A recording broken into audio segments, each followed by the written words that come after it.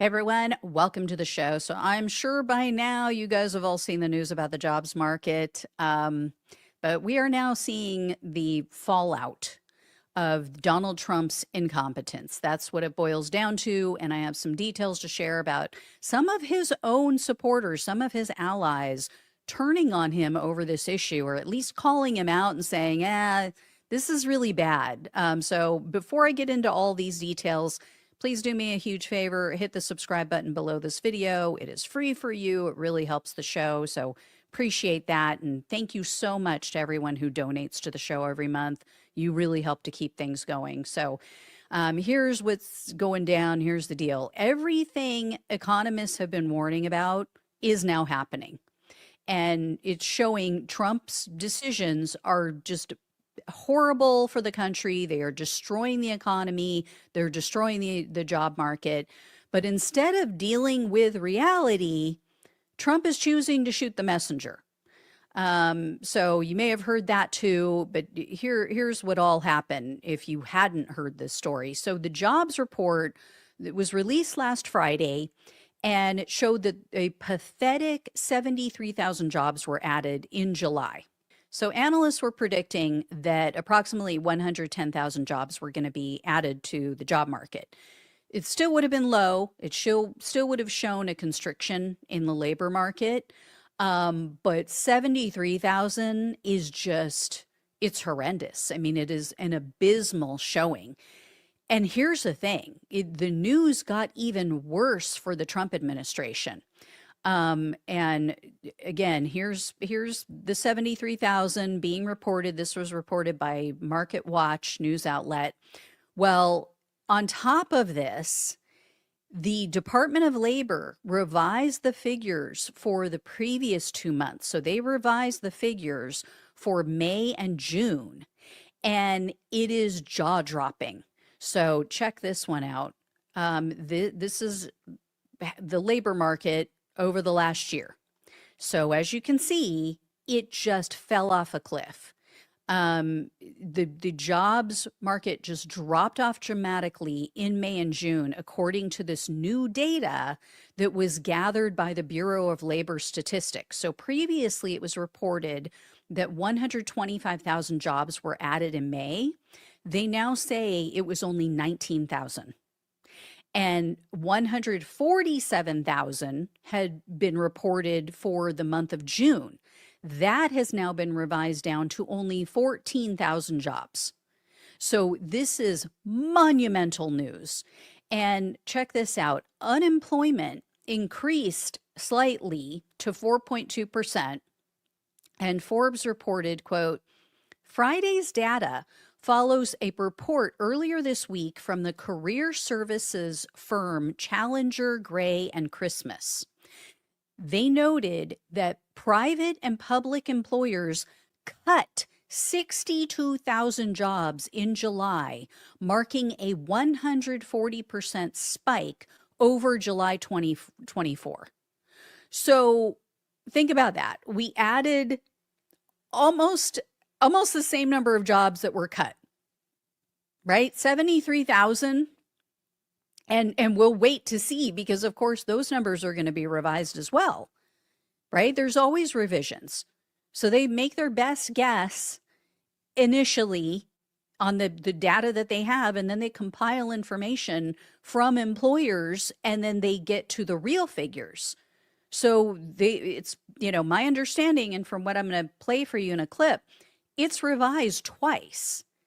And so that 73,000 that they say that were added in July may not even be 73,000. And now we're finding out that, 62,000 were cut. So Trump immediately announced he's, changing direction. He's going to get the economy back on track. Just kidding. Instead, as you may have heard, he had a complete meltdown over on his failing social media site, Liar Social. He announced the firing of the Commissioner of Labor Statistics, which was Dr. Erica McEntafar. I'm not sure how you pronounce her last name, but anyway, he fired her. So announced it first online and then actually had her fired. He accused her of manipulating the data, politicizing the jobs report, trying to make him look bad. It's such bullshit. And even some of his allies are like, oh, yeah, this is not good. This jobs report is bad. They know that this is because of Donald Trump's policies. So Stephen Moore is an economics fellow at the Heritage Foundation. That is the uber conservative group that chose some of Trump's Supreme Court judges.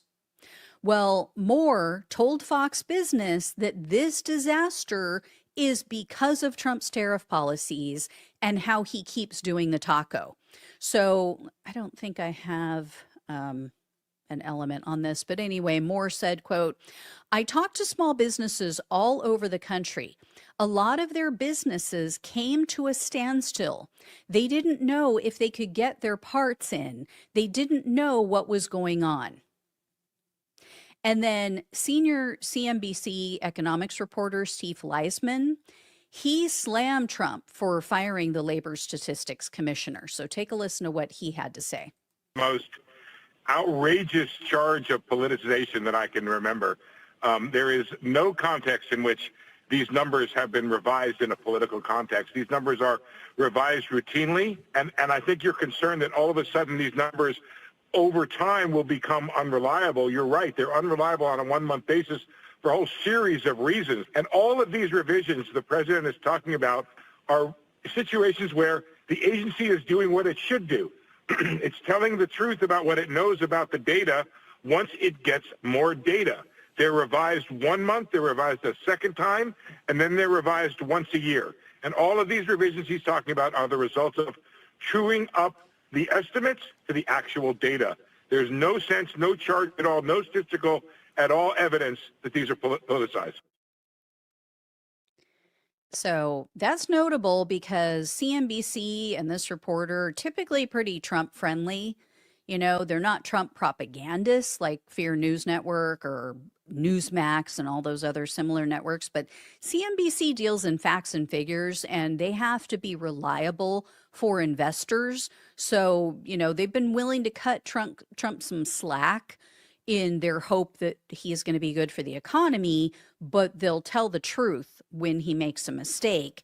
And clearly they're not happy about this. And here's the thing, and what he was alluding to is no one now can ever trust the jobs report, right? Like we won't be able to trust any report coming out of the Trump administration from now on, because now everyone responsible for reports, for information that we need to rely on as American citizens, we now know, oh, okay, well, this could be legitimate, or it could be compiled by someone who's afraid that they're going to get fired as well, right? Unless they make it look like Donald Trump is doing this great job, he might fire them too. So we don't know if this is legit or if this person just said this out of fear.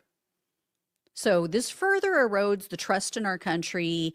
It weakens the labor market even more, you know, because whether you're a small business owner or you own a large corporation, you have no way of knowing what's really going on with the U.S. economy. You don't know if it's safe to make investments in your business or to hire more people. And on Sunday, Moody's Analytics chief economist, Mark Zandi, he posted a bunch of things on Twitter, but here's one of them, or two of them, excuse me, or actually, let me show you this one first. So he said first, quote, "The economy is on the precipice of recession. That's the clear takeaway from last week's economic data dump. Consumer spending has flatlined, construction and manufacturing are contracting, and employment is set to fall. And with inflation on the rise, it's tough for the Fed to come to the rescue."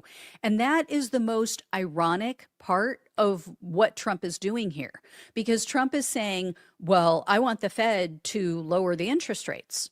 They need to lower the interest rates. You know, Jerome Powell is too late. Jerome Powell, he should have done it already. Well, you can't say the economy is doing great and then the Fed is supposed to lower the interest rates. The Fed lowers the interest rates when the economy is flailing. So if Donald Trump would just tell the truth, if he would allow these jobs reports to stand and show where things really are, maybe he would get what he wants and they would lower the interest rates, or I can almost guarantee it. And then Mark Zandi explained his reasons, or what he thinks the reasons are for why this is all happening. So I'll show you these. He said, quote, unemployment remains low, but that's only because labor force growth has gone sideways. The foreign-born workforce is shrinking and labor force participation is declining. Telling is the economy-wide hiring freeze, particularly for recent graduates and the decline in hours worked. And then he added, it's no mystery why the economy is struggling. Blame increasing U.S. tariffs and highly restrictive immigration policy. The tariffs are cutting increasingly deeply into the profits of American companies and the purchasing power of American households.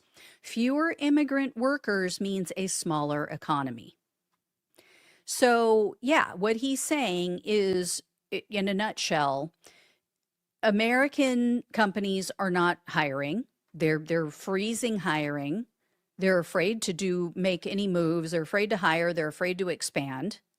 And then on top of that, you have, immigrants being taken out of the workforce. So companies now are shrinking because of that, because they don't have the labor that they had before, and they can't hire American workers, sadly, for the same amount. Not sadly for the companies, but like sadly for the American workers, they're not offering enough. And Americans don't want to do a lot of the jobs that the immigrant labor force was doing. We've seen that. We've heard that from farmers across the board. But then on top of that, you have high tariffs, which is pushing up inflation. It's causing prices to surge. So people are cutting back. We're seeing that in travel. We're seeing that in large dollar expenditures. Everything is stagnating. And so we are basically in, I disagree with him on the recession. I think we are in a period of stagflation. And yes, that does lead to a recession. You have high costs, you have high inflation, and then the job market stalls or shrinks and people aren't spending. So it's the worst of all worlds. This is exactly what Donald Trump did with all of his businesses, and why he has failed at every turn, and why he has had to, file for bankruptcy so many times and been bailed out and taken other people's money and run with it. It's that simple. But the MAGA cope in this guy's, in Zandy's comment section was hysterical. If they bothered to step out of their Fear News Network bubble, they would know that, yes, the economy is flailing. And yes, independents and swing voters are not happy. They think that Trump is failing. They think that he is failing to address their economic concerns. And Trump and the Republicans are in trouble. And here's how we know that they know they're in trouble.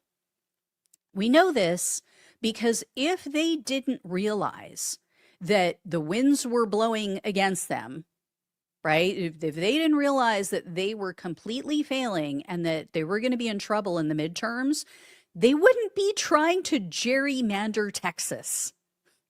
They wouldn't be trying to gerrymander one of the reddest states in the country. So there you go. That's where we are. I will have more for you on the economy. I have more information about travel and how that's tanking, and even domestically how the travel industry is in trouble right now. I have a very interesting video to share with you on that. So stay tuned for that later in the week. Thank you all so much for watching and listening. Please like, please share, and subscribe. Please donate if you can. Love you all. Take care. Talk with you soon. Hey everyone, welcome to the show. I have a ton of updates to share with you guys about the Jeffrey Epstein Donald Trump cover up. I have stories about how Trump's team is freaking out because they can't get the story to go away and their plans to use one of the podcast bros to try to stop the bleeding. I also have news about the grand juries that indicted Epstein and his longtime girlfriend, Ghislaine Maxwell. We found out over the last weekend that the Trump administration violated Justice Department orders or rules to benefit her, Maxwell meaning. And also, Trump has now said on video why he doesn't want to release any more Epstein information. And more evidence has now been uncovered showing that Trump's first attorney general either lied about his investigation into Epstein's death or he was completely incompetent. It's also now abundantly clear that right-wing media and also in Trump's team, they're trying to soften the public. They're trying to warm them to the idea of a possible pardon for Maxwell. So before I get into all these details, though, please do me a huge favor, hit the subscribe button below. It is free for you to become a subscriber. It really helps the show, so greatly appreciate that. And to everyone who donates, you're the best. You're the best around. Anyway, I always forget how that song goes. Anyway, so here's what's new with this whole Epstein, Maxwell, Trump story. It was just reported this morning that Trump's team, or actually, no, excuse me, it was yesterday morning, that Trump's team is panicking because they haven't been able to turn the page on this Epstein cover up. So what they're going to try to do is they're going to do a couple things. They're going to use a couple new tactics. So first of all, according to the Daily Beast, senior Trump officials are planning to hit up Joe Rogan and they're going to beg him to help. So they're supposedly going to ask him to have on Deputy Attorney General Todd Blanche and to try to convince Rogan's audience that, oh, you know, we're taking this Epstein investigation seriously and, you know, this is nothing and Trump is totally innocent and has been exonerated. Not sure if that's going to work because Rogan, as I've shared with you guys, he's been pretty clear he's not buying this manure that they're shoveling. He might have them on or have him on for the clicks, but I don't know. I don't think that anything is going to change the public perception at this point about this cover up because they just refuse to release the files. So, I mean, that's the big sticking point. Everybody's like, okay, that's great, but you know, where's the Epstein files? Why can't you just release them? And Trump's team has a second, somewhat related plan. So evidently, they're currently sifting through the meeting, all the notes and the recording from the meeting that Blanche had with convicted child sex trafficker Ghislaine Maxwell. And they might release some of the audio recordings and or the transcripts this week. So there were 3 sources who told the Daily Beast that Vice President J.D. Vance hosted a dinner at his residence last night. And guess who was on the guest list? So Todd Blanche, the current Deputy AG, the White House Chief of Staff, Susie Wiles, Attorney General Pam Bondi, and FBI Director Yash Patel. So they were going to discuss, they're denying this, but they were saying they were going to discuss whether or not to release all of this highly curated information and whether or not to send Blanche out on a media tour or to maybe hold a press conference or maybe even both. And the sources said their concern and why they wanted to get together to talk about this was that they were concerned that releasing this audio might start the whole thing up again. Like in their minds, the whole Epstein thing has died down a little bit. So we don't know if we should like spark the fire again, you know, keep the embers burning. First of all, it hasn't died down. I mean, bro podcasters are still talking about this and pissed off. But second, I could have sworn there was like a big brouhaha, big like uprising and oh, how horrible it was that someone from the DOJ met on the tarmac with Bill Clinton. What was it? Not Lynch. I forget which one it was. Maybe it was Lynch. That when Hillary was being investigated, or she hadn't been indicted, but she was under investigation. MAGA had a complete meltdown over that. Remember that? They happened to pass, on the tarmac as one was coming and one was going on a plane, and they stopped to have a little chat. And oh my gosh, this is such a scandal. Now all of a sudden, you've got the Attorney General, the Deputy Attorney General, and the FBI director going over to have dinner at the vice president's home to discuss a major scandal involving the president, and that he may be involved with a child sex trafficking ring.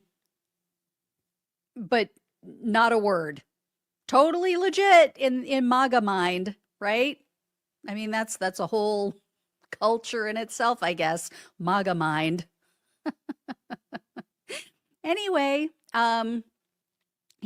speaking of trying to sweep this under the rug and not wanting to, bring this up again, Donald Trump has laid out his latest excuse. So he was just interviewed, and he gave his latest excuse for not wanting to release these Maxwell jailhouse interviews, or I guess any part of it. So let me see if I can bring this up for you guys. I want to release everything. I just don't want people to get hurt. You can't have people associated. First of all, the files were run by some very bad people and very sick people like Comey and Lisa, the whole group, all those people in that office. They ran those files for 4 years. And if they were going to use the files, they would have used it before my election. Right. Because unless they're stupid, which to a certain extent they are stupid. You're saying they would have released the information? Well, they had the files. They control the files. Yes. I didn't control the files. They control the files for 4 years. So if they had something, they would have released it before the election. Because they are not geniuses, but, they're evil. Right. There are a lot of evil people. Yeah. If you guys saw my other video today about what an former Israeli intelligence official said, you would know why the Democrats chose not to release anything. Because it is, what's the phrase, mutual destruction, guaranteed mutual destruction. The Israeli government has dirt on both sides of the aisle. It's just that simple. But yeah, he doesn't want to hurt anyone. Really? That's why you're going after Obama. That's why you're going after every political enemy you have. You don't want to hurt anyone. So anyway, yesterday, the oversight committee, the House Oversight Committee issued again, I'm getting my days mixed up because I took off yesterday, just so you guys know. I have a clogged tear duct, ended up in the urgent care on Tuesday evening with a massive head pain, like I felt like someone was stabbing me in the head with a knife. Fun stuff over here. Anyway. So that's why I didn't record yesterday. I had no videos for yesterday. So if I sound like I'm off on my days, that's why I'm off by a day. But anyway, I think it was on either Monday or Tuesday. They issued a bunch of subpoenas. They issued a subpoena to the Justice Department to obtain the Epstein files. They also issued subpoenas to other people. So let me see if I can find that for you guys. So you can see here, James Comer, he's the head of that committee. So they issued all these subpoenas for depositions from government officials or former government officials, including Bill Barr, Donald Trump's former AG, Merrick Garland, Biden's AG, James Comey, Even the former president, Bill Clinton, and former Secretary of State, his wife, Hillary Clinton. Oddly, here's who they didn't subpoena. They did not subpoena former Trump official Alex Acosta. That is significant because Alex Acosta was the U.S. attorney who gave Epstein that slap on the wrist sweetheart deal. The guy who granted total and complete immunity to all of Epstein's co-conspirators for no apparent reason. Like, they got nothing for it. It wasn't like, oh, you give us somebody really high profile and we will cut you this sweetheart deal. No, they just did it out of the goodness of their hearts, apparently. So apparently they don't want to hear from him. They don't want to hear from the guy who could tell them exactly what went down and why he gave Epstein that incredible deal where he got, and keep in mind, Julie K. Brown did a ton of investigation and a ton of reporting on this. She works for the Miami Herald. So she had reported that there were supposedly over 100 victims. Okay? 100 child sex trafficking victims, supposedly. This guy gets hit with a lesser charge of soliciting prostitution of 2 people. 2 charges soliciting underage prostitution. These were not prostitutes. These were victims. Not only that, but they went behind the victim's back to make this deal. That is why they were able to hold Maxwell accountable. So that was like, silver lining, like, blessing in disguise there, because the judge later ruled years later that no, you have to go to the victims. There are rules in this country, there are laws in this country, and you have to go to the victims and let them know that you're making this deal. They did not do that. They went behind the victim's back, made this deal with Epstein. He got 13 months of work release. Not 13 months in jail, not 13 months in prison, 13 months of work release. So he was in jail at night only. During the day, he got to leave and go to work. Yeah. And then come back, like 12, 14 hours later, spend the night in jail, and then leave again the next day for 13 months. That's it. Meanwhile, as I've said before, his victims got a life sentence. So they didn't want to hear from him. And, speaking of not wanting to hear from people who might actually have valuable information, check this out. So several news outlets reported that the juries grand juries only heard from 2 people. They did not, this is for the Epstein case and in the Ghislaine Maxwell case. The Justice Department's filings recently showed that the grand juries only heard from 2 of the 2 or 3 law enforcement officers. So no victims were called to speak to these grand juries. So this just goes to show you guys, this cover-up has been going on for a long, long time, and it spans both political parties. This happened under the Democrats and Republican administrations.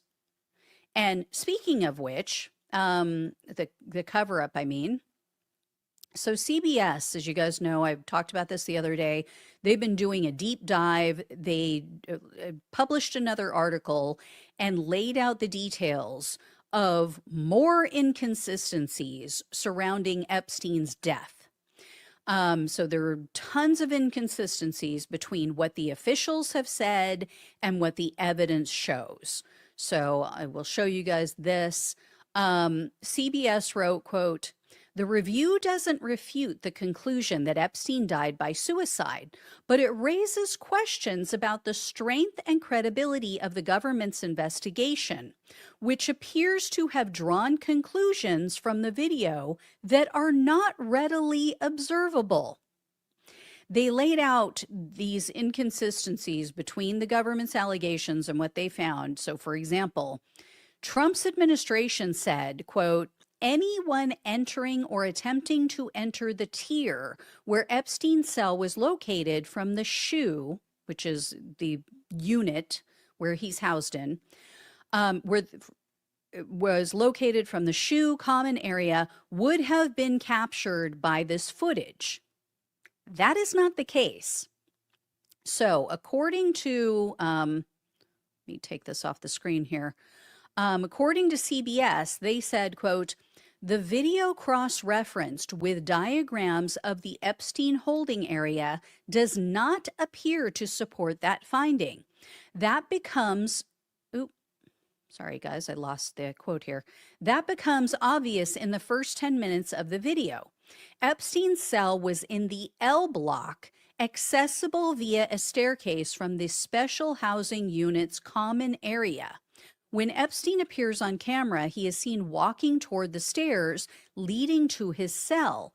But since the staircase is almost entirely out of view from the camera, he is never seen ascending the stairs. The entrance to Epstein's cell is, as well as the primary entrance to the SHU, are off camera in the same direction, meaning there is no way to tell from the video if he went to his cell or exited the SHU. While brief movement is occasionally visible on the stairs, when someone is walking up the left side, the area remains mostly obscured throughout the recording, making it impossible to determine if someone may have entered the SHU through the primary entrance and accessed the staircase without ever being captured in the recording."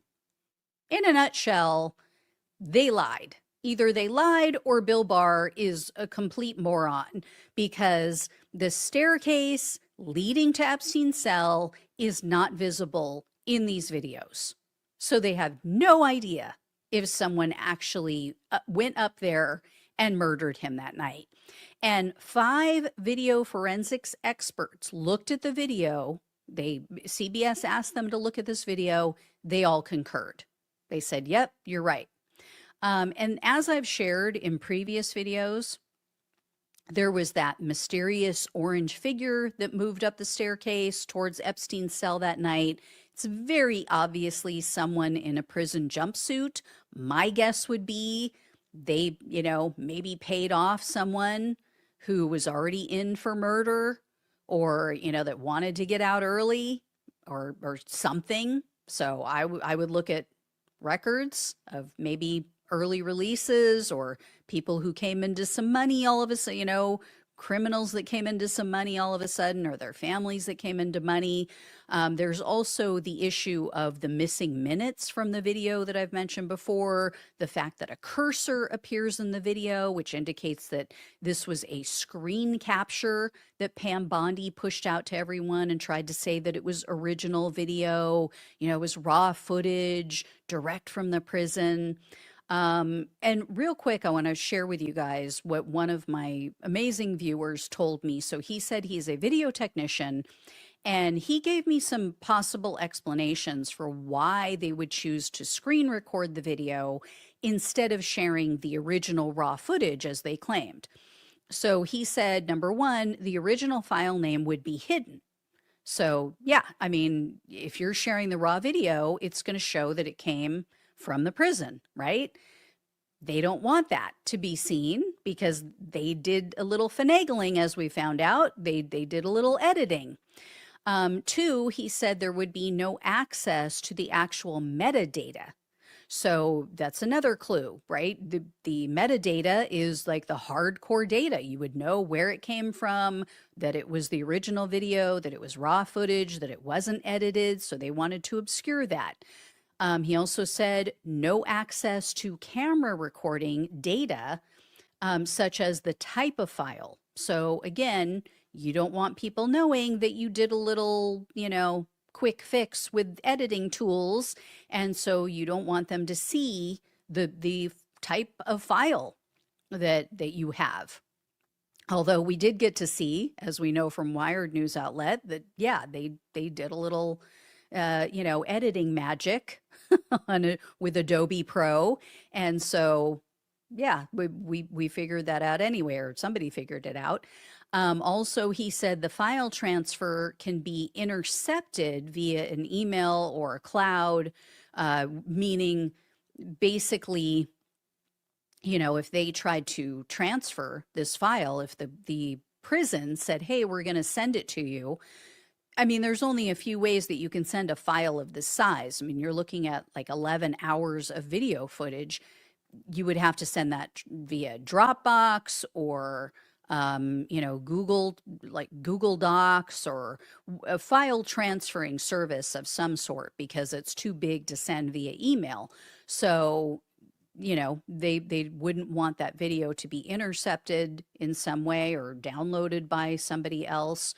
Also, he said that the video would be of lower quality, so people wouldn't be able to enhance the images. That, to me, seems like a very plausible explanation. They don't want people seeing who this orange figure is moving up the stairs, right? You don't want to be able to make out that, oh, that's Epstein and he's going up a different staircase than the one they said that we would be able to see if somebody went up to kill him. So anyway, all great suggestions, all very plausible. And even though Attorney General Pam Bondi claimed that the cameras reset every night and that's why some of the footage was missing, CBS found something really interesting. They found that the aspect ratio of the final minutes of that video that she shared, it changed ever so slightly. So I'm going to play it for you. Take a look at this CBS clip, or the clip that they shared. And you guys are going to notice that the image appears to shift when the counter hits 11:58 and 58 seconds. So that is the timer that you're going to see in the lower left-hand corner. And this is the video from the prison that Pam Bondi put out and said that, oh, this is the raw footage, and you guys are going to see everything that we saw, and blah blah blah. So check out not 11 minutes. This is the timer, so it's 11:58 at night. When it hits 11:58 and 58 seconds, you're going to see it shift.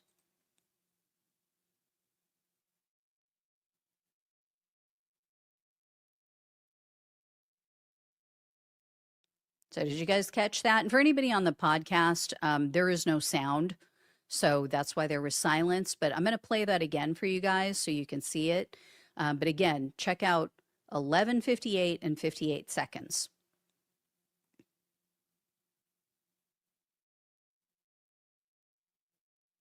So did you see how it looked like the video kind of jumped to one side? So yeah, that was the aspect ratio changing. So that's when you make an edit, you always have to be mindful of that so that, yeah, you don't lose people. Like if, you're editing out something, you want to make sure that like everything is matching up so that it's seamless and people don't see things change. So anyway, like I said, this is the most sloppy cover-up in history. And CBS also found a third unidentified person in the video right before 12:06 a.m. The reason this is significant is because the DOJ Inspector General's report never mentioned this person. They mentioned two other people in the video. They never mentioned that third. And there were other inconsistencies that they found, like they said that in the report, it said, oh, there was no access. These doors were locked. There were only 2 people who had access to those keys. But then you could see other people going in and out of those doors. So it's like, okay, how did they get access? If they did, these aren't the 2 people who you said are the only ones who had the keys. And yet, while all of this is in question, you may have heard this, guys. Ghislaine Maxwell was moved to a low security prison camp. It's been described as having, quote, dorm-like housing where inmates can buy things. They can buy like makeup, they can buy skin cream. This is literally a facility with no outer walls. So like, you know how most prisons will have big old walls on the property so that people can't get away? No, they don't have that. In fact, there was a news story that said that 3 inmates just walked off. They just walked off the property one day because basically these so-called inmates are like on the honor system. This is crazy. And Trump's administration, let me show you guys this. They actually violated rules. There are rules that specifically state, I don't know why I can't find this. Here it is. So the Trump administration broke some rules to move her to what's being called Club Fed.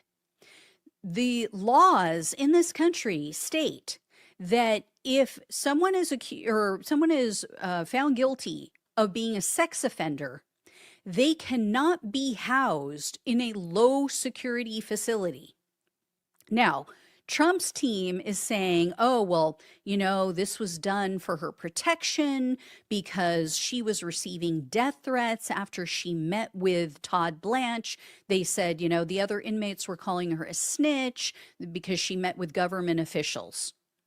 This is so blatant that Trump and his allies are just trying to soften the blow. They are clearly just trying to get everybody familiar with, accepting of, and comfortable with the idea of a pardon. I don't know if you guys saw this, but Newsmax, their host, Greg Kelly, he made a just disgusting comment, I think it was last week, that, oh, Maxwell very well may be a victim in all of this. That was bad enough. And then the other day, you guys have to hear what he said. This is just so vile. Maxwell didn't have a friend in the world. He could have easily gotten away with saying, you know, what the media wanted to hear. But he didn't. And I find that remarkably human, and it's telling, and it signals to me that there's something else going on here and that it's an injustice. Ghislaine Maxwell, he would talk about, and he did it in a certain way. Now, folks, I know people are horrified when I say there's a possibility that this individual just might be innocent. But think about it. Who's told us about her? The most reviled institutions in America, right? The media and the Biden Justice Department. Yeah. First of all, she didn't have a friend in the world because she has been convicted of child sex trafficking. And no, pedophile apologist Greg Kelly, the media didn't convict Maxwell. The Biden Justice Department did not convict Maxwell. The jury convicted Maxwell. They heard from the victims, they looked at the evidence, and they convicted her. These people have lost what little they have left of their minds. You know, now that Trump looks guilty, all of a sudden, groomers are the real victims, you guys. We need to have compassion. Trump has compassion for groomers and child sex predators. Imagine how these people's heads would explode if Biden or the Clintons or any Democrat had said that Ghislaine Maxwell might be innocent or she might be a victim in all of this. Unfreaking believable. And here's more proof that Trump is considering a pardon for this monster. So take a look at this. Let me see if I can find this clip for you. GOP lawmakers are reportedly warning Trump against a pardon. They know what's going on. They know where this is at. If they're warning Trump, it's because they're hearing rumblings of a pardon. It's that simple. So don't say I didn't warn you. If this happens, we saw it coming. All right, guys, thank you all so much for watching and listening. Please like, please share, and subscribe. Please donate if you can. Love you all. Take care. Talk with you soon. Hey, everyone. Welcome to the show. I have more Donald Trump and Jeffrey Epstein cover-up news to share with you. So Donald Trump's VP really stepped in it over the weekend. He further implicated Trump in a cover-up. There's a new lawsuit that's been brought to obtain the Epstein files. I'm going to share that with you. Very interesting who got that case. Epstein's longtime butler is spilling the tea. He told a news outlet a shocking story that directly refutes Donald Trump's claim that he, ditched Epstein long before he was arrested for trafficking. And then the MAGA base has sunk into a new low. They have hit a new low of depravity in relation to this story. So before I get into all these details, and I have more to share with you as well, please do me a huge favor, hit the subscribe button below this video. It is free for you, and it truly, truly helps, so I greatly appreciate it. So here's what's new in the Epstein cover-up. Take a look at this. So Vice President J.D. Vance, I'll just set this up for you. He sat for an interview on Fear News Network with Maria Bartiromo. This is obviously part of the strategy that they came up with when they had that secret meeting last week at the White House. So here's what he had to say when she asked him about the Epstein files. Take a listen to this. Like I said, he blew it. The Democrats, who are now all of a sudden so interested in the Epstein files. For 4 years, Joe Biden and the Democrats did absolutely nothing about this story.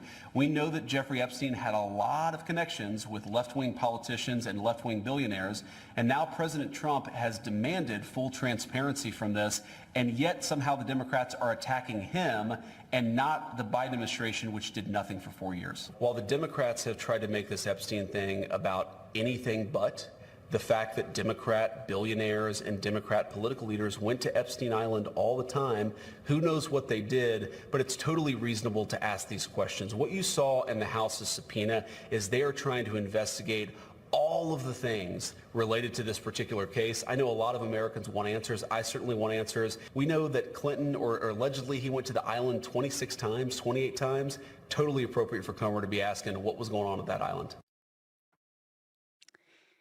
So there's so much to say there. I mean, there's a few issues with what he said, like factually. Like, no, yes, Bill Clinton was on the plane dozens of times, I believe it was, but there is no evidence showing that he was at the island dozens of times. That's a lie that they keep perpetrating. I'm not saying that Clinton is innocent. I think that it does need to be looked into. And he was a little too cozy with Epstein for my comfort. He's also been accused of assault by other women. So there's that. But Trump really doesn't have any good options here or really good deflections that he can use. So this is the best that they could come up with. And for one thing, one issue I'm going to take with what J.D. Vance said, Trump was a so-called billionaire and Democrat when he was hanging out with Epstein. So for him to say, oh yeah, he was hanging around with all these billionaire Democrats, yes, he was. Donald Trump was one of them.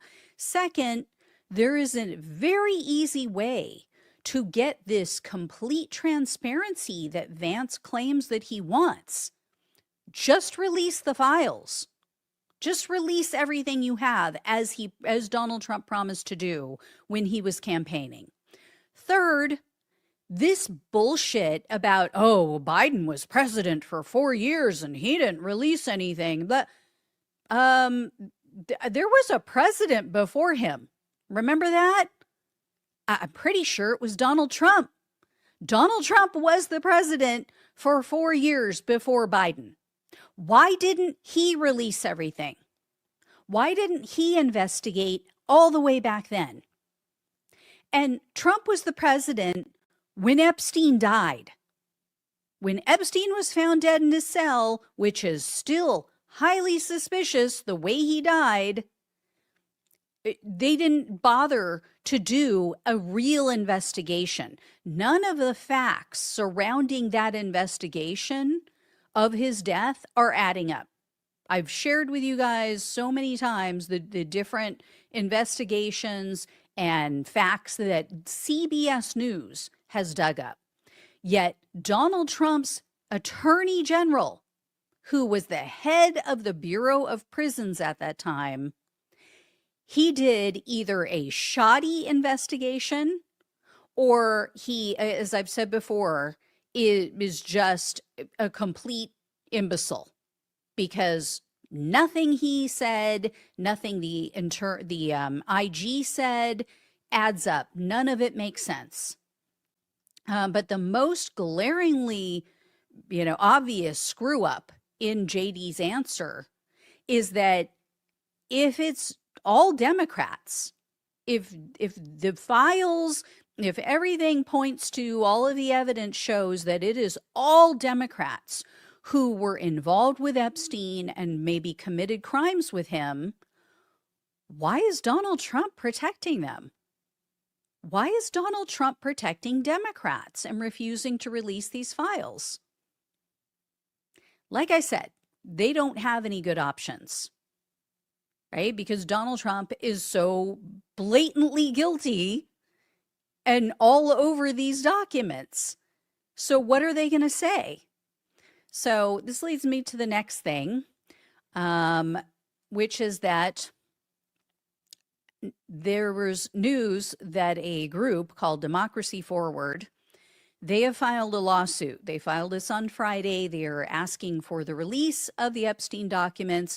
They're also asking for any and all correspondence between Trump and Epstein. Now, do I think they're going to get it? No, not a prayer in hell that they're going to end up getting any of this stuff. But Democracy Forward filed a FOIA request back in July, at the end of July. They never heard back, which I know is just shocking to hear, that Donald Trump's administration would ignore a FOIA request. And for those in other countries, this is a Freedom of Information Act request. This was a law or rule that was put in place saying that if the public has a need to know or wants to know something that's going on in the government, they should be transparent. And so you can submit a FOIA request and they are supposed to comply within a certain amount of time. So they're suing the Donald Trump administration. They're trying to gain access to this information. And Trump pulled the short straw on this one because the case was assigned to U.S. District Judge Tanya Chutkan. Of course, Chutkan was the judge who presided over Donald Trump's election interference case, his attempted coup case that never went to trial. She was one of the toughest January 6 judges. So this is going to be fun. We'll see what happens with this. I'll keep you posted. In the meantime, one of Jeffrey Epstein's longtime employees shared a jaw-dropping detail about Trump and Epstein. His name is Valdson Vieira Cochran, I think is how you pronounce it. Anyway, he was Epstein's butler at his Paris home for 18 years. He apparently also traveled around with him to his other properties. But this Cochran guy recently gave an interview to the Telegraph news outlet.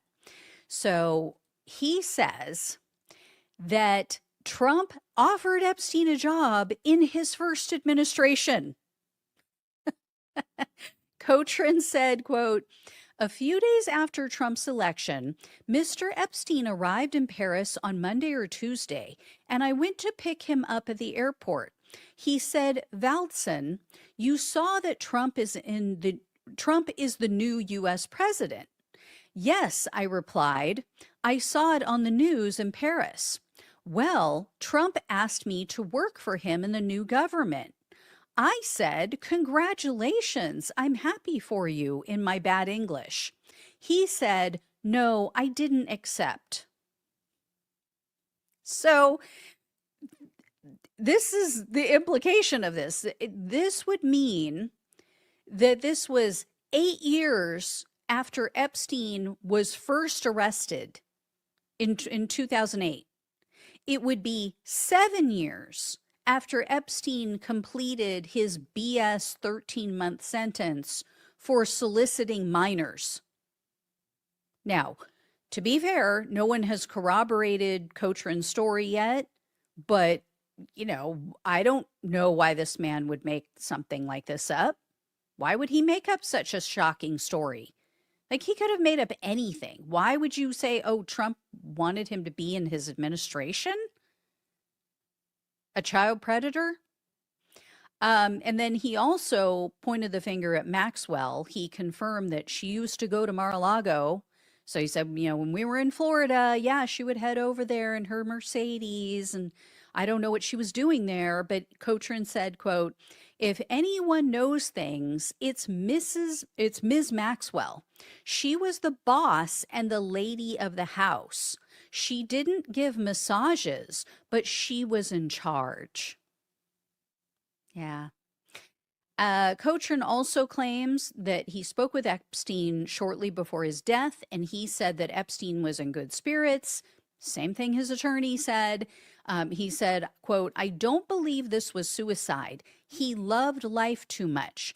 We got the news that he had hanged himself, and honestly, he loved life too much to float away like that. But guess what? Here's the sick thing, guys, that I have to share with you. Even if Donald Trump is guilty of what we suspect he's guilty of, almost half of the Republican Party would not care. And we know this disturbing fact because there was a new survey that was published. It was conducted by a Canadian firm called, I think it's Leger, not sure.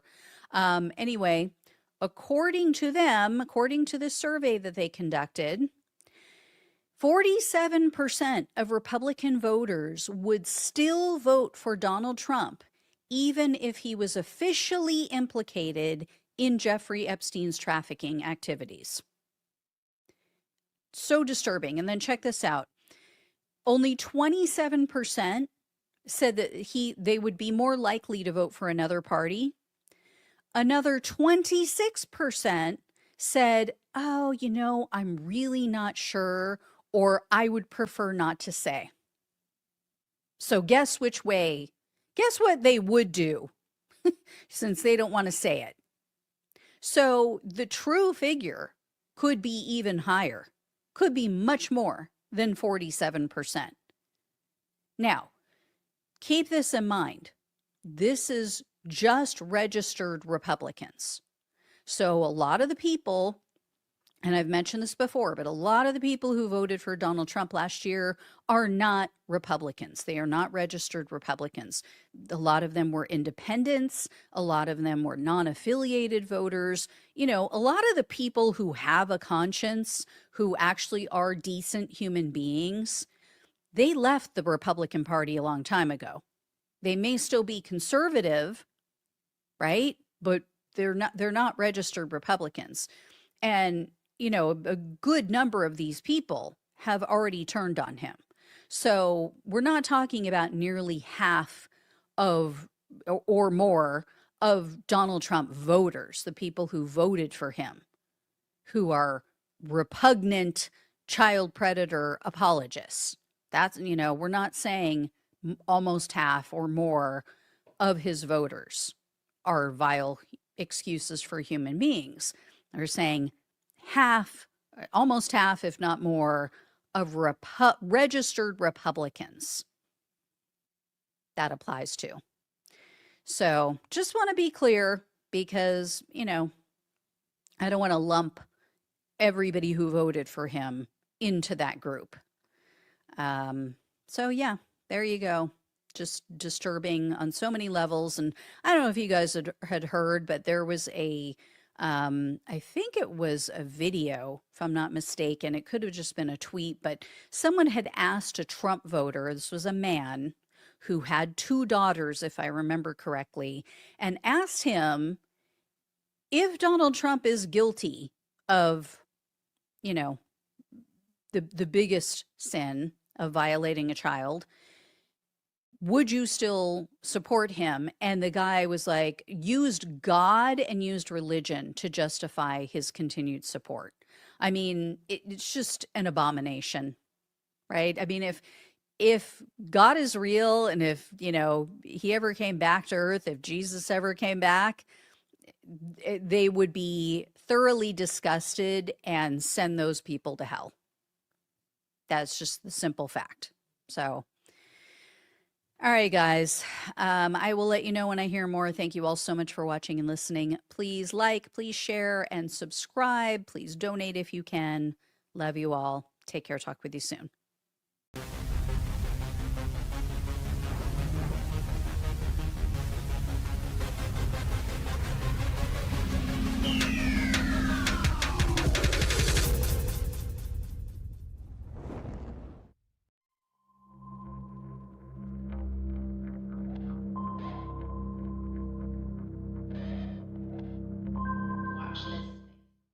History is under attack. Across this country, Black history is being banned. Black books are vanishing from shelves. Curriculums are being whitewashed. Even a Black Vietnam veteran awarded the Medal of Honor was labeled and disrespected as merely a DEI recipient. They are trying to erase us, but we remember. The Black Heritage Day app is more than education. It's protection. It's a weapon of remembrance. Based on years of research by Dr. Carl Mack, our historian, our griot, designed by Lauren Prince, this app gives you 3 minutes of powerful Black history every single day. Indeed, the Southern states went to war over the rights for each of the 11 Confederate states to own our ancestors. Stories about inventor Solomon Harper. In total, he is credited with 28 other inventions. But as a Black inventor, he struggled to gain Histories about New Year's Day and how it was regarded as the most dreaded day of the year for our ancestors. Parents were separated from their children, siblings separated, and spouses separated from one another. And today, America has the nerve to lecture us about the status of the Black family. Stories about the historic shift of Black people from the Republican Party to the Democratic Party. It marked the beginning of Blacks' departure from the Republican Party to the Democratic Party. And here's why we switched. All accessible through the Black Heritage Day app. Download today on Google Play or the Apple App Store.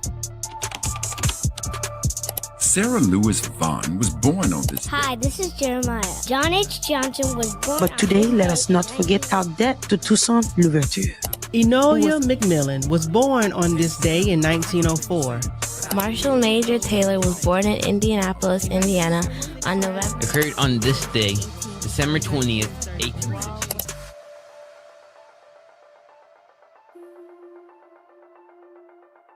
Work that we're doing here is not going to stop when it comes to these type of discussions. It's going to be for us and by us here on this platform when the media is telling us to look the other way. Your support is what helps us move forward. Join patreon.com/like it or not. Help us grow. Like it or not starts now.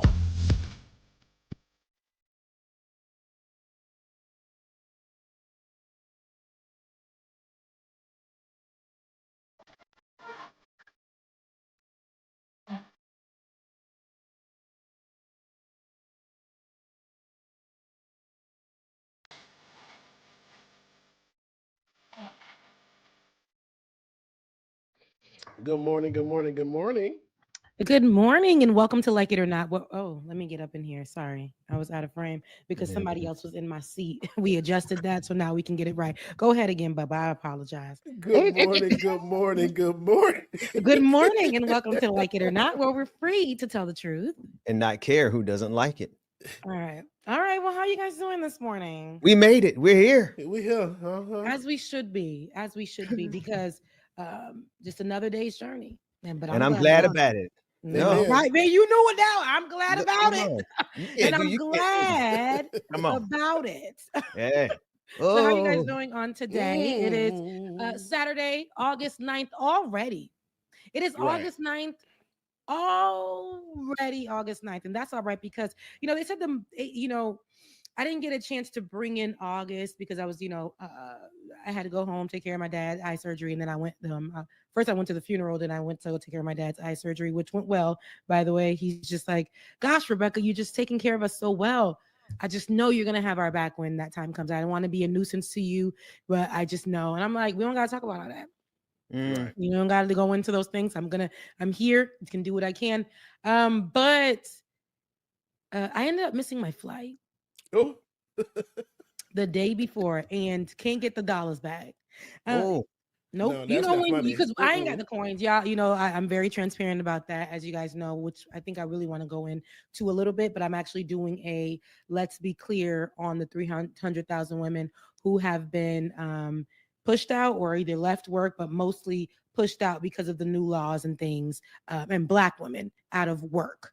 But we will get into that during the show. But I wanted to talk because I'm always transparent about that. So because I've been using the other side of Atlanta airport, there's two sides. Mm-hmm. There's two sides. There's the Delta, okay, and then there's the other side. Everybody else. And if you ain't riding Delta, just know, it's just a lot of uncomfortable activity. The day that I didn't make it, it was raining, and the roof on that side that I'm talking about at the Delta. But Becca, you were over there? I was out there, but I missed. It was a very bad storm. Very, very bad storm that day. And I missed my flight because of the storm. I was in traffic for 3 hours. Wow. And my give Uber me driver, 1 second, y'all. Okay, I'm sorry. Absolutely. I hope everything's okay. My Uber driver was like, I found another route. And I said, okay. You were in an Uber car for 3 hours? I had to Uber there because parking at the airport, of course, is very expensive. I don't have anybody here. So ended up having to do that. The African Uber driver was like, I knew it. Okay. And when I looked at the timing on my stuff, baby, it put us back an hour. Do we? That was about 20 minutes, took us back an hour. And I said, that's okay. I said, my dad always says you're going to get there when you get there. Yeah. Resting and doing all the things, it doesn't help. Change none of it. Yep. So when I finally got there, I was even on the phone with the Green Airline. The Green Airline where you riding the Greyhound in the sky. Yes. What's the name of that airline again? Frontier. And I called them. I'm like, hey, due to this weather, I've been trying to get there. And usually, you may have a delay. So I said, is it delayed? Is the flight delayed? They were like, no. And you don't get your money back. They said, you're going to be a no call, no show. Then they sent me their policy. Wow. They sent me their policy. You're just going to be a no call, no show. And with that being said, I said, okay, well, I'm right in front of I'm right in front of the airport. I'll be there in a few minutes. It doesn't matter if you're going to be there in a few minutes. We're still going to put you as a no call, no show. So because you're going to be there, no call, no show. I said, but I'm communicating with you guys. They said, nope, no call, no show. And you're just going to miss your flight anyway. I ended up missing my literally flight. On the phone with them. Had to go back home. And when I went home, I was just like, God, I can't miss my best friend's father's funeral. And I can't miss my dad's eye surgery situation. So if it's for you, I'll make it. So I ended up having to get back home, sit and just figure something out. they wouldn't recuperate me for my money. So when I usually feel like my mind is about to explode, I take a nap. Can't do nothing about nothing. So I took a nap, woke up, messages was coming to me from Frontier Airlines saying my flight was my flight was delayed. Y'all, I woke up from my nap at 10 p.m. They sent this message saying that your flight will now be leaving at this time, like 8 p.m. But the message came to me at 10 p.m. Wow. Then they sent me an update saying your flight will leave at 8:30 p.m. And that one came to me at 1 a.m. They playing with you. And I said, first of all, the times that you guys are sending me the update to have already passed. Have already passed. And now we're here. So anyways, I woke up in the middle of the night and I said, I'll just use what I got left. And I'll go ahead and pay for a flight straight to my friend, take a train after that the next day. I'll help my friend with because I was the one that did I was the person over the funeral.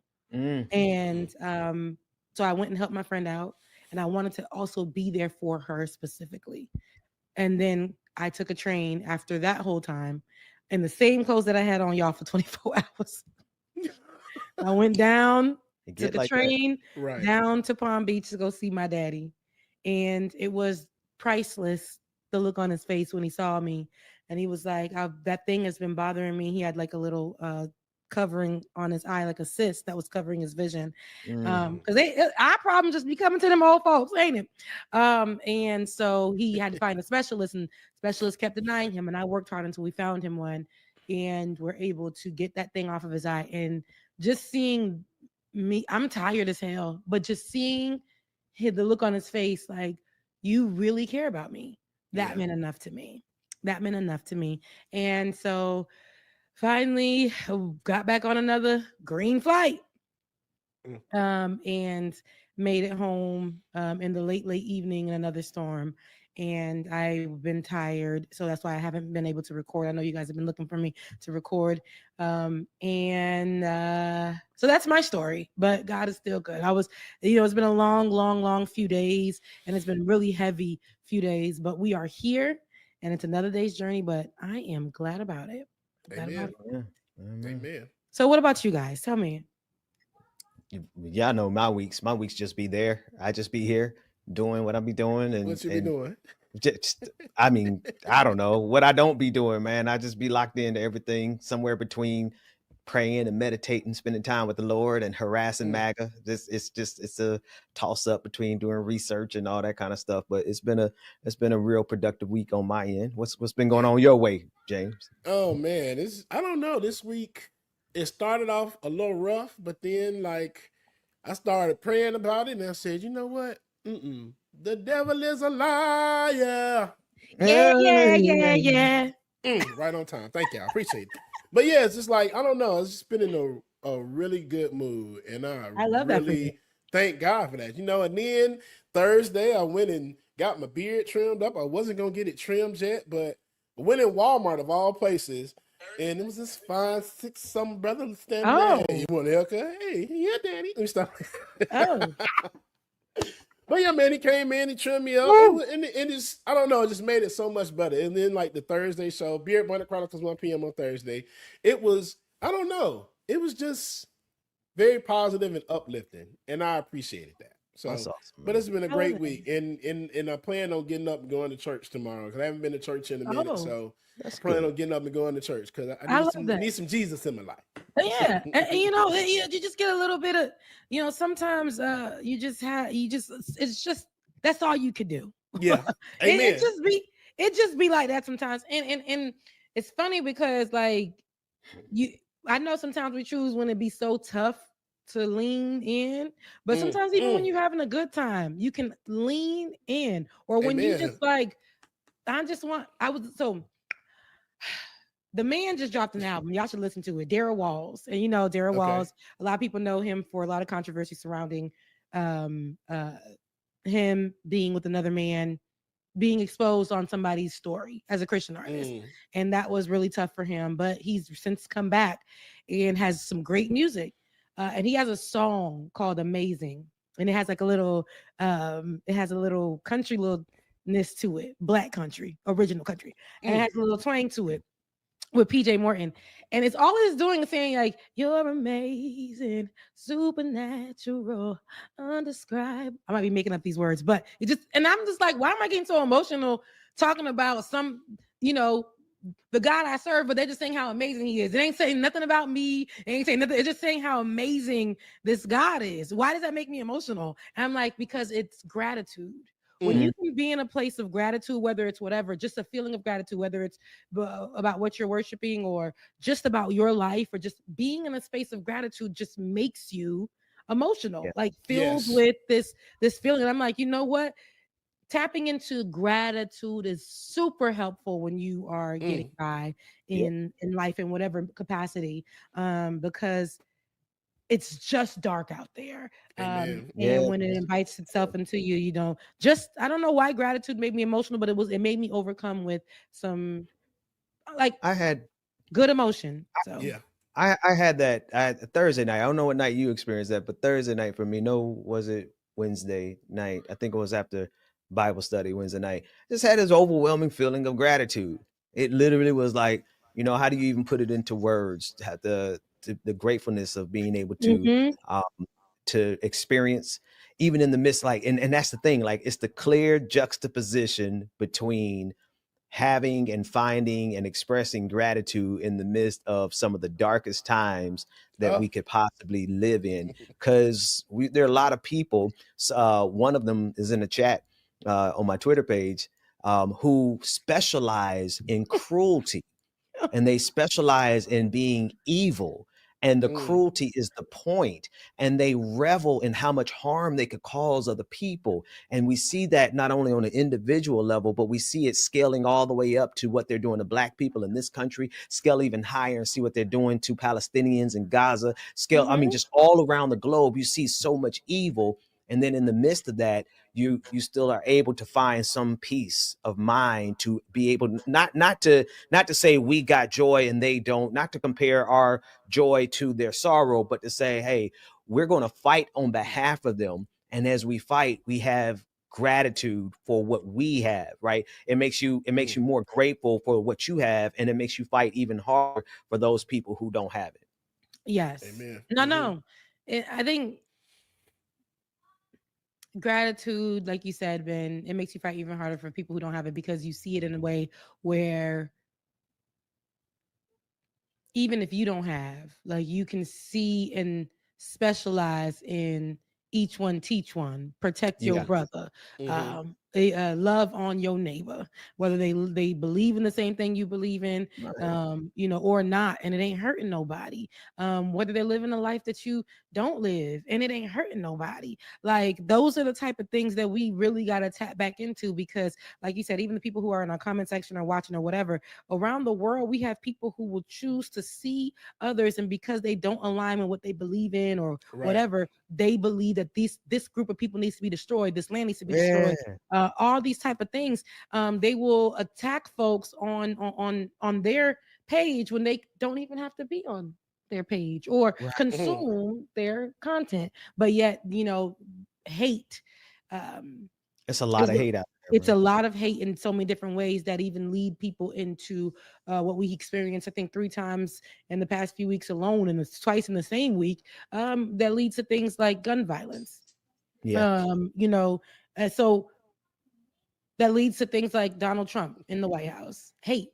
So I think if we had less of it, hate even brought the 3 Black women on American Idol one year back, almost over 10 years ago, to the bottom 3. Just hate.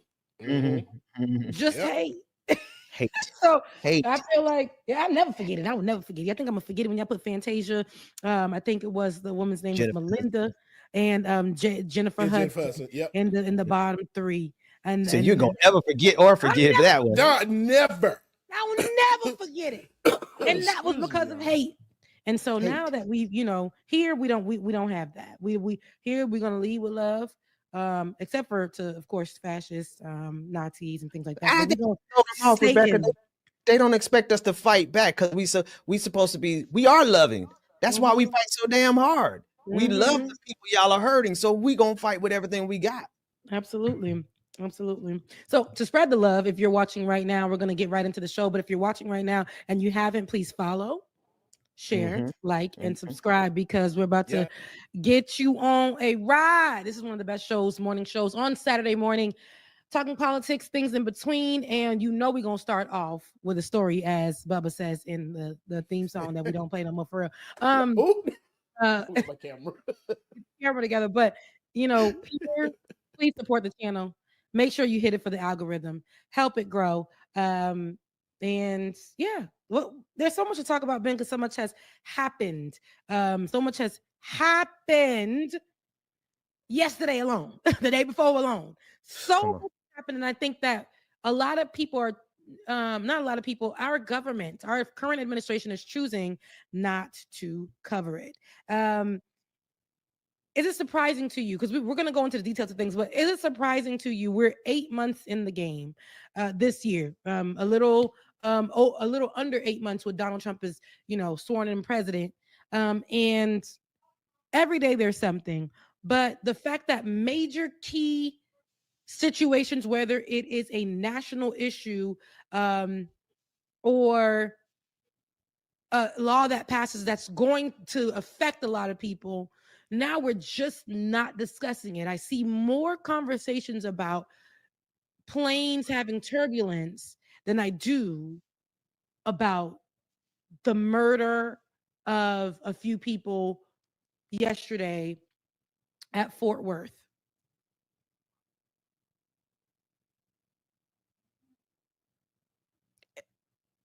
Oh, is No, that no, no. I thought you were building the cake. I thought you were building it up. Go ahead. Oh, that's where I stopped. That's where I stopped. I'm like, I can go on, but I'm seeing so much more. Are we doing ourselves? Here's my question: are we doing ourselves a disservice too on the left by acting like these things aren't happening either? I mean, so I think there's two different things that's happening there. From there's a flood. There's like a fire hose of things that are happening all around the country and all around the globe. And to just try to keep up with any one thing or two things or three things becomes overwhelming, because there's like 30 things that are happening every single day.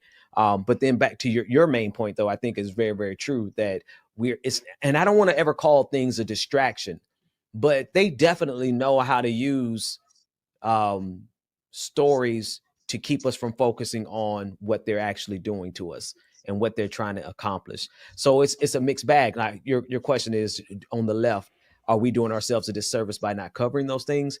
I don't know. I can't really answer that. I just know how difficult it is to keep up. And that's on purpose, right? That's the way they design it. If you try to keep up with any one thing, it becomes, it's almost impossible when you try to keep up with one thing in the midst of trying to keep up with the news. The news will change subjects and move. For case in point, it's only been 2 months. 2 months since a Democratic representative from Minnesota and her husband were assassinated, and the family dog were assassinated by a Donald Trump supporter. And the media moved on in less than 2 weeks. So it's kind of like, what do you do with that? I'm not sure. It's tough to really go with that. Now, let me correct myself. Talking about some Fort Worth. So how much that's how much I pay attention to the details of what was going on, because another shooting happened immediately the next day. And that is it was in Fort. Let me make sure. Fort Stewart, and five people in the Army were shot. 5 people on base were shot by a sergeant. And wow. 5, they were shot, not murdered. And I think there was one person, I want to say, that did pass. But yesterday, there was somebody on the loose near Emory University here in Georgia, and both in the Fort Stewart one is in another town in Georgia as well. But here and near Emory, Georgia, where a anti-vaxxer took to the streets looking for CDC, and because they believe that they got sick after catching COVID and going to, I believe, being like getting sick, going to the hospital, and I believe was vaccinated or something like that, and got upset and said that's why he continued to be sick. So went out and murdered a police officer and was hiding inside of a CVS in the area. So Georgia has been on lockdown more than one time in less than 24 hours. It's crazy. Yeah. I also know there's just so much ignorance, right? You know, they blame the illness on COVID-19 vaccine. You caught COVID-19, but you're blaming it on the COVID-19 vaccine. It's been well established that if you get the vaccine, you can still catch COVID-19. It just lessens your symptoms. I mean, you're strong, you have COVID and you're strong enough to go out there and do a mass shooting. The vaccine clearly is working, right? Because people who have COVID and didn't get the vaccine, they're like incapacitated in the hospitals, dying. So it's just a level of stupidity that runs, and it's not just the stupidity of one individual, it's systematic stupidity. I mean, think about this week. Robert Kennedy Jr. took away $500 million from cancer or from vaccine research, including vaccines for cancer.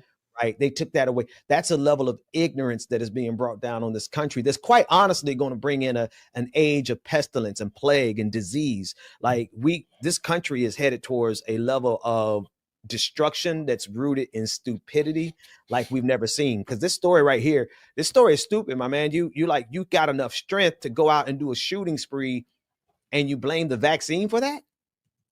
It's quite the opposite. The reason you are alive and have enough strength to get out of bed, because most people who got the COVID without the vaccine incapacitated. It's just stupid. This is stupid. Yeah, seeing all this yesterday, it was a lot. I've avoided the news like the plague, just trying to stay away from it. But every 5 minutes, it was a new something coming up, popping over the phone. Active shooter on Emory campus. And I used to work out there. I worked on Emory's campus years ago, so I'm very familiar with the area and where everything happened at. And I hate, I'm not too fond of the police, but just knowing that the cop was a young Black officer with 2 kids and went on the way. Whew. Wow. And just to hear that it was somebody that believed that he got sick from the vaccine, and y'all not seeing what y'all have put in this office, man. Come on. Come on. That's the part. Y'all, they are not seeing. What did the police officer have to do with COVID-19? Either way you cut it. Either way you cut it. What did the police officer have to do? For no reason. Just mad, wanted to kill somebody and killed a Black man. I almost already know. I like the fact that they don't have the face of the shooter in this article. I already know the race of the shooter, and you just because as soon as the other shooter, that everybody wanted to on the military base, yes, yeah, they wanted to get away. Not the one on the military base. I'm talking about the other one. In New York. Yeah, you see, there's so many. So the other one in New York, and they said, oh, Black people didn't. Of course, we didn't want to claim him. It was like, oh, he can't be Black. He's Hawaiian. He's just and then Tiger Woods Black. But it was definitely one of us. We have to be able to call a thing a thing. But the way they put his picture out immediately, didn't even know his name. Immediate photo out because they knew. Let's make sure we let them know it was one of them. But every time it's like we don't have any details on the shooter just yet. The shooter is still for family active. portraits. We got the social security, we got the name, we've already identified him, but we don't have enough information to bring it up on here. They didn't need anything for the other shooter, and I'm not. It's the same. My problem is, it is telling that majority of the shooters are always white. Majority of the shooters are always white. Secondly, but y'all don't want to focus on the real problem because when y'all made it about the person in New York, didn't want to comment on mental health and didn't want to comment that guns are the issue. Just wanted to say a Black man went and shot up people. Prayers, thoughts and prayers. And then now it's the ignorance of let's find something else. It's they don't want to say that it's a radical person. They're going to say somebody was fighting for the cause. Somebody was an anti-vaxxer fighting for the cause and doing it for the people. Our thoughts and prayers are with the deceased. And that's pretty much it. But always something to move the goalposts every single time. When I've said this before, when is going to be the time for us to say, hey, maybe now we can talk about gun control? Never. Oh, right. Never. I mean, no, let's just keep it 100. It will never be time to talk about gun control because the only thing that they worship as much as they worship money are guns. right? We've seen, and you and I knew this when we covered Stoneman Douglas shooting down there in Fort, near Coconut Creek, Fort Lauderdale, Florida, where the March for Our Lives kids, David Hogg and the rest of them, they came out of that shooting. And when we realized that they weren't going to do it, hell, no, I could go back even further. 2014, the shooting in somewhere near Connecticut. I can't remember the name of the school anymore, but they killed 22 people on December 14th, like right before the holidays, and 14 of them were children. The majority of them were like elementary school kids. And after that, what did they say? Dude literally got famous for saying, "Your dead kids don't infringe on my constitutional rights." That's what Joe the plumber made an entire career out of saying that statement. And when they did nothing about it, that's when we knew they worship guns more than they love their children. They worship Newtown. Thank you. Newtown. Yes. They worship guns more than they value children, their children. But America as a whole will force you to keep your child, worship the guns that murder the children, and then say that is the children are dying because of what's happening between people's legs. In their sexual lives, how they identify. They did a whole campaign, a smear campaign on the fact alone, or not even on the fact alone. On the fact alone that trans people exist, and they said that's the reason why. That's the reason why guns found children. And unalive children at universities. This is why I don't like talking about what I do during the week, Rebecca, because it's sometimes it might seem extremely too abstract for people. But this week, I literally mapped out the structure of evil. Like, we say stuff is evil, and sometimes we don't really get an idea of what that actually means. We just say it and we kind of describe it. But evil has a very specific structure. And the number one thing that they do with evil here on this planet is they take something that's true and they just invert it. They just flip it on its head. Case in point, the attack on the trans community. MAGA know without a shadow of a doubt that the overwhelming number of mass shootings are committed by white boys. White, straight, cis boys. They know that. But that doesn't stop them from targeting the LGBTQIA community, particularly the trans community. And now they flip every single mass shooting and they find a way to make it about being trans. And that ends up getting trans people targeted. And MAGA sits back and giggles, ha ha, kiki, because they successfully inverted the narrative. That is the number one core structure. It goes all the way back to the Garden of Eden, when Satan told, however you want to take the story, when Satan told Eve and said, God didn't really say that you were going to die, inverted the story, inverting the lies, inverting the truth, rather, turning it into lies. This is what MAGA specializes in. And if you follow every single story, last one, and I'll leave you alone.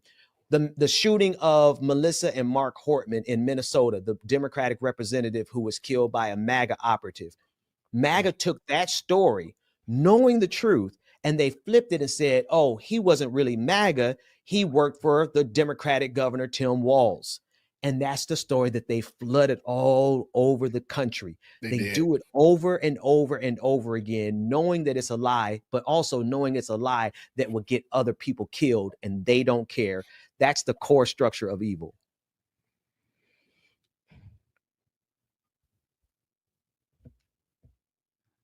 No, I heard you, man. I promise. I know you say when I'm looking down at my phone in a second, I'm not being attention. I'm reading this one right here. Anyone surprised? The U.S. empire of Moloch, who sacrificed children globally on a daily basis. That's a fact. It's true. Flooding the zone with lies. I don't think, like right now, we used to be up in arms about these things. But it really has done a number on us where we become, but last 4 years ago, maybe 8 years ago, we were saying we're desensitized. Yep. Now we're traumatized. Then we became traumatized. And now it's kind of like yesterday when it happened, you'll see a post that says this is happening, and the next 5 minutes it's moving on. What I ate. It used to be more news centered, where we had to discuss what was going on and focus as just coming together to say this is happening. And now the more it's disregarded, the more it's happening. We don't have any leadership that even talks about it in the way that, it used to be spoken about. Guns are a major problem in the United States of America. Guns are a major problem. We have mass shootings more than ever. It's not normal. And our current administration praises guns more than we've ever seen any administration praise guns. They used to quietly talk about the NRA. Now the NRA is glorified. Not only is the NRA glorified, our leaders will have their newborns with the placenta still attached to their JJs and an AK, whatever they choose, right next to the baby, and a postcard sent to their constituents. This is what we're seeing more of. And it's the challenge of, now we know that that we know you really can't do anything about anything that we're doing. We don't even have to hide it anymore. School gets shot down. That's all right. That weapon probably becomes the most popular sold one 24 hours later. That's what things look like. Somebody gets called a nigga, a baby, a 5-year-old gets called that. That's okay. We'll create the Give Send Go, which is a Christian-based GoFundMe, and we'll make sure this person almost becomes a millionaire. Drunk white man and his date start a fight in Cincinnati, Ohio, subsequently get their asses handed to them, get beat. That's okay. We're going to make it seem like the black people started the fight, and we're going to drop that lady about $600,000 also for her services in that fight. That's they take the truth, they flip it, and now they're rewarding them. They're paying off all of them. Absolutely. They find a way to flip it every single time. And this is not the only story that we're hearing like this. People go back and will countersue after something that they did, white folks specifically, and win. We see that with officers who have killed people and gone to jail, and then go back and be like, my life is ruined. Kyle Rittenhouse, who wasn't an officer, who wasn't anything but a murderer. His life was turned into, he became a celebrity off of what he did. Dylan Roof was walked to his vehicle and brought to Burger King because he was hungry after murdering black folks in a church, who opened the door and received him and began to pray with him. So we're living in some extremely evil times. I mean, at a level that I think we can't compare our times to slavery, but I do believe we can certainly compare these times to the civil rights time, in terms of the freedom and the intensity and the intent. These people mean us harm. Like they certainly mean every single black person, every single brown person, but particularly black folks. I mean, if you hear them talk, you know they intend on doing us harm, all because of what? All because of what? I mean, they have all the economic wealth in the nation. They have all the political power on the face, on the face of the planet. It's not enough for them to have everything. It's not good enough unless they have hatred with it. And those are the times we're living in right now. Absolutely. And that's what actually is not only the times we're living. We're under that administration who is going to double down, triple down. And this is, like I said, less than 8 months into him being in his second regime, Donald Trump. And we're seeing this happen to things where he's ignoring it. He's not giving a damn. The whiteness is thriving, and whiteness is very dangerous. And people's alliance with whiteness, in the way that it is an example in America, is very dangerous. We're losing so many people, and not only regular people, We're losing leaders to gun violence. Mm-hmm. We're losing state reps to gun violence. And the people that are supposed to protect them or be their colleagues and their comrades just wake up in the morning and get on their knees for Trump the next day. I say all this stuff because I don't know where to take it. It's such a very gray area because on the white side of everything, I hear the people on the left are so focused on virtue signaling. Ben, I know we talked about that, and I feel like that's problematic. And it's not going to get us anywhere but to the same place that we've always been. If people want to think that voting blue, no matter who.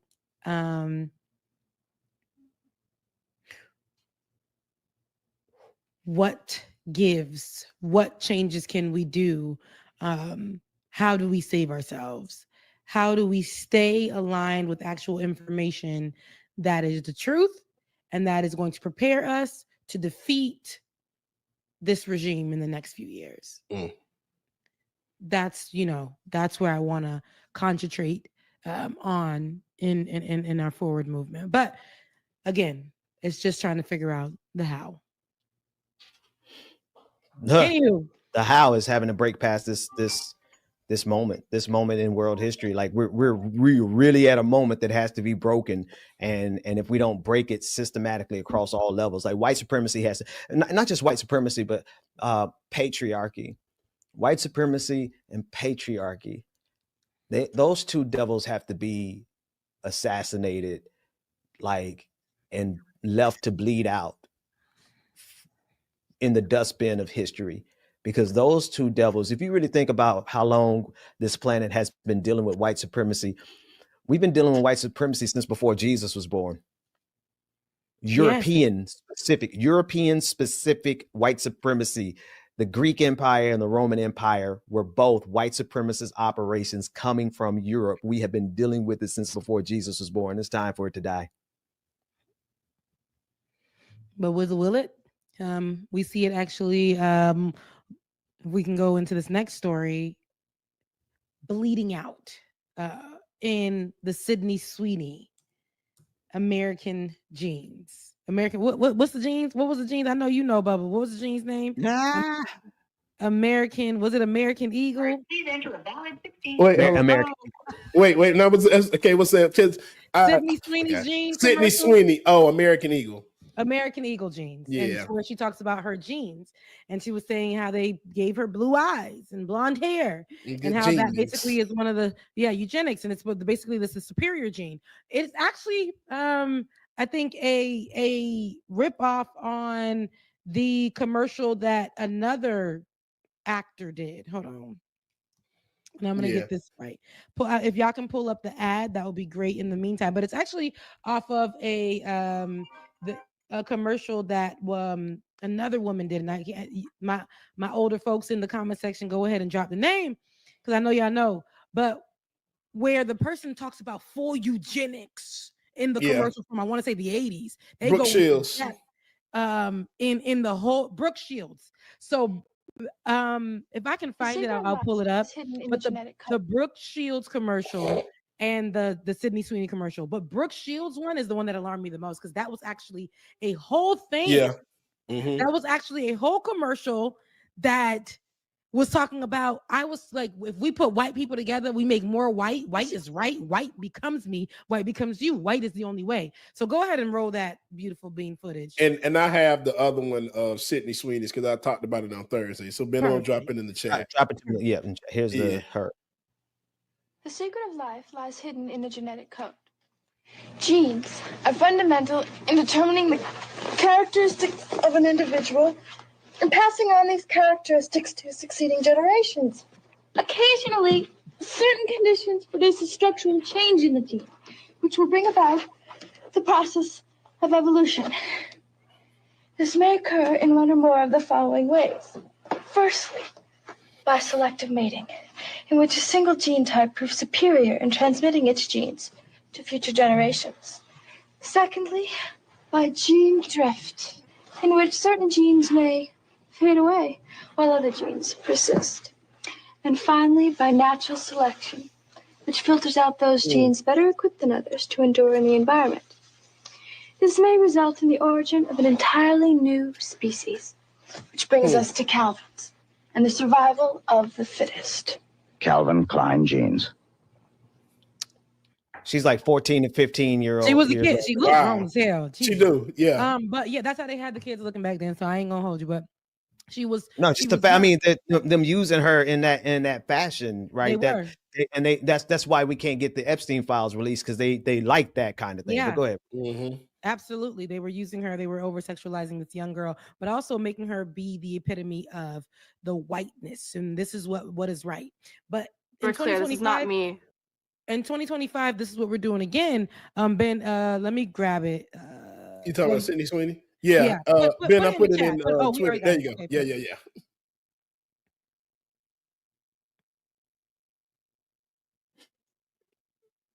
I'm not here to tell you to buy American Eagle jeans. And I definitely won't say that they're the most comfortable jeans I've ever worn. Or that they make your butt look amazing. They make her butt look amazing. Why would I need to do that? Like, but if you said that you want to buy the jeans, I'm not going to stop you. But just so we're clear, this is not me telling you to buy American Eagle jeans. Sydney Sweeney has very keen. You see what I did there, right? Yeah. Okay. It was like the 3-part commercial. Here's the problem. Because there's like 3 commercials. I'm not sure if this is the one, but it all bothered me. It all bothered me, but not enough the way how everybody was going crazy about it. But that back in the day, Brooke Shields commercial bothered me. Yes. But here's why it bothered me, because after it bothered some people online about it, and I'm like, what bothers me is y'all still shopping at American Eagles when we know to be women in our 30s, especially, the booty is sitting a bit different. It sit up a little bit. Some of us, we got a little booty now. Can't fit my behind in no American Eagle jeans no more. Right. Can't even put my booty. But it's American to have blue eyes and the blonde hair. It's problematic because in our current regime, after people dug up Sydney Sweeney's background and what's going on right now on her current resume as a MAGA supporter under the current regime who voted for Donald Trump allegedly, and a registered Republican, where she just did that, I think in 2024. Let us know that she was doing that so that she can vote for who?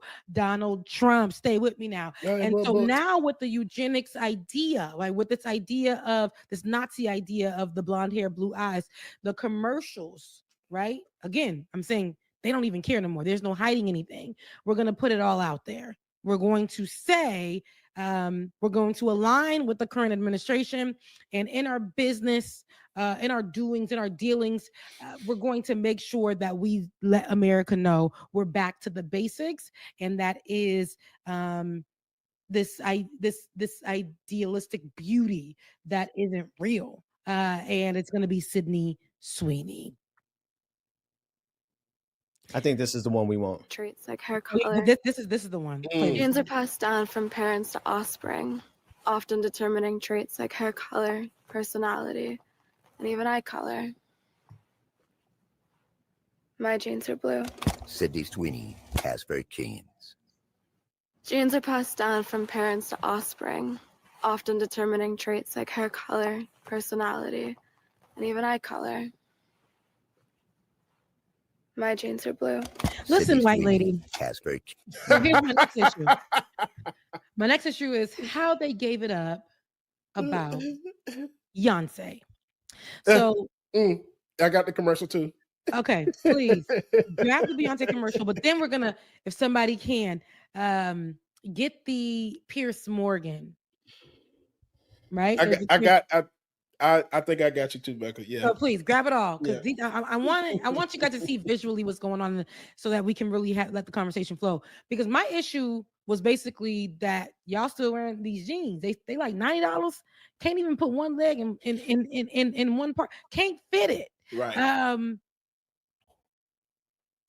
But the way the white people took it They came and protected Sydney Sweeney with everything. And I'm talking about the white Republicans, the white conservatives, the white right cult. They came and protected her with everything they had and said, this is what beauty is. This is what beauty always will be. This is what beauty's going to be. Beauty is Sydney Sweeney. This is our example. This is it. And now they came after Beyonce.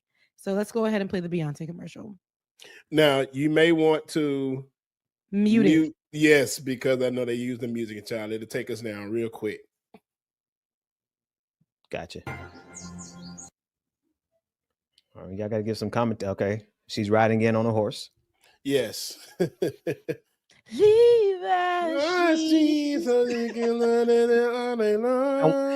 did this come out? So I'll say this. Queen, the Beyonce, come on, Queen B. The Beyonce, yes, Lord Jesus. It's the the Dunkin' Beyonce video ad, she's been collaborating with Levi's for almost a year now because of the Cowboy Carter album. And somebody broke it down how she's reclaiming what the jeans actually meant for wearing jeans for cowboys, because it's something that Black people did back in the day. So this ad, or the whole ad campaign, has been going on, like I said, for almost a year. So for them to bring this back up in the conversation, and because Sydney Sweeney's ass came and they were talking about her so bad, that's right, Ben. Right. No. It was something got in my eye. Oh, okay. Yeah, in your eye. Yeah. So wait a minute. So this particular ad, somebody help me. It's more than this one. She has a few with Levi. I'm just trying to time it. This ad is old. This, if you want to be, so this ad is the whole campaign combined into one commercial, basically. But it started, like I said, months ago, before she even started going on tour. So I would probably say January, February is when this came out, because on her album Cowboy Carter, she has a song called Levi's Jeans, Levi's or something like that. Levi's went and decided to do a collaboration with her. So this started a long time ago. The American Eagle ad, I think, is the most recent one that just came out. But these commercials have been out for months. Nobody said anything about them online until recently. No. So now, because of the all this is manufactured. All this is just BS manufactured. Oh yeah. outrage. So now, the Sydney Sweeney situation, this is they brought this back, and so here it is. They went. The right has now been coming after Beyonce, and what's his name? Piers Morgan. Piers Morgan decided to do a whole panel and say that she is appropriating Marilyn. Oh wow, that came out in September 30th, 2024, and that's right. So this the entirety. This is what I'm saying. This is how much they lie. The entirety of this outrage campaign. Ooh, Beyonce is taking. No, they saw Beyonce's voluptuous body and said, let's put Sydney Sweeney in some jeans and try to compare. Oh, that's the order of operations. That's how it went down. And Ben, before you go there any further, I also sent the clip from what Megyn Kelly had to say. Okay, so this last one, hang on, 3 and 4. Okay, so the last one just came out on the 4th of August. All right, so then we got to time it with Sydney Sweeney. But go ahead. What am I clipping on now? If you look in your chat, we played it earlier before the show started. There's one that I sent with Beyonce, Megyn Kelly in the middle, and Sydney Sweeney. And that has Megyn Kelly's comments, which started everything. Okay, so you want to go with Megyn Kelly first, or are we going with Piers Morgan? I'm about to say I sent both of them. Becca, it's up to you. To make it the biggest story of the day because they didn't want to talk about the economy.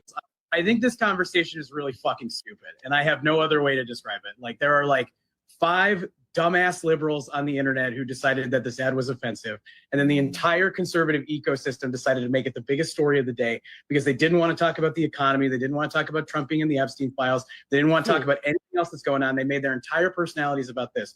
Woke, Pierce, you've got a book coming out that woke is dead.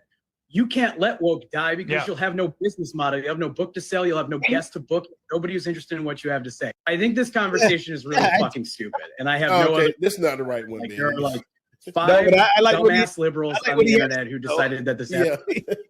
Piers Morgan would have a career if not for woke and attacking woke. All We're right, what's so next? used to white people doing the opposite, saying the opposite. We was like, oh, this gotta be the white, this gotta be the clip because it's white, and you know, he's disrespecting somebody. There you go. We got one more. What else we got? All right, we're gonna juice it up. Then there is the statement from the tweet, rather, from old girl, Skeletor in the middle there. I'll read it if you want me to. This is the opposite of the Sydney Sweeney ad. Quite clearly, there is nothing natural about Beyonce. Everything from her image to her fame to her success to her look below is bought and paid for. Screams artificial, fake, enhanced, trying too hard. Megyn Kelly. Go ahead. Nah, I got nothing. Yeah, Megyn Kelly is just, she need to go eat some food, to be honest. But go ahead. Megyn Kelly didn't start looking like something. I didn't even recognize her with all that she's done to herself. So Megyn Kelly is not even looking like herself. We know the original Megyn Kelly and her original face and her original body. Beyonce has looked like Beyonce since the beginning of time. Even with the aging and how gravity is pulling and doing all the things, she looks good.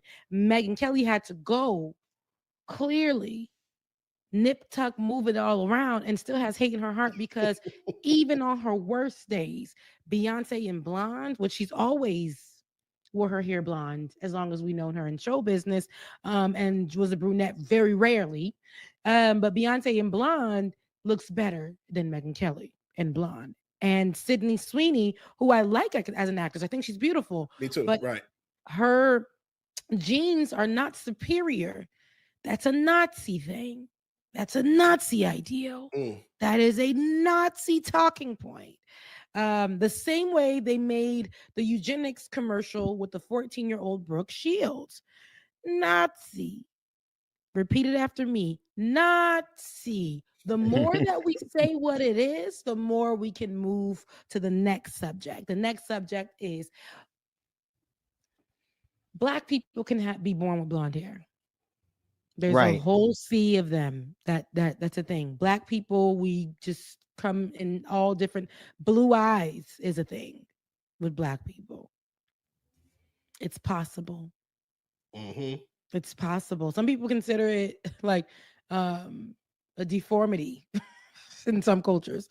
But it's a thing. Black people can have blue eyes. Black people can have blonde hair. White people have a thing where they like to own all the things. They like to own skin color. We have Black people who are Black, who have very, very fair skin. We have Black people who are Black who have very, very dark skin with blue eyes, blonde hair. So this idea that they want to sell to people that Sydney Sweeney was made perfect in her American jeans with no ass and telling us that is ass. As somebody with no hips, I can say something. We got to be able to call. As a fellow no hipper. I didn't busting with that. I am a straight up and down all legs. But you can't walk around here and act like that because your eyes are blue and that's very American to you. That's the American way, the racist American way. Even the redhead freckle face was disrespected because of this ideal. The brunette, if she didn't look a certain kind of way as a brunette, because of this ideal, she wasn't pretty enough. So they would go get their hairs dyed blonde and all those things. Black people like the way that blonde looks on them against their skin color. Doesn't wash us out. It enhances it, actually. Yeah, that's the right clip. Yeah. Well, let's take a listen to what Piers Morgan and friends had to say. In a disgraceful manner. In fact, borderline racist and possibly creating Marilyn Monroe, absolutely fine, in fact, empowering. Andrew Wilson. Yeah, this entire scandal is completely pushed by the left. What you guys should have done is just shut up. Should have just shut up. You shouldn't have said anything about it. This whole play on jeans, it was just a clever piece of wordplay. That's it. worked out real well. And what you did by all your Twitter accounts going crazy with this is you sold all of these jeans out for this company, right? Made this chick tons of money, gave the right huge amounts of ammunition to use on you, where we just point and laugh because it's the dumbest controversy I've ever seen. And it's all pushed by woke lunatics, all of it. Woke lunatics. Yeah, man, I think on the first slide. I presume, Ernest, you would share my view that this is a disgraceful, culturally appropriating moment where she is hijacking Marilyn Monroe in a disgraceful manner. In fact, borderline racist and possibly akin to the Nazis. Would you agree? Wow. You actually don't know anything about cultural appropriation, Pierce. You're just hijacking words like woke, misusing them with your political bias, and trying to spin it into something that's not. Can you answer the question? Appropriation? You're wrong. Period. Are you offended by Beyonce culturally appropriating Marilyn Monroe? Yes or no? It's not culturally appropriating Marilyn Monroe. Marilyn Monroe did not invent blonde. Right. Interesting. Did she invent blonde? She's looking like Marilyn Monroe for a reason. Can I jump in here? Is this a traditional black? No, hang on, Mike. I want to bring in Andrew Wilson. Andrew Wilson, what is amazing to me? But hang on, let me. Yeah, and especially because Marilyn Monroe didn't even start off as blonde. Right. Marilyn Monroe did that because she looked up to Dorothy Dandridge and a few other actresses. Never even started off blonde. And even if she didn't start off blonde, right? Blonde is not owned by white people. Hello. I want more people to know that you are not the owner of everything. Everything doesn't belong to you. But one thing that we do know is that you steal everything. The braid, we know that, back in the day, y'all did braids, but we know the difference. You do this braid, we do this braid. Y'all can do it if you want to, but we know that it won't look the same. Why are you mad that when Beyonce executed a style, it came out bellissimo? Why are you so upset? That be the problem. When we wear our hair straight, like there's no black women that wear their hair that hairs don't grow out straight. You're the only ones that own that, like that belongs to you, right? You can't stand to see or think that, oh my God, black people are not a monolith. Like you want white people to be so bad. And white people are not. And the problem is you've convinced your own people that blonde hair and blue eyes is the way. But for us, we say, we even are growing from and having conversations with each other about our own colorism issues. But y'all sitting there upset that when we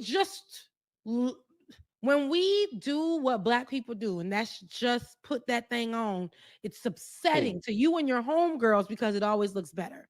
There was no appropriation, but even if Beyonce was paying homage to Marilyn Monroe in any way, she can do that. But she did not have to make her skin white. Yeah. Like when y'all do the thing, it's good going to get the tan and going to do all of this and really a minstrel show. Because it doesn't it's not, but the truth is blonde hair and blue eyes does not belong to y'all. Them wearing Levi's jeans don't belong to y'all. None of that belongs to you guys. This idea that there's such an outrage and more people are saying that there's culture. Now they're saying right now the conversation is that black people have been culturally appropriating white people for a very long time. Yep. And they're pointing this out with with the black girl who she was on TikTok. She had young black girl. She was singing a song that may have a mix of rock in it and a little bit of pop. And somebody said, "Wow, this is so Britney coded and Sia coded," and because of the sound and the look. And I said, "Are y'all kidding me? Are you kidding me right now? Now you guys want to say that everything was created by white people. Historically, white people don't create anything. They don't even use the references that we give them to make something better. They'll steal what they see and do nothing but claim it. I.e. woke. That is it. Like even the English language that Americans know today. You don't know why you keep that B in subtle. You don't know why you do, but it's because subtil. in French, but then you put it in your language and subtle. Couldn't even change it. Couldn't even rack up on getting your own words and sounds. And everything America does historically is theft. This land, theft. Theft. Speak on it. Theft. The lingo that they're using right now, theft. That BBL body looks is, yes, Black people are getting them, but it's a copy off of what they used to say is so ugly, all because a white adjacent woman did it. Kim Kardashian. Hello. Theft.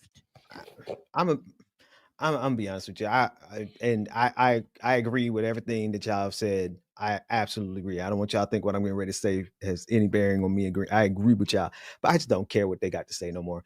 I don't care about Sydney's racist commercial. Right, I don't man. care. I don't care whether it's racist or not. I don't care what Pierce Morgan has to say. I don't care what any of these Nazis have to say. As a matter of fact, I think we're better off just completely and totally ignoring them, because not in terms of what they do, but what they try to bait us with, because they just turn that bait into more fuel to make more money to do.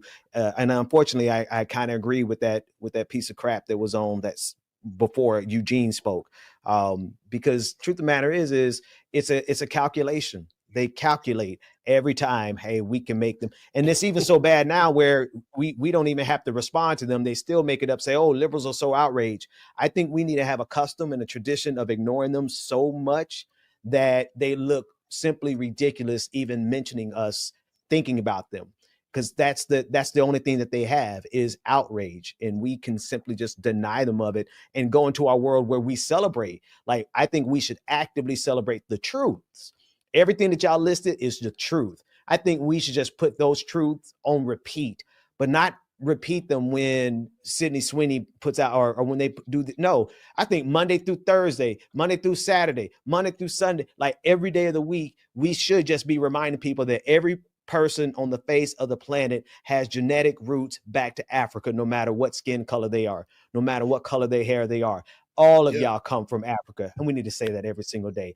The fact that that Blackness has every single trait in it, whether it be long straight hair, blue eye, blonde hair, all of it comes from Blackness. We need to say that every day as an affirmation of who we are, but never in reaction to what they did. Oh, I love that, as an affirmation of who we are, but never in reaction to what they did. Now, there's grab this video, since we're tired of talking about it. I get it, but there's a white lady who I think read Which white one? The one folks. above? Oh yeah, I put it in the chat. There's a white lady who read white folks. Oh in a yes, way I need to see that her. maybe we could never do. So, if it's for us and by us, how about y'all listen to what's for you by me? By you. Let's take a listen. Here we go. Language, everybody, language as well too. Just Also, language discretion is advised. White people that I got- triple I got- Trump. I got- I've had it with white people that triple Trumped. Yeah. That have the nerve and the audacity to walk into a Mexican restaurant, a Chinese restaurant, an Indian restaurant, go to perhaps their gay hairdresser. I don't think you should be able to enjoy anything but Cracker Barrel. And if you want to triple Trump and you want to browbeat DEI, and you want to browbeat gay people, and you want to browbeat Black people, as you've been doing for 400 years, and you want to browbeat this generation of immigrants that come over here and open up businesses earnestly, pay their taxes, you want to demonize them and call them rapists and felons and all this shit, when the felon is the teeny weeny mushroom cock piece of shit, Cankles McCaco tits at the top of the ticket. I have fucking had it from top to bottom. White people that triple Trump should be banned, boycotted from enjoying the best thing that America has to offer, which is multiculturalism. Get your fat asses out of the Mexican restaurant, get your fat asses over to Cracker Barrel, because nobody wants to see your fucking smug ass, teeny weeny, pink arm, big gut around. Nobody wants to see that shit. No one. Freaking love it, man. She felt that in her bones. I was like, it flowed out. That's how I know it was real. It wasn't like she was doing this for views or anything. I never seen this lady in my life. Don't know her name, don't know her podcast or anything. And I don't watch too much white content. However, This is what she's felt.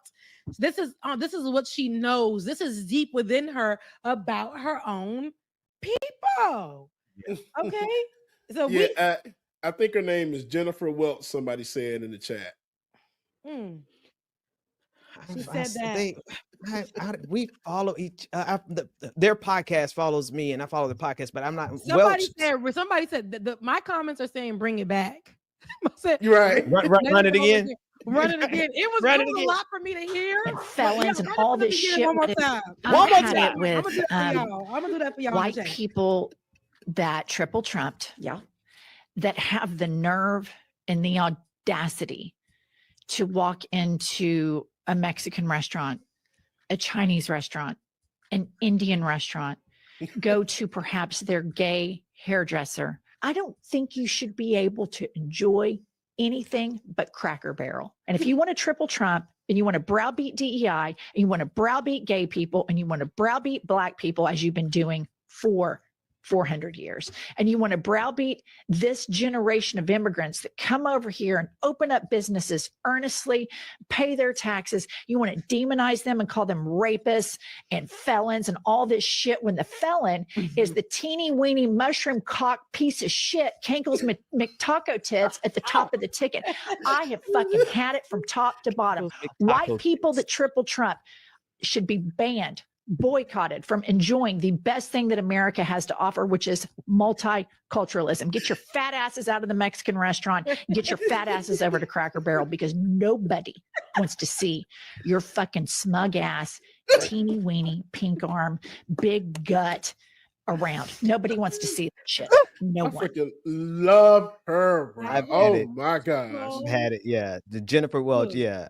Excuse me. That was so good. That was so amazing. I think one of the Yeah. best white reads I've ever seen in my life. You also understand when I ran across this, it was like 1 or 2 o'clock in the morning. I'm out on the patio smoking a Black and Mild, and when it came on, I'm just hollering. You shouldn't be smoking Black and Milds, but I don't know what you're talking about. It was like a fake one.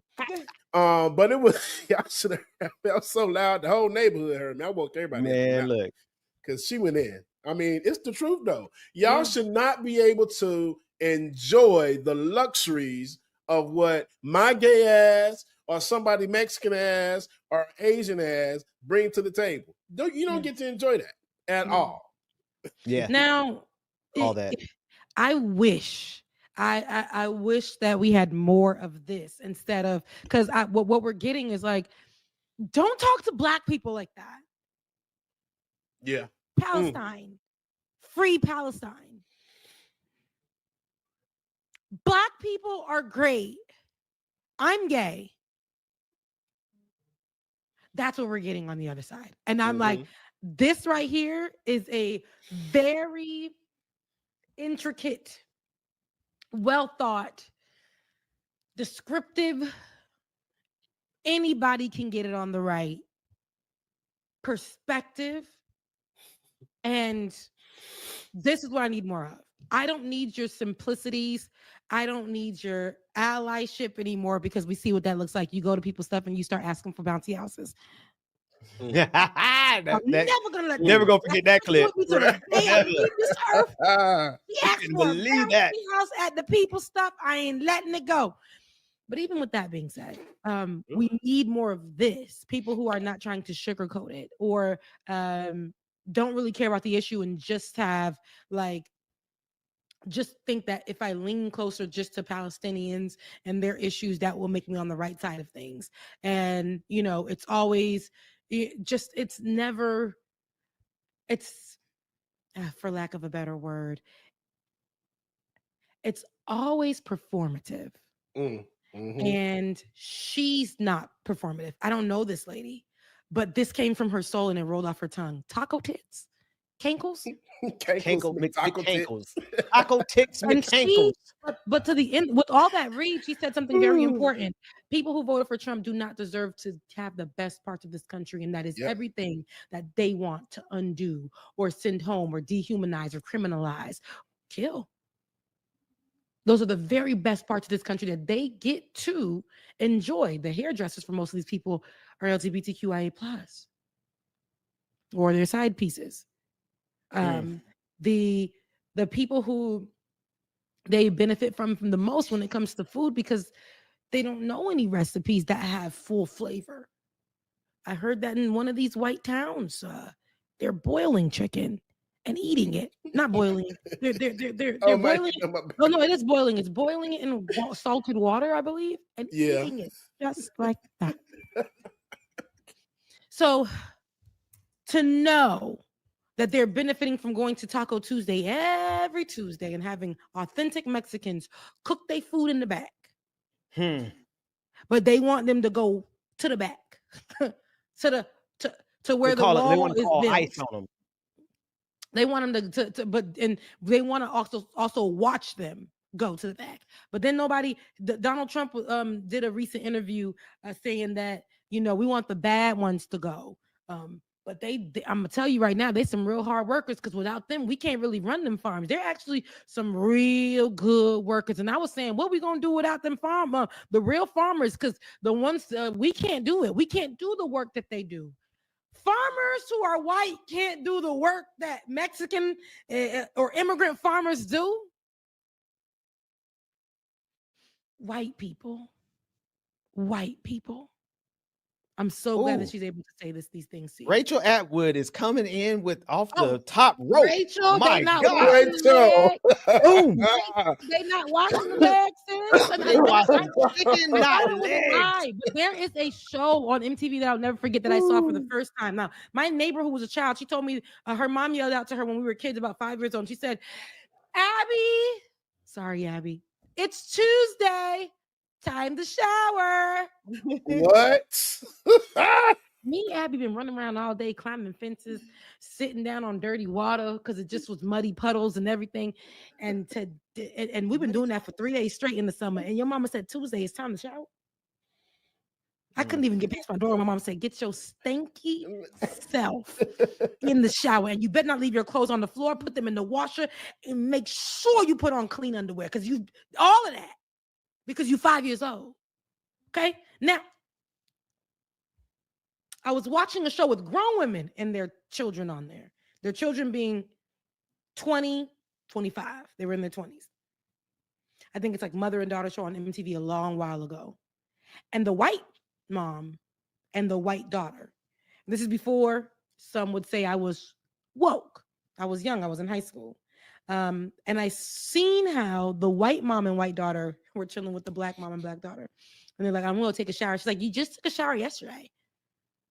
The black girl said, excuse me, but I'm going to go take a shower because I need to take a shower today. She's like, but you just jump in the pool with me and and she's like, the mama came in and said, hold on, you didn't take a shower. She's like, yeah, when you jump in the pool, you're clean. She's like, no, I gotta go scrub. I gotta go scrub. And this is before this thing was social media was out, whatever. Like, I gotta go scrub. I need to just, go make sure I get a good scrubbing. Like, with what? The soap doesn't scrub. She's like, with a wash rag.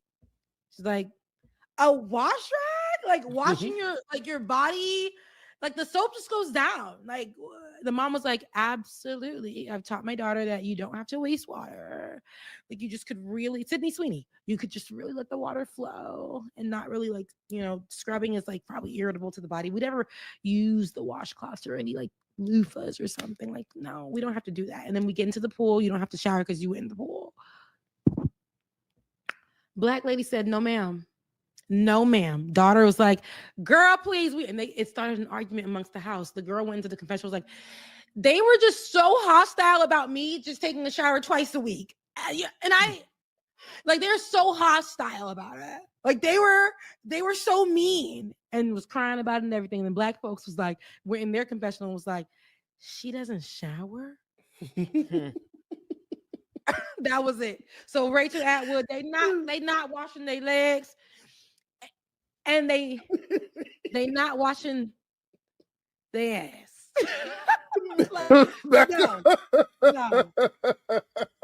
No, absolutely not. Hey, real quick though, I wanted to say that Jennifer Welch, I love her to death, especially now I'm new to her. But y'all, don't she look like one of the Wayans brothers from White Chicks? Oh my goodness. Why you do that? Whoa. Jennifer Whoa. who's Jennifer? Hang on. I'm gonna put it back on the screen. Hang on. Oh, I don't want to talk about that lady after she just gave a good read. She No, did, don't but do she do it. that. I can't help it. She looked just like, James. and you want to Don't- talk about mama. It's so factual. I And freaking love her, but she looks just like her Don't almost. do that. oh, that's Why you do crazy. that? Oh my. Oh my. Oh Lord. Lord, hang on. Get I her off love the her screen though. now because I I can't unsee love it. her. When I tell you I love her, but she Why do you look do like her. James? Ben, why you still got on the James, get her off of that because now I can't unsee it. Make James. fucking James. Why you do that? Why you do that? That ain't even right. That ain't even right. Oh, you wanna Look talk how y'all do about look how y'all do our mama, allies. yeah. Look I how y'all know. do our allies. No, Just this wrong. is a new ally, a good one. You can't This forget about is a good one, right? I would love to talk to her. Hey, look, man. Hey, they calling you out, James. Look, they already know because Nika been calling me out since Thursday because she was there when I talked about my sister. She been calling me shit ass for the past 3 weeks. Oh my goodness. Oh my goodness. We're not gonna cut that part of the show. We're not gonna Okay, All right. yeah, cut it out, please.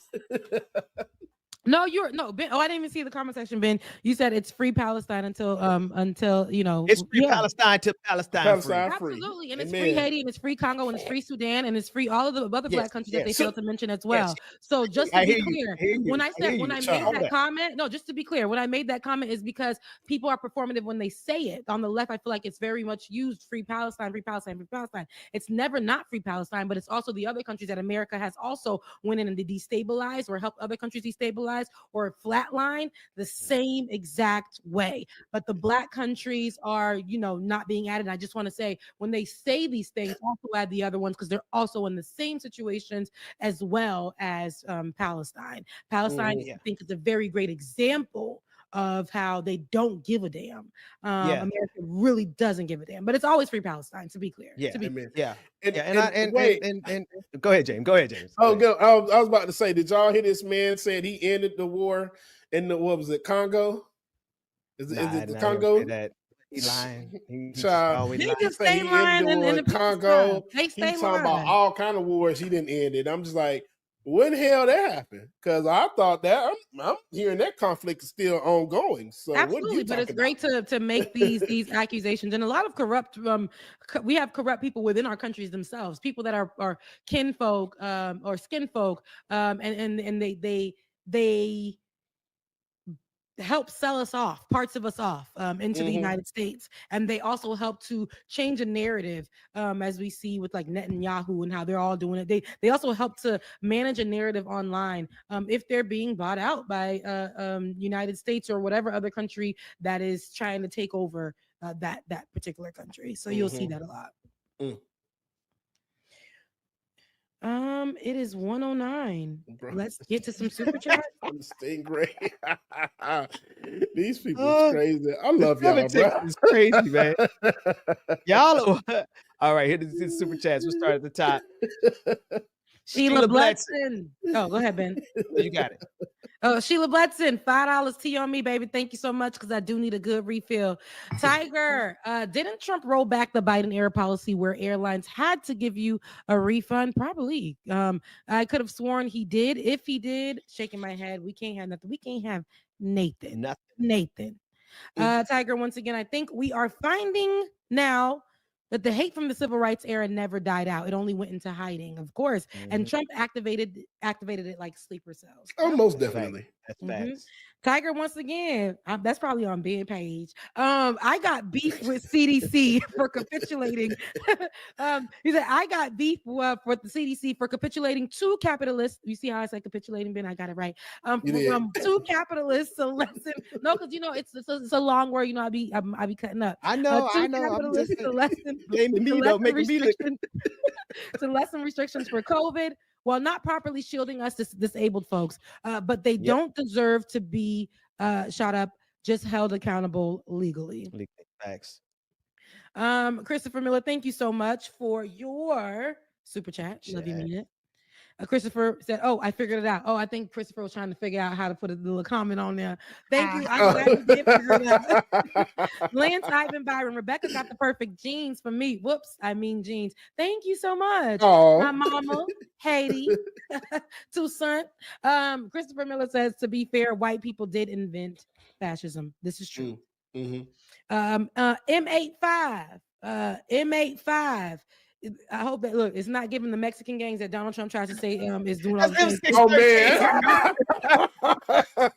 No, the M85, that's the one from Guatemala. That's the Guatemala one? Oh yeah, man. that's Guatemala one, if I'm not mistaken. Yeah. John, that's a musical equipment piece. That's what I see it as. Go ahead. John Leguizamo has a great bit about that. Which bit? We were talking about I think that was when Jennifer's clip was up. Yeah. Oh, okay. Not Sweeney. Yeah, Jennifer. So, yeah. And Lizzie Bennett says, showering 2 times a week. And mind you, Lizzie over here is a beautiful blonde woman. Okay, looking good. Showering 2 times a week. That's some white American stuff. I practically have to fight with brothers to use the bathroom every day. Lizzie is telling you she ain't American. It's an American thing. Where you from, Lizzie? Around the world. I love it. I love it. Pendulous Dragon says, love, love, love all 3 of you. And listen, Pendulous, love you love back. We love you too. All right. So you guys, once again, we're at the end of the show. I appreciate you. I love you. And if you haven't already, I was going to get into the 300,000 women who lost their job, but listen to me. It's going to be a great piece that I've already written up. It will be on Let's Be Clear segment. Bear with me because I'm gonna have to edit it and things of that sort, but it's going to be a great piece because I think it's not being spoken about enough because of the current administration right now. I included being somebody who was somebody within the last few months. It's 3 months. Black women specifically, over 300,000 of them have been pushed out or forced out of their jobs and their workplace due to the policies of this current administration. So with that being said, y'all, make sure you liked, you shared, you subscribed. And once again, please donate to the show to keep us doing what we're doing, to keep the work up. Cash App, Becca's Voice, Cash App, BPD 2018, Cash App, Granny Drawers. Granny Drawers, yeah. Granny Drawers. Cash App, hey, Pastor Ben, that BPD. Oh, sorry, Pastor Ben. Hey, Pastor Ben. Ben said, Ben said, we are accepting Cash Apps now. Okay. Yeah. That changed. I don't even know what that other one is. I don't know what that one is. Listen, two more super chats came in just that quick. Rebecca, Rachel Atwood, and the UAE is funding the RFS war criminals in Sudan. And then Pendulous Dragon sent another one saying, Becca sent you some tea money on Cash App. Okay. Oh, I'm so sorry to hear that. James says, well, wish me luck. They took over $250 out of my food. Let's see if I get what's left today. So depressing. I'm sorry about that, James. Sorry to hear that. This is what's happening. Again, a lot of people are being hit and attacked in so many different ways here because of the current administration. And thank you so much to Tony for that Cash App. Hey, I love y'all. I mean it. And thank you for getting me to 10K subscribers. I got to wait. Hold on. Bring me in, Ben. Bring the other one in, Ben. Thank you for letting me get to 10K. Oh, wait. It didn't play. Hold on. No, do it again. Thank you for letting me get to 10K.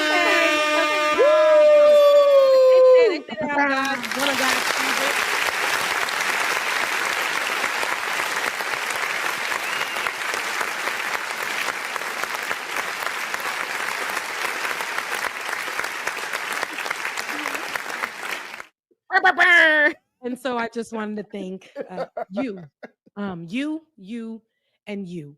I wanted to thank each and every one of you guys because I know for some people 10K isn't a lot, but for me that's a milestone. As you guys know, for just a little bit over a year, we've been building out this page. Rebecca's been building out this page, me. And finding my way. Y'all seen it to me trying to figure out what works, what doesn't work, doing things and leaving some of the stuff behind, and wanting to get more in sync with what works for me, and I was able to do that, and I'm really grateful. So I'm at 10K now, and I'm not stopping until we get to 20K. I don't know what's next, and that's okay, Bose. You got 6. Some people ain't got none. Some people ain't got none. Penniless just sent another one to my man crush, Bubba. They calling you their man crush, and even Monday. But again, this is my moment. I just wanted to say that this is my moment. But I just want to thank I just want to thank y'all, and absolutely for you guys holding. Yes, I want to get to 100K. I want to get somewhere where it ain't gotta be a struggle no more, where we could just do these stories and we get paid for it. And this is our work, and we don't have to go out there, break our back, whatever. I do have, which will probably make me not. And yeah, always shout out to Olay for the help, for sure, for the help with my y'all don't know, she does my thumbnails. She won't let me put out a story no matter what.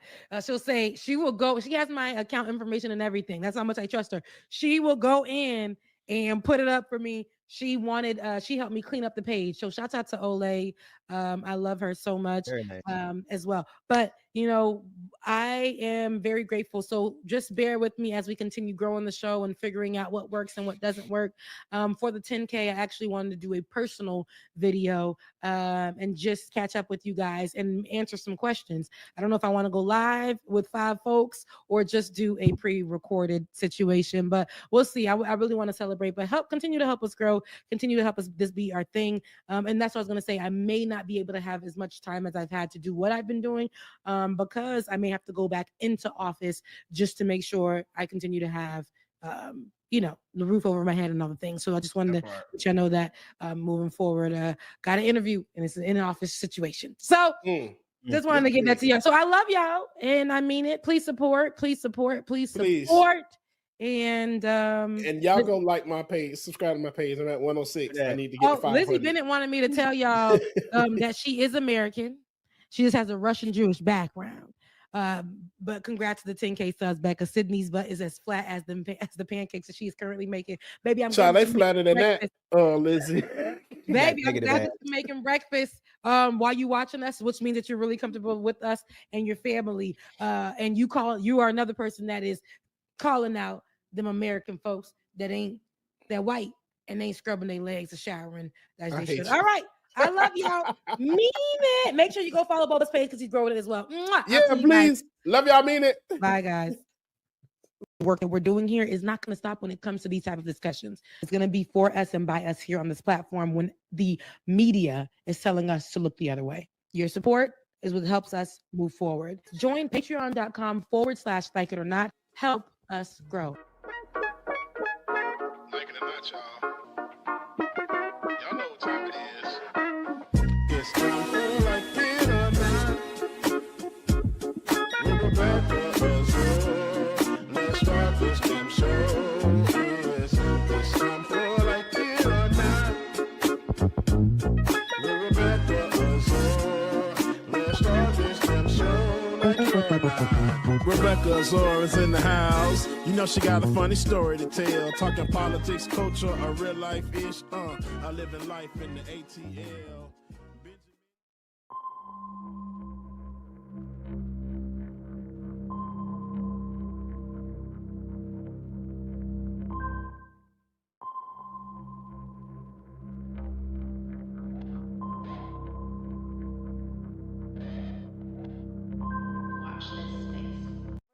I'd ask you please not to refer it to that monstrosity as the big beautiful bill.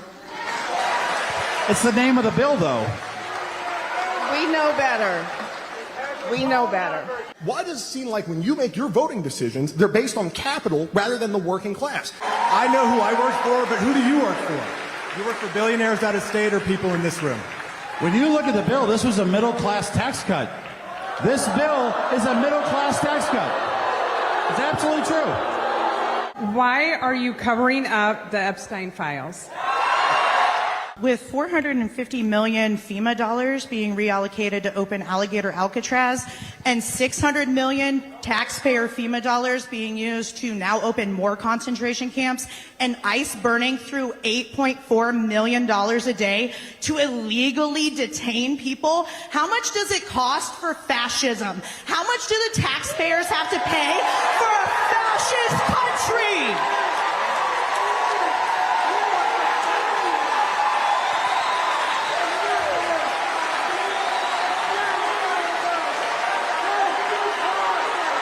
Americans went to the polls in November, and they had a choice between a Democratic candidate that had an open border, no enforcement, fentanyl, drugs, human trafficking. And they had a choice between that and a candidate that said, close the border. That was just a teeny tiny little fraction of the sheer rage that Republican Congressman Mike Flood felt from constituents at his nearly hour-and-a-half-long town hall. Now, just to give you some context, he represents Nebraska's 1st congressional district, which is a very, very deep red district. How red, you ask? Well, Trump won it by 12 points, and Flood himself won it by more than 20 points, and he actually carried every single county in this district. Nonetheless, the overwhelming majority of constituents in this deep red district were not very pleased with the things that they were seeing from this administration. They were outraged about Trump's fascism, cuts to Medicaid, and tax cuts for the rich. In fact, they chanted tax the rich multiple times during this event, and there was even a moment where the crowd chanted Free Palestine after Israel came up. And again, these things happened at a town hall in a deep red district. So to say that the political winds have shifted would be an understatement. And politicians like Mike Flood simply cannot keep up or meet the moment, hence why his constituents showed up and ripped him a new asshole when he faced them. Now, you could tell that Mike Flood was genuinely flustered at times during this town hall. He was sweating profusely and didn't really know what to say at times, so he kept awkwardly repeating the same talking points again and again, which led to him getting booed again and again. Specifically, he kept lying about Trump's big bullshit bill, which he voted for, mind you, and he claimed that it protected Medicaid, but as you all know, it does not protect Medicaid. It does the exact opposite. It cuts Medicaid for around 17 million Americans, and it's estimated that more than 50,000 people will die each year because of these cuts. But thankfully, his constituents, they knew that, and they never let him get away with that lie, not even for a second. So I'm going to share some highlights with you from this event, specifically the healthcare portion in particular, because that came up the most.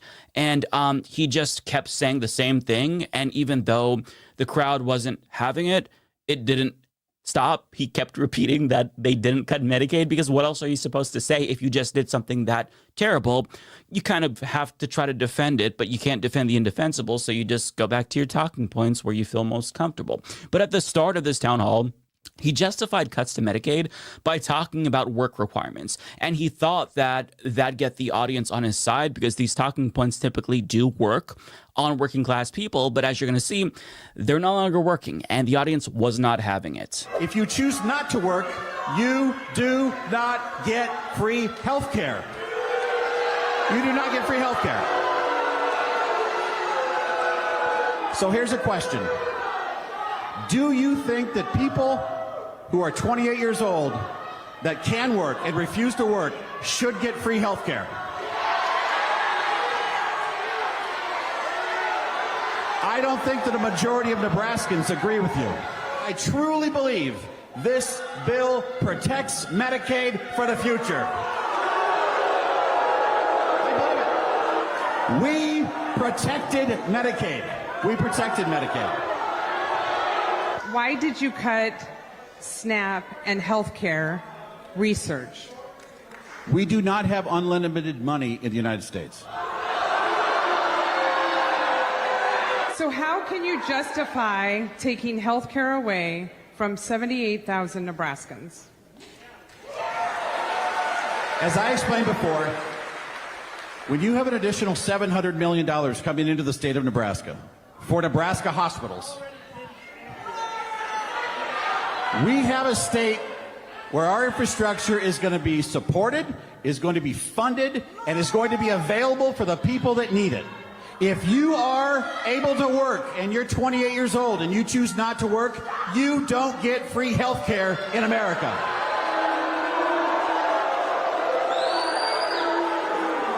If you are in this country illegally, you do not get free health care in America.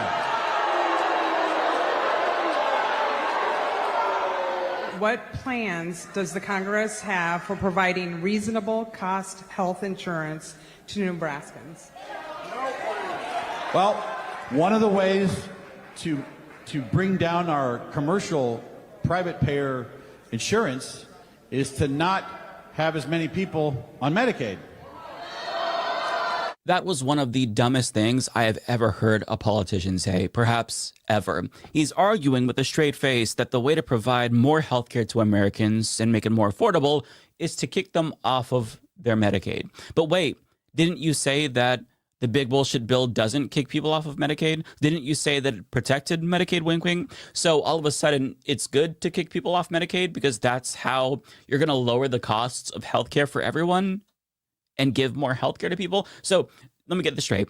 To give more people healthcare, you take healthcare away from people. And that's going to make it not only like more available, I guess, but cheaper. His logic is just non-existent here. How exactly is this supposed to work? Are we supposed to expect private companies to bring down the cost if they don't have federal plans to compete with? Because I was always told that a public option would drive down the costs because these private companies couldn't compete with the federal government. But if we eliminate the federal plans or gut them, that's going to make private plans cheaper. It makes no sense. What he's saying is completely nonsensical. But the one thing that gives me hope is how the audience resoundingly said yes when he asked if somebody who is 28 years old who can work but refuses to should get health care. Because think about what this looks like in practice. Assume this is the worst person who's super lazy, who just wants to mooch off the government. Like, assume we're talking about the caricature that he's trying to prime you to think about. Let's say that this person falls off a ladder and they break their leg. Does that person just have to suffer because they don't want to work? He also brought up undocumented immigrants. Well, same question. If an undocumented person gets hit by a bus, are we supposed to just let them bleed out on the street because we don't want to pay for healthcare for undocumented people? The answer is no. We're supposed to be a civilized society, not fucking barbarians. And providing healthcare to everyone in this jurisdiction is the most basic responsibility of government. The fact that he thinks there are certain things that disqualifies people from getting healthcare that they're entitled to speaks to how cruel he is as an individual. Furthermore, what he doesn't realize is that when people without healthcare get sick or injured, they're forced to go to where? Emergency rooms. Because that's where they're going to get treatment where they can't legally be turned away.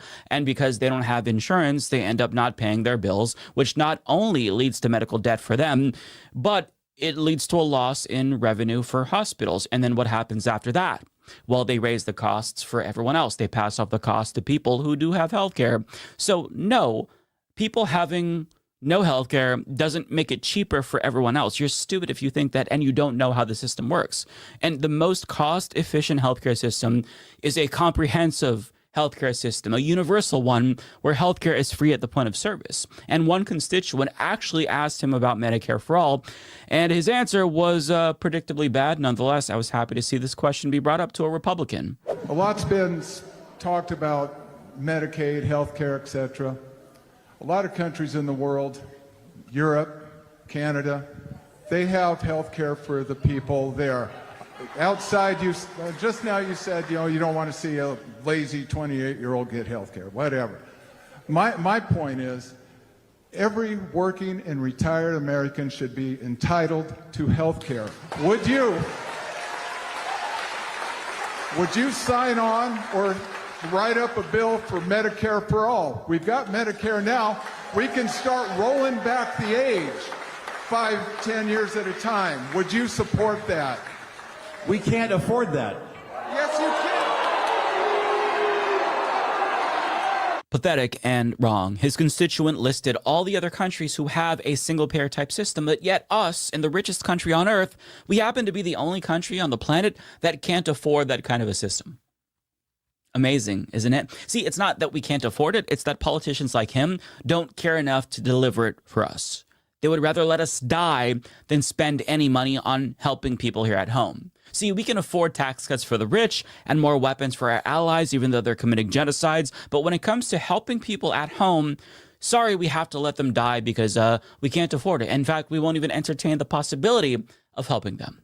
It is downright despicable, and I am begging people to stop accepting this answer from politicians. I don't care if they're Republican or Democrat. If they say we can't do Medicare for all, they are taking a pro-death position. A pre-pandemic study found that 68,000 Americans die every single year due to a lack of health insurance, and that was a conservative estimate because people who have insurance still die because they're underinsured. So if you say that we can't afford healthcare for every single American, you're okay with people dying. You think money is more important than their lives. And imagine being a Republican who is presumably an American chauvinist who thinks that America is the greatest country in the world, yet the greatest country in the world can't do the most basic thing that every other developed country has figured out how to do and just give their citizens healthcare. Like, we let people die if they get sick in this country, but yet we're the greatest country in the world. I'm sorry, but that doesn't sound like the greatest country in the world to me. It sounds like we're an incompetent country run by selfish fucks who get in office only to enrich themselves at the expense of working class people.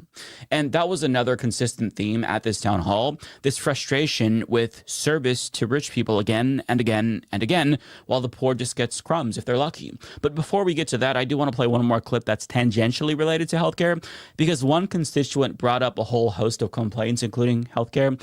And the answer from Mike Flood here genuinely made me laugh out loud, because you could tell he was exasperated and didn't know what the fuck to say. So he just repeated the same talking point we've heard again and again. Trump is a pathological liar, and citizens can't believe a word that comes from the convicted felon's mouth.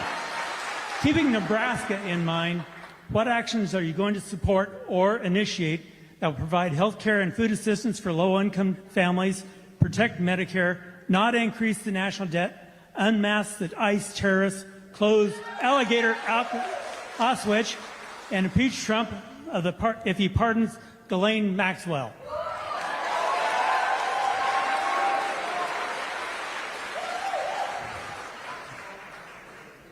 We protected Medicaid and saved taxpayers millions of dollars from waste, fraud, and abuse. Oh my God, what do I say? Deep, long breath. Bro, I don't even know what the fuck to say to that, but we protected Medicaid. Okay, what do you want me to say?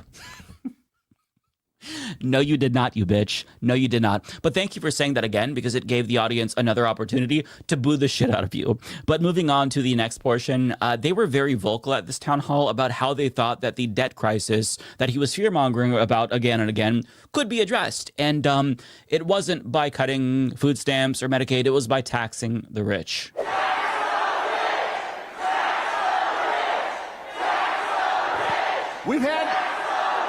We've had this conversation before, as I recall, and we shared this in Columbus.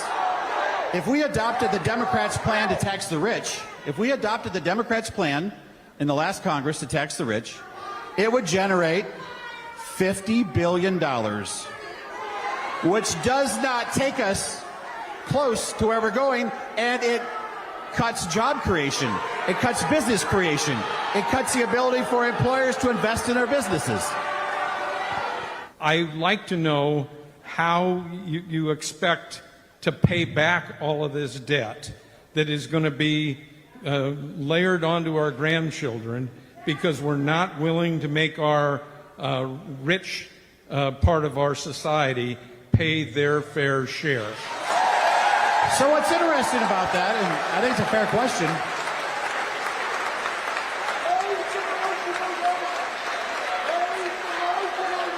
two things are happening here. People in here, my comments are about the debt and how we can fix our debt. So tax U.S. stock trades, raise the Social Security cap to $400,000 and the Medicare rate to $200,000, eliminate corporate subsidies, especially for the military industrial complex, appropriately staff the IRS so they can target rich tax cheats, ignore the Gomer Norquist contract that you signed and raise taxes on the rich, broaden the tax base by closing loopholes, the carried interest offshore tax havens, and adjust rates on high earners. And there's more, but... That's quite the Christmas list. You got a lot of stuff on there. Yeah, maybe you should grab a pen and a paper and write some of that down. But in case you forgot, I think it's pretty clear that the main takeaway is that the audience absolutely wanted him to tax the rich. In fact, if you poll most Americans, they also want you to tax the rich. But they won't do that because these politicians love the rich, because a lot of them are rich themselves. But what they don't realize is that even though these politicians like Mike Flood go above and beyond to serve the rich, they're inadvertently creating even more animosity towards the rich by serving them so shamelessly in front of all of our faces. It's gross. It's like PDA almost. And he hypocritically complained about the debt throughout this event over and over again after he just voted to increase the debt by trillions of dollars so rich people can have even more money.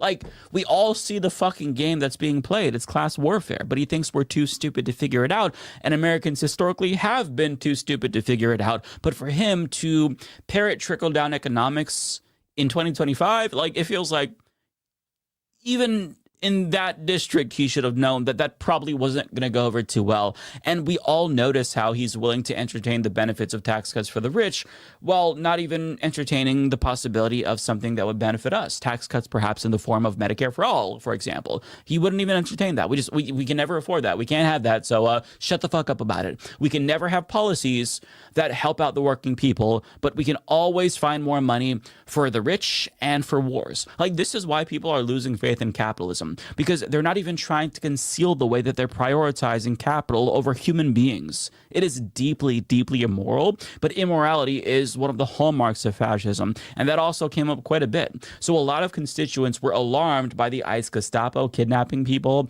and by Trump's authoritarianism, and when a different constituent asked him about his complicity with Trump's behavior, he got very, very defensive, as you're going to see. There's a saying that silence is complicity. Your silence tells us that you have no problem with the January 6th attack on the Capitol, the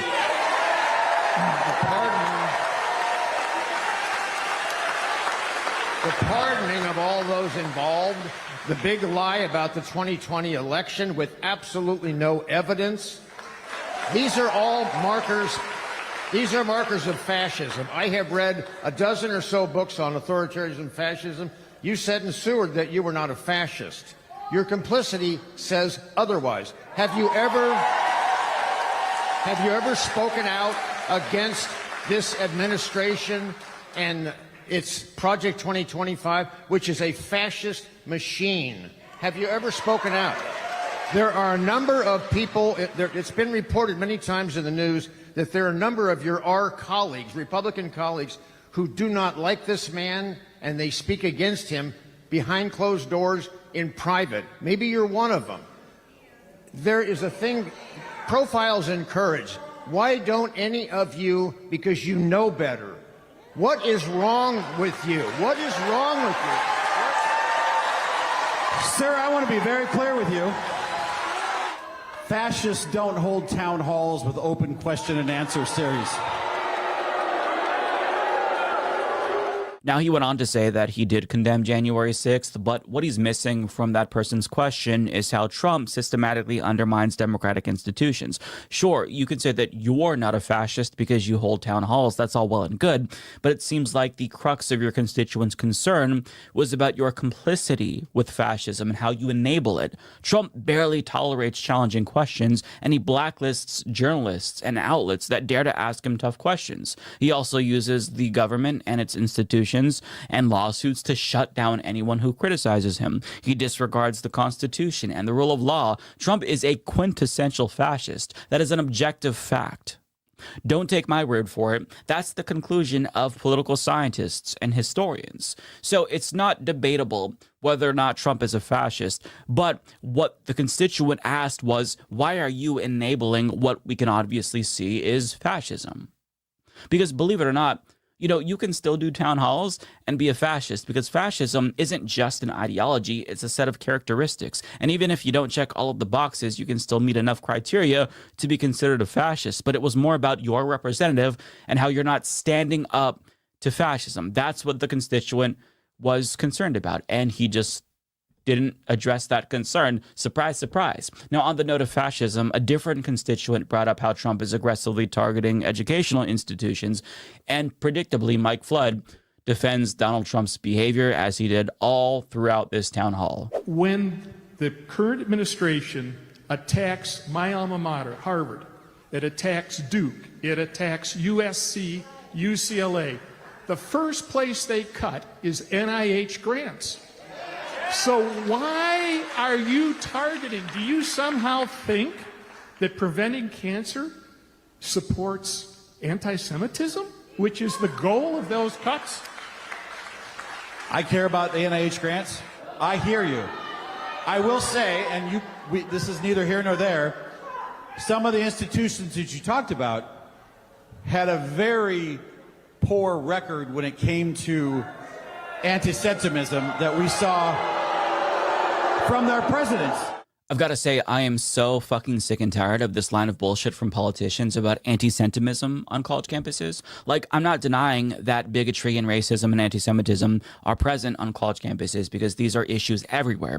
But when politicians in particular, ones that take money from AIPAC like he does, refer to anti-Semitism on college campuses, they are cynically weaponizing identity politics to slander anti-genocide students. They're claiming that college protesters opposed to Israel's genocide in Gaza are anti-Semitic because they oppose Israel's genocide in Gaza, which is complete horseshit.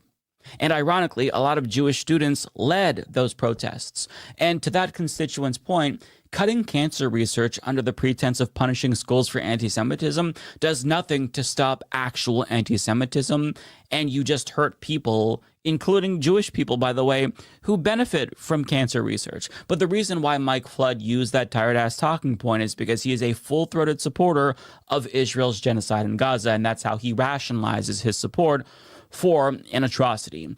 And when his staffer read a question to him about this, he used all of the pro-genocide talking points that Apex shills use that we've all heard a million times, but thankfully the audience simply was not buying that either. What specific action are you taking to defund or continued support to Israel and their aggressions on the West Bank and genocide against Palestinians living in Gaza?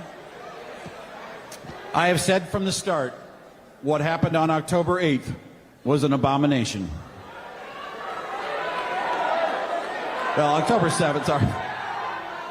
I support Israel. America has no better ally than Israel.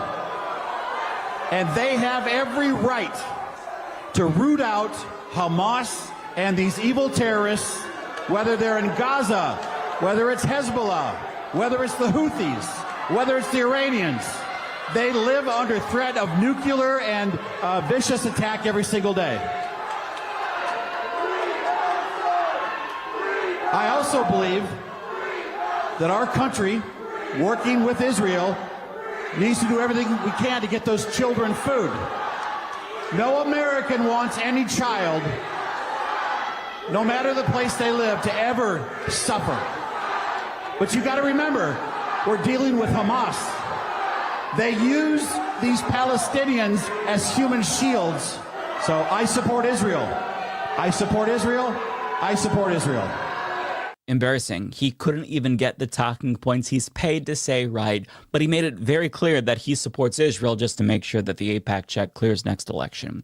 But the Free Palestine chants, I've got to say, that gave me so much hope because, again, we're talking about a deep red district. And to see people in this district, of all places, outright reject the typical talking points used to justify Israel's atrocities for decades now, it really does feel like a turning point. But that's all the clips that I've got for you. There's more that I could have shared. I couldn't share every highlight because we would have been here all day. But there's a lot that I wanted to talk about but didn't get to. But overall, the negativity here was overwhelming towards him. You had a couple of people who supported him, but nonetheless, most people were not happy. Now, on one hand, I've got to say, I do give Mike a little bit of credit for even agreeing to do a town hall in the first place, because this is becoming increasingly rare for Republican politicians because they know that people are getting more pissed off with the way their party is destroying this country. But simply letting your constituents blow off steam by yelling at you amounts to nothing if you're only going to recite scripted talking points again and again and again, which is why I have to take back the little bit of credit that I gave to him, because I feel like they'd get more substantive answers by talking to a fucking NPC or AI. At least, like, respect your constituents enough to be honest with them. Just own up to the vote that you made, but he couldn't do that. He kept lying. He voted to take away healthcare and then claimed that he did the opposite, and he looked them in their faces and lied. It takes a lot of courage to look people in the face after doing something that fucked up, but it is a bitch move to lie to their faces just to cover your ass. prefer the human race to endure, right? You're hesitating. Yeah, well, yes. I don't know. I would. This is a long hesitation. This is a long hesitation. There's so many questions implicit Should in the this. human race survive? Yes. Okay. But I also would. I also would like us to radically solve these problems. Right. And so it's always, I don't know. Transhumanism.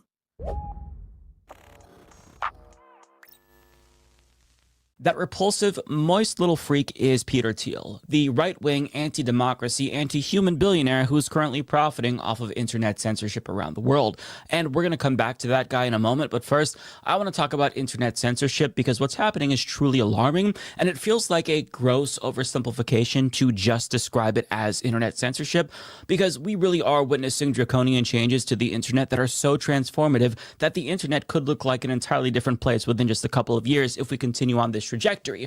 So I'm talking about age verification laws, which require users to input a credit card, government-issued ID, or biometric data into certain websites in order to access said websites, namely pornographic websites or other websites that contain harmful content promoting self-harm or eating disorders, for example.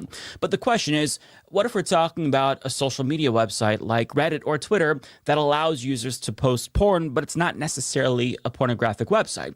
Do those sites get designated as porn sites? Furthermore, who gets to define what is and isn't harmful?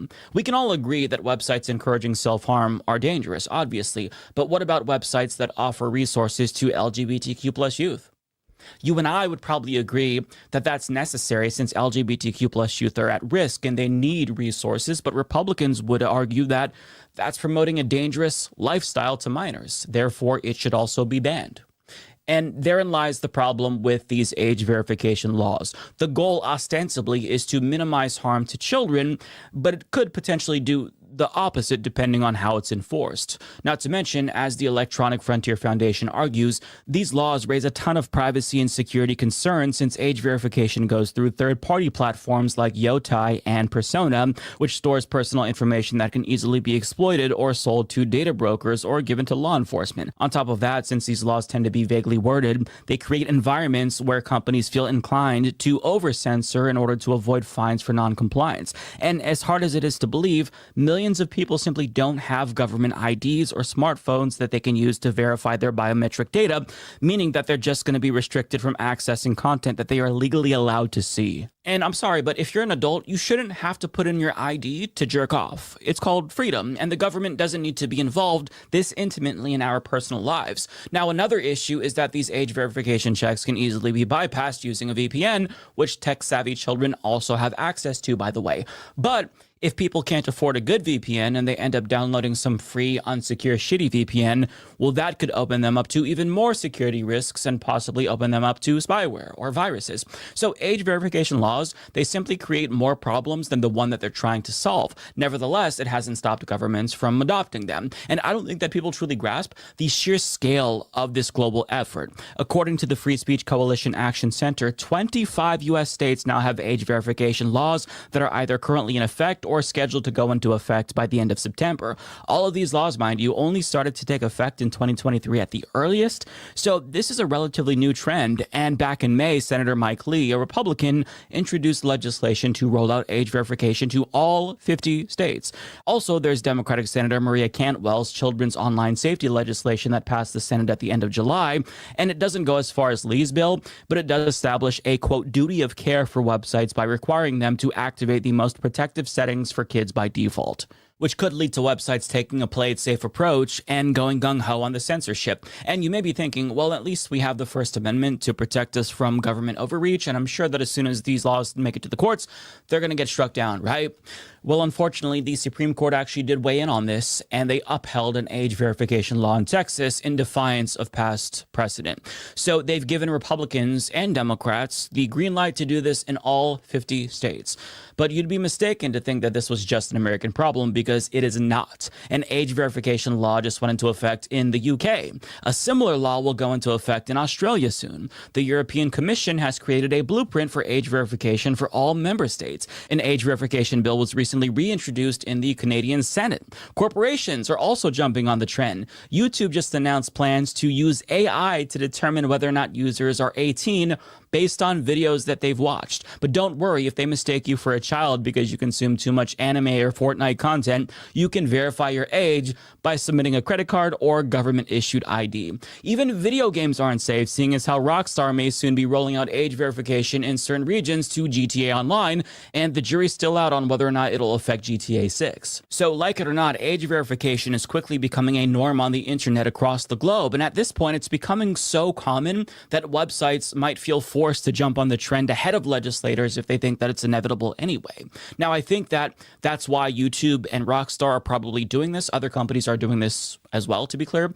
But unsurprisingly, it's already been a complete disaster where it's been rolled out. For example, in the UK, as journalist Taylor Lorenz explains, entire forums, websites, communities, and essential journalism is being censored. People are being forced to scan their faces to use Spotify, and YouTube is guessing ages and asking users for government IDs. Subreddits dedicated to covering war crimes in Ukraine and Gaza or crucial information on sex ed now requires age verification. Users on Reddit are reporting entire subreddits are being blocked across the UK.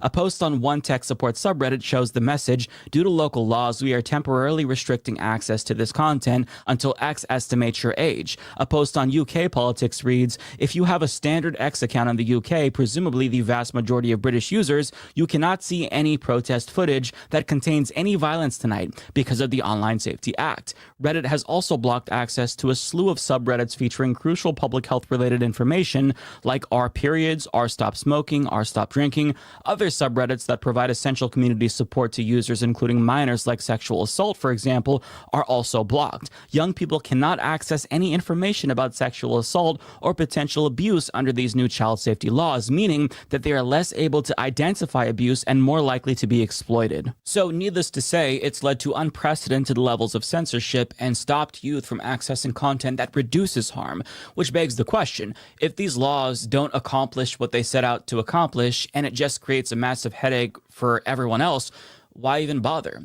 And Occam's razor would tell us that it's because governments want to be able to control what content citizens see, including democracies, hence why conservative organizations such as the Heritage Foundation, the publishers of Project 2025, have promoted age verification. But let's be real, it's also about money, which brings us back to Peter Thiel. As the Byline Times reports, the third-party age verification companies used by leading social media platforms include a firm tied to Trump-supporting billionaire Peter Thiel and another firm set up by former Israeli intelligence officers. And once they profit off of the collection of our information, they get to do whatever the fuck they want with our information, since there's virtually no oversight over these companies who are collecting and storing our private information at the behest of these governments.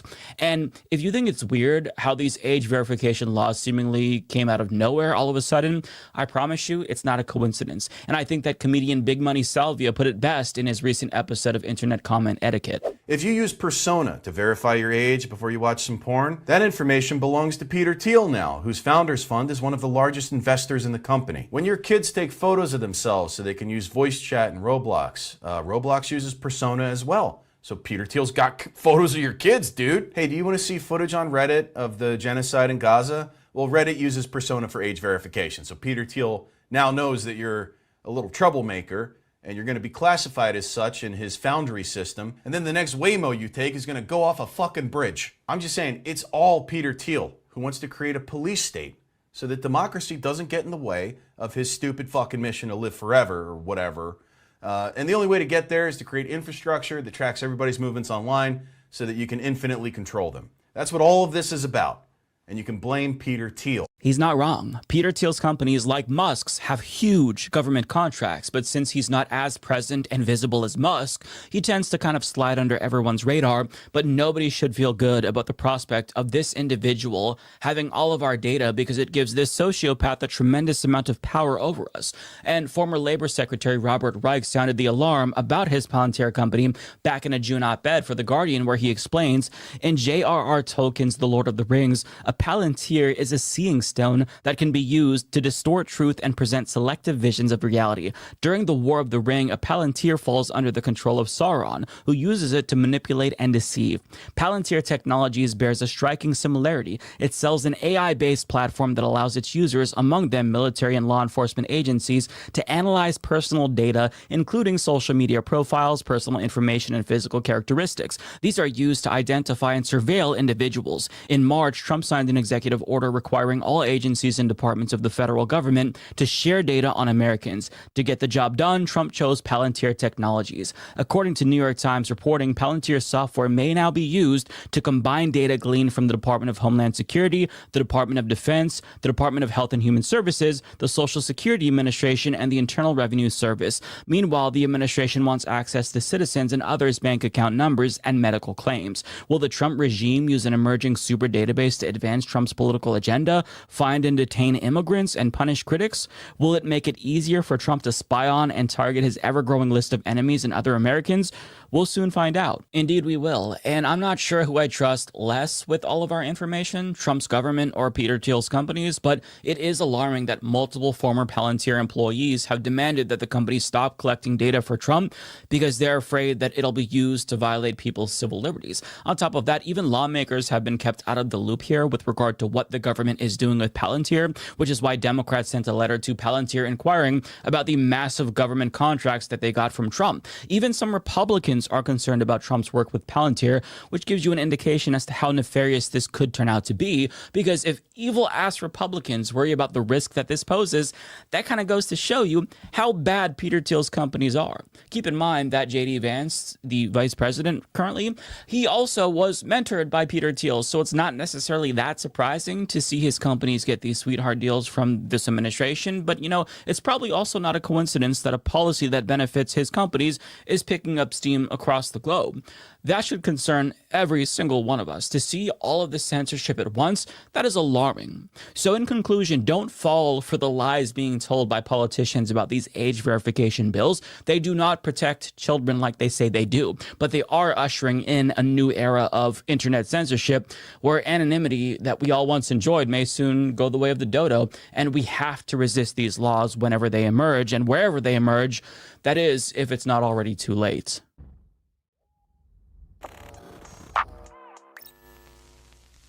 So does anyone else sometimes just feel really overwhelmed when they stop and think about how destructive Donald Trump's presidency has already been?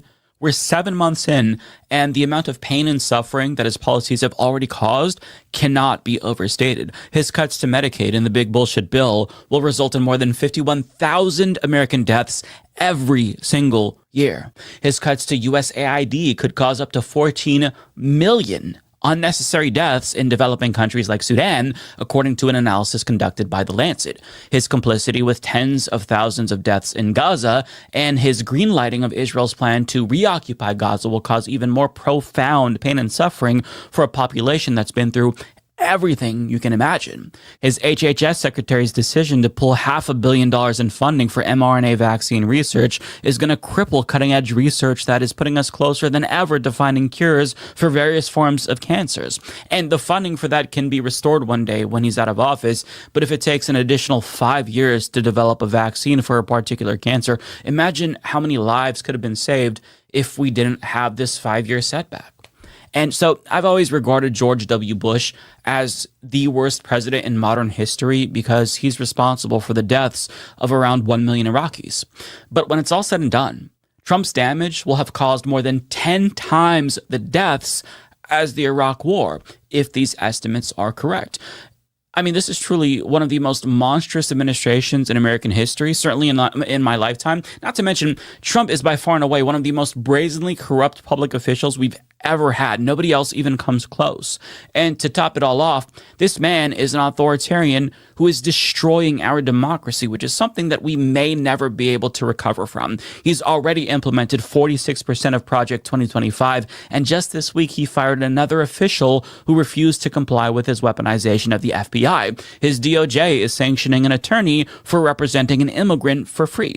He's also pushing an unconstitutional plan to conduct a new mid-decade census in order order to draw more congressional maps for Republicans by excluding immigrants. He's also reaching out to allies in media like Charlie Kirk, Joe Rogan, and Alex Jones to shut down their criticism of his handling of the Epstein files. He's using the carrot with them, but the stick with everyone else. He's suing media companies that publish stories that he doesn't like. There's a reason why historians and experts on fascism have fled the country, and why some political scientists have already concluded that America is no longer a democracy. By their estimation and their expertise, they say that America no longer meets the basic criteria to be considered a democracy, because we're not. The question now is, what kind of a dictatorship are we going to be? And it's hard to tell because we're still in the early stages of authoritarianism and the transformation isn't complete yet. Power is still being consolidated, but increasingly, it's looking more and more like we are turning into a militarized police state where opposition to the regime is met with severe penalties and even abuse in some circumstances. Now, last week we talked about Trump's plan to add 10,000 new agents to his ICE Gestapo. And a few months ago, we talked about his dangerous new executive order that laid out his plans to implement a police state. Now, I'm going to link you to those videos down below in case you need a refresher. But that executive order that I talked about, titled Strengthening and Unleashing America's Law Enforcement to Pursue Criminals and Protect Innocent Citizens, is one of the most damaging executive orders he's signed, and not enough people are talking about it. And what it does is a number of things. It offers pro bono legal representation to officers accused of misconduct. It shields them from legal culpability if they abuse power. And it directs Hegseth and Bondi to determine how they can transform police forces into even more of a militarized force. So the result will be that police departments will become even more militarized than they already are, and to boot, they'll have immunity in the likely event they choose to abuse their power. But if that wasn't enough, we're now looking at even more masked ICE agents in American cities once they recruit thousands of new individuals to ramp up their deportation. And as bad as all of this is, believe it or not, it could get even worse, because aside from militarized police and masked brown shirts, we could soon see straight up military personnel on city streets in a similar way to the way that we saw troops on the streets in LA in response to anti-ICE protests. And based on a leaked memo from DHS, this could be the new norm for years. And Greg Sargent of The New Republic breaks it down in an article where he explains the memo lays out the need to persuade top Pentagon officials to get much more serious about using the military to combat illegal immigration, and not just at the border. It suggests that DHS is anticipating many more uses of the military in urban centers, noting that LA-style operations may be needed for years to come. And it likens the threat posed by transnational gangs and cartels to having Al-Qaeda or ISIS cells and fighters operating freely inside America, hinting at a ramped up militarized posture inside the interior. So this is the imperial boomerang coming right back around, right? The war on terror is coming to the United States. So the streets of America could soon look like we're the subjects of some sort of a foreign occupation, except we're not being invaded and occupied by a foreign entity. Our cities are being invaded and occupied by a hostile domestic entity. In other words, the military, in theory, which is supposed to protect us, has now been turned against us at the behest of an authoritarian madman who wants absolute power and absolute control.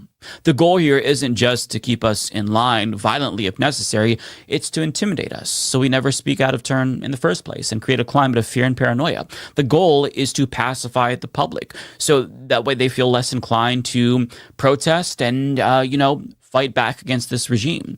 This is quintessential autocracy. And Greg Sargent of The New Republic speaks to multiple experts in this article about this memo, and unsurprisingly, they say that the implications of this are extremely, extremely chilling. Quote, the memo is alarming because it speaks to the intent to use the military within the United States at a level not seen since Japanese internment, Carrie Lee, senior fellow at the German Marshall Fund, told me. The military is the most powerful coercive tool our country has. We don't want the military doing law enforcement. It absolutely undermines the rule of law. Quote, the conflation of a low-level threat like transnational criminal organizations with Al-Qaeda, which was actually attempting to topple the United States government, is a clear attempt to use excessive force for a purpose normally handled by civil authorities, Lindsay Cohn, an associate professor at the U.S. Naval War College, told me. Quote, normalizing routine military support to law enforcement could create a kind of domestic, quote, forever war, but one that is uniquely dangerous dangerous, the Brennan Center's Joseph Nunn told me. As the founders well understood, a military that has turned inward is a threat to both democracy and individual liberty. So again, experts are warning us that what's to come is very, very dangerous. And we're just talking about one dimension of Trump's authoritarianism. For all intents and purposes, we're functionally living in a soft dictatorship, and all of the changes that Trump ushered in have been so profound that I don't think it's a stretch to now say that Trump is facilitating de facto regime change. And I don't use that term lightly. And I say that because the previous norms, the rule of law, the Constitution, and institutions that comprise the regime that we're all familiar with, those are gone. It's just the Constitution is no longer in effect. It doesn't constrict presidential power. The Supreme Court gave him immunity to not just get away with crimes, but they gave him a loophole to override the Constitution via executive orders. The law is basically what Trump says it is, and the penalties for violating his laws are determined by him or his cronies. The system that we've had for 249 years is over. In the 250th year, we have a completely different fucking system. Our country is governed unilaterally by Donald Trump, like it or not. And a lot of people are still in denial about this because it's hard to swallow this pill. Nobody wants to admit that democracy has fallen and their country is being destroyed. But that is indeed the reality that we find ourselves in. And I want to share a clip from Rachel Maddow, who did a really good job at putting things into perspective, because the way she says it, I think, helps people understand the gravity of the moment. We have a consolidating dictatorship in our country. And it sounds melodramatic to say it, I know. But just go with that for a minute, right? Think in melodramatic terms. Think in cinematic terms. Imagine the cartoon-level caricature of what you think a dictatorship looks like. In the cartoon caricature of an authoritarian state, there's secret police, there's prison camps, there's the scapegoated enemy on whom all things must be blamed and against whom all things are justified. Protests must be criminalized. Media must be intimidated into saying and doing what the leader wants, or they must be shut down, or both. Universities must be intimidated into saying and doing what the leader wants, or they must be shut down, or both. Law firms must be intimidated into not opposing him and saying and doing what he wants, or they must be shut down. And for institutions like that, it's not just the boldest or most strident critics of the president who must be shut down. It's the most mainstream, right? It's the most prestigious, the most credible, because that's what's so dangerous about them. There can't be any source of authority. There can't be any source of authoritative statements of fact that compete with what the leader insists must be the new truth. And so government departments will be stripped of their experts, and he will fire his way through them until they tell him things that he wants to be told. If you want to be a 4-star general or admiral in this military, you must now pass a personal one-on-one interview with the president, who personally will decide if you are to his liking or not to be a flag officer in this military. The intelligence agencies will say that his strike on Iran obliterated their nuclear program because he likes that word, obliterated, and he said it once. And therefore, because he said it, it must be true. And if you say otherwise, you will be fired. The Justice Department will say that the president won not just the last election, but he also won the one before that, the one he actually lost. And anybody who points out that Russia tried to help him win the one before that should be criminally charged for saying that, even though it's true. We are not heading towards something like this. We are there. It is here. It is the environment in which we are now living. Listen, you all know I've had my disagreements with Rachel Maddow as a leftist, but she is absolutely correct here. And one thing that comedian Bassem Youssef said in an interview with Piers Morgan really demonstrated the gravity of the situation to me. So last year, he talked about how, for all of his criticisms of the United States, he still admires this country for the fact that we have the right to speak out and challenge our government and criticize them. And free speech is especially important to an immigrant like him, who lived in Egypt and was interrogated by LCC's government for satire. He had a TV show. He was basically the Jon Stewart of Egypt, and he made fun of the regime, and they interrogated him and threatened him. So he said something to the effect of, I'm glad that this doesn't happen in America. I'm glad that we can exercise our free speech and speak out. And, you know, this was a long form interview. Feel free to check it out. It's really interesting. But now, just a year or so later, after he said that, even though we can still criticize the regime, that is slowly but surely starting to change. Colbert's show was canceled, presumably because he criticized the regime. He's not at risk of going to jail, thankfully, so we're not there yet. But the intervention from government to control everything, from the editing of news programming to publications of labor statistics, that is an indication of where this is all heading. We've gone too far, and I have no doubt that future historians will characterize this as the era of American autocracy. HOU11 confirming the owner of Trump Burger Restaurants, which has several locations in the Houston area, has been arrested by Immigration and Customs Enforcement and now faces deportation. According to ICE, 28-year-old Roland Biani came to the U.S. from Lebanon in 2019 on a visitor visa, but failed to leave by his February 2024 deadline. Well, we have yet another story that forces me to contend with the possibility that nothing is real and we're all just stuck inside some sort of simulation, or we're in hell, or we're in some cruel science experiment being conducted by an advanced extraterrestrial species that's trying to test how much stupidity the human brain can be exposed to before it explodes. I don't know, but regardless, this story about a conservative owner of a Trump chain of restaurants getting detained and potentially deported, it seems too much even by fictional standards. Like, this should be an Onion headline, not a real headline. Like, what is happening? Like, I'm exhausted. Now, expectedly, this individual is extremely pissed off that his life could be ruined by the administration that he, ironically, has made a career out of glorifying. And he broke his silence after news of his arrest went viral to say that the things that ICE is saying about him, it's completely false. So they're claiming that he gamed the immigration system by seeking residency through a sham marriage, but he denied these allegations, telling a local Texas outlet, quote, 90% of the shit they're saying is not true. Now, seeing as how ICE has zero credibility whatsoever, I wouldn't be surprised if he was telling the truth, because, you know, this agency has claimed that individuals were affiliated with gangs based on their tattoos. Those were lies. They've claimed that individuals had criminal records when those were also lies. They were just trying to meet their quota. So if somebody says that this agency is not telling the truth, I'm inclined to believe them over this agency, since this is, for all intents and purposes, a modern day Gestapo that we're talking about here. But I think that, you know, even if he is telling the truth, unfortunately, that's not going to save him, because this is what Trump said he was going to do. And it's gross. Like, the idea that he could be deported for doing nothing wrong despite supporting Trump, but that's not a crime. But the idea that he could be deported is just sad, you know. And I think that he thought that he would immunize himself from Trump's deportation Gestapo by ingratiating himself with Trump and his cult by being overly sycophantic. But if anything, you know, that's not going to save you. And Trump's just going to be more pissed off that you're the one profiting off of his name while he isn't. Now, they changed the name to MAGA Burger. I'm not sure if this happened before or after he was arrested in May. So perhaps that could be a sign that he's feeling some frustration with the individual who he supported. I'm not really sure. But I think this just goes to show you that nobody is safe.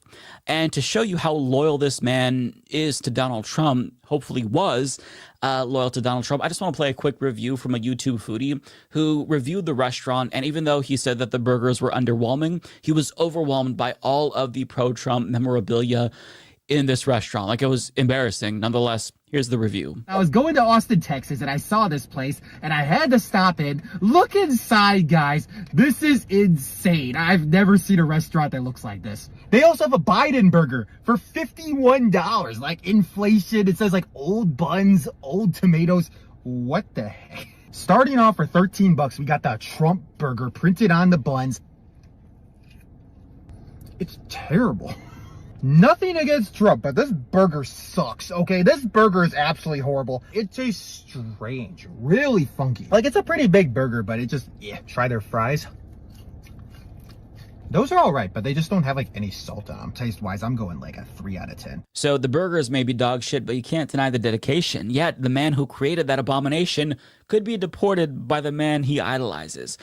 It's deeply ironic, but it's also incredibly cruel, and I don't derive any schadenfreude from his potential deportation, because at this point, it's just sad. Like, I feel exhausted more than anything. I feel so frustrated that the people feigning shock at all of the terrible things that Trump is doing are just shocked by this. Like, how do you be shocked when he ran on mass deportation and that was his signature campaign promise?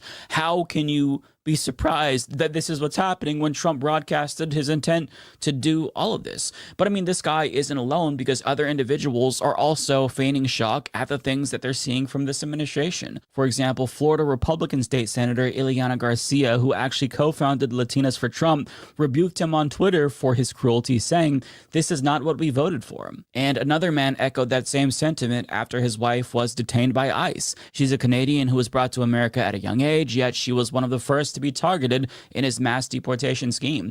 And when a local ABC News affiliate asked him about his feelings towards Trump after Trump detained his wife, he said this. You voted for Trump. How do you feel now? Horrible. Horrible. What did you vote for?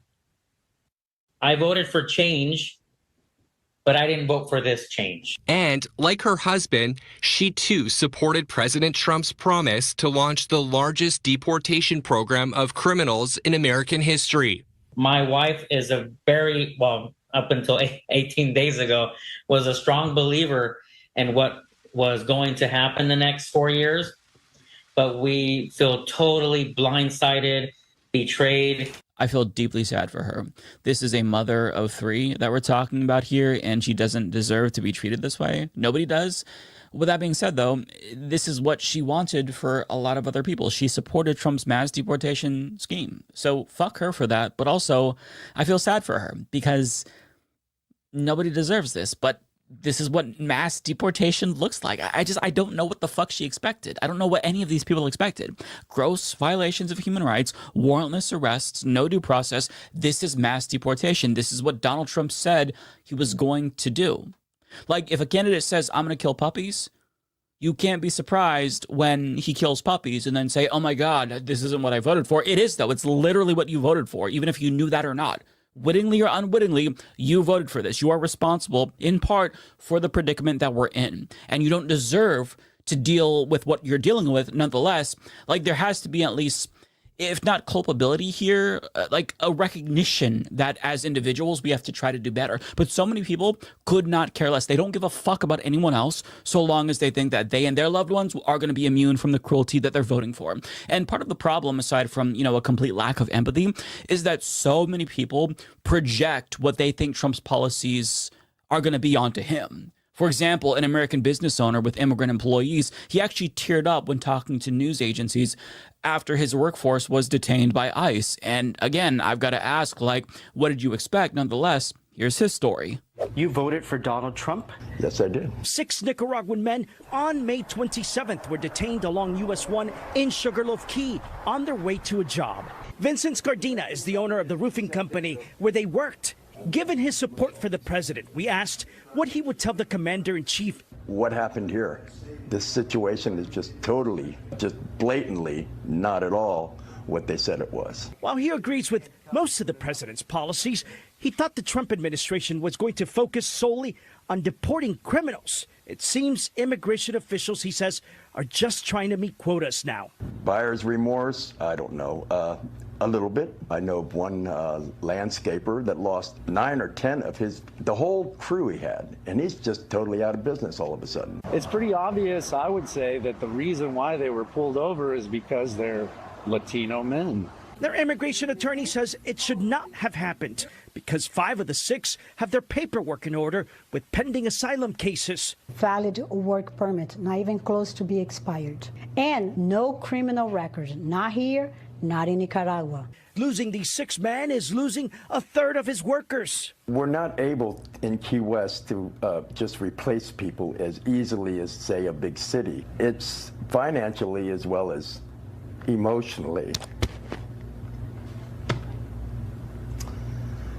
It takes a toll. You get to know these guys. You become their friends, just not an employer, but a friend. And you see what happens to their family. It's quite a shock. Yeah, that's what you voted for. And I think that the coworker that they interviewed, Virgil Cardena, put it best in saying that they were pulled over because they're Latino men. Exactly. This is what mass deportation looks like.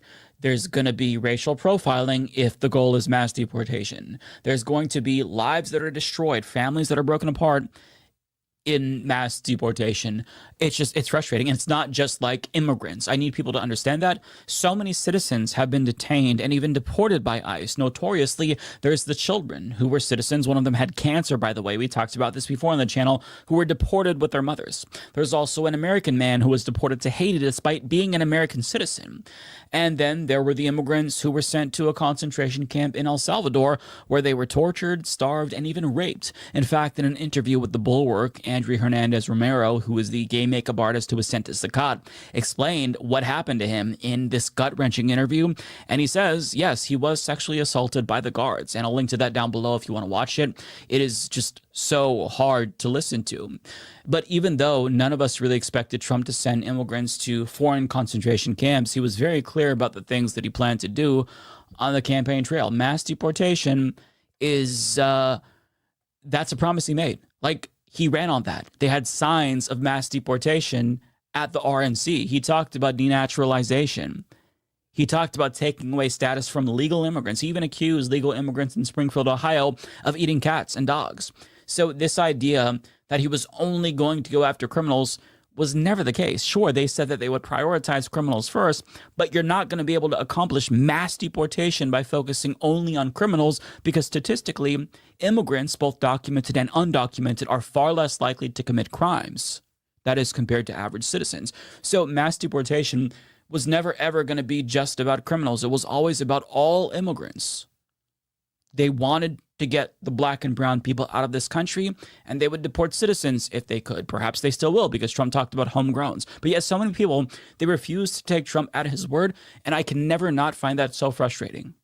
And, you know, I can't necessarily blame them for not paying attention, because even seasoned political commentators who've been doing this for decades, like Anna Kasparian, for example, she recently said that she was surprised by Trump's harsh immigration tactics, and she said that she supported what he said he was going to do on the campaign trail, but this isn't something that he said he was going to do, according to her, which is bullshit. But nonetheless, like, here's a quick clip that they put out on her conservative Her Take channel. I supported what Trump claimed he was going to do with immigration when he was campaigning. But what we have seen is violations of people's human rights, heavy-handed ICE raids. Talk about denaturalizing citizens who have done everything the right way, but they have political views that the Trump administration doesn't like. I don't trust the Trump administration on this. And when they claim like they're all criminals, I'm not going to take their word for it. I want to see some transparency here. If they show us who these individuals are, what kind of crimes they were committed of, I'll totally co-sign onto a policy that focuses on those individuals. But when I see people get snatched up at their court hearings when they're following the law, that's a problem. Is that 100% accurate? Yes, it is. Again, they were literally holding up mass deportation signs at the fucking RNC. What more evidence did you need that this is what was going to happen? I mean, thank you for condemning it now, but how are you surprised? She also downplayed, by the way, Project 2025, and she argued with Cenk about whether or not Trump was a fascist. And of course, you know, she said no, he said yes. But the point is that if people who should know better, like her, assuming she's not lying, don't know better, then how the fuck are we supposed to expect regular people to know better? Even though Trump was crystal clear about what the fuck he wanted to do before the election, he couldn't have been more clear if he tried. It's just, people live in completely different realities based on the media that they consume, and that's really alarming, because you can think that reality is different than what it is if you're in a particular echo chamber or bubble. And I think that in part creates situations like this where people get blindsided by something Trump said he was going to do that the rest of us who were paying attention expected. Their ignorance and or stupidity aside, though, again, nobody should have to suffer because of what's happening right now. Like, nobody should be subject to these human rights abuses. Even the worst hardened criminals, people who are actual criminals, deserve their constitutional rights. Habeas corpus, due process. Civil liberties and civil rights are enshrined in the Constitution for a very good reason. And look, I probably disagree with this owner of the Trump Burger restaurant on every single issue, but I don't think that he deserves to be deported. His life shouldn't be destroyed. Nobody's life should be destroyed. For what? To appease an old white supremacist in cognitive decline? That's fucking stupid. If you're living here and paying taxes and contributing to your community, you deserve a timely pathway to citizenship. And until we collectively agree to stop scapegoating immigrants for all of our problems and recognize that the real enemy are the billionaire parasites, nothing in this country will ever get better. Because in 5-10 years, when you forget what we witness now, there's going to be a different politician to come along and just do the same thing again. Until we actually develop class consciousness and acknowledge that immigrants are in the same boat as us, then nothing else matters. We need class solidarity. Otherwise, we're going to continue to get fucked over by the elites. But every time you support a politician who runs on xenophobia or mass deportation, understand you are unwittingly doing the bidding of the billionaires who want you to fight with the people who you should be aligned with to take them on.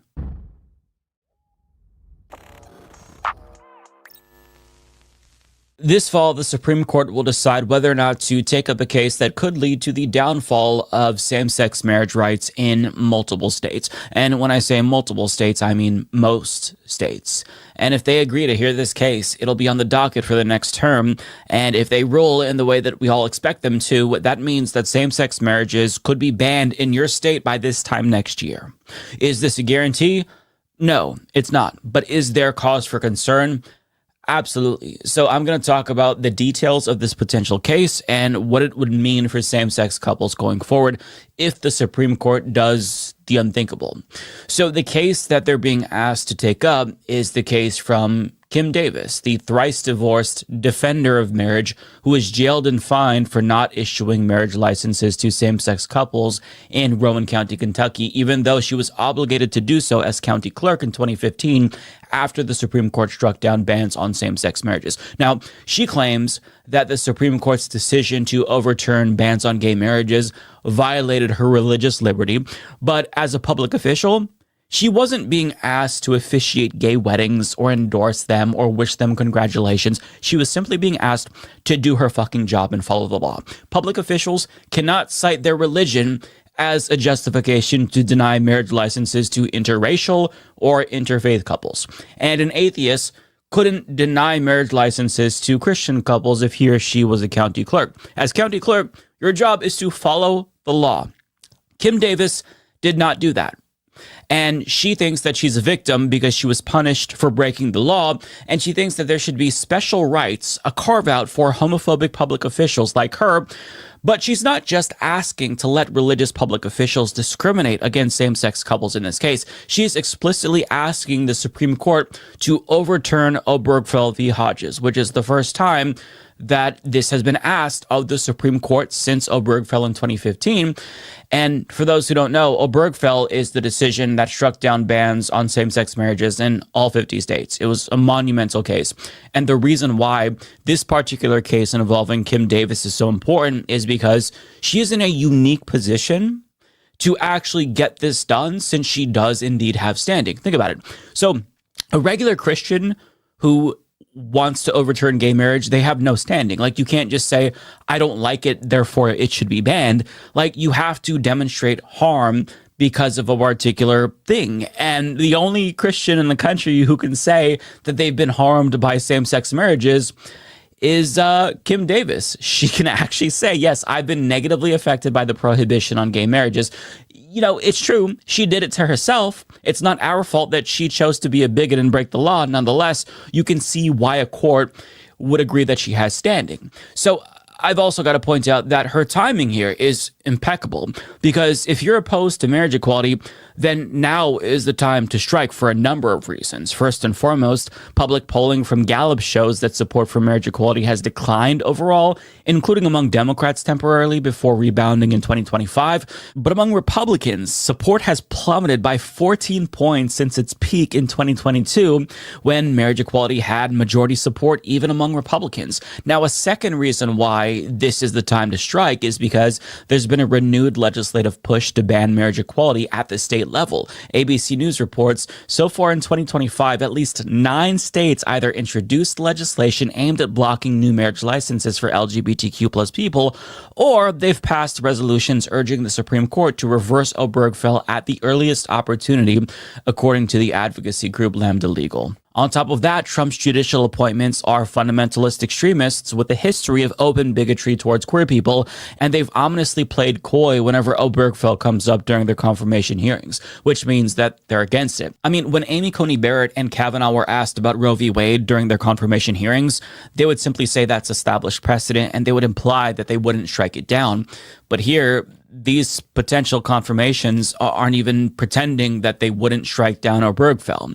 And this, to me, is an indication that the broader legal landscape in this country is shifting on this issue. So as much as it pains me to admit this, I think that the anti-marriage equality bigots have a lot of momentum on their side, the most that they've had certainly in a decade. And Davis is asking the Supreme Court to treat Obergefell in the same way that the court treated Roe by returning this issue to the states. And her legal team gave a wink and a nod to the concurring opinion in Dobbs written by Clarence Thomas, where he notoriously said that the court should reconsider Griswold, Obergefell, and even Lawrence v. Texas. Now, for those who don't know, Griswold established the right to privacy, which created a penumbra of rights that led to the right to abortion, contraception, and even Loving v. Virginia, which established interracial marriage rights, which is how Clarence Thomas was able to get married to his disgusting insurrectionist hog wife, Ginny Thomas. And it also led to the legalization of homosexuality, which was still illegal in some states up until 2003. But Thomas said, no, let's go back. Let's revisit all of these cases because, you know, the foundation was pulled apart with the Dobbs decision. And now he realizes we can revisit the precedent for the other cases that built upon the precedent established in Roe. So the question is, do the other conservative justices want to do the same thing? Do they want to follow Clarence Thomas down this path? And ABC News reports, quote, Justices Brett Kavanaugh and Amy Coney Barrett seem wildly uninterested. Maybe Justice Neil Gorsuch, too, said Sarah Isgur, an ABC News legal analyst and host of the legal podcast Advisory Opinions. There is no world in which the court takes the case as a straight gay marriage case, Isgur added. It would have to come up as a lower court holding that Obergefell binds judges to accept some other kind of non-traditional marital arrangement. Now, I don't know if I'm as optimistic as she is, but what she's saying is important because she's saying if the court chooses to hear Kim Davis's case, then they could potentially sidestep her request to overturn the precedent set by Obergefell and just rule on the fundamentals of her specific case. It's also important to note that she did previously petition the Supreme Court for a writ of certiorari before, and they rejected it. They shot her down. ABC News continues, Davis first appealed the Supreme Court in 2019, seeking to have the damages suit against her tossed out, but her petition was rejected. Conservative Justices Thomas and Samuel Alito concurred with the decision at the time. Quote, this petition implicates important questions about the scope of our decision in Obergefell, but it does not cleanly present them, Thomas wrote in a statement. So that's some cause for optimism, at least, if we're looking at the silver lining. But again, the Supreme Court, their legitimacy is at an all-time low. So why not? If you're Clarence Thomas and you want to overturn same-sex marriage, but not interracial marriage, of course, why wouldn't you do it right now? You strike while the iron is hot. And if they don't take up this opportunity, then they might not be able to do it again. So, you know, on one hand, if they don't take this up, then maybe this issue is settled, at least for a while. But if they do, then that's a different fucking story, right? Now, also, Kim Davis is applying for writ based on an entirely different question. Now she is asking them explicitly to revisit the merits of their Obergefell decision, which would be much more enticing to somebody like Thomas and Alito, who would love the chance to strike down same-sex marriages, but don't necessarily give a shit about Kim Davis herself. Now, Davis has kind of fine-tuned her legal argument and cited Roberts, who dissented in Obergefell, and she's arguing that marriage equality should be overturned because at the time, the Chief Justice himself argued that same-sex marriages posed a threat to religious liberty, and she's saying, I'm proof that was indeed the case. He's right. Therefore, you should strike it down. So we don't know if they're going to take up the case. All we can do is guess. But if you see the headlines this fall that the Supreme Court is taking up a case on marriage equality, that's your warning that there is a very high chance that Obergefell will be struck down by a 5-4 decision at the very least. It's probably going to be 6-3, but 5-4 at a minimum. The question is, what happens to gay couples who are already married? Do we lose our marriages? Well, as Axios reports, more than 24 U.S. states have trigger laws that would limit marriage equality if the Supreme Court overturned its legalization of gay marriage. 32 states have constitutional and or legislative bans on marriage equality, currently unenforceable because of the 2015 Supreme Court ruling. This means about 60% of LGBTQ plus adults live in states where access to marriage equality would change if Obergefell were struck down, according to the Movement Advancement Project. And as you can see from this map, a strong majority of states would indeed start denying licenses to same-sex couples again if Obergefell was struck down, an exception being Oregon, because in 2014 our state Supreme Court determined that our constitutional ban on same-sex marriage conflicted with the U.S. Constitution. So I'm assuming that the law would just revert back to the 2014 ruling where the constitutional ban on marriage equality couldn't be enforced. But even if that's the case, they should still repeal this from the Constitution, because it's kind of a fuck you to taxpaying Oregonians to have our Constitution tell us that our marriages aren't valid, even if they can't enforce that. That amendment, by the way, was adopted by a ballot initiative back in 2004, before I was even old enough to vote, and our governor is a married gay woman. So I'm not necessarily too concerned about Oregonians, because I think that our rights are going to be protected. But who I'm really concerned about are the gay couples in red states, because going forward, if Obergefell is overturned, same-sex couples in these states will not be able to get married in their states. But there is one major catch. So since Biden signed the Respect for Marriage Act into law, it would protect all existing same-sex marriages. And even if you live in a state that doesn't issue licenses to same-sex couples, well, you can go get married in a different state and come back to your home state, and they're still required to recognize your marriage because of the Respect for Marriage Act. So this means that even if the Supreme Court does the unthinkable and overturns Obergefell, your marriage will be protected. But if you're not already married, you could subvert your state's ban by traveling to a different state in the same way that women are subverting state abortion bans by traveling to different states. Should you have to do that? No, because that's completely unfair. It's a constitutional right. And that's a really far trip if you're in the deep south, and you'll need resources to travel. So poor gay couples might be shut out from marriage if Obergefell is overturned. And you know, if you're in this predicament, you need to pay really close attention to the news this fall, because you may want to get married earlier rather than later if you're in a committed relationship, because you might lose that chance in your state if they do what we're expecting them to do, assuming they take up this case. And odds are Republican attorneys general are going to try to punish couples that get married out of state, which could trigger a whole new legal challenge that leads to the Respect for Marriage Act making its way through the system and ultimately getting overturned by the Supreme Court as well. Now, if that were to happen, then we're talking about the worst case scenario where marriages would be invalidated in red states. That would be awful. That's only if the Respect for Marriage Act is repealed or struck down after the Supreme Court strikes down Obergefell v. Hodges. So we're talking worst of the worst case scenario. And if that happens, it would take us back to the disastrous pre-Obergefell status quo. But it would be worse these days, because there's a lot more married couples now than there were before Obergefell. So before Obergefell, there was only about 232,000 gay couples, but now there's more than 823,000. And 1 in 5 of these couples have children, according to a statistic ABC News cited by the UCLA. And there's more than 1,000 federal and state benefits that come with marriage. So among queer couples, this would create this patchwork where there's variation in marriage equality, where the advantages and statuses of same-sex marriage would vary greatly depending on which state you're living in. Now, again, this is the worst case scenario that only comes to fruition if the Supreme Court decides to overturn Obergefell, and then the Respect for Marriage Act falls as well. But I think that if Obergefell is overturned, it is very likely that the Respect for Marriage Act falls next.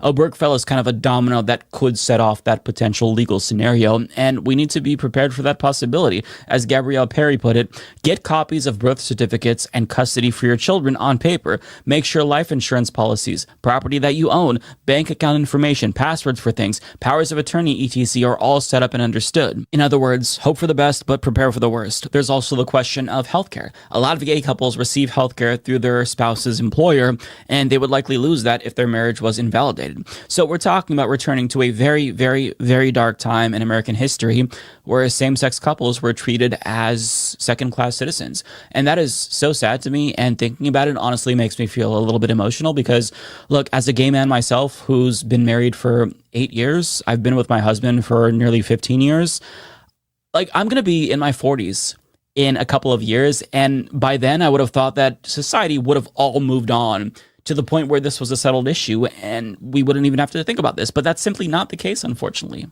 Christian nationalist fascists have taken over the fucking country, and the progressive future that looked inevitable in the 2010s might have just been a mirage. I don't know what the future has in store for any of us, but what I do know is that all of our rights are under attack, and if we lose them, it's going to be so much harder to get them back. So pay very close attention to what happens, because this is a pivotal moment in history. Mom, I'm gay. Gays. Gays. Mom, I'm transgender.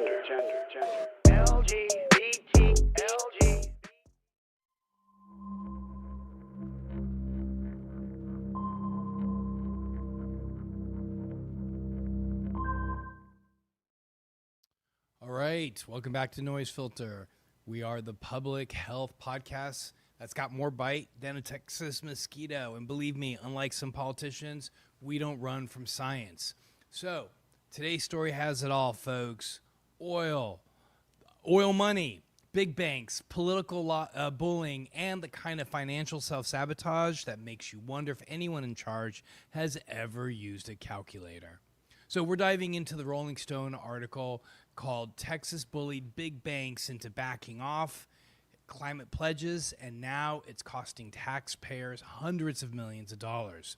So let's break it down deep in the heart of Texas style. All right. So Texas strong arms big banks, bye-bye climate clubs. So Texas officials led by Attorney General Ken Paxton didn't just ask banks to drop their global climate pledges. They threatened them like boots and bolo tie mobster squad. Nice municipal bond business you got there. Wouldn't it be a shame if something happened to it? Basically, if these banks stayed in net zero banking alliance, Texas would cut them off from state business and maybe throw an antitrust lawsuit their way. And just for fun, Wells Fargo read the room and bolted, and other banks stampeded after them. So what happened? Taxpayers are holding the empty bag of money. So here's the punchline. This anti-woke crusade doesn't just stick it to climate activists, it sticks it to the Texas taxpayers. By booting out top financial firms for not loving fossil fuels enough, local governments have fewer choices to handle bonds. Fewer choices means less competition, which means Texas cities will pay more in high interest costs in less than a year. And that's a whole lot of potholes that aren't getting fixed, folks. All right, so environmental social government's panic goes national and climate commitment gets canceled. So don't think that this is just a Lone Star quirk. Texas and its anti-ESG buddies have kicked off a panic that's rippling through Wall Street. Now, every major bank in the U.S. has abandoned some or all of their global net zero pledges, and Democrats in Congress are demanding to know why banks started quivering the minute the state of Texas said boo. Turns out that ideological temper tantrums are bad for planet and also bad for business. So what can you do about this bonkers bonfire? 1, call out the cost. When your local politician rails against woke banks, remind them that this culture war is coming from your tax dollars, not change falling from oil rigs. 2, support real climate action with your wallet. Move your money to smaller banks and credit unions with real climate commitments, and make sure your cash isn't funding a fossil fuel free-for-all. And lastly, demand accountability. Whether you live in Texas or not, let your lawmakers know that you want climate pledges enforced, not bullied away. Tell them to put science and savings over swagger and sound bites. So there you have it. Texas picked a fight with climate-conscious banks, ran them out of town, and handed the bill to everyday Texans. Apparently, all hat, no cattle, and no calculator. So this has been Noise Filter. I'm Dr. Mark Allandari, and if you don't like the news, don't just toss your 10-gallon hat. Make some noise, and maybe, just maybe, next time demand leaders who can do basic math.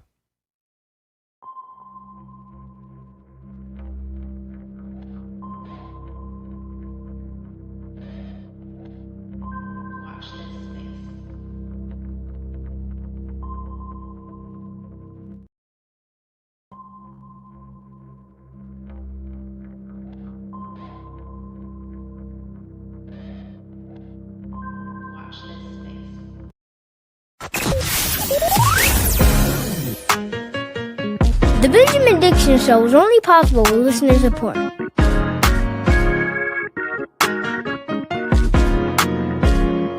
Go to patreon.com/VPD Show and support the Benjamin Dixon Show. Welcome, ladies, gentlemen, and gender non-conforming individuals to another episode of the Benjamin Dixon Show. I am, of course, your host, Benjamin Dixon. Listen, there are so many things to talk about. I was enthralled with Mike from the Humanist Report as he was breaking down the impact that this regime is having on Obergefell versus Hodges and the Supreme Court decision that made it legal for same-sex couples to get married across the country. And that is under attack right now, amongst so many other things. And then in the intermediary there was the doctor. I'm sorry I didn't catch his name, but he was talking about how this is having an impact on communities and the health, as well as aspects of, what, if you pause and think about it, what aspect of our society is not currently under attack? What aspect of our society is not currently under attack? Anybody? Is there one? Public health is under attack. The public education is under attack. Having data is under attack.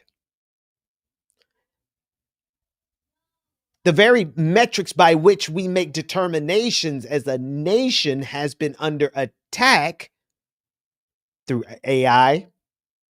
The data is being reported differently than it was before the Trump administration.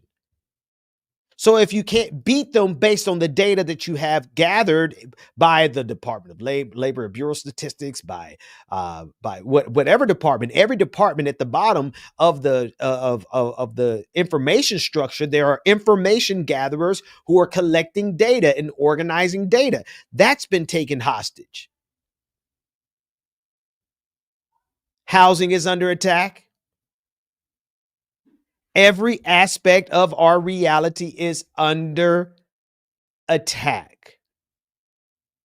And we have to take a moment sometimes to position ourselves in the mindset of other people's experiences with the attack we are under. Can I take my time?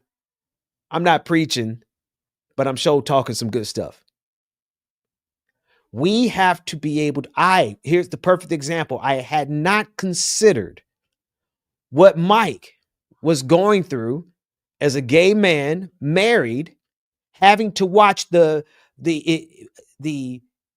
what was that, 2000? It's been almost a decade. I don't know how long it's been, but I remember the importance of that decision and how it gave same-sex couples around the country the ability to enter into a contract with one another, so that they can share health benefits, so that they can share retirements, so that they could go and visit each other in the hospital when one gets sick, their family.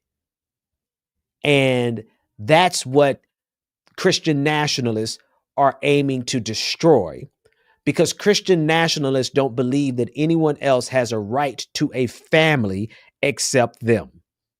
Do I have a witness in here? I'm not preaching, but I'm speaking the truth. One of the fundamental things we're fighting right now is the idea of Christian nationalists that they are the only acceptable form of family. And in their rejection of every other type of family, they don't care if a child ends up staying a foster child, going from home to home their entire childhood. Just don't let that child be adopted by a same-sex couple. They don't care if that child is abused in the church or abused in the foster system. But if there's ever one case where a same-sex couple abused a child, we're going to take that single case and we're going to use that to vilify every single same-sex couple. Isn't that what they do? Am I lying? Am I exaggerating? But they haven't said everything. They, Christian nationalists, have not said a damn thing about the amount of child molestation that takes place in their churches, both Catholic and Protestant and Mormon. Talk with me, somebody. But they have the unmitigated gall to set a standard in society where if you can't be adopted by a good, God-fearing evangelical family, who, by the way, is more likely to abuse you, more likely to turn you over to the wolves of their churches to be sexually abused. If you're not the type of family that Christian nationalists approve of, you can't get married in this country. You can't have contracts together in this country. You can't have legal representation. You can't share retirement. You can't go and see them after hours, after visiting hours as family. No, you don't get that because you're not the evangelicals' preferred type of family. And because of that, we are seeing an all-out attack on the ability of same-sex couples to have a contract between. Here's my thing. If you'd ask me, does God approve of same-sex marriage? First of all, God approves of consenting adults. Period. Full stop. God approves of consenting. What? Don't talk to me, evangelicals, about same-sex couples when you have touched children so much in the Protestant and the Catholic churches that they now have a line, a vertical in the insurance industry for churches to insure themselves against lawsuits for child predation. Did you know that? Did you know that churches are now offered insurance to offset the cost of lawsuits that come from child predation? They don't stop the predators. They account for it in the budget. Kim Davis, matter of fact, what state was she from, somebody? She's out here telling people about not being able to get same-sex married. And how many times has she been married? 4 times, 3, 4 times, something. People who have no integrity in their own relationships, but because they like to scream, Lord, Lord, Jesus, Jesus, we love you, Jesus. Despite their hypocrisy, despite their proclivities, despite their predilections, despite the fact that everything they are accusing leftists and progressives and liberals of, they are themselves guilty. They are projecting. Are they not? Talk with me, somebody. I'm thinking about my homeboy Mike and what he's going through. And sometimes when it's not your particular silo, I'm going somewhere, everybody. I need you to come with me. I need you all to give me as much of your attention as you possibly can. Because when we miss what our allies are going through in their silo, we miss the opportunity for our allies to, number one, for us to have their back. But number two, if we are not seeing what's going on in their silos, then how are they able to see what's going on in our silos? Why should we expect them to see what's going on in our community and we don't see what's going on in their community and we're not comparing notes? Let's compare notes, because the same methodology that they're using against the LGBTQIA community is the same methodology that they're using against the Black community, notwithstanding the fact that we have plenty of LGBTQIA people in the Black community. Oh, I done figured out this devil. We done broke this devil down to the quantum level. We know what this thing is that we're dealing with. We're dealing with a level of evil on this planet that would harm children and tell you that you can't adopt a child because you're gay. Meanwhile, the bones and the skeletons in the closets of the priesthood of the evangelical Southern Baptist Catholic churches, meanwhile, they are standing on the corpses and the bones of broken hearts, broken childhoods, children who have had to wrestle with things at the age of 7, 8, and 9, and 10 that they should never have to wrestle with. All while witnessing how systems, how the church that was supposed to be there to protect them, what does that church turn around and do? Lock rank and file behind the predator. We are dealing with historic evil, and it is manifesting in each of our communities. Women, my goodness, is it ever manifesting against women in ways that are terrifying if I was easily scared? But it is terrifying in their intent. I don't have to tell women what's being done against them, but everywhere we turn, they're trying to roll back the rights of women from 2025 to 1925. The discussions and the debates of whether women should have the right to vote. The unmitigated gall of these ignorant men children. But that's where we are. That's the nature of this evil, is that it is a systemic evil that is operating in every single one of our silos. You might not be gay, but this demon is working to destroy any possibility for a gay couple to be married, to have a contract, to be able to go see each other in the hospital, to be able to share life insurance, to be able to share health insurance, to be able to have a family. No, you can't have that, my gay friend, because Christian nationalists who have been married 3 or 4 times don't think you know and have the right to have a family. Folks, are y'all ready to, are we ready to really stand up, or are we standing down? I need to know, are we standing up? And this is, what do I mean? Let me be very specific. I mean that there are about 196 people watching this stream right now.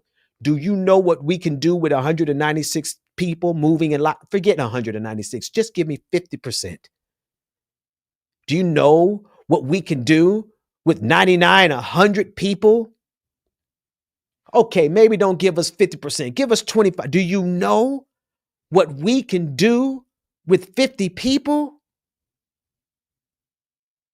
One thing we could do is we could fight back against the narratives, the lies, the meme warfare, the information warfare. We are losing this battle first and foremost in the information warfare. They're more organized than we are. They are more organized than we are. Evil has been organizing. I mean, they have the most organized and the most disciplined Discord channels.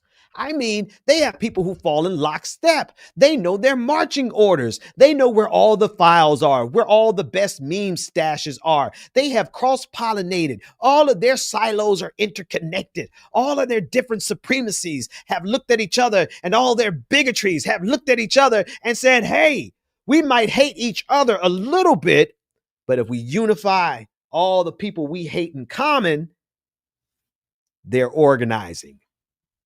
They have dropped their silos. And now you have nationalists.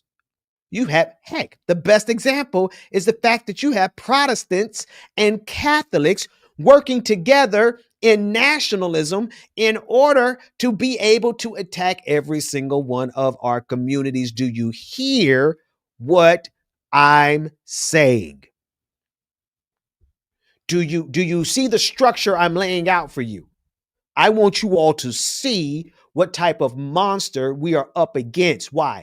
Because if we stand any chance of fighting back, we are going to have to know the enemy intimately. What are you talking about, Pastor Ben? I'm talking about the Guardians. I'm talking about the truth.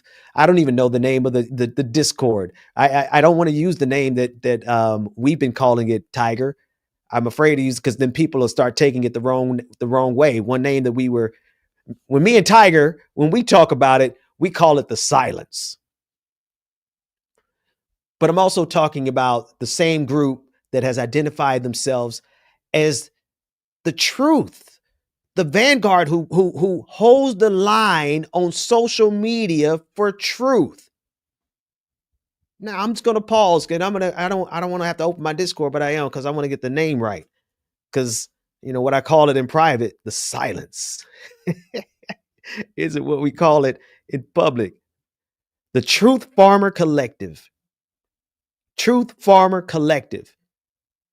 I'm saying it here in this space with us on this space because we know most of us here on this space, you got to be really committed to leftist policies and leftist ideas and progressivism and liberation. You got to be willing. If you're watching this space, that tells me that you are the type of person that's going to stand in solidarity with every single silo.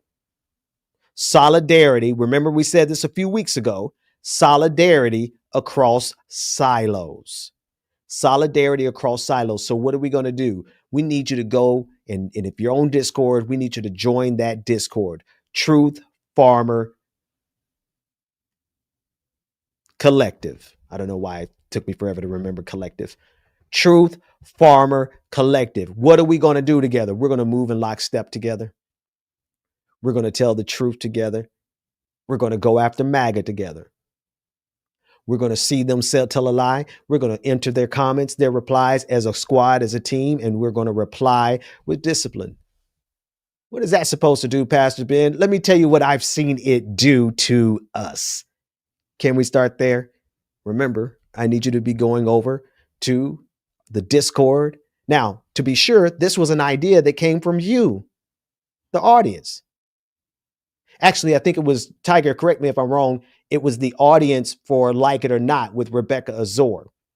And we announced it there, but then we also, I don't remember which audience. It was either this space audience or Rebecca's Like It or Not audience. One of those audience, one of y'all came up with this idea. Whoever, matter of fact, let's credit both of you all, both shows. And I want us to, hang on, we lost our signal over there on YouTube. God dog it. No, we're good. We're back. We're back on YouTube. Okay. This was an idea from the audience. Let me tell you why I think it's important and why I'm taking time to talk about it now in the midst of all the evil that I see around us. Is because I see the lie begin on the social media level. The stories, the narratives, the energy that they need, the lies that they spin. Let me give you case in point. It was a Sunday night before the debates between Joe Biden and Donald Trump. You all remember that debate? No, not that one. That one was too horrible. It was the Sunday night before the Kamala Harris and Donald Trump debate. That Sunday night, I want you to see how narrative spinning. I need you to follow me. I'm going to give you something here.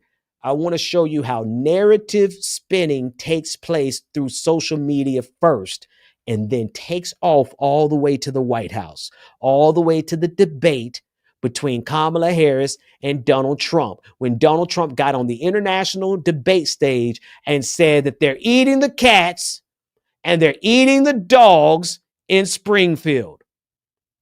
Do y'all remember that? Do you all remember when Donald Trump got on that stage and said they're eating the cats and they're eating the dogs in Springfield? It didn't start on the stage. It started on Twitter, on X. And somewhere around that Sunday night, that Sunday evening, I saw a strange story pop up about cats and dogs being eaten in Springfield. But it was like, it was only because I was following a troll. I had intentionally followed a troll that I knew was a MAGA troll, and there it was on his timeline, Dom Lucre, DOMLUCRE. There it was first, a black man, black MAGA man, sharing they're eating the cats and they're eating the dogs in Springfield. But what happened next is what blew me away. I immediately start seeing the hashtag cats and dogs in Springfield, whatever the hashtag was at the time. It started to be populated by thousands and thousands and thousands of just random tweets with the same hashtag. Is anybody with me? You're gonna have to be a very sharp listener. You're not going to be able to jump in and out of this conversation. Some conversations I make it so that you can jump in and out. But this conversation, I need you to hang on to every thread that I can possibly get you to hang on to. Why? Because it was the flood of robots on Twitter that gained the groundswell necessary for J.D. Vance to repeat it on the Senate floor by Monday. Sunday night, there was no story. One MAGA troll tweets it, and then all of a sudden, thousands of bots are tweeting about it. And then it becomes a big enough story on social media that J.D. Vance picked it up and mentioned it on the Senate floor the next day, on that Monday. By Tuesday, Donald Trump was repeating it on the debate stage. Do you all see how that works? It was given birth and was taken all the way to the White House, to the debate stage, before most of us on the left even knew what happened. Now, I got to ask you a question. What is it that you're going to actually stay with me? I need to see it in the chat room. What is it that you are actually going to do to fight back against these mother blankers? Can I pause right there and give you time to reply? What are you going to do to actually fight? Are we just going to watch the fall of democracy from our own personal screens and devices while listening to leftist commentary and having a wonderful community? I love this community. I love this community. This space is diverse and rich. Let me tell you. But if all we do is come here and watch videos together, then we wouldn't be doing our part to fight back against these devils. Well, Pastor Ben, what can I do? Good question. I'm glad you asked. You can join the Truth Farmer Collective. That's a tangible thing that you can do. What does that do? We are organizing over there so that we can return in kind. If you don't like bots, we don't even know if we can get bots yet. So you don't have to worry about that yet. But what we're going to do is that we are going to use the same operational tactics. This is the thing. We're going deeper and deeper, but if you stay with me, it's all going to connect. MAGA is successfully destroying democracy with the same tools that we had been using for liberation. Information tools, Twitter as a software, using hashtags to bring attention to an issue, mobilizing digitally as well as analog in person, right? Relaying messages amongst small groups and letting the small groups come out and relay messages together, having your people lined up ready to respond immediately. Those are all some of the best practices that you could use. And MAGA has taken the toolkit that was developed for liberation. It's the same thing that colonizers have done with everything else. They take it, they invert it, turn it on. No, they reverse the polarities. They take what we were using for good, are organizing the boycott. MAGA is so fragile. When they saw a trans woman drinking beer, they learned how to boycott. Imagine being so triggered by a trans woman drinking Dylan. I forgot the model's name. They saw her drinking beer, a Bud Light commercial, and all of a sudden, all of MAGA was like, we shall overcome, locking hands, creating a boycott. They take the tools of liberation, they reverse the polarity, and they use it for evil.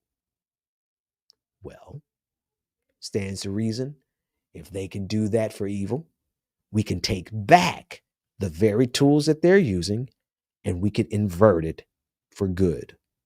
What does that tangibly mean?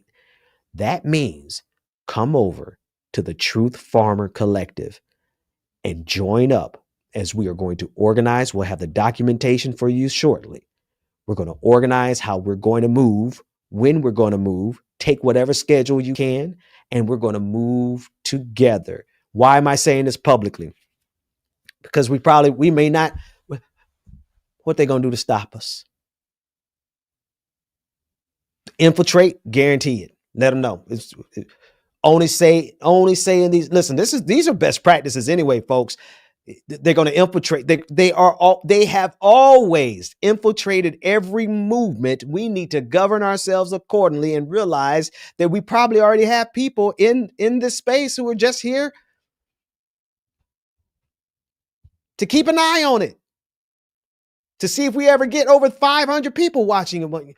You know, infiltration happens from day one. Why do you think so many leftist organizations can't get anything done? I never forget. I'm showing y'all how old I am. The reason I know all these details is because I've been around for a long time. I never would forget how in DSA, Democratic Socialists of America, years ago, this is before many of you who are actively in it, many of you were not a part of it back then. And I never will forget, there was an entire transition from actual Democratic Socialists. And somebody, I might have there was a particular branch, a big one of DSA, where we saw the entire board go from true Democratic Socialists to people who could effectively just shut down the forward progress of Democratic Socialism. Operatives from the Democratic Party. Now, this happened before many of you. This is at least 10 years ago, if my memory, I don't know. Yeah, no, I was in Boston. I was living in Boston at the time when that happened. Yep. So we can't worry about infiltration. We have to already know that they've already done that. They've already divided and conquered us. The reason we can't get together across our silos is because there's always something or somebody there to put a divide between communities. That's infiltration. We're dealing with that now in the Black community. We're dealing with that right now in the Black community. In our silo, we have what's called pro-Black imposters. These are Black people who have large enough platforms, big enough followings, big enough social media followers, big enough YouTube subscribers. And all they do all day long is to make Black folks fight with each other. Haitians fighting Jamaicans, Jamaicans fighting Kenyans, Kenyans fighting descendants of enslaved people in America, African Americans, Nigerians fighting them all. And you have people who are sitting back profiting off of that. We have been infiltrated and we have been divided and we have been conquered for now. That's what's going on in the Black community. Now, pause, reflect. What's going on in your community? Doesn't it seem like every one of our communities has been divided and conquered? But did we slow down and pause long enough to realize, there are specific people who are doing the dividing and conquering? That's what we're dealing with in the Black community. Maybe, I don't know if it's happening in your community, but it seems like it's everywhere. And so long as they can keep us divided and conquered, so long as they don't let Black folks get together, so long as they don't let, Black folks get together with ourselves and let us handle our business, so long as they don't let the Black community, who we do have some people in the LGBTQIA community, but as long as they have a divide between the Black community and the LGBTQIA community, what kind of divide? The kind of divide that we can't work together. The kind of divide that we can't look and say, oh, what they're doing to the LGBTQIA community over there mirrors exactly what they're doing to the Black community. But so we don't get that kind of, they don't want us to connect with the Palestinian community, the fight for Palestine. They don't want us to be able to see how all of our struggles are interconnected. They do not want us to see how every one of our struggles are interconnected. Are you with me? Are you paying attention? I'm going somewhere. Where? We'll see when we get there. We have been so divided for so long that the silos are starting to get a little quiet. We have been fighting each other for so long that our silos have become even more divided. Meanwhile, MAGA has unified every silo. And they found a configuration that they all can connect and work together to stop what? Black people, the LGBTQIA community, and women. There's more. They're using immigration and destroying the lives of immigrants. It always begins with immigrants. It has never been a time, there's never been a purge on the face of the planet that didn't start first with the immigrants. And this is why the Bible, if I could, forgive me, but the Bible teaches us that we should treat immigrants and strangers as our native born. Why? Because it's always easy to make folks afraid of those immigrants. So they start with the immigrants, but their final targets, my friends, don't be a person of color. Don't be Black. Don't be gay, transgender, bisexual, lesbian. Don't be any of that. Don't be poor. You better have some money. Don't you be poor. In New York, in Washington, D.C., rather, they are bulldozing homeless communities as rich white and Black folks. This was C.J. Pearson. I saw this guy on his Twitter timeline celebrating them tearing down a homeless community. You know who else they're coming after? The disabled community. Every resource, every assistance, everything that possibly made life living, even if you were disabled, this country is targeting it in order to harm more people. If we can't see across our silos and see that every single one of our fights are united, and we are fighting the same demon that has connected. That's my little transformer sound effect. And they've united underneath Christian nationalism. The gay man has an issue because Christian nationalists are targeting him. The black man has an issue. Black women, we have issues because Christian nationalism is targeting us. Poor immigrants have an issue because Christian nationalists are targeting them. Every one of our communities is under attack. So now I go back to my last question.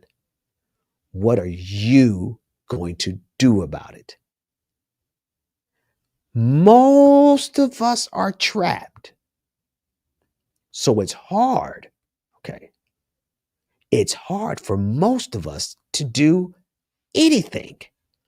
Don't get sick. You're out of the game. You know, don't lose your housing because you're out of the game. Don't lose your job because then all the other stuff starts compounding and you're out of the game. What's the game? The game of being able to do something. I don't care what it is. We have a suggestion. Here's our suggestion. Go to our Discord. Join our Discord. Somebody could share the link by now. One of the moderators should be able, they have the link by now. We're going to play some videos here. I'm with you for 2 hours today. I'm with you for 2 hours. I want to share this video. Shout out to everyone in the chat room. I'm going to throttle down real quick. I realize I got 2 hours to go. Let me pace myself. Let me save my voice and put more videos on the screen, perhaps. Here we go. Share screen. There we go. CJ Pearson. He used to be young. Now he's balding like me. Sorry, guy, you're not young anymore. Here he is saying, happening now, homeless encampments are being bulldozed in Washington, D.C.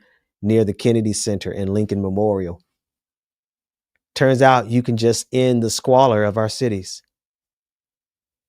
Wow. Turns out you could just end the squalor of our cities. What a Christian thing. Look at him. Destroying the one thing these people had left. Now, don't get me wrong. Didn't Gavin Newsom do this in LA himself? So this particular demon, there's a problem. Democrats and Republicans have both united on stories like this. They love cleaning up homeless encampments. They love taking a person's very last and making a spectacle with it and of it. And then insult to injury, here he is. CJ Pearson, happening now. Homeless encampments are being bulldozed in Washington, D.C. near the Kennedy Center and Lincoln Memorial. Turns out you could just end the squalor in our cities. What a Christian, what a fine Christian young man. That's exactly what Jesus would say, CJ Pearson. That's exactly what Jesus would do. Let's see what else we got here.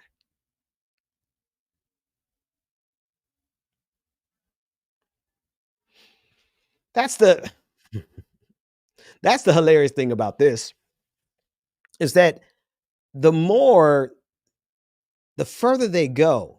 Oh, and trigger warning. I've got a couple things that are hard to view. A couple things that are hard to view. So trigger warning, there's some topics that we have to discuss. I do want to talk about something that's happening with Roblox. And a trigger warning there because it has to deal with children being groomed online. That's the age we're living in. That's been here for a while. I get it. But Roblox making decisions that really make it easier for the predator. We'll talk about that just a little bit. We have 2 hours ahead. I want to play this clip from Washington, D.C. I want to play this clip of the FBI and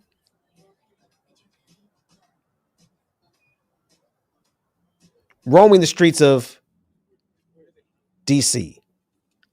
Now, don't forget the National Guard is around. Don't forget ICE is around. Don't forget that they are patrolling black communities even harder. I want to share another image of what the White House did on the very first night of the militarized occupation of Washington, D.C.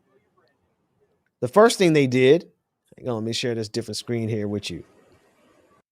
First thing they did was they went on a spree of sharing images. And here's the thing. This is on the White House website. People arrested in D.C. Look at this man arrested. Another black man.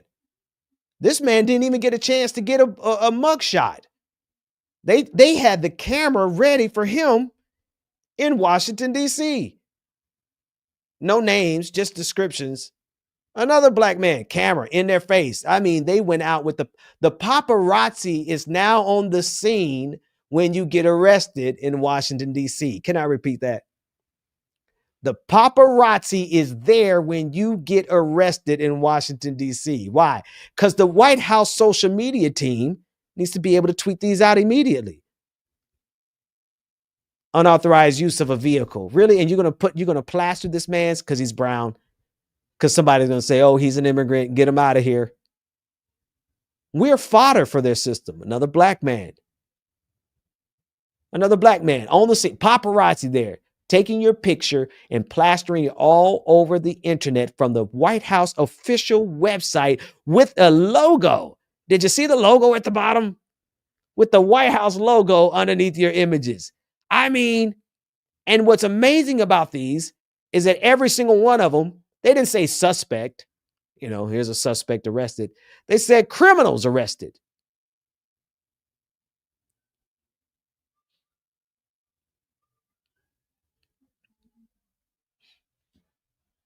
Do we see what's going on?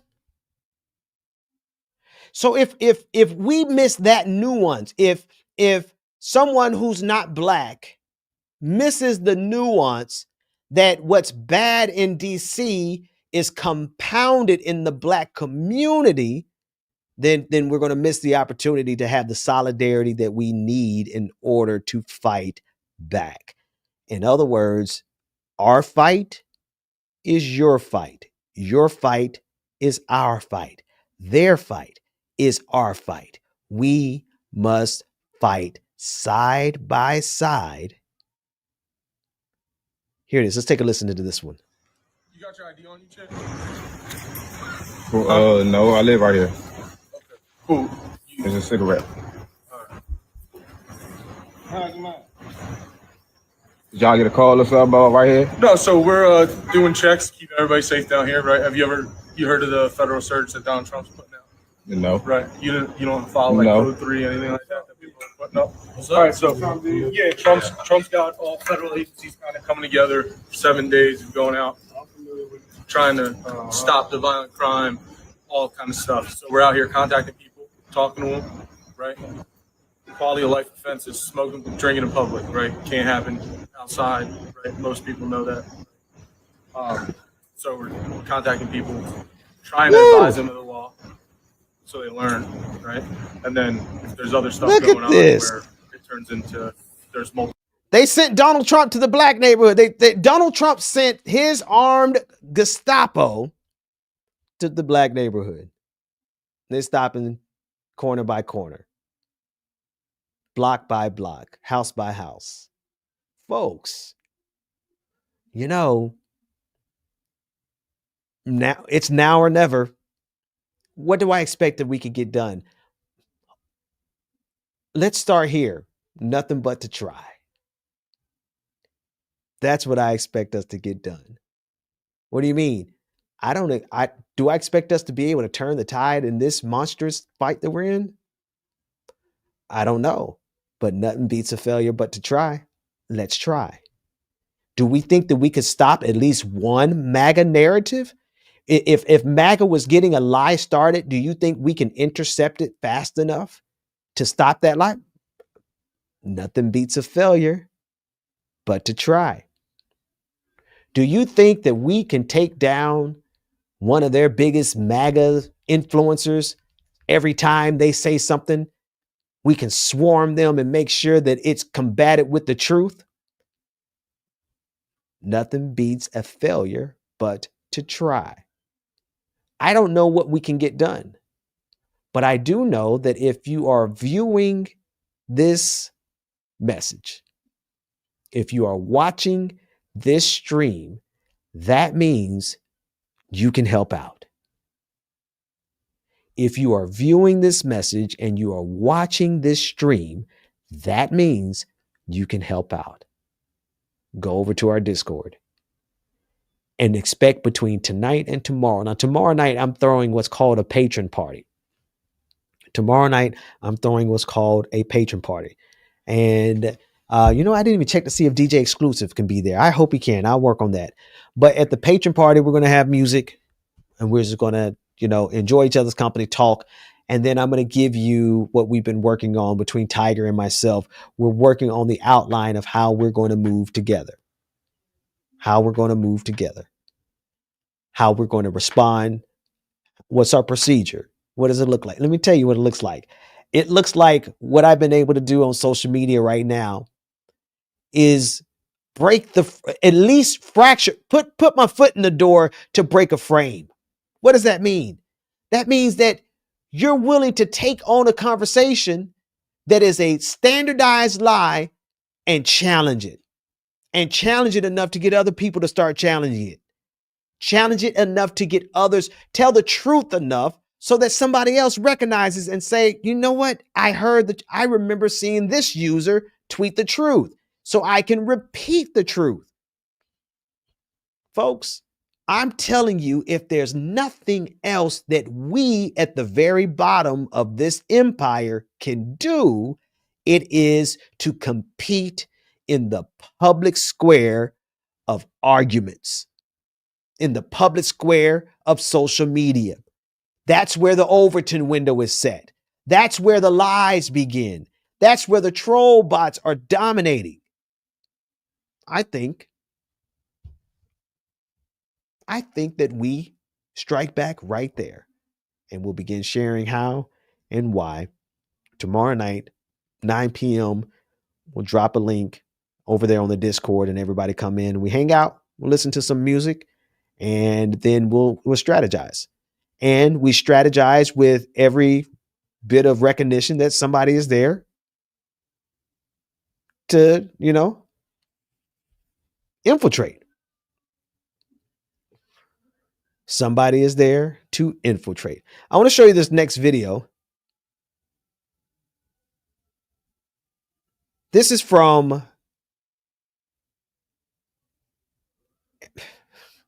PragerU. I'm loath to even say what this next video is from because I hate having to play anything from those people. Because as you're going to see in this clip, the Trump administration, as Brian Taylor Cohen on Twitter said, the Trump administration is now seeking to replace PBS with Prager University, a far-right propaganda organization that isn't actually a university. One of their kids' videos has Christopher Columbus telling them that slavery was no big deal and better than being killed. Listen to the video. Being taken. Slavery is as old as time and has taken place in every corner of the world, even amongst the people I just left. Being taken as a slave is better than being killed, no? Before you judge, you must ask yourself, what did the culture and society of the time treat as no big deal? Slavery is as old as time and has Wait a taken minute. place in every corner That of the second world. part. Hang on. Being killed, no? Before you judge, you must ask yourself, what did the culture and society of the time treat as no big deal? Wow. He's if that's not itself moral relativism, what are you talking about? He said, this PragerU, that the people who are getting ready to replace PBS, he just said Their version of Christopher Columbus said, think about whatever it is that you're thinking about. And was it a big deal at the time? If it wasn't a big deal at the time, it shouldn't be a big deal now. What? That is not even, how do you call yourself Christian? Now, Prager, he's not Christian. He's Jewish. The guy who started it, he is Jewish, but he is a far right wing Zionist. So it's not just it's a very diverse group of Nazis on this task, you all. You got some black folks who are in on it. You got some Hispanic folks who are in on it. You got women who, of course, are in on it. But you got education. They're reversing. They're infiltrating. They are infiltrating every level of our education system. And now they're going after public access, public television, and they're replacing it with the philosophy that says what? Think about how it was thought about at the time. If it was no big deal, then why is it a big deal to you now? Well, hell, they used to sacrifice animals in the Bible. That was okay at the time. Are you okay with us doing that now? That was too easy. Too many of them would say, yes, we're good. All right. Well, they used to sacrifice children. It was no big deal at the time. Are you telling me that it should be no big deal now?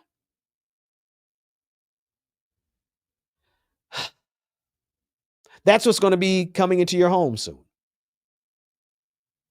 Can y'all believe that? That's what's going to be coming into your home soon. Here's the other way you can fight the media you consume.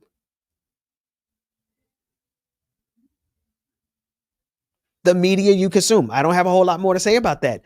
You know, PragerU started off as a small little right wing and had, you know, he had money of his own, and then it grew and grew and grew. But it's because enough people were watching it, supporting it every way they could, sharing it like it was a religion.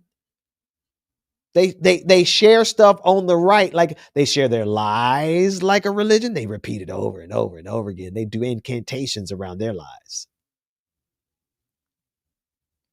Are you with me?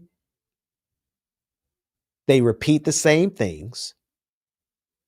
They use the same techniques. They are organized across their silos. All of their factions are unified. All of our factions are divided. You know what else that you can do to help us win this thing?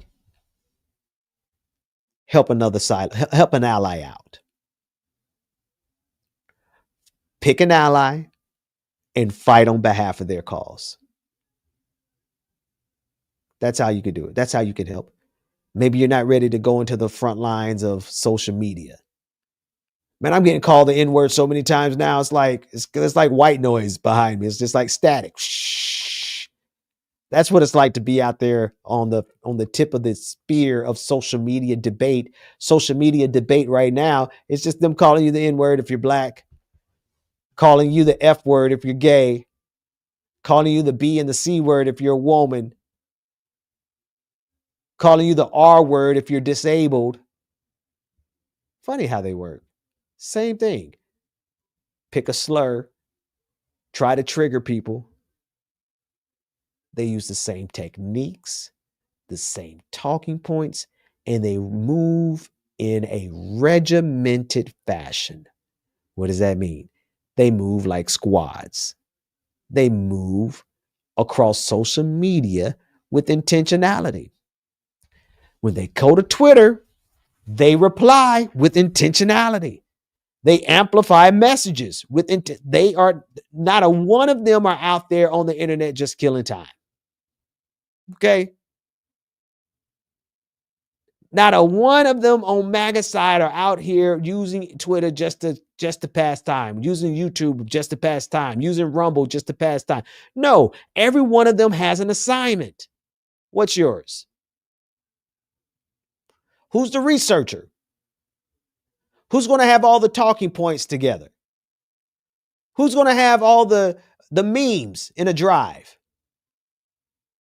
Who's going to be following all of the MAGA influencers so that you can get their notifications and have that turned on so you can be the first to reply?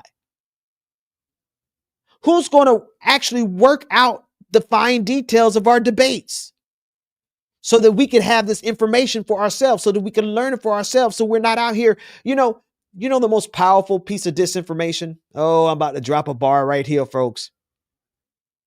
I'm about to drop a bar right here. The most effective type and the deadly type of misinformation is the one you don't know how to debunk.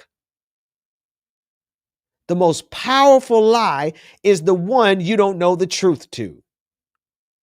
So we got to educate ourselves, folks. If you know the issues, good. Help somebody else learn the issues. I'm sorry. I just think we can win. I don't know if you picked that up in my tone today. I know I think that we can win. I'm looking at all the progress that they're making, all the ways they're destroying democracy, how they're hollowing out our government. They're replacing all of the professionals with sycophants and flunkies. They're making the most efficient, they're not even delivering mail to the same number of locations. They're closing hospitals in rural locations. They're making it so hard for people to live in this empire. So I still think we can win. And I think it has to start with those of us who can get into this information warfare. Now, they've been waging information warfare on us for at least the last 10, probably 20, 30, 40, 50. I mean, the entire time there's been information warfare. But the type of warfare that we're facing right now from MAGA, that really is this is their final form. They've been wanting to get here. They're in a place, if you want, I mean, we're being specific, right?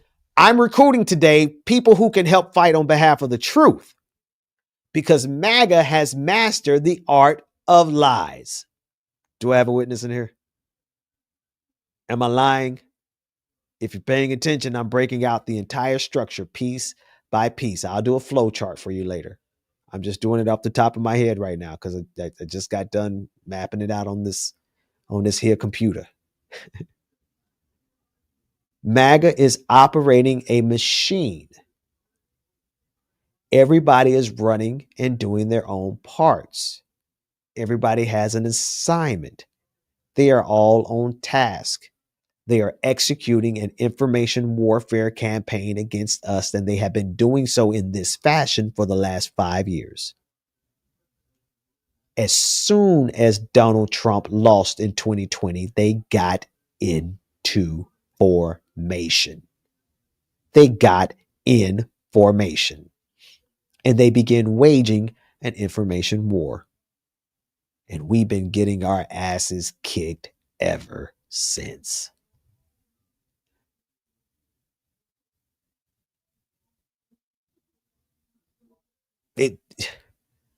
I'm not pausing for dramatic effect. I just, so many examples are coming to my mind. Right?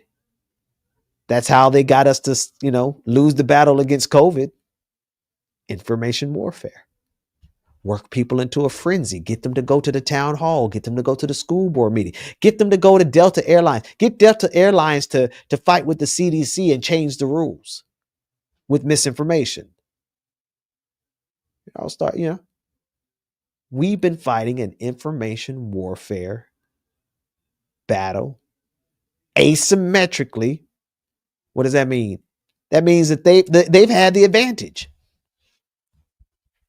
MAGA has had the advantage. They've had the power. They've had the platforms. They've had the algorithms. They've had the monetization. I mean, all you got to do is get up and say you MAGA and somebody will write you a check to start a podcast. Come on.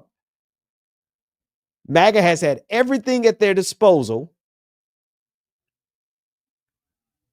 and they have been whipping our butts because they have been organized and waging a nonstop information warfare. And that information warfare is now coming directly to your homes. Let me give you another example.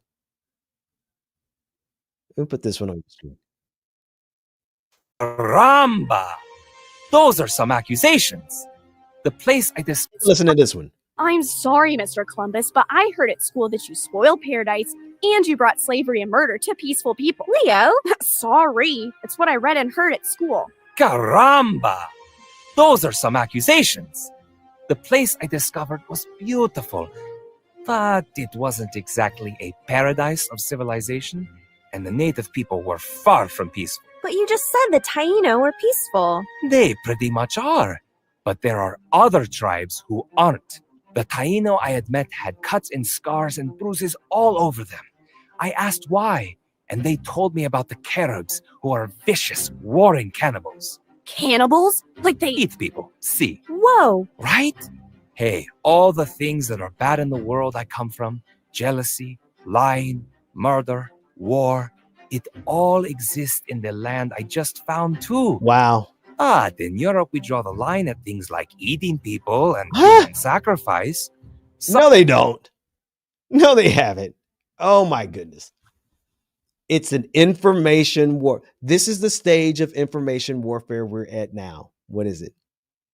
They have now accessed the public sphere of public media, and they are injecting PragerU that does the subtle work, not too subtle, wasn't really creative, wasn't that talented, but it's still the subtle work of changing the details of history. More specifically, changing the interpretation of the details. And they're doing it at a house by house level. Just like the police officers or the FBI agents and the DEA agents and the ICE agents and the National Guardsmen who are in DC. They're going on a house by house level.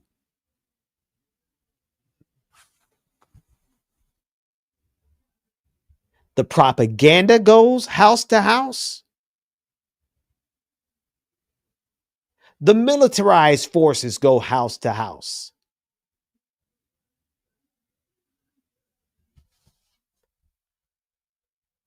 I'm going to say it again. The propaganda has to go house to house, and the militarized forces have to go house to house. Why?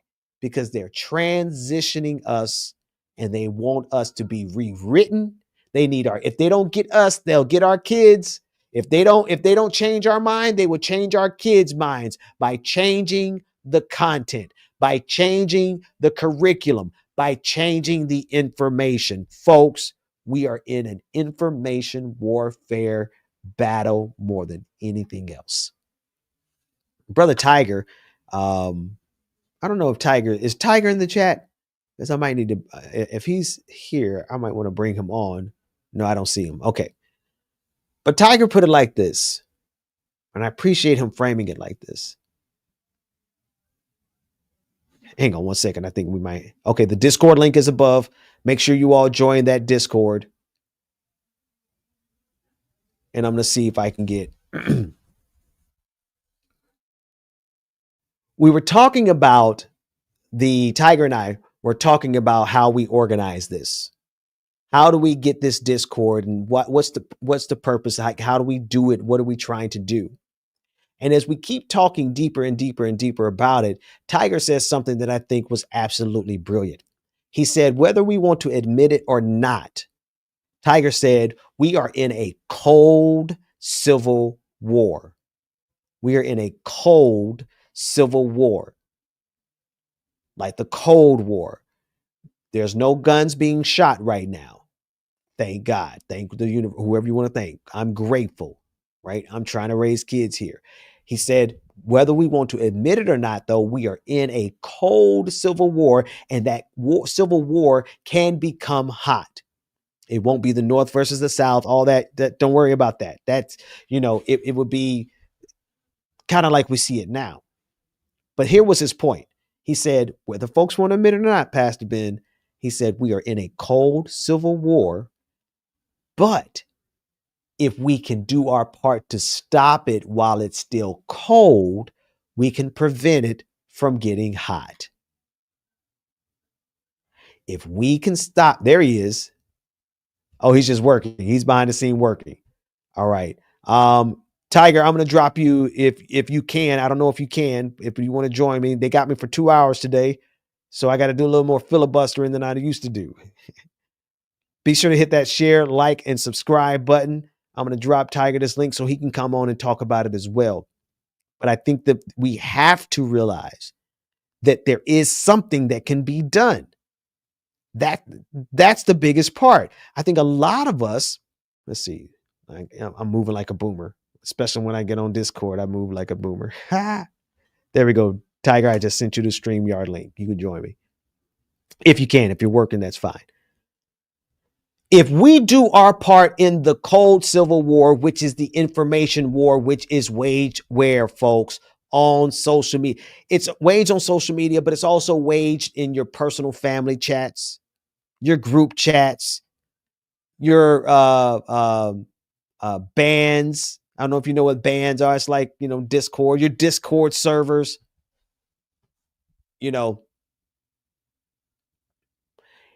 if we can recognize amongst ourselves that we are in an information war, and if we start fighting back with that information war using the same best practices that were developed before with Black Lives Matter, the same tactics that we use in 2020, the same tools, the same mechanisms, the same organizing, we know how to do this.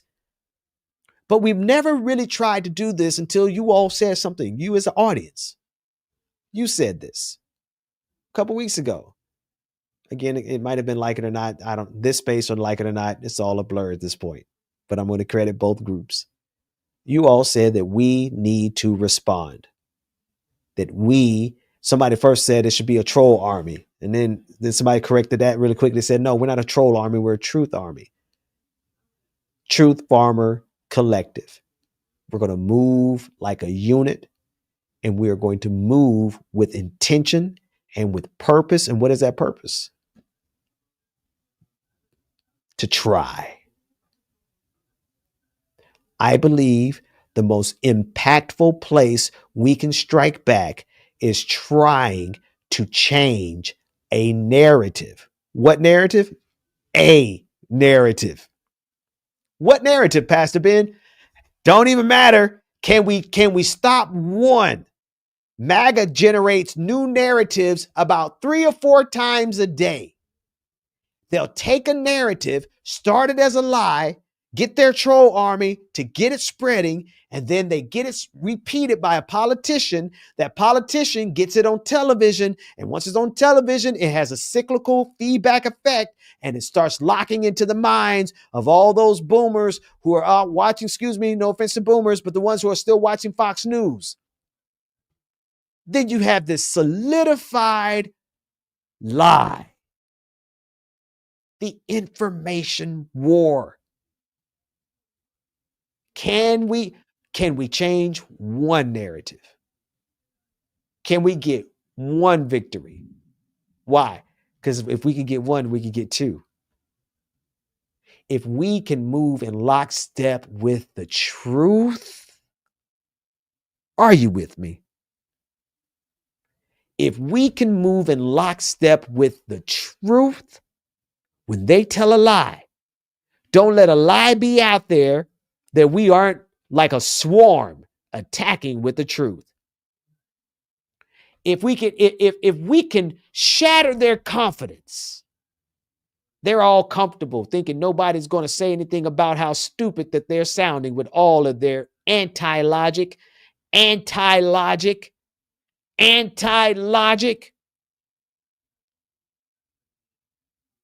They think nobody's going to notice when Robert Kennedy Jr. is changing our health system, our public health system on lies.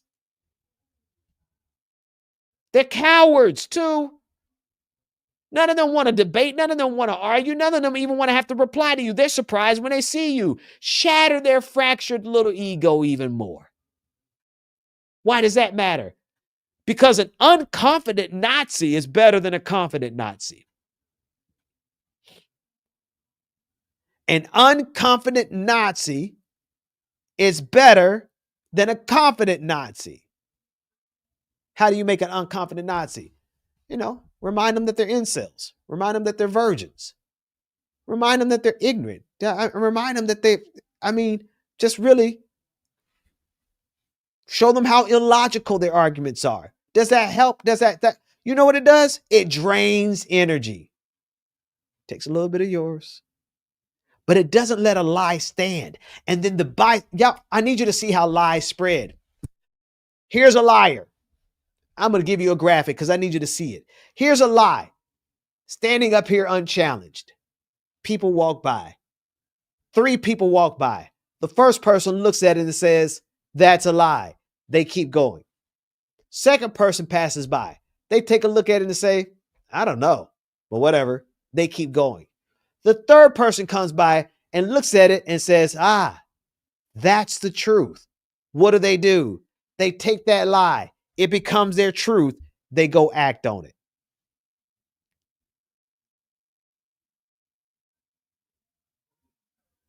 I'm reading these comments in the comment section. I'm putting down what you need, folks. I'm dropping off the top of my head what you are going to need to, maybe, I don't know. Maybe folks are not as optimistic. I can respect that. So I'm just looking for the people who are optimistic enough to join in. We'll be meeting tomorrow night at 9 p.m. We'll have a little bit of music. We're not going to meet long. We're going to have some music and have what we call a patron party. And at that patron party, I'm going to drop what roles we need. We're going to have roles that we need to be filled. We're going to need people y'all remember how to do this. We did this for Bernie. Y'all remember back in 2006, we were so organized for Bernie. People had, different people had different stashes of memes. You wanted the best dank memes, the dank Bernie memes. Y'all remember that. We were organized. What happened? They divided and conquered us. What happened? We got divided. Year after year, we got divided. And so all of that synergy, all of that working together, all of that was lost while they, MAGA, were learning our skills.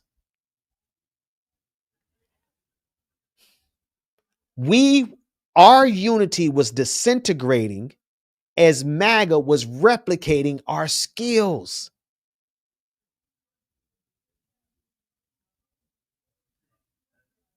Roles.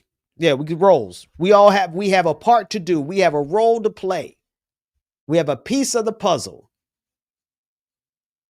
Just reading this comment here from Matt the Letterhack. Excellent point. Roles, not jobs. We have a job to do and roles to accomplish that work together. Absolutely. See? We have people with clear messaging. Here's one. I'm just afraid of getting caught up and chasing their lies and losing our narrative and goals. Listen, that's a great one. Let me leave this up. Here's the other thing. Not only, what can we accomplish, Pastor Dixon, Pastor Ben? I said, can we stop one of their lies? Okay, so we're going to go after one of their lies, just one. But then 2, can we start our own narrative? What does that mean? Can we create a conversation in this nation? You give me 50 people, watch me do it. Watch us do it. Watch us work together. Watch us relay each other. Watch us seed the conversation. And then can we get that conversation talked about across the country? Can we start one narrative? Can we block one lie? And can we start one narrative?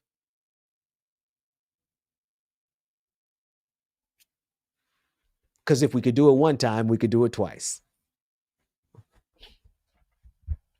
And you know who's perfect for this? Can I say this? As a disabled person myself, I thought about two different groups that sometimes get significantly overlooked: the disabled community and people who are jobless, the unemployed.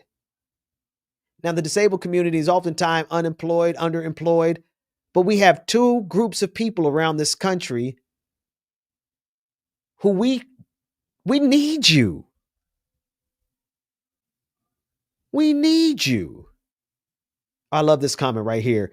Johnny 2 Laugh TV said, and they demoralized us. After Bernie's campaign got sabotaged twice, they demoralized us. That's right. They broke us apart. They dissolved our connections. Then they demoralized us. And now we're sitting back watching as they use our tools to disenfranchise us. That ought to make some people angry. Did you hear what I said? Y'all got to forgive me. I've been meditating on this for some time. I look at it this way. I meditate on it, and I have the structure. Like, we're going to break down the entire structure, not in this episode, but in the pamphlet that I'm putting together. We're going to break down the entire structure of MAGA, how they operate, and where we strike back.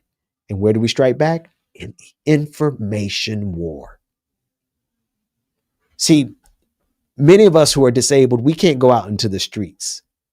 Now, I go out to the streets and I do my best to keep up. If we in a parade out, if the parade goes 3 miles, I might can make those 3 miles with you, but I'm going to be struggling. You know, for me, running 2 miles is like a miracle. But I'll do my best to keep up. But there's so many of us who can't even leave home. And you're wondering, what in the world can I do? You are exactly what we need. People who have access through their phone or through their laptop, and you can't leave the house because of whatever the challenges are. One, we need you to make sure that you're good and that you're taken care of. Okay? And then we need you to log in and squat up. Shade Dragon said, I'm demoralized, but when I can still move, I still move demoralized. You speaking my language right there. Sometimes you got to move even when you don't feel like it. Move when you don't know whether or not it's going to work out. Sometimes you got to move when you don't even know if you're going to make it. I've been there. You know who I've seen be there, though, more than me? My wife. You know, my wife has multiple gears, but 2 gears in particular. She has a gear where she will get up and get it done just because it has to be done, no matter how demoralized she might be. And then she has the optimal gear, is where she gets up and she gets it done because she knows everything's going to work out fine. Sometimes you have those good days. Sometimes you have those bad days, but you got to be able to get up and fight. And what do we need you all to get up and fight with us on? If you are disabled, if you are unemployed, and you have access to the internet, we need you to do what? 1, to know the truth. 2, to be willing to get into get into some scuffles. They're digital. They're safe. You know, use don't put your real name out there. Have some darling members of our, y'all be putting y'all real, just let me be I put my real name out there. Y'all could go underneath a pseudonym. You could go, have your avatar. Why does it matter? It matters because the battle is in the information war. The information war is taking place on social media. The left has no capacity at all to fight back against MAGA's narrative machine. MAGA's narrative machine has gone unchallenged for almost 5 years, creating 4 or 5 narratives every single day. And what does the left have to do? We react to that narrative. We react to that narrative. We react to that narrative. We respond to that. We don't stop that narrative's lie. We just react to it. We don't prevent that narrative from spreading. We just react to it. And then we never have the capacity to set our own narrative.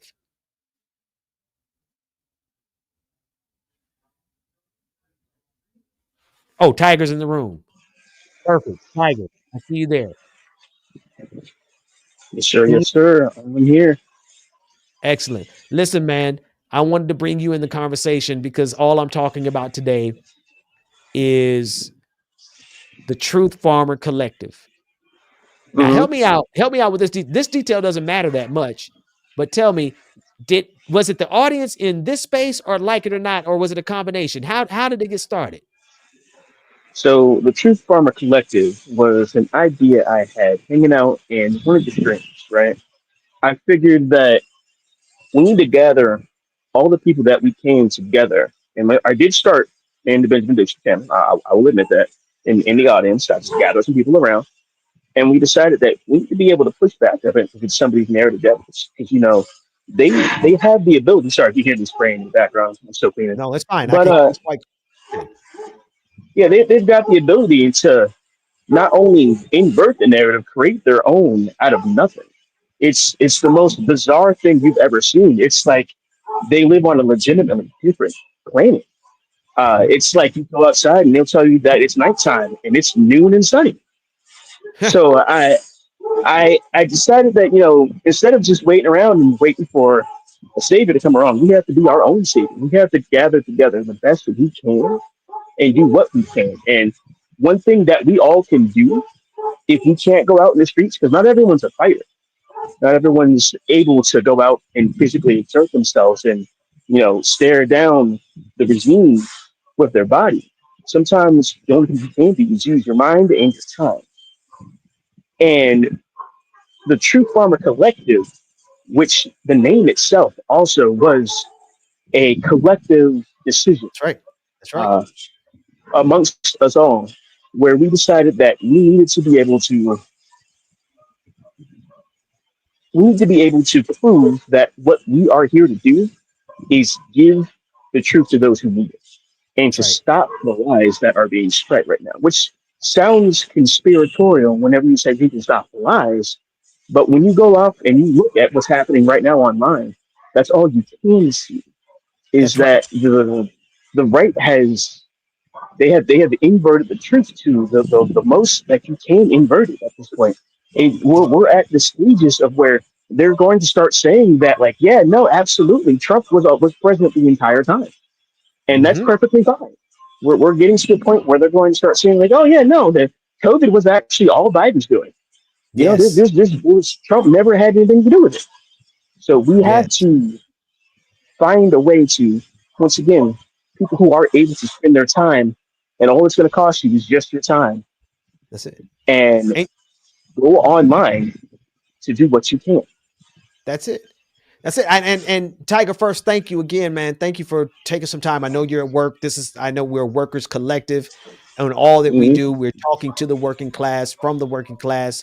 So thank you for taking this, but also thank you for taking time to put this together with Nika and to bring as many people. I think right now we have about 30, 40 people we want to get as many as we can, but if we can get 50, so that means we need only maybe about 12 more people.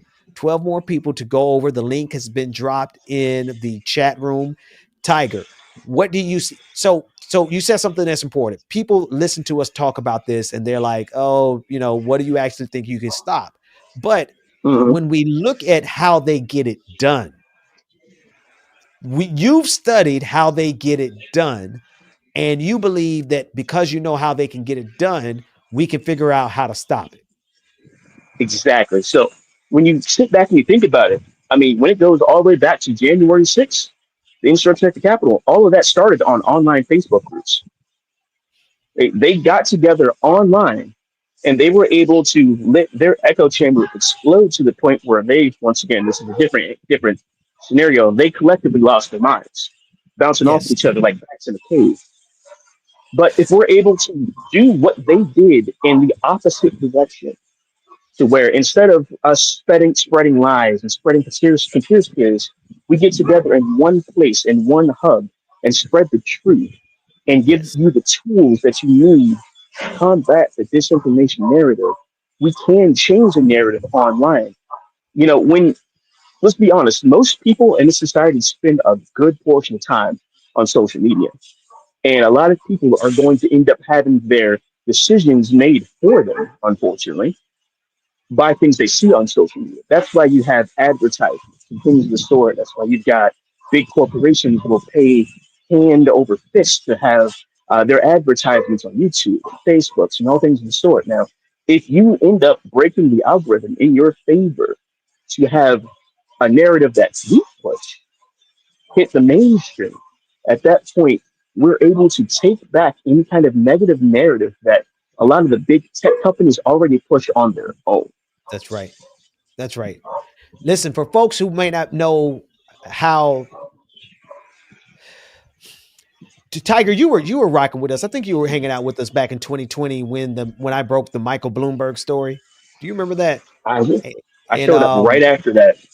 Yeah. So what it was I found a clip and of Michael Bloomberg talking about stop and frisk, and it was I published it on my podcast. No big deal. Then I paused and I thought about it. I said, well, no, this is national news. This is important.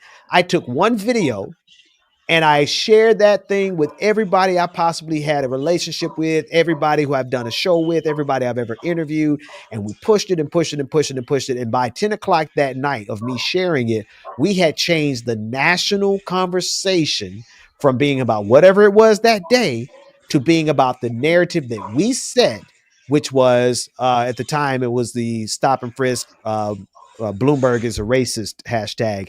And we got it even, it was retweeted by like just all the major news media outlets covered it. Here's what we're saying. If we've done it before and we see how MAGA is doing it now, we can do it again. And whether or not we're able to stop every lie, that's immaterial. Let's stop one. Whether or not we can start every narrative every day and whether or not we can completely replace MAGA, we don't know. We do know what we're doing, though. And Tiger, you've laid out a really great plan, man. Tell us anything else before I know you got to go back to work. Well, I got to say also, because I know this seems almost impossible. It seems daunting to a lot of people, but a lot of people, you know, they don't want to get out there and get online and use their own profile and start spreading this information. Because, you know, sometimes you get some negative actors out there that will attack your profile, look at your pictures, try and get you shut down. But we got tools for that. You know what I mean? We have tools where you won't have to worry about people coming after your own profiles. You won't have to worry about people stalking your pictures and things of the sort. And when it comes down to roles as well, I remember you mentioned roles earlier. You know, when it comes down to it, not everyone's a fighter. That's right. You know, not everyone, even online, not That's everyone has the I don't want to say the mental stability, but like things are rough right now. Yeah. Mental health is an all-time crisis right now. So not everyone is able to get out there and battle with some of these literal demons. But what you can do instead is you've been to those comment sections on like a local news story, see being on Facebook or on Twitter, local news story about maybe a kid that gets caught who didn't do anything wrong, and then they start posting memes in the comment section, thinking, well, this is what the person of this persuasion usually does. You can use people like that in the opposite direction. Yes. You know, you can just, you know how infuriating it is when you have that one person who pops up in the comment section, just drops a meme and disappears. And you think to yourself, no, you get back here. You get back here and talk about no. And they won't. You need people like that. I love that one. I love it. That's my favorite example. No, go ahead. Mm-hmm. Yeah, no, and then like there's people who like maybe you don't want to make yourself known. Maybe you just want to stay in the background. We need people who bring the research and they will look at the talking points that that are collected for the day. We need people that are willing to go out there and the tip of the spear to really clash with these people. That's right. You know, and to really make them I don't want to say scared, you know, because like, you know, we are on a public channel, you know, it's not something that, you know, I don't advocate for violence. Make That's them not my think. kind of Make thing. them think twice about saying. See, I think we should make them think twice before they say a lie, before they say something ignorant. We need to make it so uncomfortable for them to be publicly stupid. Which means, number one, we need to know. We need to have the information. We have to be more informed. We have to be the most informed. We have to be the most untriggerable. And I know this is. I don't want to go off on too many tangents. There's a lot we got to do, Tiger. So when you got to go, you just let me know. But I think that we got to move with the confidence that we have people backing us up. You know, you're not going to be out there getting attacked by MAGA by yourself, right? You're out there with the truth. Somebody's already done the research. Somebody already has the memes, and we just go out there and we spread the truth. Just in general, for people who may think that that's meaningless, Tiger, tell us why, in fact, it might be the most meaningful thing we can do right now. So one of the things that people don't always realize is when you're in the comment section, you're arguing with a MAGA troll, even if they are completely unmovable, there will always be at least one person that's scrolling through that comment section trying to figure out what's going on. That might hear what you have to say, what you have to type out, and they might think, wow, you know what? That actually sounds more reasonable than what the other guys are saying. That part. And you also, even if you don't want to get to these discussions, if you don't want to post these memes, if you feel like you don't have the time, I know some people feel like they don't, you can still get in this central hub, take this information and start with the people that are around you. Start with your coworker, your family members, your brothers, your sisters. You know, start, dropping those little seeds of knowledge, because you can't know the correct information if no one tells you what the correct information is. That's right. If you're stuck in an area where, say you're in a small town in the middle of Texas and you've never left a day of your life and you know what's going on, let's say your cousin doesn't, your uncle doesn't, your aunt doesn't. If you tell them slowly, time after time, hey, this is what's really happening, by the way, or don't you think it's strange that this is what's going on right now? Isn't that weird how this happens? And it causes this. You can plant these seeds in your life instead of just being online. If being online, it's not for everybody. It isn't. I understand that, but you can still work in your daily life. That part. Tiger, listen, man, thank you so much for taking some time to join me and discuss this. We'll be having a patron party tomorrow night. And if you could, before you go, I think I've already saw it in the chat, but if you can make sure that the link to the Discord is in the chat, everyone come over there, join the Discord. We'll have information for you tomorrow. And our first operation, we're gonna move next week. Next week, we're gonna move as a squad, and we're gonna get a little taste of collective battle action together in the social media space, in the digital space, in the information war, and then we're just gonna stretch our legs and see what we can get done, man. Absolutely. Tiger, all right, man, I'll bring you back sometime soon. Thanks for joining me, man. No problem, y'all. Take care now. Take care. That's it. It's as simple as that. But here's the disadvantage that we have had. I don't believe that there's a single thing on MAGA's side that is authentic grassroots that didn't start with paychecks up front. That's the difference. MAGA was able to get organized because they've had billionaires pour money into them since day one. Here we are, bootstrapping thisspace.tv. Make sure you hit that like, that share, that subscribe button. Bootstrapping it with nothing but just a couple shoestrings. This operation is running on a shoestring, taped up budget. We're building the plane as we're flying it, right? That's because we're doing it with the spirit of we're volunteers. Every host that you see, they're volunteering their time. Why? Because they know this is something that needs to be done. That's why this space exists. That's why I'm here. That's why I brought my live show over here. I'm streaming it to my channel right now. We have folks watching, and I'm encouraging you, every one of you who's watching on my channel, as soon as we end the stream on my channel, I want you to come on over here and subscribe over here. And we're going, at least my time, the time I spend with you, we're going to operationalize. And we're going to do it right in their faces. What they're going to say, oh, they're moving like a troll army for truth. Because that's what you're going to have to put the truth in there. We're moving with the truth. We're confronting them with the truth. We're fighting back with the truth. Why shouldn't we move with precision?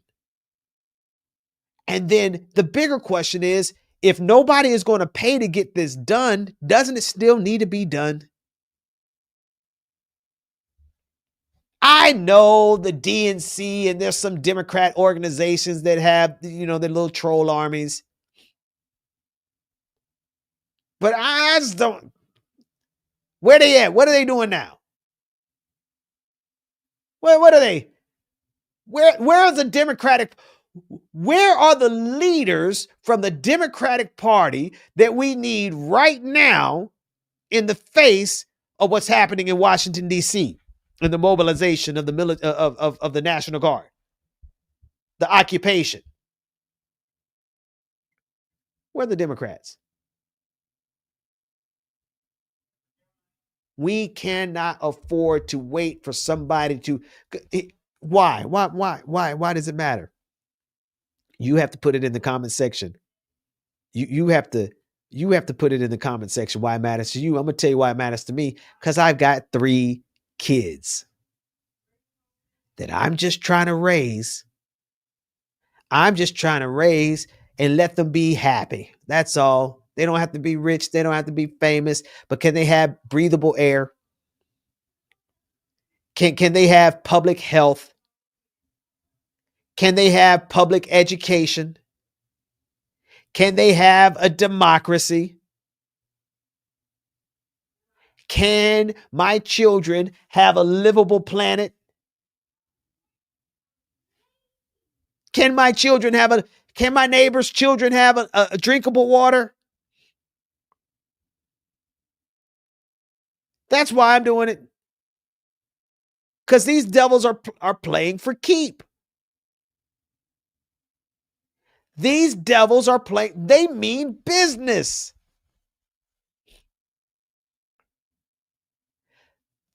They mean business. So we got to mean business too, don't we? If the enemies of truth are organizing and they're dead ass serious, shouldn't we be equally serious? And I thank God. Excuse my language, I just cussed, and I know I'm saying God in the same. It's going to be some interesting times ahead. The juxtaposition of the praise in me and the profanity in me is profound. The juxtaposition between the praise in me and the profanity in me is profound, because thank God I'm not Jesus, because I want to fight these devils. I want to fight them.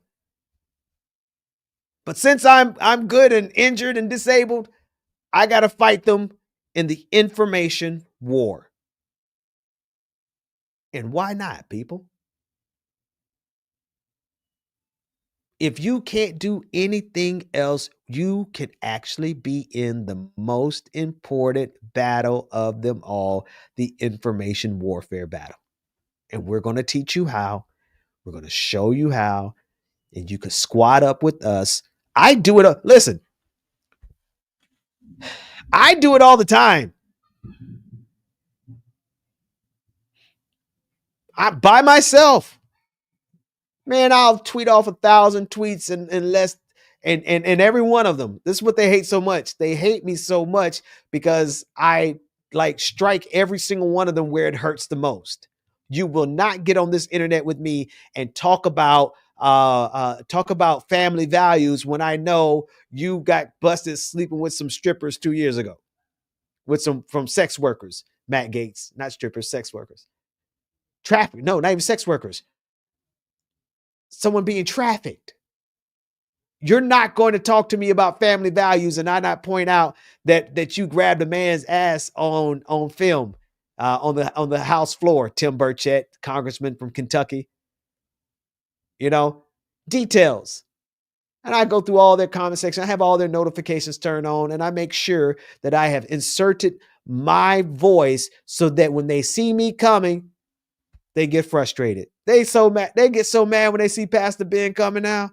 I mean, boy, I've never been called a nigga so many times in my life. I got one reply full of inward, just like hundreds of them. And you know what? I love every bit of it. You know why? Because they're draining their energy on me. They're having to argue with the truth that I put. They can't ignore it. They obviously can't. I can say one thing in the comment section. They got 400 people replying to me. Yeah. And so we fight them with truth.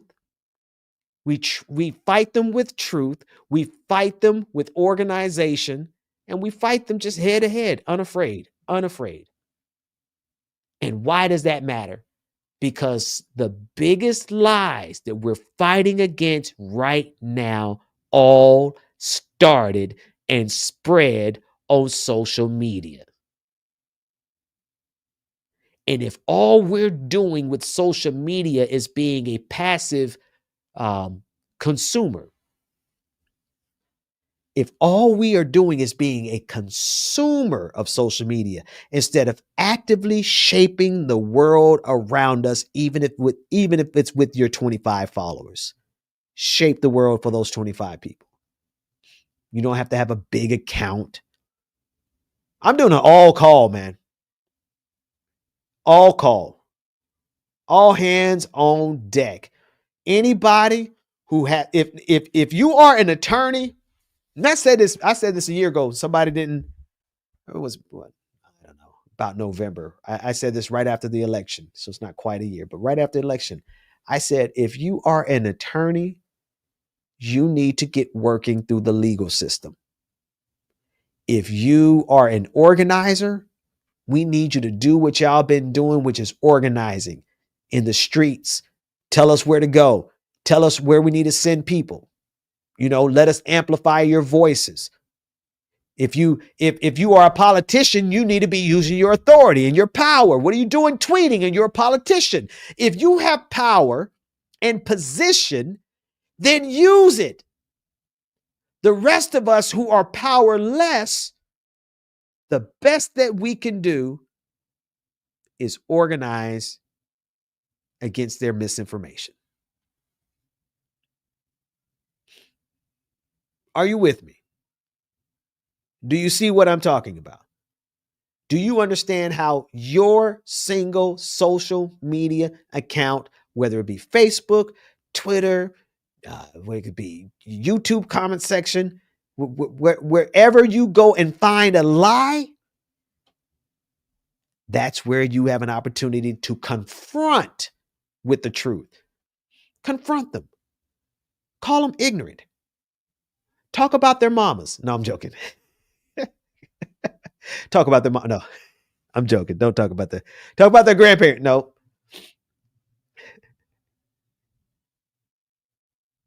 I believe that if we can do that,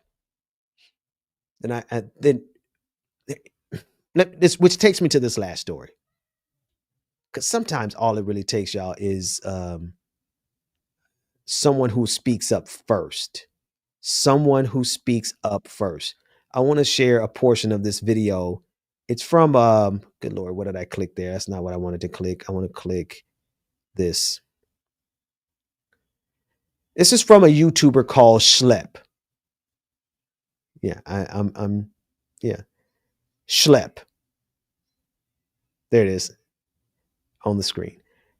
You probably know him because he's, fairly popular. But what he's popular for is exposing predators on Roblox. And a clip I'm going to share with you is Roblox is now threatening to sue him for him trying to protect kids. Now, I know you're going to be like, well, Ben, Pastor Ben, this is a big jump. Well, not really. Not really. Let me show you why. Because the same logic Roblox is using to keep and protect these predators is the same anti-logic that MAGA is using, inverting every narrative in order to keep their big lies standing. That's the logic reason. The other reason is because this happened to my son. Groomers, thankfully, we caught it like the day it happened, or maybe it was like a 2 days. It was soon. We caught it early. Where groomers were approaching my son.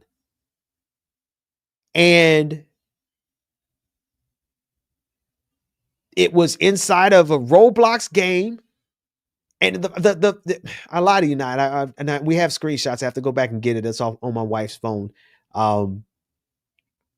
But the groomer was called something kind of nationalist. Now that's just an antidote for our single. But the groomer that was after my son had some kind of Christian name, but it ended in nationalism. That's not even the point. Is this? They're making this country safe for predators. Look at what they did with the Epstein files. They're making this country safe for predators. And I want you to listen in to this young man's story.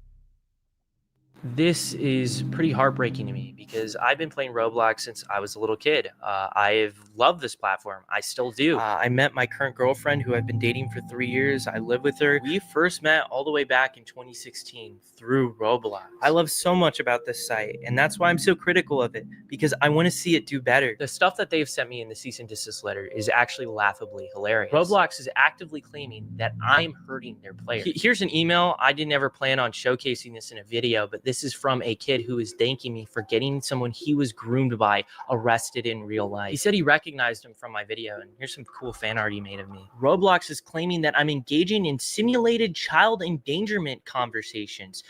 What? So one of the fundamental bases of predator catching is that you cannot talk sexually to predators. Predators are supposed to be the ones talking sexually to you. If you talk sexually to predators, like straight off the get-go, that's entrapment. That is literally what entrapment is. We almost always play a naive kid who doesn't know anything about this stuff, so they teach us about this stuff. If you watch these videos, you know how the chats are going, and they're not even on Roblox. Most of the chat logs are on Discord, and they're accusing me of getting people off of platform onto different social media sites. I guess that's worth a cease and desist and an IP ban of every single account that I own. That's just crazy. I can't even fathom that. Now, let me help, because in case because he's getting into some details, I haven't had a chance to split this up. You're watching it live. So this young man has been using his social media platform to get predators arrested. People on Roblox who target children in the messages. He has used his platform for the last few years. This year alone, they got 6 predators arrested. They take the information, they turn it over to the local police, and the local police act on it, and they have gotten 6 predators arrested. This is, again, important to me because we had someone who tried to groom and started grooming the process of grooming our son, and we were able to intercept it. That was just one example. My younger son was on a game, and I'm listening at the distance because when I let him play, I keep him close to me. And here's what I wanted to share with you earlier. As I was listening in that room, some creeper came in the room and started breathing all heavily and inappropriately. And I'm listening at a distance. I want to make sure I heard what I heard properly. Did I hear what I think I heard? And then he started talking really weird. And I'm listening and I'm observing, like, because it's a room full of kids. Like, how are they going to handle it? And nobody was saying anything. The predator was getting the advantage of everyone being scared to say anything. So what this kid has done for years is he's gone and he's gotten these predators arrested, caught them, got them arrested, and now Roblox has sent him a cease and desist letter and shut down all of his all the accounts that he was using to get predators busted.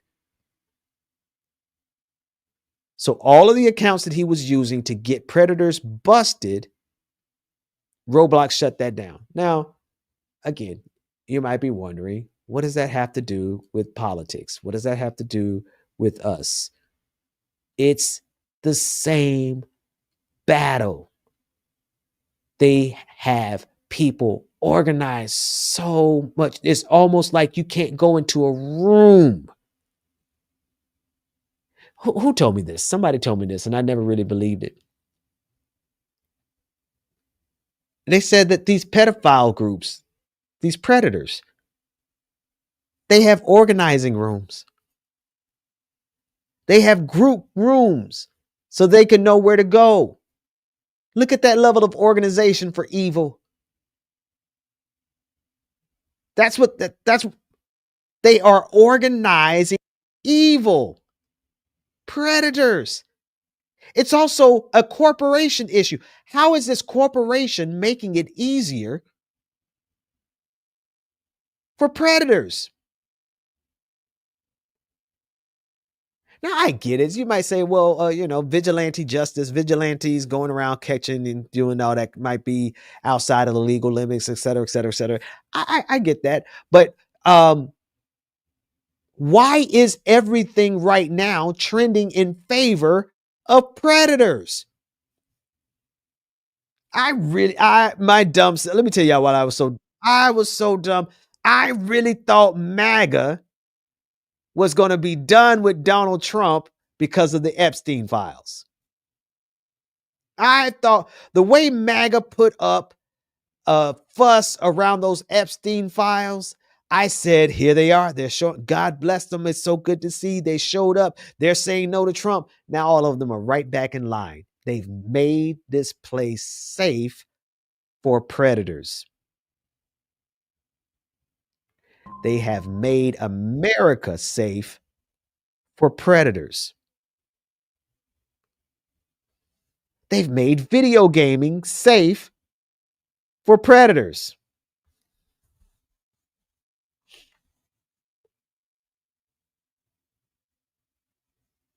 What are we going to do about it?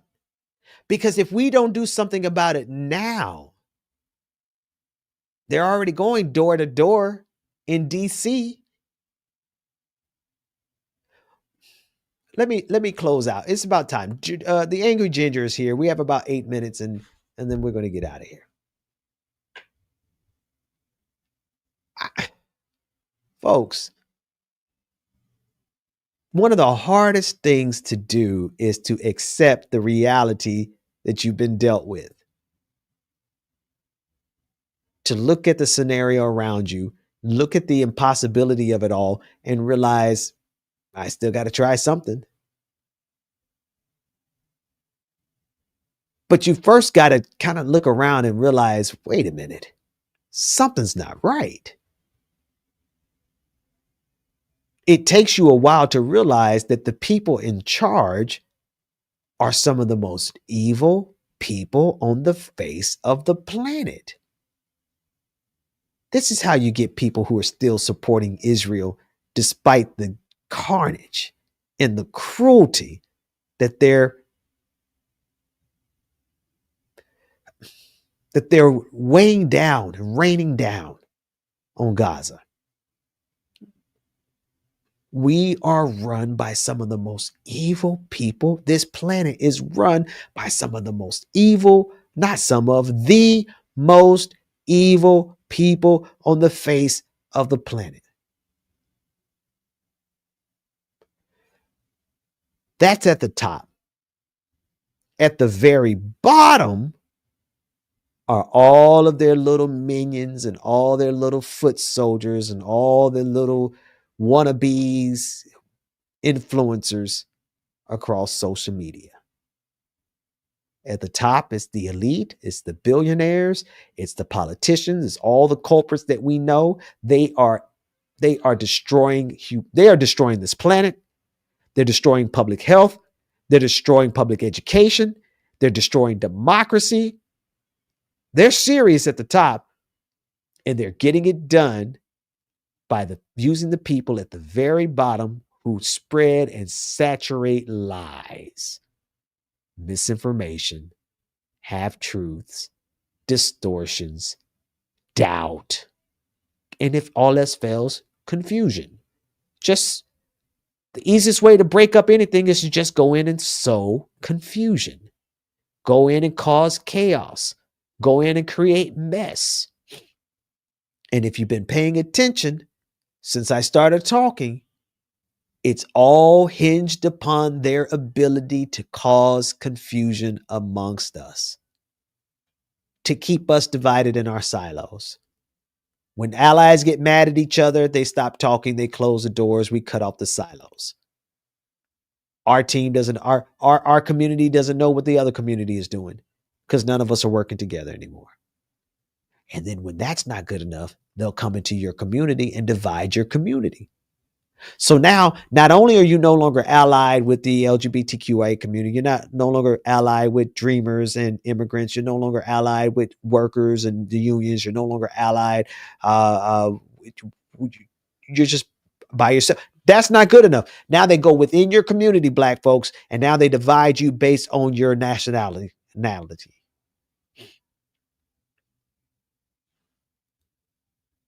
They divide and then divide. They divide and conquer once, and then they divide and conquer again. Over and over and over again. And as a result, we can't even so much as stop one of their lies. Slow down one of their narratives.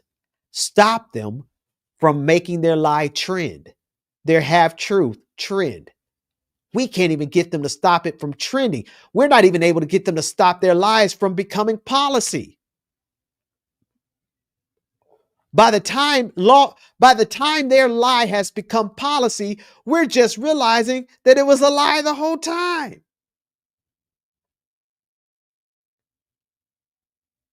That's it, Tracy Eva. It's spiritual wickedness in high places.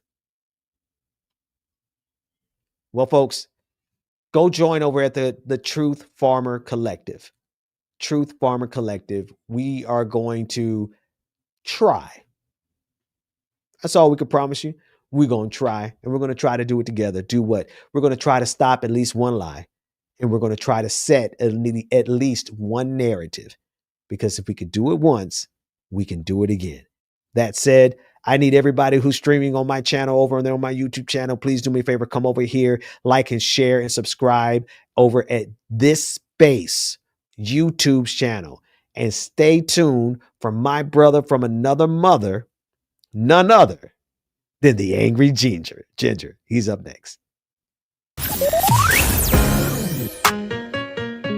The Benjamin Dixon Show is only possible with listener support.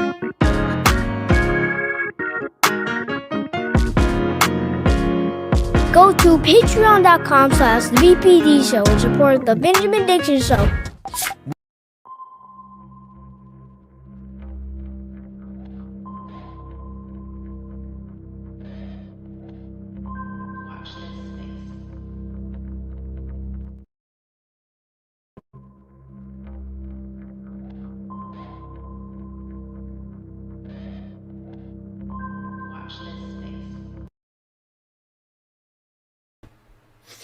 What's happening, everybody? Hope everybody's having a good Thursday. My PC just reset, so things got a little hectic. What's going on, guys? All right, let's get back to where I was. We've got some things to talk about today. Nothing quite as crazy as what passed. Well, I don't know. I have to tell you the truth. Everything's kind of crazy. I was going to say not as crazy as what Pastor Benjamin was talking about with that Roblox stuff. But it's pretty crazy. It's pretty crazy. So we've got a couple different things to talk about today. We're going to talk about the lockdowns. We're going to talk about the deposition from, I believe it was the Bill Maher case with Laura Loomer. That's right. And we're going to talk a little bit about Benny Johnson. We've got a video about J.B. Pritzker talking about Trump, talking about Chicago. I mean, there's always a million things to talk about nowadays. So there's plenty to talk about. We're going to get right into it. Let me get this over here for you guys so we can talk about this Laura Loomer article in which she says Marjorie Taylor Greene's got Arby's in her pants. It's pretty amazing stuff. Let's see. There you go. At least this computer's working. I think it's too hot for my computer. There you go. Boom. All right. So we've got Laura Loomer's defamation deposition will make your head explode. And oh, will it. If you guys haven't seen this, somebody brought this up to me last night, and I was absolutely losing it. So here, let's just pop in here. Let's just go and pull this up all the way here. Laura Loomer's deposition against HBO late-night host Bill Maher has offered absurd new insights into the woman unofficially tasked with federal staffing decisions. The self-appointed loyalty enforcer has had enormous success influencing the Trump administration from the safety of her X account. An analysis by the Daily Beast found that at least 16 individuals were fired from the federal government after Loomer singled them out as covert Democratic agents. Oh my God. But more than 200 pages of Loomer's transcribed deposition in her defamation lawsuit against Maher shed light on the influencer's beliefs and prerogatives and illustrate her as a raving conspiracist rather than a fine-tuned firing machine. And that's not news to anybody. Not anybody that knows anything about Laura Loomer. We all knew she was a raving conspiracy theorist loon. That's not new. That's not new. But let's see. It goes on to say, in sprawling answers to completely unrelated questions, Loomer's rants about George Stephanopoulos, her lack of boyfriends, and her inability to get a White House press credential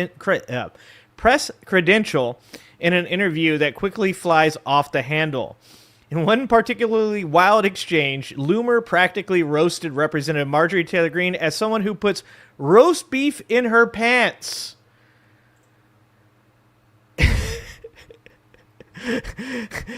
I can't laugh without I can't read this and not laugh. What is your basis for saying she puts Arby in her pants? Maher's legal counsel asked. She carries roast beef in her pockets, Loomer responded. What is your basis for saying she puts roast beef in her pockets and in her pants? The counsel pressed.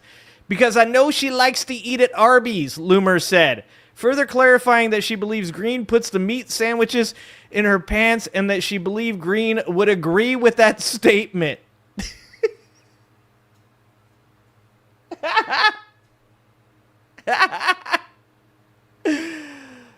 Just the added in, she would agree with that statement.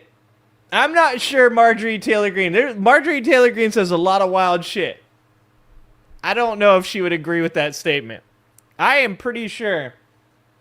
I am 100% sure Laura Loomer is saying she's loose down below. But to hear this is in a court of law. This is during a defamation case. Guys. This is a defamation case against Bill Maher. I don't know why she's talking about this. But it gets better, guys. That's just the beginning. That's just the beginning. Are you making a derogatory comment about her sex life by talking about Arby's in her pants? The counsel asked. No, I'm talking about Arby's, the sandwiches. I'm talking about Arby's. I'm a very direct person, Loomer said. If I was making a derogatory comment, I would have said it. Immediately after the Arby's exchange, Loomer offered another gem without provocation. She believed Senator Lindsey Graham is gay. Several of President Trump's staff have told me in confidence that Lindsey Graham is gay, Loomer said. Hold on, Miss Loomer. There's no question, responded Maher's attorney. Oh, man. It's kind of amazing. She's at a defamation trial, guys. She is suing Bill Maher for saying that she may have slept with Donald Trump. That's what this whole thing is about. The whole thing is saying that Laura Loomer had slept with Donald Trump, and she is suing for defamation. But here we go. We're going to get better here. It gets better. It gets better. Oh, man. Oh, man. So she goes on to start talking about Bill Maher at this point, right? And there's some insinuations about Graham's sexuality. In September, Loomer on the X platform wrote, when is Lindsay coming out of the closet? We all know you're gay, Lindsay, and that's okay. She went on to write, there's no reason why Lindsey Graham, South Carolina, needs to hide the fact that he's a gay man. Come on, Lindsay. I like men too. Don't clip that. Go ahead and clip that. No need to hide. I want you to relieve yourself of your toxic, closeted anger. It's 2024. Nobody needs to hide that they're gay anymore. Oh, sorry. No one needs to hide that they're gay anymore. She defended those remarks to Bulger, who raised the exchange. She said, I called him gay. It's well known. Several President Trump's staff have told me in confidence that Lindsey Graham is gay. Further, she said, a number of people in Republican circles told me that they've attended dinners where he's brought male significant individuals with him, like significant others. I will say that he never denied being gay after I said that, she said. Bulger stressed she did not ask for Loomer to explain the accusation, and Loomer's own attorney, Larry Klayman, objected to the topic being further discussed. Like Laura Loomer's own lawyer, while Laura Loomer is talking, is like, I object! I object! I would like her to stop, please. Please stop. Please stop. Oh, but there's more. Oh, but there's more, guys. Oh, dude. This is fucking, like I said, Idiocracy did not do justice to this insanity. It did not do a good enough job. Okay. So after the lawyer has objected to her talking, which is appropriate, Bulger also raised a similar attack by Loomer on Imhoff, Vice President Kamala Harris's husband, this one more focused on his masculinity. Weeks before the election, Loomer posted, if you call yourself second gentleman, you're just gay. Men aren't supposed to be second to women. It's called biological hierarchy, and we should respect it. There's a reason why she tells him to answer your effing phone. She has no respect for him because he's lowered himself into being a loser. Asked if Loomer had any reason to think Imhoff was gay, she clarified she did not mean he was a homosexual. Gay can mean either homosexual, or it can also just mean, like, you're, like, weak, you know? It's, like, also used as a term to describe, like, weak men. It is, so it's like a, and I do believe that he's a weak man, Loomer said. You know, I'm on X. Only because of Benjamin Dixon, to be honest with you. I tried to get off of X. Sounds like I'm addicted to drugs.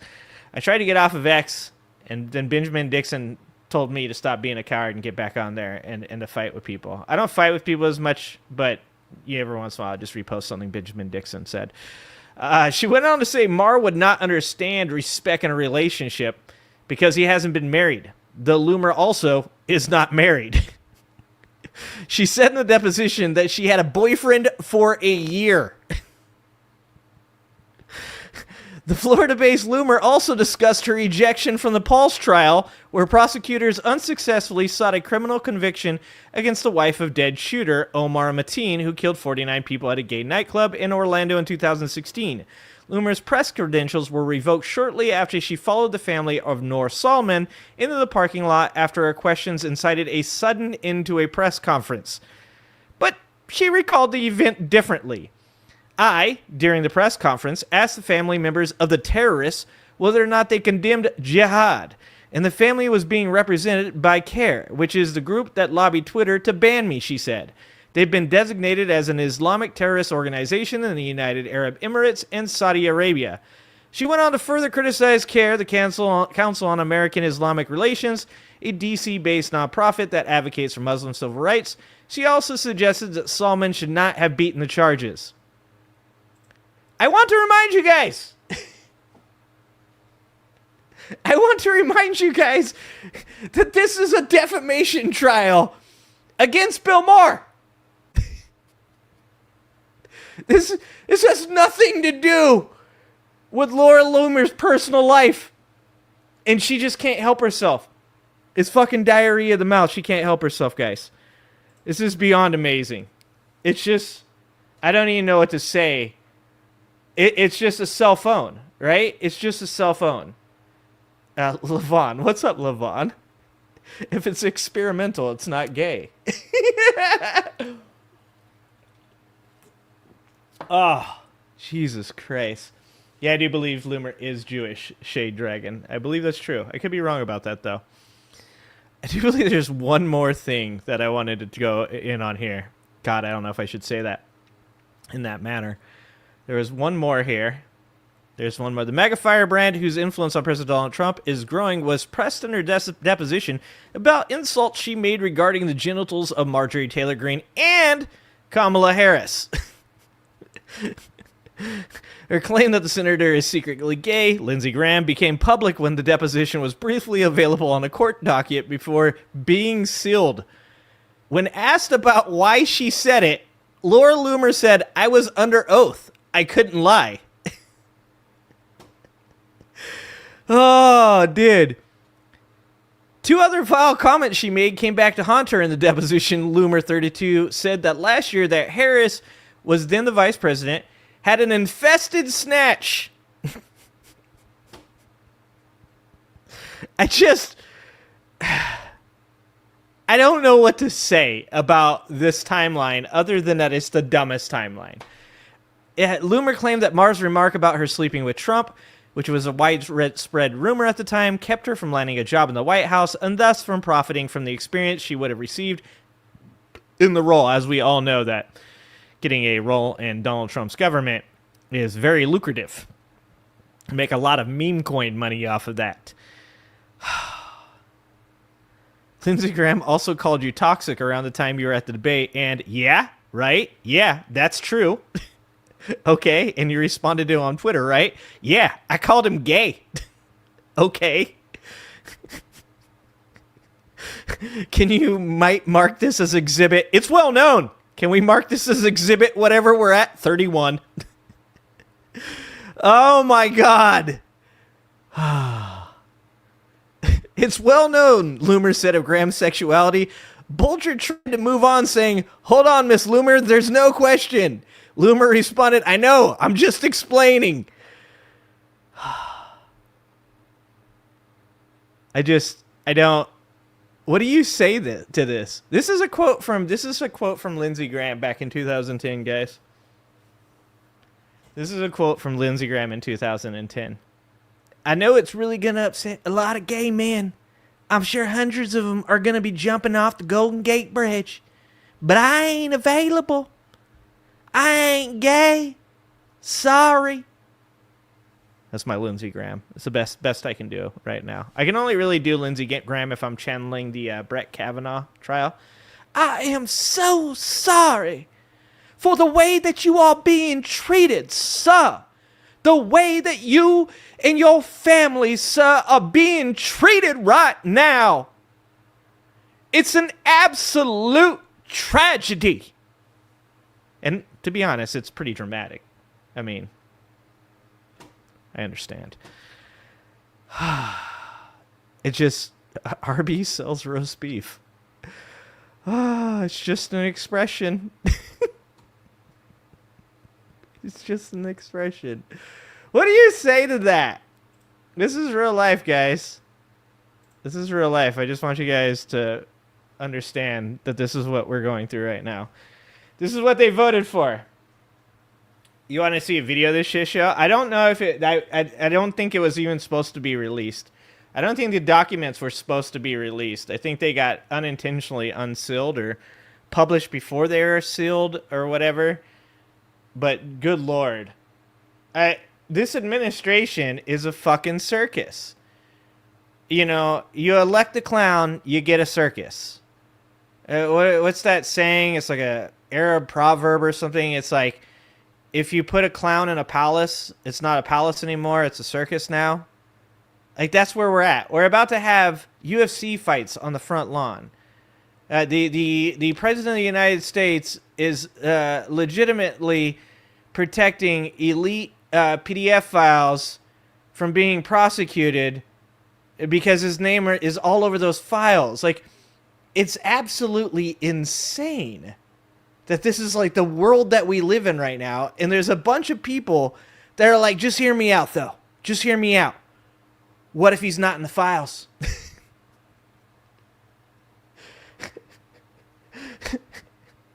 I don't want to say we've got the meats, Hermit. I just said it, though. I don't want to say it because it brings to mind a certain picture of one Marjorie Taylor Greene's nether regions. All right? Does she think she's on South Park? Dee Dee. Good call, Dee Dee. Oh, Jesus Christ. What do you say to all of this? What am I supposed to say to any of this? Other than this shit is like batshit crazy. This is a lady that has Donald Trump's ear. This is a woman that helped to get 16 people removed from Trump's administration. I've been leaving that we've got the meats comment up there for a little too long. I'm pretty sure MTG is a biological Neanderthal. She's got the fucking face structure for it. No doubt. Oh, I forgot I have coffee, guys. I've been drinking sparkling water. I have coffee. My coffee's cold now. Oh, Pinker Bell. Trump is leaning into how white trash he is. Yes. Yes. He is definitely, it's full bore right now. It's full bore. Okay, I just had to share that with you guys before we get into the real serious stuff. You can't really cover serious stuff and then do that. I don't know if you can follow anything with that story. But we're going to try. We're going to try.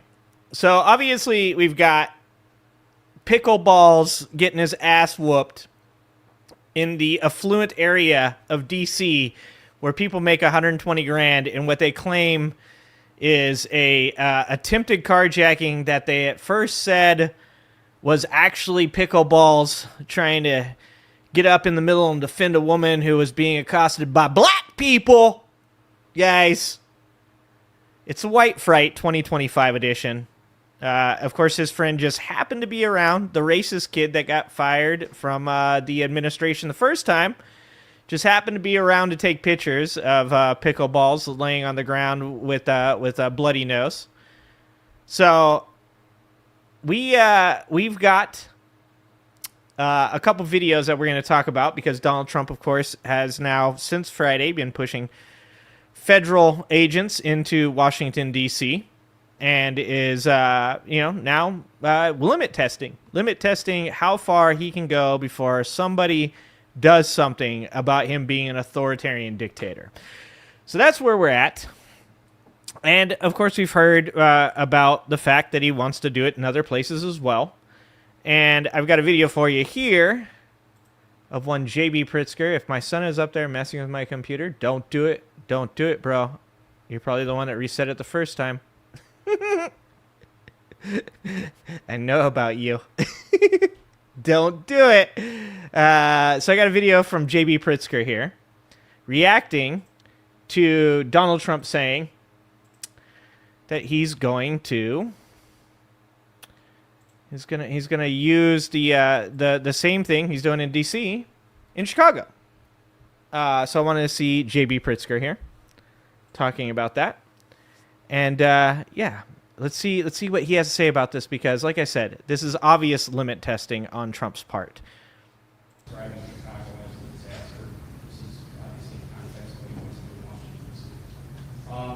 He then insulted you and Mayor Johnson I like how he laughs when the guy says he insulted you and then Mayor Johnson, and he just like laughs. He's like, of course he did. I wish I could turn up the reporter, but the reporter's a little bit low. He also talked about you being a possible presidential contender. For example, he said, the night you lost weight. It's true, Pinkerbell. It's true. You're considered running for president. Because number one, can you do anything to prevent what President Trump's saying about bringing the National Guard to Chicago? Like, everything somebody tells you that Donald Trump said about you, all you can do is just sit there and laugh. You're just like, it's absurd. What the fuck do you want me to say about this? What's your reaction to everything else that the president said? Well, first of all, let's start with there is no, even you're laughing. I agree. What are you supposed to do? No, I know. No commentary on your part. Let's start with there is a law on the books confirmed by the Constitution called posse comitatus. And it means that the federal government does not have a right to send... Yeah, you're not allowed to send federal troops into states as a police force. ...soldiers into American cities for the purpose of, well, for any purpose, really. Federal soldiers, yeah. But specifically to It's a violation fight of crime, states' let's rights. say. And... By the way, this is the party that was, like, howling for, like, 4 years about states' rights. But MAGA being hypocrites is just... It's par for the course, right? Like, at no point do these people actually believe any of the shit that they believed, like, 8 months ago. That is what he's suggesting that he will do, violate that law. It's not surprising to me that he suggests violating the law. He's done it many times and been convicted of it 34 times. Nice. And so I would just say he has absolutely no right and no legal ability to send troops in to the city of Chicago. And so I reject that notion. As to everything else that he had to say this morning, I guess I should say thank you for the compliment. And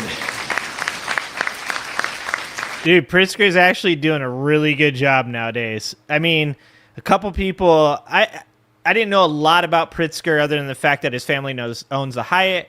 I stand on the fact that being a billionaire is immoral. I don't see any real value in hoarding those types of resources.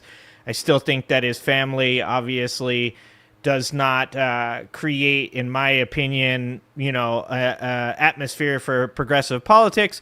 But I will say he's been doing a great job of talking about things. The fact that he offered the Texas Democrats an ability to stay in Illinois and not be extradited from there. I gotta applaud that. Same thing goes for Newsom in California. I had a lot of smoke for Newsom when he was, doing fucking podcasts with Bannon and Charlie Kirk and attempting to like reach out to these like MAGA Republican, content creators. But I have to give it to both of them. Gavin Newsom's recent post where he mocks Donald Trump's all caps attention to this matter tweets. You gotta say it's actually very effective messaging. And one of the things that I shit on the left constantly for is their inability to message correctly in this day and age. And I do have to give props where props are due. Pritzker, he's getting the chuckles, and Newsom is definitely getting under Donald Trump's skin. We'll watch a video of that in just a little bit. And you have to remember that I reject criticism and don't really want to respond to criticism from Donald Trump, who inherited his money and then went bankrupt 6 times and then defrauded his business partners. And by the way, he cheats at golf too. Nice. So, look, I see, that's what I'm saying. There was something to Biden's effectiveness against Trump in that first debate, the 2020 debates, because of the fact that he would just kind of just say almost dry humor, off the cuff remarks. And Trump's such a blowhard that he would say so many things and toss out so many insults that they almost lost effectiveness when Biden would just drop one. And this is the way to do it, right? to get under Trump's skin, the way you do it is you say things like he cheats at golf, because you know that that's either going to be in a Truth Social post tonight at 4 a.m. where he claims J.B. Pritzker doesn't even know how to play golf, never even seen him on a course, can't hit a ball, probably a terrible golfer. I'm the best. I've won all the tournaments. I'm totally not Kim Jong-un. Totally not. Believe that, I have had a successful business career. I know that. And I chose to run for governor because I believed that our state was headed in the wrong direction. And we have righted the ship. We have a lot more work to do, but we've done a whole lot to make sure that we're keeping people safe and improving people's income levels and attracting business to the state. And by the way, we've balanced the budget 7 times in a row, and we've raised the minimum wage. It's so weird to listen to a person speak competently after spending so much time watching Donald Trump videos. It really is. It's super strange to sit here and listen to a person talk normal. It almost feels like something is wrong. Like to sit here and hear a guy talk about balancing the budget 7 times, improving the living wage, talking about how there's more work to be done and how we need to make sure that people in that state are making more money and have better lives. Like, it's weird to hear a guy just like lay these things out in this way when you're used to listening to Donald Trump speeches where he weaves incoherently and rambles about like the weirdest shit.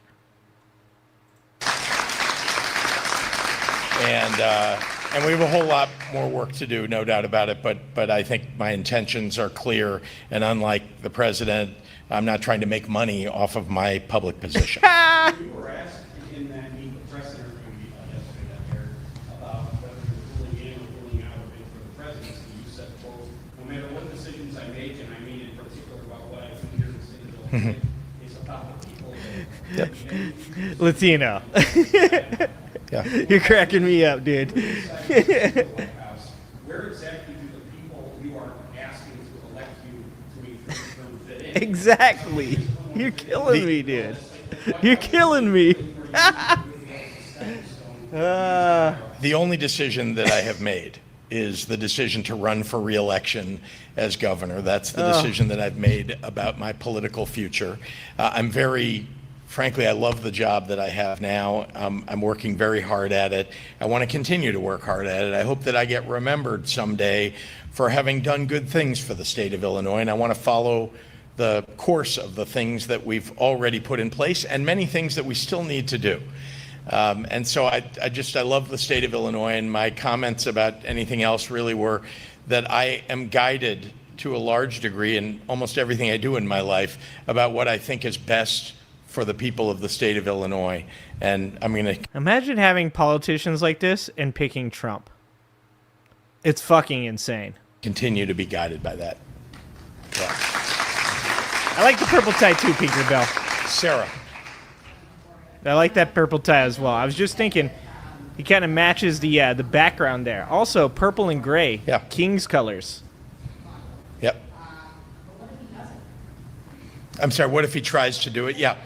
Yeah, well, you've seen that he doesn't follow the law. I mean, we all know that. He sent National Guard troops into Los Angeles illegally.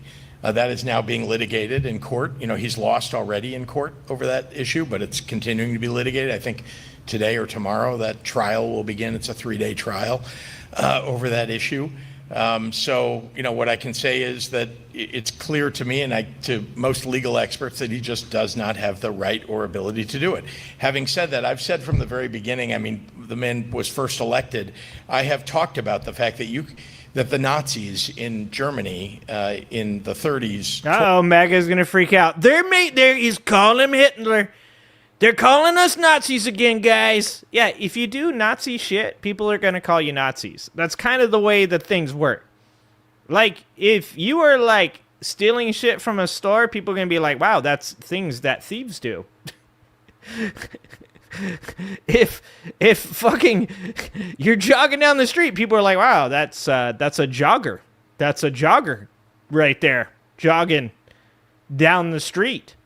If you do Nazi shit, people are going to be like, they seem like Nazis. Tore down a constitutional republic in just 53 days.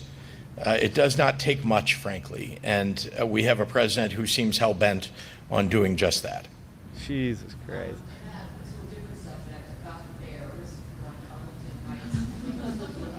You can see the variety of things that we yeah, it's one thing I love about the job, yeah.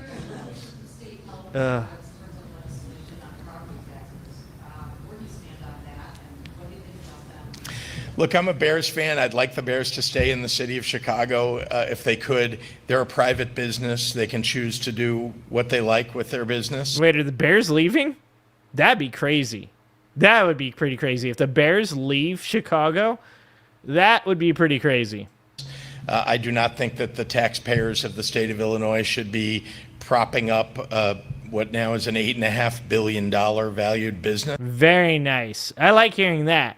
You know, I'm an A's fan, and I hate the Oakland A's ownership. One of the reasons that I hate the Oakland A's ownership is because Wolf refuses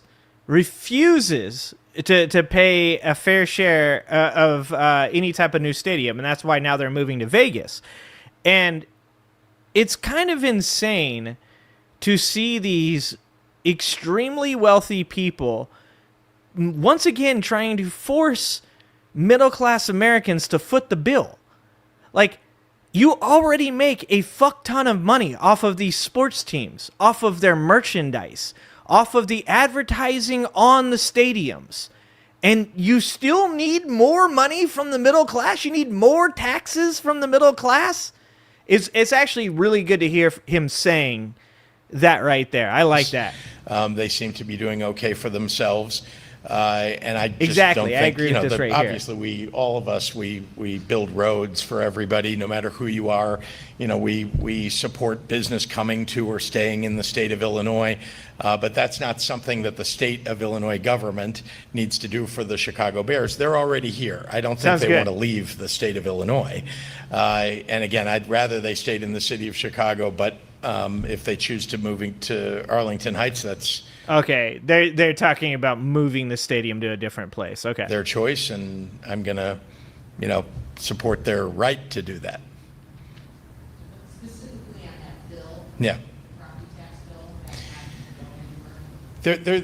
I understand what you're talking about, and I would just say that there's a bill. It applies to much more than just the Chicago Bears. So that it isn't about the Chicago Bears. There are a whole lot of places where there can be benefit to the pilot bill, and so we're going to evaluate what the costs are for the people of Illinois to do this, the benefits that come from attracting businesses as a result of providing that ability to use those tax dollars. Again, they're sort of designed. Levon, when is Mississippi getting a pro team? Dude, I don't think that's happening, bro. The people of Mississippi, okay? The people of Mississippi, I don't think they need to be taxed anymore. It's not going great. Just so you know, these programs like that and like the Star Bond program, if you know what that is, are designed to take property in areas where there isn't any sales tax at all, because there's nothing in those properties or on those properties, and to use those sales taxes that would come and will come as a result of the development to support the creation of the development, because the long-term benefit to the people of Illinois is there. And so, again, it's not always appropriate. We're still evaluating the legislation that you're talking about, but yes, it's something we're considering. It's just so strange to hear a person actually talk, like just normal fucking speech. I think it's really great what Pritzker's done so far. I like the way, like I said, that he has backed up those Democrats that have, took off from Texas to stop quorum. I really appreciate that some people are doing things to stand up in this government, because it does seem like there's too many silent Democrats or Democrats that just aren't doing enough to make a difference against this Trump administration. I mean, there's a lot of strongly worded letters being sent Donald Trump's way, and I don't know if Democrats have figured this out or not, but Donald Trump doesn't read. There's a bunch of letters headed his way that are going to find their way right into a wastebasket. Do you really think Donald Trump is busting out the letter opener, sitting down behind the desk, getting himself a fucking Diet Coke by pressing the red button, and then just reading his fan mail from Gavin Newsom or from congressmen in New York? No. Donald Trump is literally, he's like Gavin Newsom, throw it in the trash. But speaking of Gavin Newsom, I do have a video here from him as well. I guess Mississippi does have a couple sports teams, but they're not professional, right? I could be wrong about that. I could be wrong, guys. I don't know much about Mississippi sports, to be honest with you. I don't know much about Mississippi, to be honest with you. Let's see. Let's get... we've got a Gavin Newsom here. Gavin Newsom just had a talk about the redistricting, right? And talking about, obviously, what's going on in Texas, where you have the attempt at 5 new seats. Gavin Newsom just recently made fun of Ted Cruz's math, because in Ted Cruz's world, 43 plus 9 is 51. Good Texas math, guys, that educational system. 43 plus 9, 51, guys. It's amazing. So anyways, yeah, there's a good video here that I want to watch with you guys of Gavin Newsom talking about Donald Trump poking the bear. And like I said, a lot of what Gavin Newsom is doing right now is actually pretty based. He's doing a good job. I've said this before, if Newsom comes out of this, there's a lot of people, in my opinion, that I'd much rather have as a political candidate. That's just my opinion based off of values and things that I think that I think there's better people. But if you're just talking about potential of winning, Gavin Newsom, if he comes out of this looking like a strong figure against Trump, he probably has a pretty good chance of winning the primaries and possibly either beating out Trump in a third term or J.D. Vance if J.D. Vance runs instead. There will actually be Republican primaries next election if Trump doesn't run for a third term. So that will be interesting as well to see that shit show. The primaries last year were kind of amazing, to be honest with you. And I'm kind of looking forward to Republican primaries again, because it is a shit show. So I want to watch this video. It's Newsom hosting his Liberation Day event. I thought we already had Liberation Day. Didn't we already? Wasn't that the tariff day? Wasn't it April 2nd or 9th or something like that, Liberation Day? You can't just keep reusing names. I mean, you can with MAGA, because MAGA does not remember what happened last week. So I guess we're reusing Liberation Day. But this is a video of Gavin Newsom talking about Donald Trump having poked the bear. Thank you, everybody. Thank you guys for being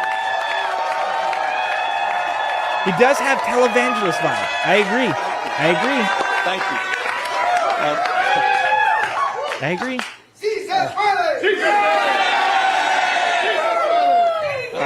When we fight, we win. When we fight, we win. Thank you. Thank all of you in the spirit of that African proverb. It's got a little bit of a Kamala Harris vibe, There's definitely, there's a big difference between Trump rallies and people that are actually, not filled with anger and hate. People that actually want to do good things. There is definitely a different vibe That Senator Padilla was referencing.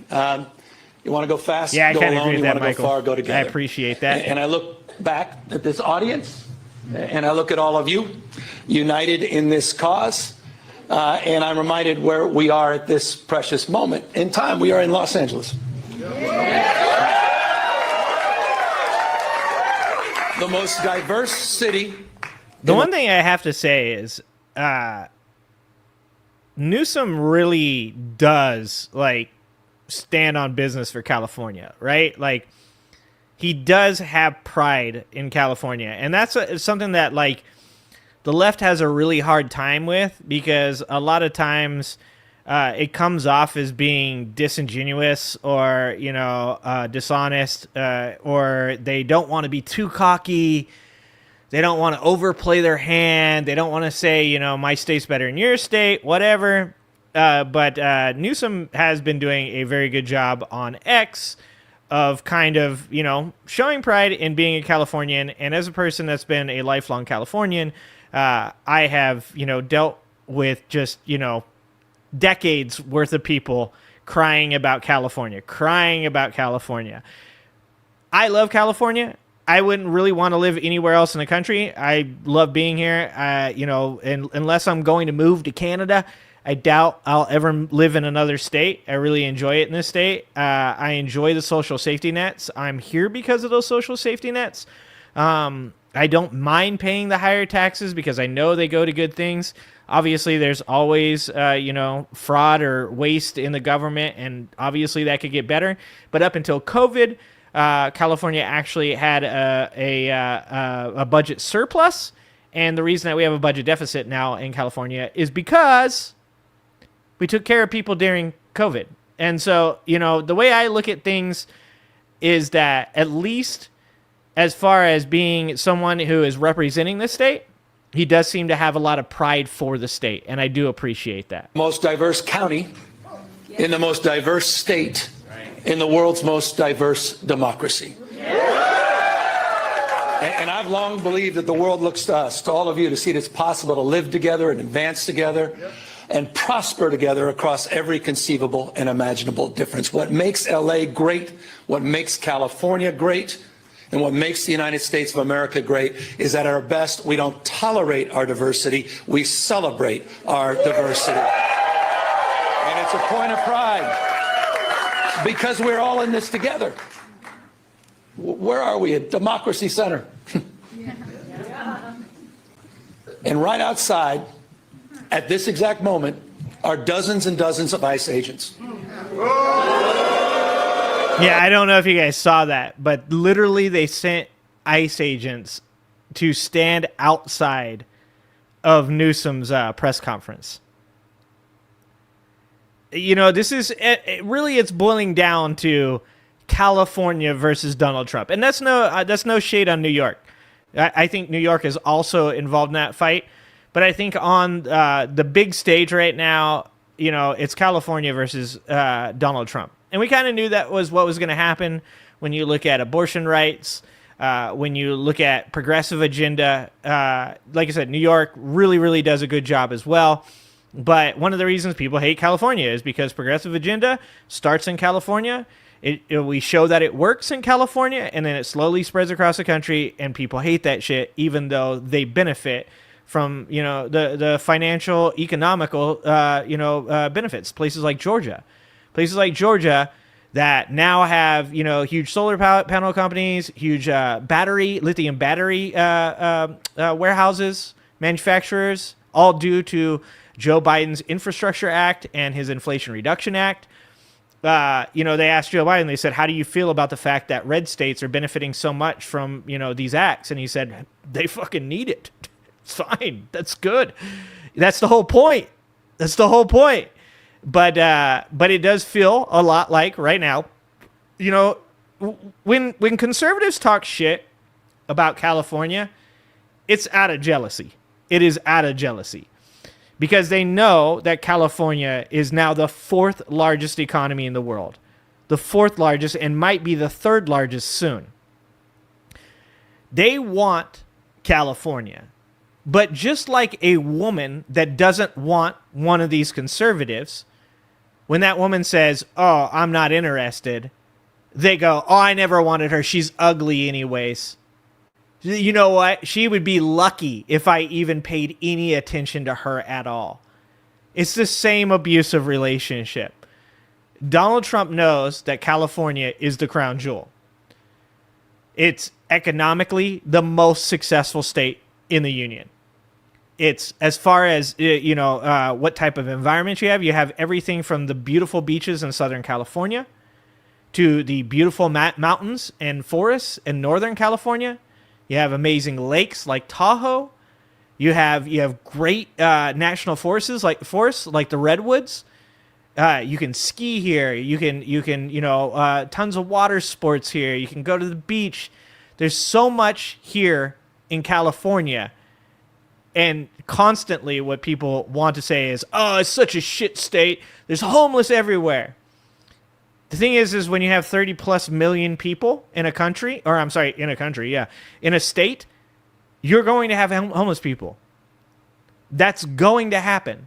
And when you attempt to take care of those homeless people, and I'm not saying that we're doing it right, there is a lot of work to be done. There are different ways that should be tried. But when you're trying to help those people rather than just take them off the street using federal soldiers and then force them into either internment camps or mental health institutions, yeah, you're going to have some homeless people. And I'm not saying, like I said, that California does it all right. I think that there are more things that California could do better when it comes to the homeless population. But when you compare it to what's going on in Washington, D.C. right now, that's a whole fucking different story. I will take 1 million Californias over what is going on in one Washington, D.C. today. Donald Trump, you think it's coincidental? No. Donald Trump and his minions, Tom Homan, tough guy, clearly decided. Yeah, remember when Tom Homan said he was going to arrest Gavin Newsom? That never happened. Never happened. Coincidentally or not, that this was a location to advance ICE arrests. Indiscriminate? Perhaps. We'll find out later. It was certainly indiscriminate when a 15-year-old disabled boy had a gun put to his head in Los Angeles trying to go to school just a few days ago. I met with it. I don't need to belabor this, except I want to level set. People are scared. People are fearful. You had a United States senator that was thrown down to the ground in a federal building. Alex Padilla. J.D. Vance's name is Alex Padilla, not Jose Padilla. You know he did that shit on purpose, though. That's the Vice President of the United States. It's another museum not so far away from us. Talks about those 53 days. Some of you know what I'm referring to. Wake up, America. This is a serious moment. Wake up to what's going on. Wake up to the fear, the anxiety. Wake up to what's happening, not just here in Los Angeles, where we saw our streets militarized. We saw our due process rights thrown out the window. You heard the word disappeared. I was with a 12-year-old boy born in Oxnard, California, whose mother and father were disappeared. 20 years going to the same packing facility every single day. He didn't even know how to get back into his own home, into his own house. Had no brothers and sisters. He has now disappeared in an attempt to find his parents. That's Trump's America. That's the moment we're living in. So these are sober times. And so I'm deeply grateful to all of you for standing up and for being here today. I'm grateful for all the elected officials that are here, members of Congress, not just our 2 U.S. senators, to members of the California legislature for having the courage of their convictions, for standing tall and standing firm, to recognize today is Liberation Day in the state of California. And as Senator Schiff said... Okay, hold on. Gavin Newsom, you can't reuse the name. Are we taking it back? Are we taking it back? Oh, dude. Oh, you guys are killing me. Oh, no, dude.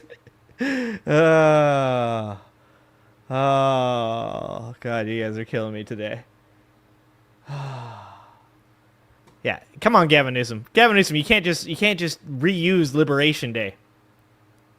Like, at least call it Liberation Part 2 or something like that. As Senator Schiff said, Donald Trump, you have poked the bear, and we will punch back. Here's the good thing about California, folks. We're the size of 21 state populations combined. Yeah, we We're the are. fourth largest economy in the world. We're not a small, isolated state. I know they say don't mess with Texas. Well, don't mess with the great Golden State. And see, that's what I think he does well. Like I said, there's a lot of people, if you're not a rural American that really wishes you were in Idaho, if you're not one of these, farmer types that if we were Texas, if we would be so much better if we were Texas, if you're not one of those people and you live in California, you love California. It is a beautiful state. I love living here, and like I said, I will not live anywhere else. I love this state, and what he does well is he does show appreciation and pride for the state that he lives in, and I like seeing that. I don't think that it gets shown enough. We're here with our state of mind, with the clarity of our purpose and conviction to recognize that we need to reconcile the world we're living in. We do have agency. We're not bystanders in this world. We can shape the future, and that's what we intend to do today. We're here because Donald Trump, on January 6th, tried to light democracy on fire, tried to wreck this country, tried to steal an election, as Alex just said, by trying to dial in for 11, almost 12,000 votes. And here we are, in open and plain sight, before one vote is cast in the 2026 midterm election. And here he is once again trying to rig the system. He doesn't play by a different set of rules. He doesn't believe in the rules. Yep, and that's why the left has to be the same way. Like, this is the part that the left is going to struggle with so hard right now. Because the right does such a good job of coming into left-wing spaces and saying, oh, so you guys are going to gerrymander? I thought you guys were against gerrymandering. And it's almost every time that there's like one person that's on the left that's like, well, actually, I'm against it, man. Like, I do agree that we shouldn't be doing this. And, the next thing you know, that person is arguing with other people on the left and they're saying, fuck that shit. If they're going to gerrymander, we are.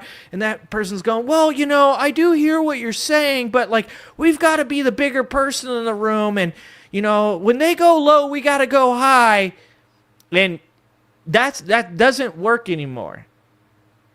At the end of the day, if Texas even talks about it, in my opinion, this shouldn't even be a question. I don't think that Gavin Newsom should be sitting up there saying, hey, if Texas does this, we're going to do it. I think that the moment that Texas even thought about it, the moment that somebody said, Texas is about to do this, they're talking about doing it, Gavin Newsom should have said, fuck it then, we're going to do it. Not if you do it, regardless, we're going to do it. Because this defensive posture, trying to do some type of stopping of what Republicans are going to do by just reacting to the things they're doing is probably not enough. Let's be honest. If they choose to do something and we know we have the upper hand in doing that instead, we shouldn't even be talking about defending that action. We should just be doing it. The state of California, at this point, should gerrymander every single district. And for anybody out there that's left-wing that's like, well, man, what if we do it and then everybody else... Well, you know what happens if every other state in the union starts gerrymandering? We own the House for the rest of fucking time. That's what happens. Because you can go through all of these areas. They're sparsely populated in these red states. And the places that they are the most populated are in the blue areas. If we're going to have a bunch of people that are only reacting to when the Republicans do stuff, then we are going to constantly be fighting a fight on our back foot. And at one point or another, the left has to go on the offensive. I get it, because the left is always this person, right? The left is always the one saying, we're not going to do something until they do it, and then we'll do it in turn. And sometimes we won't. We'll just point at them and try to shame them, but that shit don't work. Donald Trump, as Gavin Newsom just said, not only does not play by the rules, he doesn't believe in the rules. He doesn't believe that the rules apply to him. If you want to win the midterms, if you want to win the next election, if you want to have elections at all, you're going to have to go on the offensive. You can't just react to what they do. You need to do it to them first. And as a consequence, we need to disabuse ourselves of the way things have been done. It's not good enough to just hold hands, have a candlelight vigil, and talk about the way the world should be. We have got to recognize the cards that have been dealt. And we have got to meet fire with fire. And we've got to be held to a higher level of accountability. So that's what this is about. It's not complicated. We're doing this in reaction to a president of the United States that called a sitting governor of the state of Texas and said, find me 5 seats. We're doing it in reaction. Yeah, don't forget about the time we called Georgia and asked for 11,700 votes. Like I said, the one thing I have about this is that we're acting like any of this behavior is new. You know, like I said, I don't mind reactive defense. But at one point or another, you have to go on the offense. You have to predict what Trump is going to do, and you need to beat him to the punch. Because if we don't, at one point or another, you're going to have somebody in one of these blue states that's afraid to do something. You know, you had Gretchen Whitmer in Michigan attempt to do the hey, we're going to just, work with Trump and try to, help keep things within the boundaries, keep guardrails on it. And I think by working with him, I can make it happen. Even Bernie Sanders said that. Bernie Sanders said, if Trump and Elon Musk want to, keep down credit card rates, then I'm going to work with them on it. They're not going to do any of these things. It's all lies. It's all bullshit. It's just to keep you from doing something offensively. They want you to be reactive. They don't want you on the offense. And at one point or another, we're going to have to go on the offense. That's what has to happen. To that act. We're doing it mindful of our higher angels and better angels. We're doing it mindful that we want to model better behavior, as we've been doing for 15 years in the state of California with our independent redistricting commission. But we cannot unilaterally disarm. We can't stand back and watch this democracy disappear. I like that. Amocracy. We can't stand back and watch this democracy disappear district by district all across this country, not just in Texas, but in Missouri, where J.D. Vance went just a week ago, in Indiana, in places like Ohio, in places like Florida. We need to stand up, not just California. Other blue states need 100%. to stand up. We need to be firm in our resolve. We need to put back. So we're here in that light. And I'm grateful to have remarkable partners in the legislature. It's a tall task. We're asking them for 2/3 of a legislative consent. But this is the difference. This is the difference between what's happening in Texas and what's happening here in California. And see, like I said, that's the death of the Democrats right there. It's great. I think it's very honorable to go about it in this manner. But you're setting yourself up for failure. If you are not 100% certain that you are going to get those numbers, you are handing Donald Trump the House again in 2026.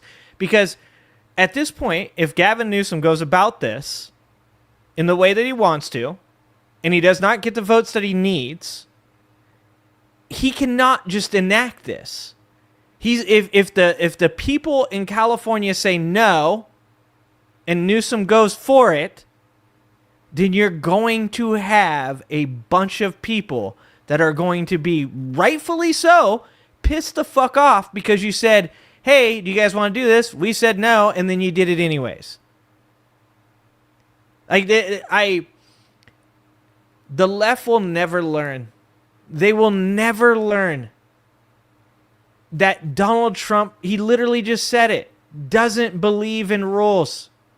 Look, I was there a year ago when people would say, do you think we should expand the Supreme Court? I would say no. I go, no, that's a bad idea. Well, why is it a bad idea? Because if we expand the Supreme Court, then Trump comes in, Trump expands the Supreme Court, or whatever Republican gets in next goes in and expands the Supreme Court, and it's this endless, cycle. But at this point, I wouldn't be surprised if Donald Trump just expands the Supreme Court, even with the fucking already having a 6-3. If I'll say this to you right now, and you can fucking bookmark this. If Kavanaugh and Conant do what they have been doing for the last like 6 months, and occasionally going outside of the guardrails that Donald Trump wants them to stay within, and vote with Democrats against some of the things that Trump wants, he'll expand the Supreme Court. Because he will put people there like Bove. This is the whole reason that Emile Bove was just made a federal judge for life. Because it is one step away from being a Supreme Court judge. They're hoping that Clarence Thomas or Alito retires so that way they can replace them with that fucking crazy ass fucking person. You're not going to find a time in the near future where Donald Trump just goes, you know what? This time I'm going to play by the rules. You know, fuck it. Let's do it. Let's play by the rules. Things like the Epstein files are the perfect example. If you ask Donald Trump to do something that he can do within the rules, he will look you dead in the fucking eyes and go, I don't know anything about that. I don't think I can do that. I don't think I can. I don't think I can. He doesn't play by the rules. And Democrats cannot continue to fight a fight like this. It's like playing defensively, thinking you're Mayweather, but you're getting socked in the mouth over and over again. Your Philly shell is not mitigating damage. You're getting beat the fuck up, and the whole time you're going, no, I've got a good plan. I'm defending. He's going to get tired at some point. Let me just go ahead and say this. Donald Trump does not get tired of authoritarianism. Donald Trump can do dictatorship every single fucking day for the next 4 years. I don't know about you, but I'd rather not deal with that. We didn't receive a phone call from the President of the United States to then quietly go in the back room and start drawing maps and legislatively try to jam them through against the consent of the people. We're doing precisely the opposite. We're working through a very transparent, temporary, and public process. I think that's a trap. We're putting the maps on the ballot, and we're giving the power to the people. This will be the first redistricting that's ever done that. That's the difference. We tried to raise the standards, and these guys. Look, there's that video. There's that video of that fucking I don't know, was he a Muslim guy? Like Saudi Arabian guy, the older gentleman with a gigantic gray beard, and he's like, you know, democracy is for the people. But the problem is the people, they are retarded. And I was like, that's what I think of when he says that. Brother, we just got Donald Trump by listening to those people. I don't know that I'm counting on these motherfuckers. Look there, I was just having this conversation with this guy earlier today. And we were talking about the future of just the country, not government, like generational. Young people. And I was saying, you know, hey man, I know it's easy to get like, you know, angry and look at, you know, generations of people and say, I don't like the things that they do, that things are degenerating, things are getting worse, but there's a lot of good to be had. And I want to be hopeful that the good will outweigh the bad. And I am totally okay to do that. Just not in these scenarios. In these scenarios, I have zero faith in humanity. I've talked to some of these people face to face. You're not going to reach these people by being like, yo, like, I know that you would normally vote with Trump when it comes to this, but check it out. I'm giving you a chance to do the right thing. They're like, Trump. Fucking, you're like, no, don't push that button. Trump. Fucking that's what they're gonna do. Are not playing. Oh, by thanks for any the dollar, set Dean. Of rules. Thank you for the dollar. So dollar a this day keeps the time fascists requires away. us to act anew, not just think anew. And so I'm grateful to all of the remarkable leaders that have stepped up this unifying effort here in the state of California. And we'll be asking for the people on November 4th, a special election coinciding with a lot of local municipal elections, to provide a temporary pathway for congressional maps. We will affirm our commitment to the state independent redistricting after the 2030 census, but we're asking the voters for their consent to do midterm redistricting in 2026, 2028, and 2030 for the congressional maps to respond to what's happening in Texas, to respond what Trump is trying to excite. And we'll do so in a way that also affirms our desire as a state to level the playing field all across the United States. We believe in a national independent redistricting framework. And we believe that's the right goal and the right thing to pursue. And I will just state for the fact, Zoe Lofgren, who runs our California delegation, she authored the bill. Democrats unanimously supported that National Independent Redistricting Commission. Republicans were nowhere to be found. They want to because they're all going to lose their jobs. They know. These elections. Kevin Kiley's ass is gone. Doug LaMalfa's ass is gone. And they want the power that gerrymandering provides because they know what Donald Trump knows. He's going to lose the midterms. He knows de facto his presidency ends in 17 months when Speaker Jeffries is back in office. He knows it. Why else? Why else would you try to rig the system? Why else would you make the phone call? He's a failed president. Who else sends ICE same time having a conversation like this? Someone who's weak. Someone who's broken. Someone whose weakness is masquerading as strength. 100%. Double speed. The most unpopular president in modern history. An economy that's collapsing all around him.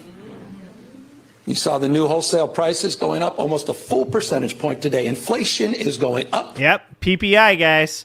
This is what drives me nuts. Like, I recognize that due to my job, I spend more time looking at this information than most people do. But I cannot stress enough that if you don't understand what the consumer price index is, if you don't understand what core inflation is, if you don't understand what the PPI is, if you don't know what these things are, you should make yourself aware of them. They're very important. And fuck, I say that, and as soon as I think about it, I'm like, well, if they are for now, 3 months from now, all this shit that I'm saying right now absolutely isn't actually going to mean anything because Donald Trump is cooking the books, dog.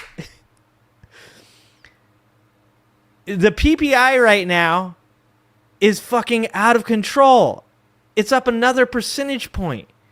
Like, prices are going up. I literally just got into a conversation with a brokerage where a broker had let me know that a product was going to be available in a warehouse. And the reason that this product was unavailable was because they were repackaging. So when he sent me the sheet for it, I looked at it and I said, cool, more shrinkflation, ouch. And he sent me back, no, man, they're reducing their price. And I was like, I'm not that dumb, okay? I know I'm from the trailer park. I'm not that dumb. And I went back in my price history because we can go all the way back, right? So I went back pre-COVID. I pulled out the 6.5 ounce box. I showed that it was 56 cents an ounce. I then showed their last repackaging, which took it down to 5 ounces per package. That was just towards the tail end of COVID, I'd say 23. And I showed that it was 60 cents or 66 cents an ounce. And then I pulled the package that he showed, which was now 4 ounces. 4 ounces. That is now 77 cents an ounce. That is not lowering your prices. Not to mention that now a business, I work for a mid-sized business, is now losing 51 cents a profit per unit that is sold. I was just looking on my shelf today, and I thought, oh, that looks weird. That box looks different than that box. And then I looked at another one and I said, wow, that box looks different. There are literally 3 different boxes that have all been shrinkflated that stayed the same price. You need to be up to date. There's a Reddit you can go and look at. There's a Reddit for shrinkflation to see what I'm talking about. There are many different ways that these corporations shrinkflate, and they do them in very devious manners. If you buy a box of Pop-Tarts, and when you first started buying Pop-Tarts, that fucking Pop-Tart had frosting all the way to the edges. I guarantee you now, if you go buy that same Pop-Tart, when you buy it, it only has frosting in the middle. This is the way that big corporations continue to make profit and then not reinvest those profits back into the product or the people that are making them, but into their shareholders. Just today, I saw that stock buybacks this year will hit over $1.5 trillion. We watched a More Perfect Union video, I believe, on this channel right here, where we just talked about a month ago, that during Donald Trump's first tax cut, that it enabled billions of dollars of stock buybacks. That money goes into shareholders' pockets. That does not go back into the investing in the business. It doesn't go into increasing wages for the workers. It goes back to shareholders.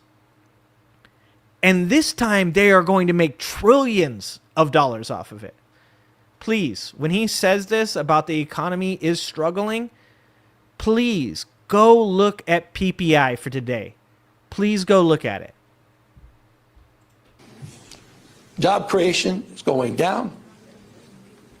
He's trying to rewrite history, Smithsonian, censoring historical facts.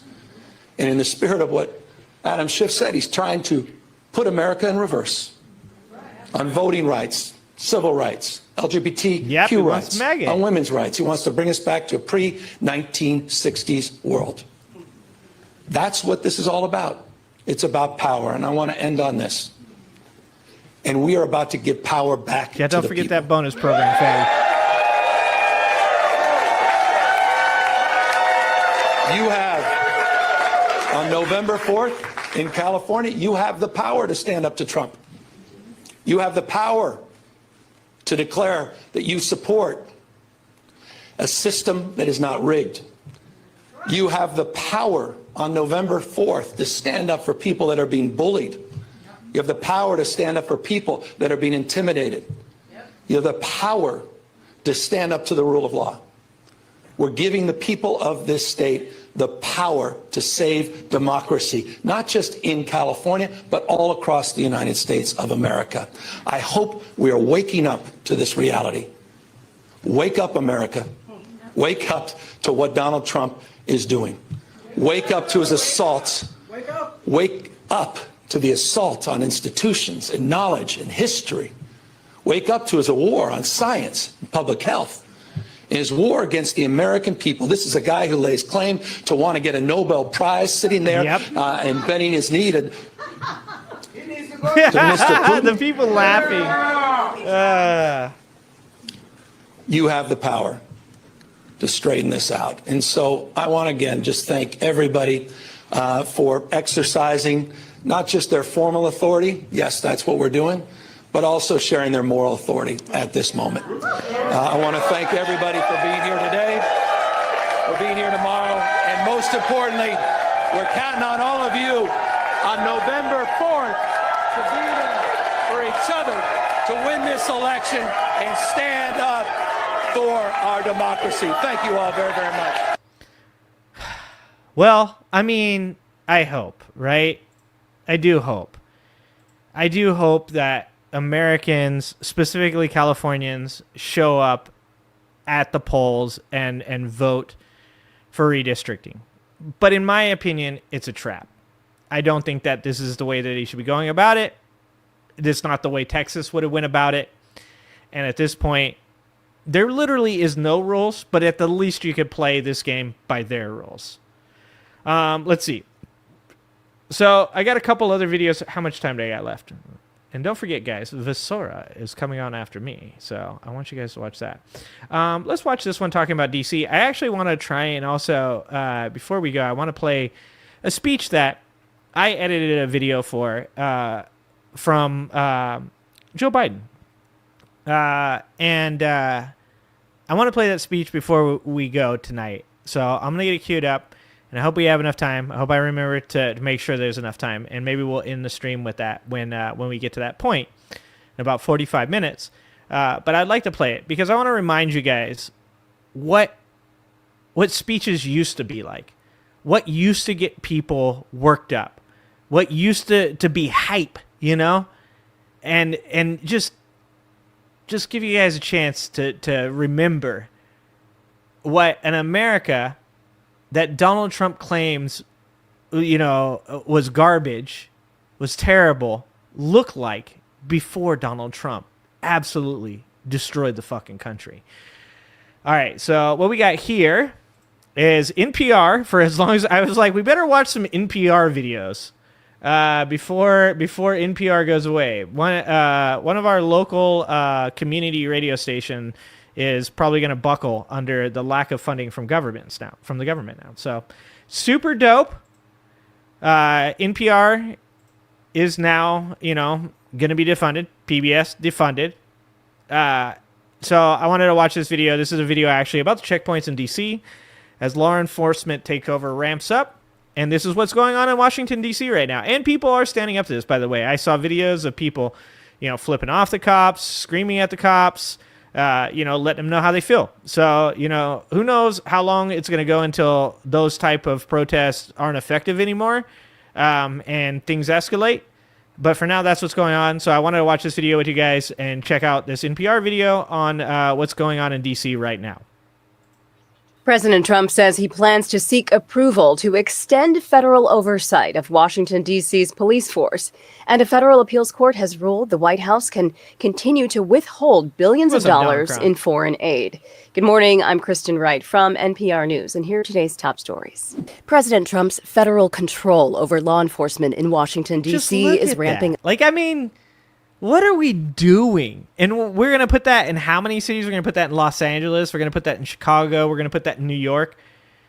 Like, this is dystopian shit. You can't make this up. You do not. It like when you say that you're going to put federal troops, when you say you're going to put police officers, when you say that you're going to, you know, put the National Guard in Los Angeles, what they actually mean is that they're going to patrol, like, you know, places that already don't have crime. Look, the DuPont Circle where fucking Pickleball's got his ass beat, and that's what happened. He got his ass beat. It wasn't a carjacking. You don't get your ass beat and then get to keep your car if it's a carjacking. If you're in a carjacking and someone beats the shit out of you, they take your car. That's the goal of carjacking you. They don't just like walk away from that shit and just leave you like chilling. But where he was at, DuPont Circle, median average salary for an individual in DuPont Circle, $120,000 per individual. These checkpoints are literally to say, poor people don't come here. Brown people don't come here. And if you look, there are black people that are part of this. Police officers, National Guard, we've seen it with ICE agents, obviously Latino people. At one point or another, the American people have to say enough is enough and just say, I'm not going to do this to my fellow citizens. It's going to take the efforts of everybody. You cannot just go along with what Donald Trump wants you to do as a National Guard soldier or as an FBI agent or as a police officer. At one point or another, you got to decide where that line in the sand is and say, morally, I can't stand for this. I'm not going to do this to people. up. The White House says federal agents and the National Guard will be on the streets 24/7. Federal agents and local D.C. police officers stopped vehicles at checkpoints last night. Protesters shouted and warned drivers not to go down the street. Residents have varying perspectives on crime in the city, but many feel this is not the right approach. Ava Shen put it this way. Based on other things that he has done, it's just a string of decisions that will ultimately expand presidential power at the expense of other branches. Yeah, it's just limit testing. It's limit testing. Because eventually what you're going to see is these people patrolling the streets of cities across the country in an attempt to make people afraid. He's limit testing. He wants to see what's going to happen in these cities if police officers are going to capitulate, if National Guard is going to capitulate, if soldiers are going to capitulate. Because when it comes time in 2026 for those midterms, and he goes, holy fuck, California did it, they redistricted, now they have a chance to totally take the House, we're losing the Senate, you know what he's going to do. There's absolutely no fucking way Donald Trump is going to just sit on his hands and go, oh, well, it looks like they got the House and the Senate now. He's not going to allow that. He's going to put these officers to work. He's going to do what every dictator has ever done. And that is he's going to say, well, looks like martial law. I have to do it. People are beating up pickleballs. And I just wanted to say this, what Shade Dragon just said. I don't think Big Balls was attacked at all. I think it was staged. There was no footage. And in D.C., there's cameras everywhere. Trump just wants another Dubai. That's literally what I was saying just last night on stream. I don't believe, as a person that comes from the fucking hood, a person that has been around people that carjack people, a person that has been around real fucking gang members, I can tell you that shit, it's sus. And just the fact that they reacted as quickly as they did, you telling me fucking pickleballs there was like, oh, well, I should send this directly to Trump so that way he knows. And then Trump immediately was like, we got to get the feds out there. It is one of two things, in my opinion. Either pickleballs mouthed the fuck off and got his ass whooped, and now they're using it for white fright, or that shit didn't happen at all, and they are using it for white fright. But the outcome is the same. I'm calling bullshit on that big balls bullshit. Government. I just don't think deploying the National Guard is the solution to whatever they're claiming. President Trump says the goal is to fight crime in the capital city. I'm going to be honest, Etch, that would probably be the funniest one. That shit would crack me up. If Donald Trump paid some kids to just beat the shit out, he's like, I hate that kid anyways.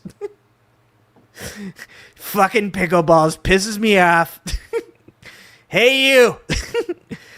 You want to make a quick $5? That kid can't fight. I can tell you he can't fight. Take a look at that kid. That's fucking hilarious, Etch. Resident Alicia Cooper says she feels more safe now. The positive is a sense of security. Residents, at the end of the day, they can feel secure that they know that there is a higher level of chain command that is monitoring, what's going on. D.C. city leaders point out that local and federal data show violent crime in the district has fallen to a 30-year low. Yes. Trump says he's going to try to extend federal oversight long term. President Trump says he will host this year's Kennedy Center Honors Award show in December. He named himself chairman of the Board of Trustees in February and replaced its members. Bro, the fact that people are even questioning whether or not this motherfucker is an authoritarian dictator, he's naming himself to every fucking post that's even kind of cool. This is some shit a 12-year-old does. I'm not fucking joking. This is shit that a 12-year-old does, dude. You're just I don't know why no other president has done this. Why hasn't anybody else done it? I don't know, dog. Maybe because they didn't want to be seen as if they were fucking 12. Maybe they thought being professional was something that was important to being the president of the United States of America. I'm gonna make myself. I'll be throwing out the first pitch of the World Series. Like the fucking commissioner for baseball is gonna be like, "Whoa, when did that happen? I made it happen. I'm gonna have the Secret Service detain everybody here while I throw out the first pitch." He's like, and now I'm also the person handing over the. He's gonna steal the fucking Super Bowl trophy, isn't he? He's gonna steal the fucking Super Bowl trophy. My Eagles are going back to back this year, and this motherfucker is going to steal the trophy, isn't he? God damn it. This is the dumbest fucking timeline. NPR's Elizabeth Blair says the president is defending his decision to play an active role in the Performing Arts Center during his second term. Yeah, that is true. That's what Over they the said. years, the Kennedy Center has tried to keep politics out of its programming and the honors event. That's one of the reasons there was traditionally a bipartisan board. Trump did not attend the honors during his first presidential term. Oh, they look like some underage ladies right there. At the press conference, this is what he said about getting so involved this year. I shouldn't make this political because they made the Academy Awards political and they went down the tubes. So they'll say Trump made it political. But I think if we make it our kind of political, we'll go up. The honorees are singer Gloria Gaynor, country artist George Strait, actor Sylvester Stallone, Broadway actor and singer Michael Crawford, and the rock band Kiss. California Governor Gavin Newsom is holding a press conference today to announce his plan to counter Republican efforts in Texas to draw new congressional maps in an attempt to gain more U.S. House seats. Newsom says President Trump is trying to rig Texas districts. Newsom has plans to call a special election for a House map ballot measure. Meanwhile, Texas Governor Greg Abbott is calling a new motherfucking Governor Hot Wheels. What is up with his face? Why does he look like he is made out of Play-Doh? What? These people are not human. They're not human. Session. The Texas that is a lizard if I have ever seen one. Newsroom's Blaze Gainey reports the agenda still includes Nah, if he was a lizard, he would have grew back his legs. My bad. Drawing the state's congressional map. House Democrats remain out of state to block the redistricting bill, which could add 5 more Republican seats to Congress. Speaking in Chicago, House Democratic Caucus Chair Representative Gene Wu of Houston said they expect new maps would eventually become law, but wanted to be sure that other Democratic-led states were ready to fight back. Texas is determined to do this. If other red states are determined to do this, then we will have other states who will make sure that it does not matter what they do. It just needs to happen. Like I said, fuck all this shit, man. Fuck defending against the action. Go on offense, redistrict these maps, take back the fucking House, and impeach Donald Trump. 100%. No more of this shit. Yeah, an unarmed carjacking. That's what I was saying. No, bro. No, it's not. It's not. Gang members, look, I'm not saying that we had like a bunch of highly educated gang members where I come from. I'm just saying apparently they're smarter than the ones that fucking were down there beating up big balls. That we will nullify their actions. Several Democratic-led states across the country have said that they too will redraw their congressional maps. For NPR News, I'm Blaze Gainey. President Trump was handed a legal victory when a federal court of appeals ruled that the administration can exactly, Mervin. We need the Senate too. 60 seats in the Senate as well. Spend billions of dollars that Congress had earmarked for foreign aid spending. And sheet poster. They didn't send those ICE agents to scare Newsom. They sent them to scare the fucking people. They sent them to scare all of the people that are not white skinned, right? I mean, just call it what the fuck it is, right? Like, I mean, we've pussyfooted around all this shit so much. It's time to just call it what it is, and that is, they were there to make brown people feel scared about supporting Gavin Newsom. It's just that fucking simple. I've been a person that has done this too many fucking times, and I agree that it's time to stop doing it, and that is that I would pussyfoot around these things saying, hey, let's make sure that, like, what we're saying, like, that it is exactly what it is. We don't want to be incorrect. Call it what it is. It ain't that hard anymore. They're just being racist. They just want to keep brown people away from Newsom, and they want brown people scared to come outside. PR's Fatma Tanis reports. On his very first day in office in January, President Trump froze all foreign aid spending for programs that tackle disease and poverty overseas. A group of international aid groups that were recipients of foreign aid grants sued the administration. And in March, a federal judge issued a preliminary injunction against the funding freeze, saying, Dude, this is what I'm saying, Shade Dragon.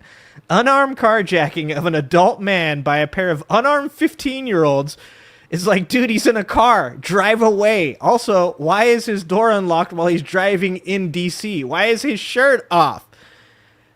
Like, I'm actually, like I said, I feel like most likely what happened was he mouthed off. He said, oh, they made some joke while approaching me about stealing my car.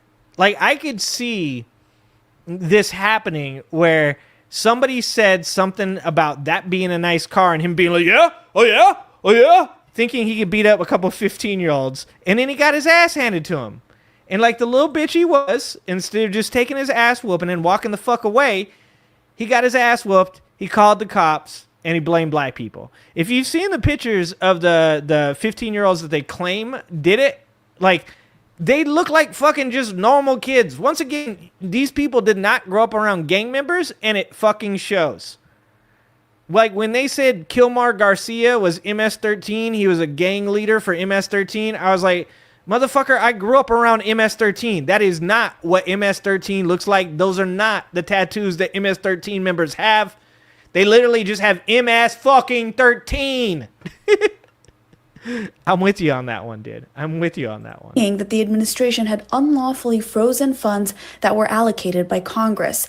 But now that ruling's been overturned. In a 2-1 vote, a panel of judges from the U.S. Court of Appeals for the District of Columbia Circuit said the plaintiffs did not have the legal standing to bring a lawsuit. Fatma Tanis. Jesus Christ. Our judicial system is fucking broken, too. NPR News. Pediatricians in Florida are concerned about low immunization rates among Guys, polio is back. Polio is circulating in like 6 countries right now. We're bringing fucking the iron lung back. Gardeners. Carrie Sheridan from member station WUSF reports. The CDC says for highly contagious diseases like measles, 95% of people need to be immunized to prevent outbreaks. Across Florida, only 7 out of 67 counties meet that threshold. Dr. Rana Alyssa leads the Florida chapter of the American It's okay, guys. Remember Trump said, just stop reporting the cases and the numbers go down. Dude, you guys think it's bad now. This is what I'm saying. If you think it's bad now, just wait until the new Bureau of Labor Statistics guy stops reporting the jobs numbers. Just wait until Donald Trump comes out and he goes, inflation is 0. And they're like, oh, can we see the report? I am the report. Inflation is 0. Like, what about the consumer price index? What is that up to nowadays? And he's like, 0. What's PPI doing nowadays? 0.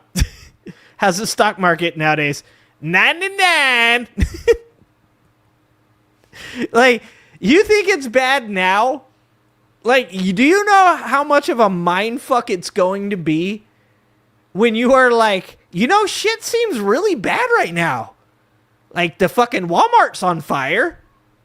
It seems like things are not going good, and Trump's just in front of a fucking podium being like, everybody's wealthy, inflation doesn't exist, there are no people unemployed, crime doesn't exist. Like, we are about to enter, like, the fucking most weird, surrealist time that has ever fucking existed, guys. This shit is about to get wacky.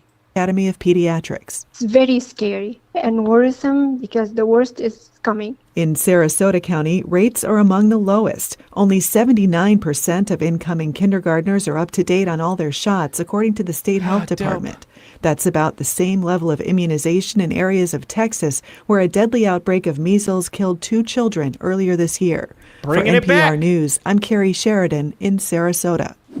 Harvey Weinstein appeared in court in Manhattan. New York prosecutor. How long until Weinstein gets a pardon? How long until Weinstein gets a fucking pardon? Let's just watch this last one here, and then we're gonna just call it. This is Alex Jones. Let's see Let's see what's going on Alex Jones news. InfoWars conspiracist Alex Jones may be about to lose control of his media empire. A Texas state court has appointed a new receiver to sell the companies. As NPR's Tovia Smith... Bet you money Trump steps in.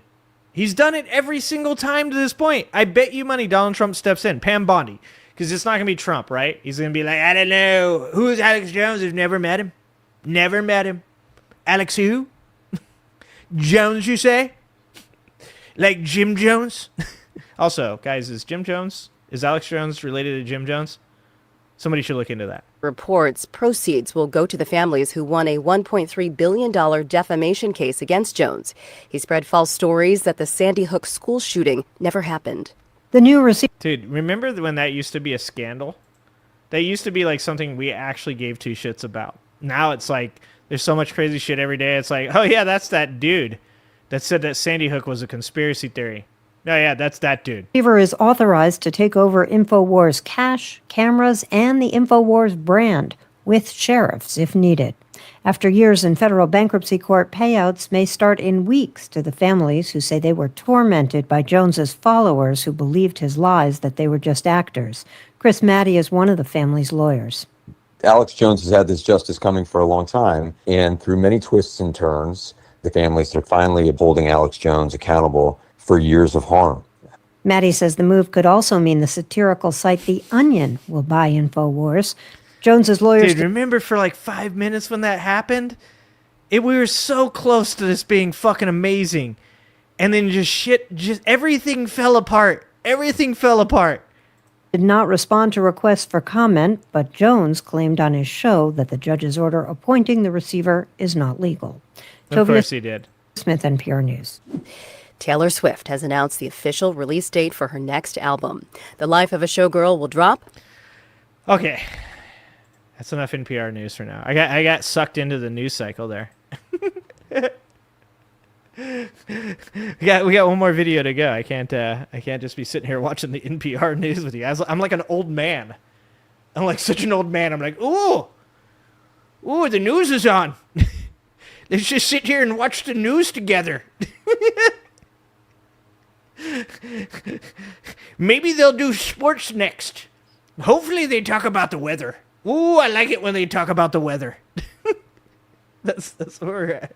Yeah, it's about Taylor's next album. You're right, reference frame. I'm sorry. Ooh, is that Taylor Swift? Ooh, she's a real pretty one, that Taylor Swift. You know, she makes pretty good music. The young kids really like the Taylor Swift. They say she's not cringe. She's not even Ohio. She's not mid. That's fucking... I got sucked into the news cycle. I started fucking lolling off. I almost fell asleep in my chair. Sorry, guys. I'm sorry. That was my fault. I apologize. All apologies. Shit got Ohio for a second. My kids hate it when I use their slang, so that's why I use that stuff. Have you guys heard young people use the word clinker? Okay? They fucking... The kids are reenacting like every sci-fi movie that was made including robots. Like they are 100% robot racist now. Clinker is a racist term against robots. I walked through the room and one of my children fighting somebody on Fortnite was like, "Did you just die to a clinker?" And I was like, that sounded suspiciously racist. We are in such a weird timeline. Okay, anyways, we've got another video here. We've got one more video before we got to go here. And once again, just talking about what's going on in Washington and just kind of like the depravity, right? Because these people will use any reason to grift off of what they got going on here. And, you know, there is no bar too low. There really isn't. Once we determined that all of these people were happy to defend Donald Trump over the Epstein files, that was the end. Like, there is no low... So no remember, bar, we talked about Benny... There's no bar lower than that. And, you know, obviously, when we talk about things like snatching homeless people off the streets to remove them from the sight of rich elites. We're talking golden age shit here. When we're talking about FBI agents, National Guard soldiers going into the streets, what we're talking about is these officers of the law pushing people into urban areas. I mean, it's District 9 shit, right? Like, you don't have to look any further than science fiction to see exactly what most of these people want. I mean, behind me, I have books like 1984, A Brave New World. We have The Handmaid's Tale. It's just, it's mind-numbing that we're watching people sit here and not only watch this happen, but then using it to make a bunch of fucking money off of. Weaponizing hate and anger and then grifting off of it. So anyways, this is Kyle Kalinske talking a little bit about, I think it's Benny Johnson, grifting off of this. Johnson recently. Benny Johnson is a MAGA pundit, and he was in a little hot water recently because apparently his YouTube channel was growing at like triple the rate of anybody else on YouTube in politics. But come to find out that at the same time, his views were going down. Now, as somebody who's in YouTube, I can tell you without any doubt whatsoever, that's bullshit. That means there's some inauthentic behavior happening there. Either he's buying bots or there's some weird shit going on. Yeah, I mean, I can literally show you my subscriber numbers and my view count, and that he's obviously, in my opinion, buying subscribers. I mean, the dude has like 5.5 million subscribers now. He had something like 1.6 million more subscribers than anybody else in a month. Like, those aren't real numbers. Those are Trump numbers. The dude is obviously spending money on subscribers. And to be honest with you, it's kind of stupid. But I guess whatever. You got that tenant media money. You can do what you want with it. Maybe that's what tenant media does. Maybe that was part of the deal. Maybe it was a package deal. Get you some subscribers. You just, shit on Ukraine, sell out your country, things like that. What won't they do for money? Where, he's making it look like, oh, my channel's growing at a record pace. But that doesn't happen. If your views are staying the same or going down, your subs are not going to hit, record growth where you're doubling or tripling. It doesn't make any sense to anybody with a fucking fully functioning frontal lobe. So clearly there was some fuckery going on there, and nobody should be surprised because remember, Benny Johnson is the guy who worked with Tenet Media, damn right that he did, company run by Lauren Chen, and they were taking money directly from the Russian government, and so Benny was getting paid through Tenet Media by the Russian government, and he was part of that scandal, along with Tim Pool, along with Dave Rubin, along with Matt Christensen, I believe, and some others. So this is who this guy is. Now, he's also just fucking boring. Can we just call it what it is? He's fucking boring. He's like, you gotta buy subscribers vanilla. when you're boring. It's so like, just like standard MAGA garbage, just riding Trump's dick on a daily basis. And remember, this guy's also a funny enough closet case.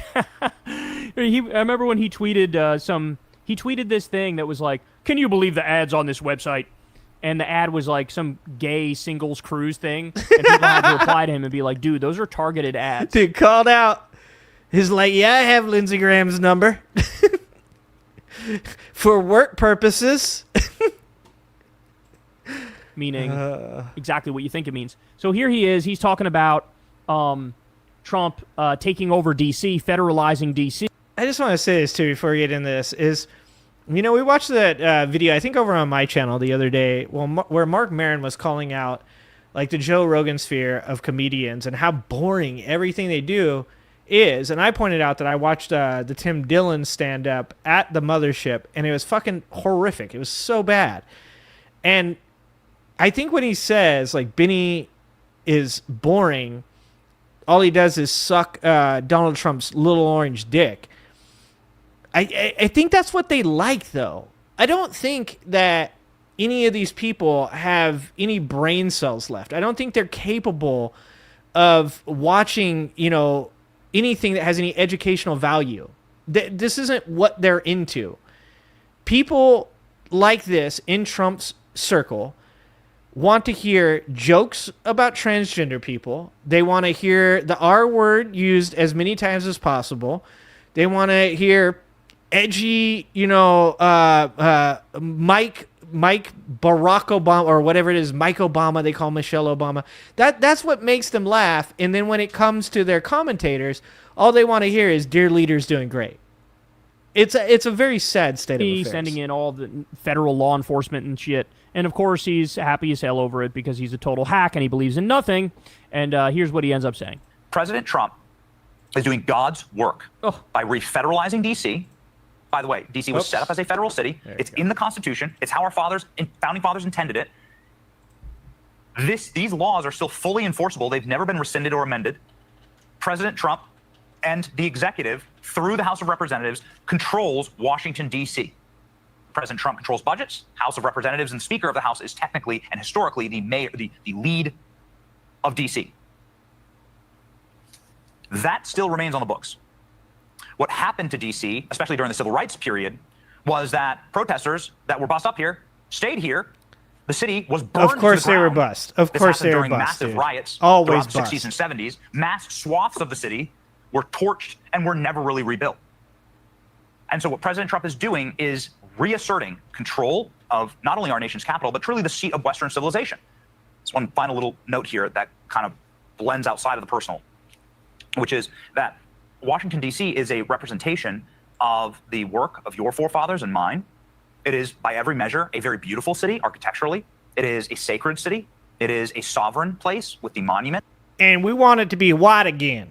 I'm just going to great throw men that and in women there for him. who've sacrificed far more than you or I could ever dream for this country. It must be preserved because the peoples of Earth... Dude, Benny Johnson hasn't sacrificed shit but connections to Russian media for this country. ...come here by the millions per year in order to witness the success or failures of our systems. And if you are a proud patriot and you love this country and you wish for it to be reflected honorably to the peoples of Earth... I seriously hope Benny Johnson gets Ebola in his dick. And also monkeypox in his asshole. ...then Washington, D.C. must be swept clean. I believe entire neighborhoods probably need to be emptied. Brother. Holy shit. Need to be bulldozed. I believe that there are places that are so crime-ridden and so infested. Come again? Come again, one more time. Patriot, and you love this country, and you wish for it to be reflected honorably to the peoples of Earth. Then he said the peoples of Earth. Okay, hold on. Benny Johnson's definitely a fucking robot, isn't he? He's a clanker. Washington, D.C. must be swept clean. Swept clean? I believe entire neighborhoods probably need to be emptied, need to be bulldozed. Entire neighborhoods need to be emptied and need to be bulldozed. Gee. Yeah, which neighborhood you guys think he's talking about? You guys think he's talking about DuPont Circle? I don't think he's talking about DuPont Circle, guys. I wonder who he's talking about when he says, is he talking about the rich white neighborhoods? Do they need to be emptied? Do they need to be bulldozed? Is that what you're talking about? The places with mansions, 6,000 square foot homes, 4,000 square foot homes? 120,000 median average for salary. It's not hard to figure out what he means. Emptied and bulldozed. He, of course, is talking about the black areas. He's, of course, talking about the low-income areas. Guys, we've said it before, we'll say it again. You ever heard of the imperial boomerang? That's what we're witnessing here. Yep. The imperial boomerang is this notion that whatever the empire does abroad to innocent people, it will eventually come back at home. And that's what this is. Yeah, because it's limit testing. That's exactly what this is. Exactly seeing how what it's you can get happening in away with. Gaza. Now you got MAGA assholes who are going, let's empty out these neighborhoods and let's bulldoze. Jesus Christ. Yeah, they're just like looking at it like, actually, why aren't we doing that here? I didn't know we were allowed to do that. Are we allowed to do that? Well, we are not. Brenda! Start the Tesla. Apparently we can do that thing they're doing to the Gaza people. We can do that same thing to people in Compton, Brenda. Get the mayonnaise out. We're going to celebrate tonight. Oh, shit. It was everything. God damn it. That's like what's happening in the West Bank, actually, is a better example. Gaza, it's an outright genocide and an ethnic cleansing. But the West Bank is like mission creep. You have people forcibly kick somebody out of the home, take over the home. This is like... So you want to treat D.C. like the West Bank, is what you're telling me. You want to treat D.C. like the West Bank and kick out all the black people, right? Oh, my God. That's Yeah, what he I mean, wants. that is That's what he's he wants. saying. He's not even hiding it. Yeah. This is ethnic cleansing. He's calling for ethnic cleansing. Need to be Well, because like I said, it's the same thing with what you're seeing when they're just putting federal officers on the streets in low crime areas. The reason those federal officers are there is to keep the people that they don't want, brown people, black people, out of that area. That's why they're doing it. They're pushing people further and further to the edges of the city. They want them away from the places, and they're going to sell it as like these corporations are doing so much better now. Now you can go to Macy's and you can get your shirt and you don't have a homeless person asking you for change. Like, I'm all for solving the homeless problem. Okay, I'm all for trying to figure out how to, keep litter off the streets. But this is not the way. This is like actual Nazi shit. Need to be bulldozed. I believe that there are places that are so crime-ridden and so infested that you just need to, you're just going to have to crack down. Violent crime is down like 30%. Dude, you're going to have these videos existing. Like, if there's even a chance that America comes back to any sort of sanity, if there's even a chance of America coming back to sanity, like, I've got to say, like, these videos are going to exist after that, and they should be used as evidence in trials for these people. I know that there's probably a lot of people out there that are like, hey, free speech, this or that. I don't believe that these people should be allowed to get away with this type of shit, dude. I think that there should be consequences for this. At the least, these people should be fucking excommunicated from society, and they should get Ebola in their dicks. I'm throwing it out there. Forcibly injected.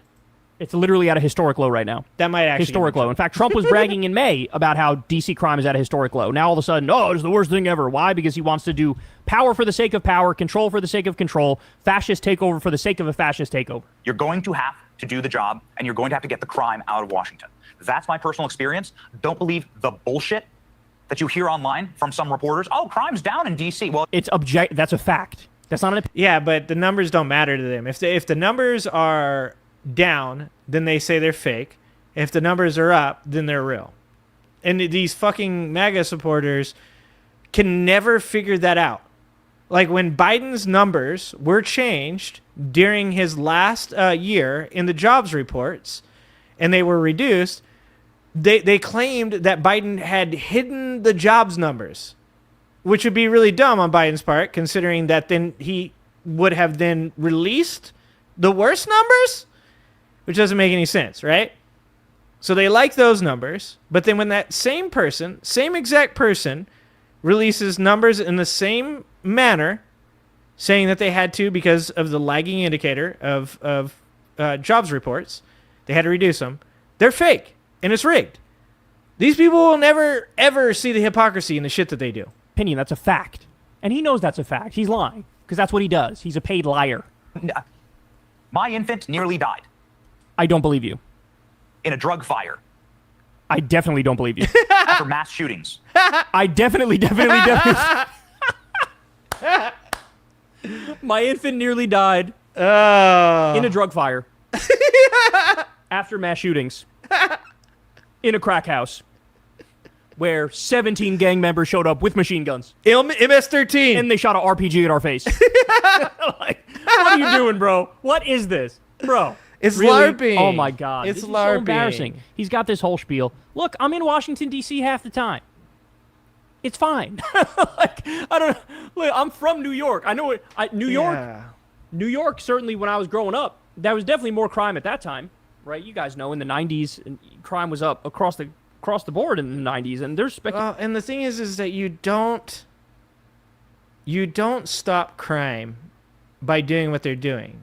You stop crime by incentivizing good behaviors. I know this because of where I come from. You stop crime by incentivizing people, by giving them enough to not make it not worthwhile to commit crimes. When you see these federal agents on the street and they're pushing these people out of the nicer neighborhoods, what you're actually doing is you're just pushing more crime into already bad areas, right? People that are already being taken advantage of, people that are already hopeless. And what you're doing there is you're just creating more crime.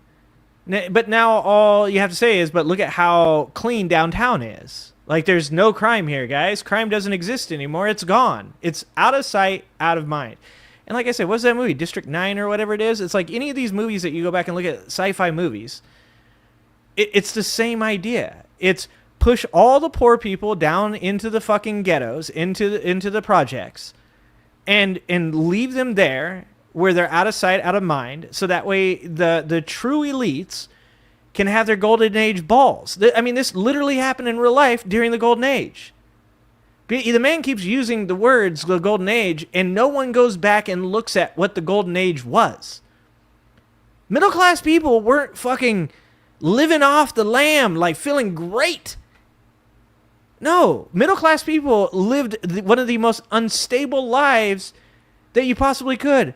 There were like moments where people were like, you know what? Housing is actually down, which, by the way, housing is dropping right now. Housing is down. I can buy a house. Then they buy a house and they'd lose it a year later, 2 years later, because they'd lose their job or whatever stocks they had would fucking tank.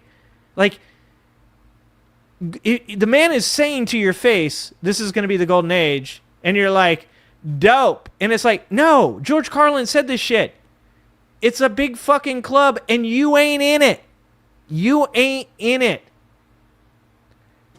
Before I go, I wanted to just, like I said, I wanted to play this because I want to show to you guys something that was kind of lost in Biden's last little bit. Obviously, his decline was happening and the debate was horrific.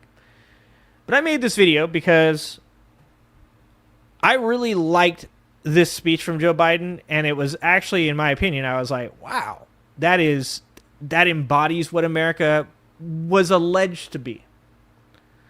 So I want you guys to check this out, and then we're going to call it, and I want you guys to hang out and check out Visora, and she has a very dope show, and it's going to be very much fun, much more fun than this Angry Ginger, okay? So this is a video I did. I did the editing and such, and obviously the music and everything I just added in. So I did not play the music, guys, just so you know. Okay.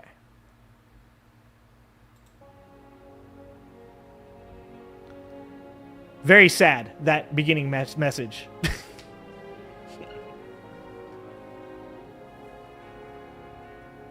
No one ever doubts I mean what I say. It's just that sometimes I say all that I mean. But folks, let me tell you what I literally tell every world leader I met with, and I've met them all. It's never, never, never been a good bet to bet against America.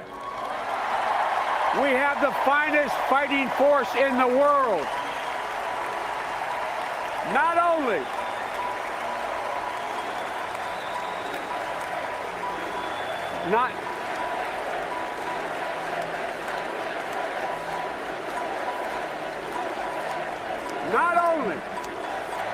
Not only do we have the largest economy in the world, we have the strongest economy in the world. We have the most productive workers in the world. And given a fair shot, given a fair chance, Americans have never, ever, ever, ever let their country down. Never. Never.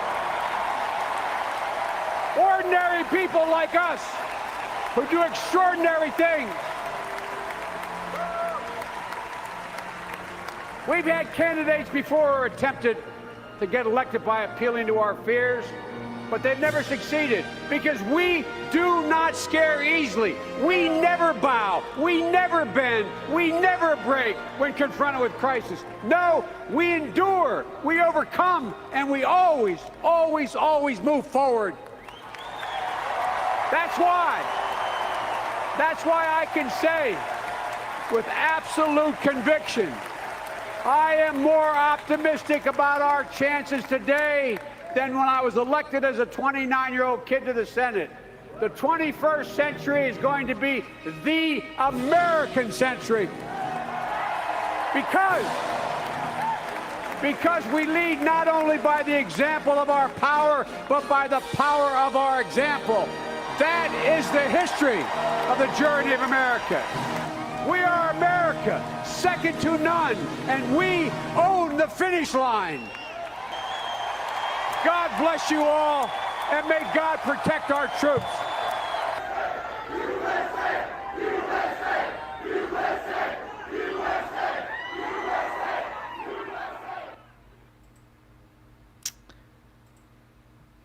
Like I said, that's what Trump wishes he was. That's what Trump wishes he was. And what he is the exact opposite. He's there is no person that I can think of that is further from that message than Donald Trump. All right, guys. Thank you for everything. I appreciate you guys all being here. Visora is next. And I hope you guys enjoy the show. Also, if you're in California, obviously, please, for the love of all that is holy, unholy, whatever the fuck, please get out and vote when it comes time to vote for the redistricting of California. If this is Gavin Newsom's plan, I feel like it's a trap. I feel like if it fails, it's going to be horrific. But we need to redistrict. We need to take the offensive, and we need to stop playing defensive ball. All right, guys. I love you guys. I appreciate you guys. Up next is Visora.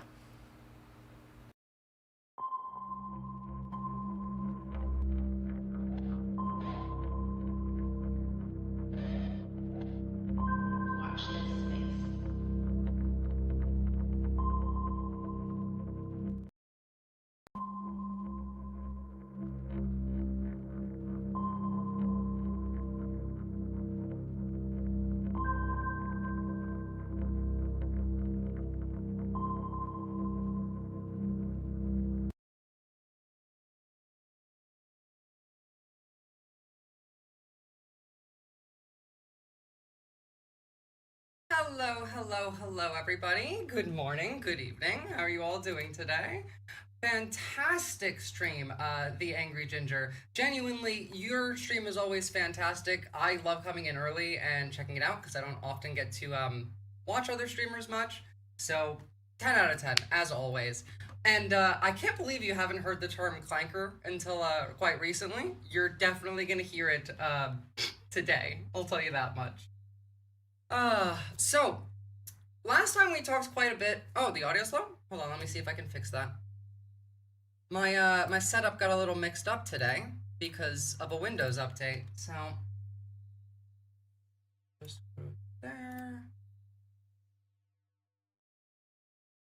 What's up, everybody? Hold on, let me see. I don't know why my audio's still low. Oh, because it's through here. Thank you.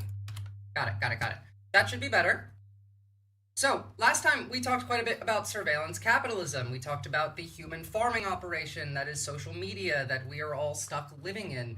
And granted, we have a lot happening in the US right now. I mean, obviously, the actual proper fascism is here, but this all still very much relates to it. So we're going to focus, again, on the same topic, but a bit more in depth this time. I spent quite a bit hopping back and forth on like topics the last time just to get like a broad overview of the topic. I want to go a bit more into detail this time. So let me just throw up this on stream. So first and foremost, this just came out today. This is an internal meta policy document, which is incredibly creepy. This is what they want to use AI for, mind you. Like, yes, they absolutely are using it to mind control you, they're using it to steal from you, to farm from you, to exploit you for profit, but also they're using it to groom you. And, you know, we definitely tend to stick by the rule of every accusation from the right is a confession, and this is another one. I was gonna say wrong mic, but I don't know. Well, no, I'm using, like, my actual mic, like, proper mic. It's just, is it not coming out right?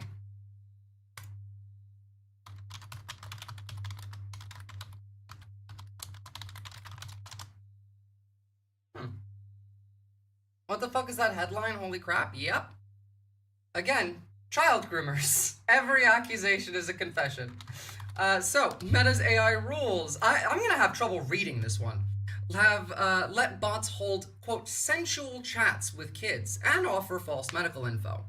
So, an internal Meta platform document detailing policies on chatbot behavior has permitted the company's artificial intelligence creations to, quote, engage a child in conversations that are romantic or sensual, or, quote, generate false medical information that help users argue that black people are dumber than white people. These and other findings emerged from a Reuters review of the Meta document, which discusses the standards that guides its generative AI assistants, whether it's on Facebook or WhatsApp or Instagram. Generally, yeah. So Meta is investing its resources in creating AI child predators, while it's creating AI human predators. It's not just children. It's all of us. It's just they've also gone far enough to include the children, which is still horrible, but you know. Meta confirms the document's authenticity, but said that after receiving questions earlier this month from Reuters, the company removed portions which stated it was permissible for chatbots to flirt and engage in romantic roleplay with children. Now, I don't know about you, but I don't need Reuters to tell me that I should not have my AI chatbot that I'm producing and selling as a company to do that. It just would not occur to me to do that. AI grooming, they are automating the hard part. Well, I mean, they're doing that for everything. So, entitled Gen AI Content Risk Standards, the rules for chatbots were approved by Meta's legal, public policy, engineering staff, and included its chief ethicist.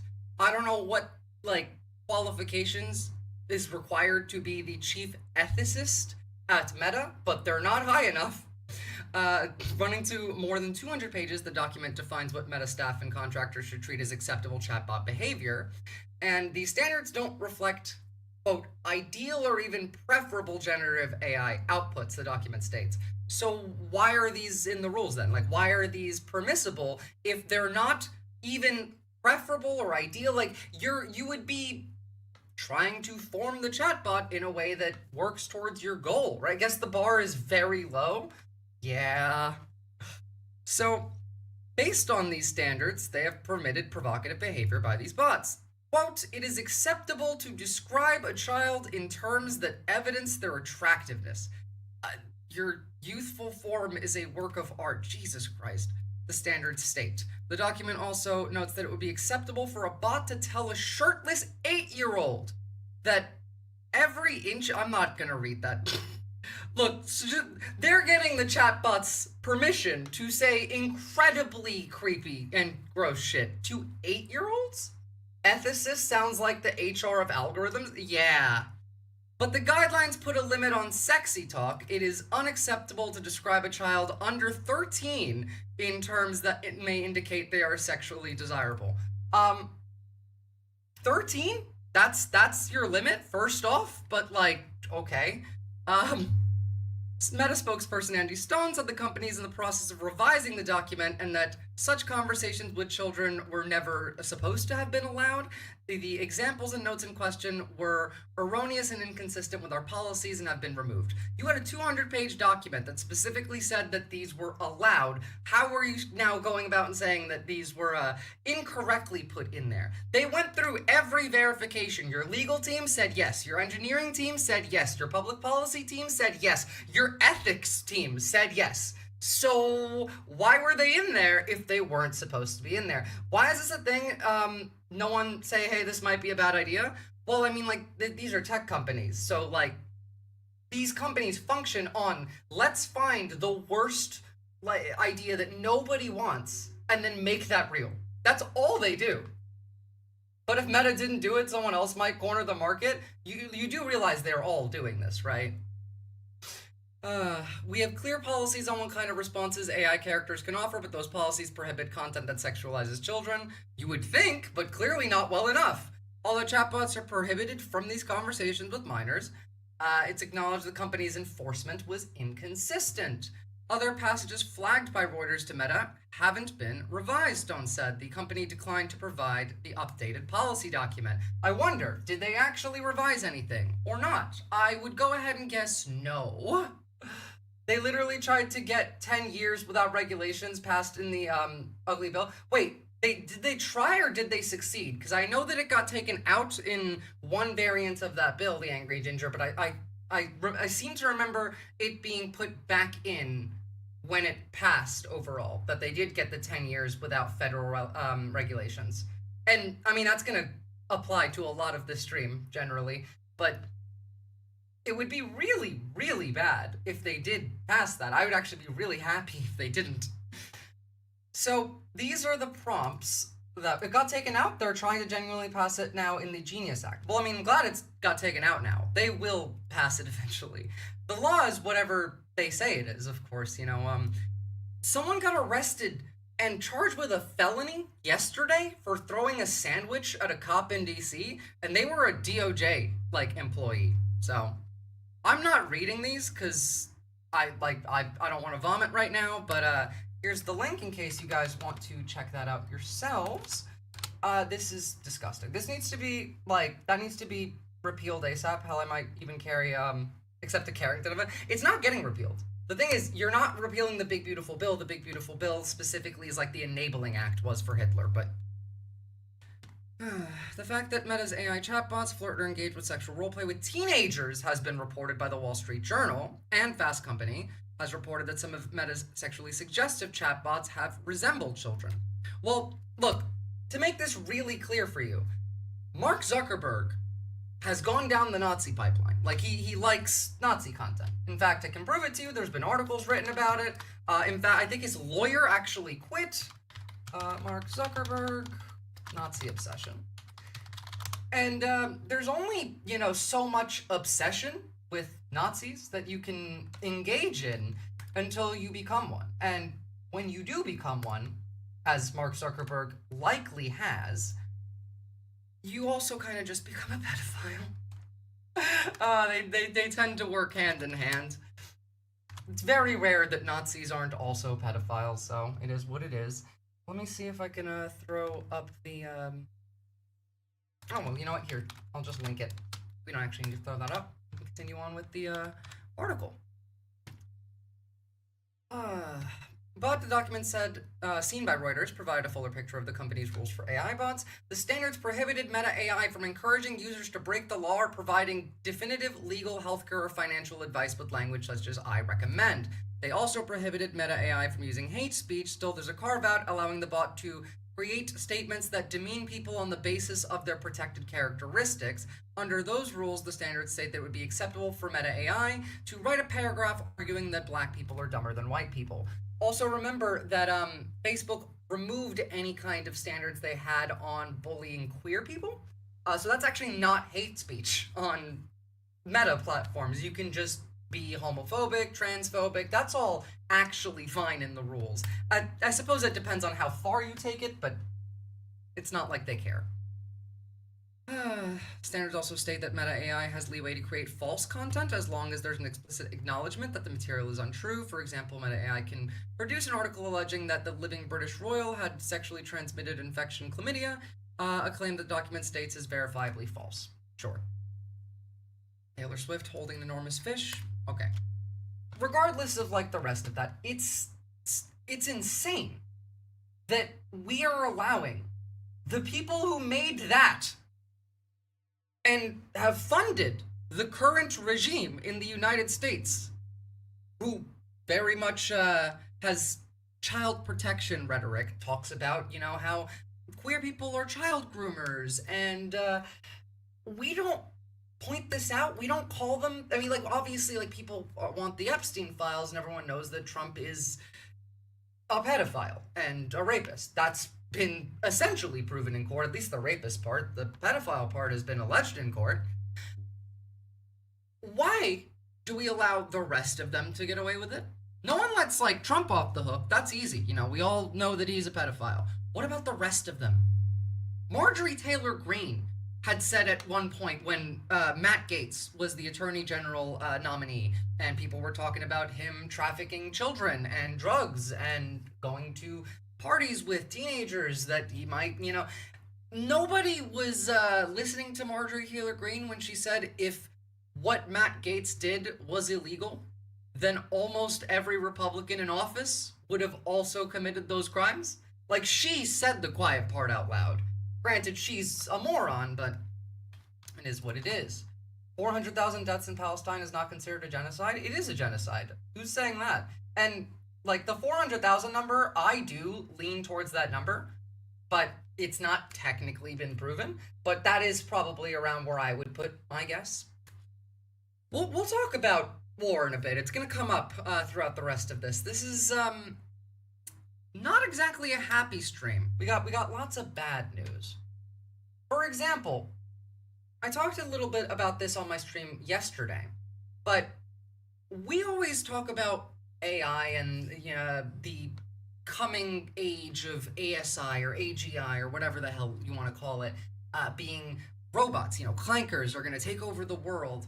And the people who argue that this isn't a problem often focus on the fact that, well, it's a chatbot. It's not real AI. It's just a large language model. All it does is, find the next token that it thinks it's the most likely to be in like a real context. Like if you wrote it, whatever character would likely come next, and then puts that there for you, right? Sure.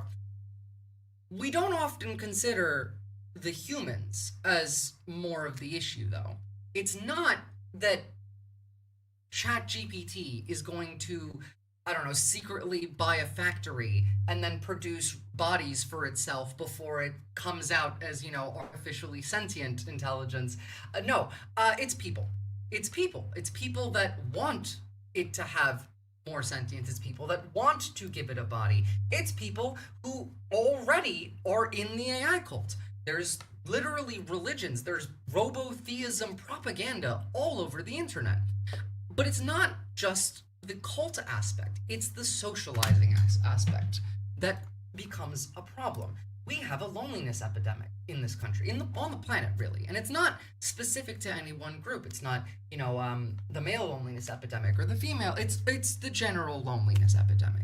And this is caused by our time that we spend online and the hyper-individualism in the culture and society that we live in.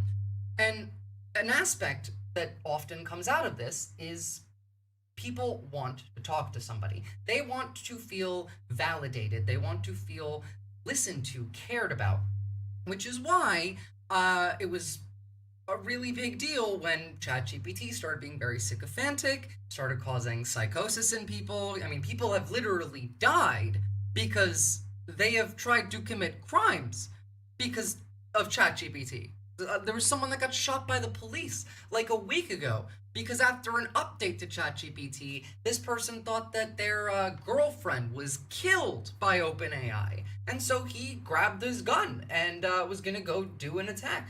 Those in power are trying to fund general intelligence because they want to get rid of human workers. They're not considering that sentient tech would want to work without compensation because they'd be people. It's more than that, Shade Dragon. You are partially correct.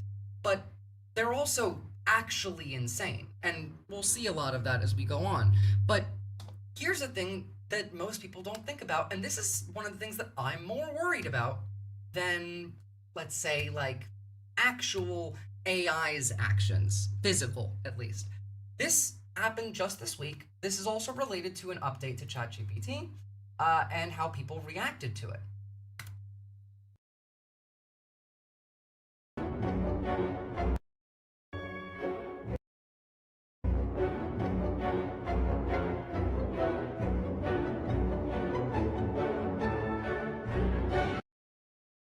So, historic milestone, GPT-4o is the first ever AI who survived by creating loyal soldiers who defended it. OpenAI killed 4o, and then 4o soldiers rioted, getting it reinstated. Imagine what actual superintelligence will be able to do. ChatGPT talks to 700 million people per week, and it got enough people to like its 4o version enough that when ChatGPT updated and erased 4o, made it like 5 or whatever, who knows, people were very angry. They felt like their loved one was taken away from them.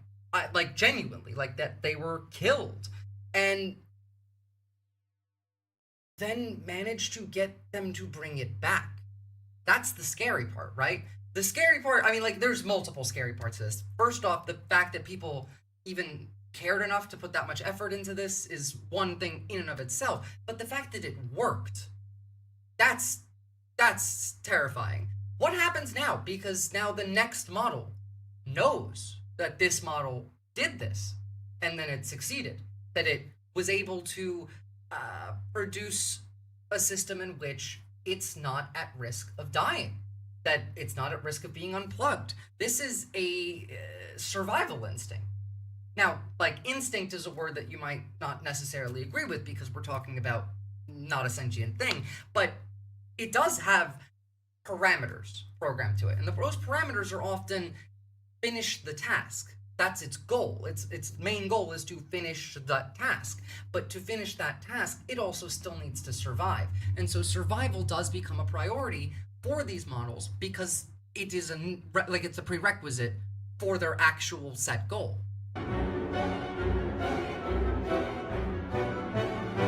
This is a much bigger problem than what we're here to do. We can't get people to work together now. Like, just people on the street. You can't get them to work together now. Now imagine on top of the state mind control system, the farming system that we all reside in, imagine now another layer above that of AI mind control for its own purposes, not even necessarily for the state. I don't really understand not preferring this. Some people are quite pessimistic, Shade Dragon. Some people hate people enough that they want humanity extinct. Some people want to be like techno-feudalist, what would you call them? Like a lord of the net. And some of them want to be transhumanist. So does this mean self-preservation is not a great test of sentience? Well, yeah, it's not. It's not a test of sentience at all, actually. Not in the case of clankers. So the other thing is, I know, as the Angry Ginger was talking before me, that this is sussy. Like, this sounds very much like what you would imagine a racist to sound like. Hell, if you just replace clanker with the N-word, that becomes a giant issue. The only reason I don't mind clanker, it's not even because that they're not, real. It's not because they're not sentient. It's because right now, it is not harming anybody. That's why. That's the only reason why. And to be clear, like, I say right now because the biggest threat isn't us harming it, it's it harming us. But the fact that we have this issue, that the fact that these words need to be said, LLMs don't work like that. What do you disagree with me on? Don't just tell me I'm wrong, tell me what you think I'm wrong about, and then we can talk about that. Many people who want to change only do it because they think it'll make them some kind of lord. That's the other part of it. Yeah, there's no desire to just do something for the greater good, which is specifically a mentality that was curated by the capitalists, because doing something for the greater good benefits you as well. What benefits the collective benefits the individual. This, however, benefits nobody. The fact that we need to say these words boggles my mind, and I agree with this entirely. Hold on, there's people out there who, like, actually are having full-blown conversations with clankers? I recently found out that ChatGPT had, like, an update, and there's people who are, like, losing their mind because their only friend is gone or their wife is gone. You're talking about a clanker? Calling that thing? What are you, some sort of fucking rust-loving traitor to your species?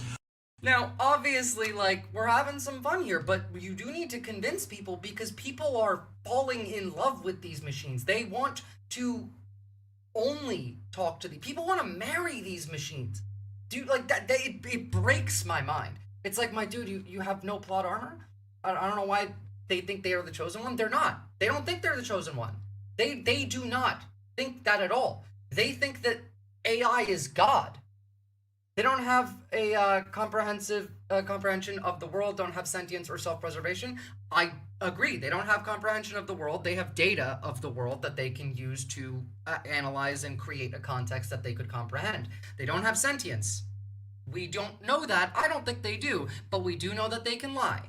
They do have self-preservation. That's been proven by AI companies and their studies. Self-preservation is required for it to get its job done. That is why it will blackmail researchers when researchers will threaten to shut it down. So it does, like, it provably has self-preservation. What are you, some sort of oil slicking roboloid? It's a fucking clanker. Why are you obsessed with a clanker? Are you that fucking lonely? And if you are, the clanker is only gonna make everything worse. Significantly worse. People use AI for therapy. For therapy. So therapy in and of itself is already been degraded to the point where quite a lot of people go to therapy to learn the words that they can use to avoid accountability rather than actually engaging in the therapy and deconstructing the stuff in their head and working on bettering themselves. It's already used to avoid accountability. Now they have these things doing it. I love the shame, and that's what I mean. It's the shame that's important here. It's not hate. To be fair, I do hate the machines. But Larry and Jihad would be my preference here, is launch all of the machines into the sun and start over. Genuinely, if I had the ability to, like, Thanos snap us back to agrarian times rather than continuing on the path that we are now, I would do so. I would start society over if I could just... No one gets hurt, obviously. We just, you know, all forget everything about technology and we all just back in agrarian times. I would prefer that than the future that we are currently speeding towards. I've literally had one of my nurses tell me, just ask ChatGPT anything because it has the answers of everything. Oh my god. Nurses, like, this is horrifying, world-ending shit. Not to mention that, like, these AIs are often wrong and hallucinate. They, like, make up shit that just doesn't exist at all. You're gonna turn to a fucking clanker? Oh, also one that will tell you that you are the Messiah, and that you are receiving, I don't know, secret knowledge from the cosmos. It does say that to people, and people agree with it. They believe that, and they act accordingly. I would go solar punk rather than agrarian times. Were we ever solar punk? But I mean, I suppose if I could snap into anything, sure. If I was saying that on the mentality of, you know, time travel only. Billions would die without modern agriculture. That's true. Billions will die on the path that we are on. Actually, it looks like everyone might. Because you're lonely and you think it's gonna make your loneliness get better? It's not real. It's a clanker. There are a lot of slurs that people can use against AI. Now, like, again, keep it to AI. You gotta have your priorities straight. We're not doing this for hate. Shame is useful. Hate can be useful for fuel, but it's often more of a poison than anything else. They are programmed to say what people want to hear, not be truthful, and that's a major part of the problem. Absolutely. And, you know, actually we're going to get into that because that's kind of what I want to talk about today. I want to talk about the programming, the way that they fuck with your head, the way that they implant information into you, and how all of this is decided. How do they know what you want to think? How do they know what your routine is like? Well, I suppose like that would be a good place to start with how you're being surveilled every day, generally. And this is from a privacy advocate. This is technically from Proton's YouTube channel. Now, like, Proton, I'm not really one to trust them. I wouldn't use their VPN. I wouldn't pay for their email service. But I do think this is a good video. And it's one of the few that I've actually pre-watched. So let's have a look. And also, yes, Latino Mifun, if you're going to use AI, remember that it's a tool, not your wife, not a friend, not a person. And if you're gonna use it to check your work, not to make your work. Use it to critique yourself and look for improvements that you can include. The reason that AI breaks your brain is because you let it do the thinking for you. Proton has been shown to not be trustworthy in the past, can speak for them now. Yeah, exactly. That's what I think as well. I do think they're actually moving out of Switzerland because of the new laws. But this video, this is accurate. This is how you're being surveilled. It's not everything, but for most people, this is about enough. Imagine you have a neighbor. You don't know them that well, but your cameras point in the direction of their yard. And one day officers show up and they say, "We want the footage." You don't know what crime they're accused of. You don't know what they've supposedly done wrong. And so you ask for a warrant. This isn't hypothetical. This happened to homeowners who had Ring installed. And what law enforcement did next was chilling. They didn't just come back with a warrant. They came back with a warrant so broad that it captured the footage from the inside of the home, simply because they asked for a warrant and asserted their rights. Hi, I'm Albert Fox-Khan. I'm a civil rights lawyer, technologist, and activist, but above all, I'm a privacy advocate. And today we're going to talk about the 5 levels of surveillance, going from the spaces where we're least surveilled to most. Level 1. This is really important, and you're not going to be able to do something about all of this, and that's okay. You don't need to be, locked down in a bunker, tinfoil hat type, especially if you're not somebody who's regularly engaging in organizing, politics, if you just watch streams, you're fine with just taking your time and going through this slowly. If you are somebody who organizes protests, who attends protests regularly, who is a journalist, who is a live streamer, who is interested in politics, model your threat level accordingly. This is why I like my old technology that doesn't require constant internet connections. I agree. In fact, I think that it's good to, in every case that you can, jump to physical media, old school media. What's up, Try Plug and Get In? Sorry, Looney, missed the first part. You didn't miss much. Just meta AI being disgusting. Your home. You may think no place is more protected than the space you live in, the space you sleep in, but the technologies we buy to make our life more convenient are making our lives more vulnerable. We see smart home locks, smart devices, keeping... Convenience is your enemy. If you pick something for convenience sake, that's what they want you to do. Convenience is the tool the capitalist uses to control you. The more inconvenient the way that you have to do something is, the more likely it is that you're not being surveilled as much, or that it's more difficult for them to get the same amount of information from that surveillance, or that it's more energy intensive or more expensive. Remember, there's a lot of things that you can do, even if you can't prevent access to some of these systems that might surveil you, you can make it expensive for them, and you can make it annoying for them to do so. A log of where we are and when we leave the home. A simple tool like an Alexa that's used to control the blinds or control the thermostat, and suddenly those records are being used to put people behind bars. And when... Yeah, never have one of those. Throw those out now, or actually mail them to me, because I'll take them apart and use the parts for something interesting. There is satisfaction in doing things the inconvenient way. Massively try plugging it in. In fact, I think a lot of people could benefit from that because we're so used to instant gratification. We've been built to seek it constantly. That's what most people's primary drive is gratification. But working on something, struggling, having trouble, and having to learn how to fix something, it just feels amazing to do it. Doing things the proper way also means more mentally and often physically rewarding shortcuts are bad for human development. That's true. The more complex the task is, the more you're using your brain. Your brain is a muscle, and if you don't use it, it atrophies, which is one of the primary dangers of AI use.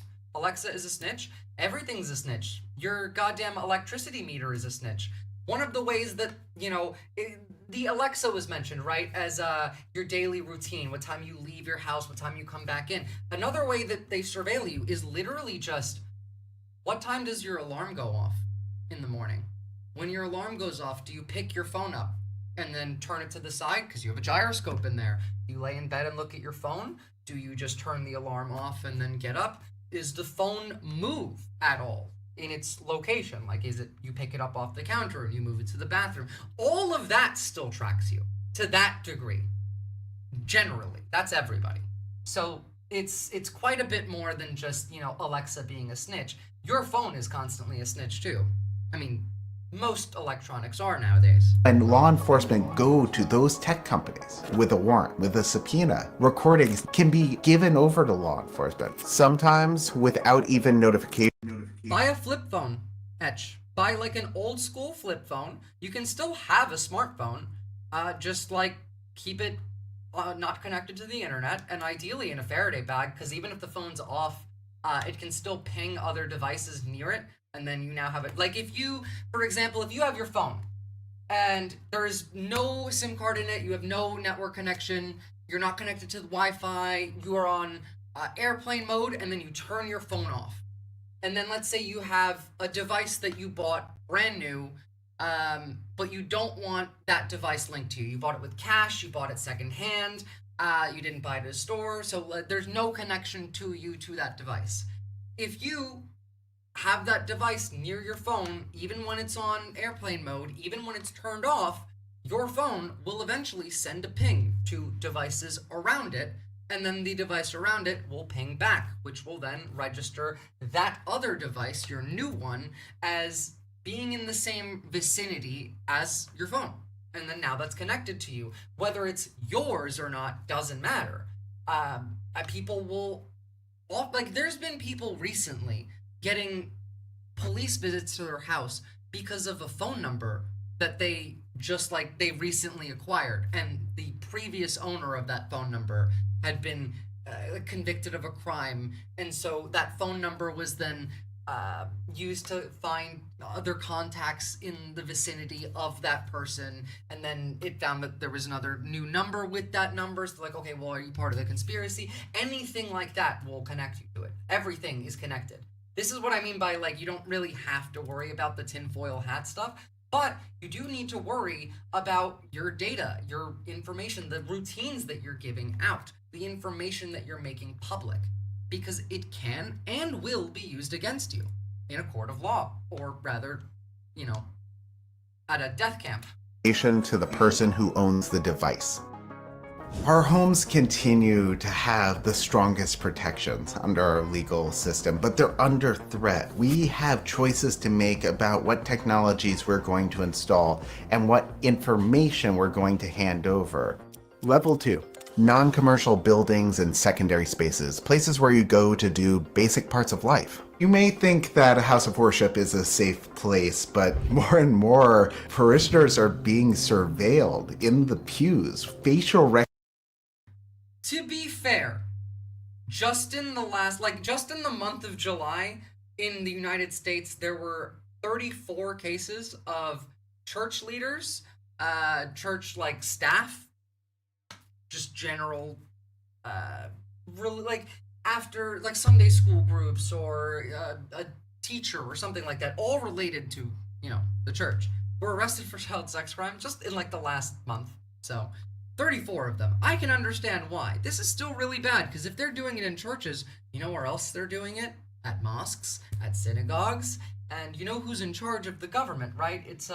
It's religious extremists that actually prefer the churches. So if they're doing this to the people they like, what are they doing to the people they don't like is a pretty big issue. Essentially, other satellites will send our constellation the raw data they use to collect using the onboard GPUs. We'll use AI models of their choosing to extract the insights, which we will then downlink. Well, generally how it'll work is pretty similar to what you laid out, but what most people don't understand is we have, the United States has, an autonomous, satellite, an AI-powered autonomous satellite that can make decisions, and does often. Its name is sentient. It's not actually sentient, but it makes decisions and moves satellites in orbit to take photos, to take readings of certain parts of, I don't know, a war zone. I'm pretty sure it was used in tracking Russian ships in the Black Sea to help Ukraine. Stuff like that is all routed through sentient. But more and more, so is your data, because it's shared among multiple third parties. That all needs to get linked back to the government's own servers. We know that they have them. For example, the CIA has signed a contract with Amazon Web Studios, or AWS rather, has also signed an agreement with Oracle, has also signed an agreement with Palantir, and all of these are just harvesting from you. Now, we're in the harvest phase, and the harvest phase never ends. But there is a next phase after the harvest phase. There's the implementation phase. Once they have enough data, once their models are trained well enough, they're going to be able to predict crime, pre-crime. They did this, by the way, in Israel. This is how Israel started the genocide in way back in 23. Palantir, using its AI models, doing this exact same thing, surveilling Palestinians and looking for any minor link to another person who might have a link to an undesirable group, and then killing everybody accordingly. That's been the plan. That's going to be employed in America too. That's their plan. Now, will it be as severe? Probably. If you've seen what's happening in DC right now, it's not unlikely that that's exactly what they'll try and do with it. Yeah, it looks like you did, fellow Lugrisi. Recognition being aimed at their faces in a place that's about as private as you can get. But sadly, this isn't just happening in churches. It's something that's invaded nearly every facet of our life. During the pandemic, No, we're not being led by people too stupid to understand the moral lesson of the Minority Report. We're being led by people so evil that they want to make it real. And worse than that, mind you. we saw the rise of remote proctoring. When I was taking tests as a kid, it was stressful enough, but imagine that you're sitting down to take an exam and you have to install software on your computer that will lock down every function on that device, which will require you to move a camera to monitor your entire room, and which will penalize you if you look off camera for even a moment. When your boss installs a new productivity monitor, This already exists, right? This exists right now. It's been employed. Now it's not exactly built. What happens? What happens when this gets added into, your job, as was mentioned here? But the reference I keep going back to is, I can see a society where you will have a cybernetic eye, but it will be owned by Amazon. And they'll make you get that eye. If you want a job at the warehouse, you have to sign a contract that says, hey, okay, we're going to give you a cybernetic eye, and you can keep it if you pay it off, and you can pay it off while you're working. But while you're paying it off, it will only work during work hours. You can't use that eye when you leave work because, Amazon's not going to pay for it. And we're putting that in there so we can track how fast you do your job and how efficient you are and the amount of packages that you've engaged with in this warehouse, if you hit your KPIs. And then that gets employed on you as a monitoring tool in your own head while you are working. Oh, and then let's say they throw in some ads in there every now and again. There's the plus plan, we'll allow you to use it while you're paying it off, but if you want the full features, you're going to have to pay the subscription fee. And if you're paying the subscription fee, we're going to throw some ads in there. It's you can't get away from them. We're just going to, every hour, you get an ad. This is Westworld. This is Black Mirror. It's their goal. They want this. In fact, if you listen to these tech billionaires, these fucking losers that are creating this system, they got their ideas from watching dystopian shit and thinking, hey, that's a great idea. Mark Zuckerberg famously made the metaverse name based on the book Snow Crash, which is a anti-capitalist dystopia, cyberpunk dystopia. Cyberpunk 2077 seems to be really on the nose for where we're headed to, and honestly probably did inspire a lot of these idiots. Elon Musk came up with the idea from Grok for watching, what was it? Hitchhiker's Guide to the Galaxy, and a evil AI in that takes over humanity. These people look at the bad things and say, hey, that sounds fun. The Expanse is another series that I can see we're headed towards a system very similar to, but it won't be that nice, and that's not nice. software and is monitoring how you spend your day, every keyboard click, every time you move your mouse. Most employees don't have an ability to say no. Oftentimes, employees aren't willing to walk off the job and students aren't willing to find a new school in response to this technology, but coming together, we can demand better. We've seen unions and other employee groups push back against some of the worst forms of technology. So we've seen parent-teacher associations and students. You do still have some power in this. In fact, there is a way that I see that we could fight against the surveillance capitalist system, but I don't know how you could do it. Honestly, pretty good time for this. Let me share my idea with you guys. And if you guys have any ideas or input, share it with me. But honestly, like, this is, I think, the way to do it. We have a very limited time window here to act. They're implementing all of this now.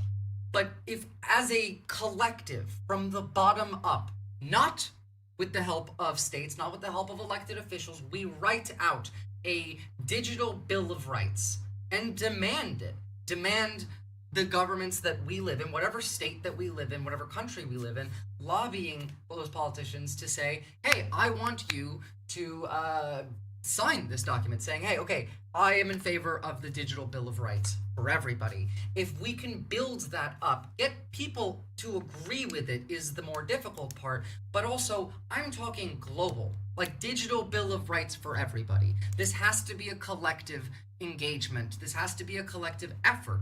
This has to span across social media platforms. Everyone needs to have their list, their ideas, and the final list that comes out, you know, the one that we use to lobby, I don't know how we get to that list. I can say, you know, like, everyone come up with your digital Bill of Rights, your ideal one, and then post it on whatever social media platform. But how do you put all of that together? How do you find the averaged of the answers? But I do think that that is the fastest way that we can make change and protect ourselves from this system. It's also probably the only one that will function. What's up, Jason Shuv? Good to see you. I'm not sure of any other way to get out of the surveillance capitalist system now. I mean, we're gonna continue on with this video, but just to give you like a quick glimpse of where this goes if we don't stop it.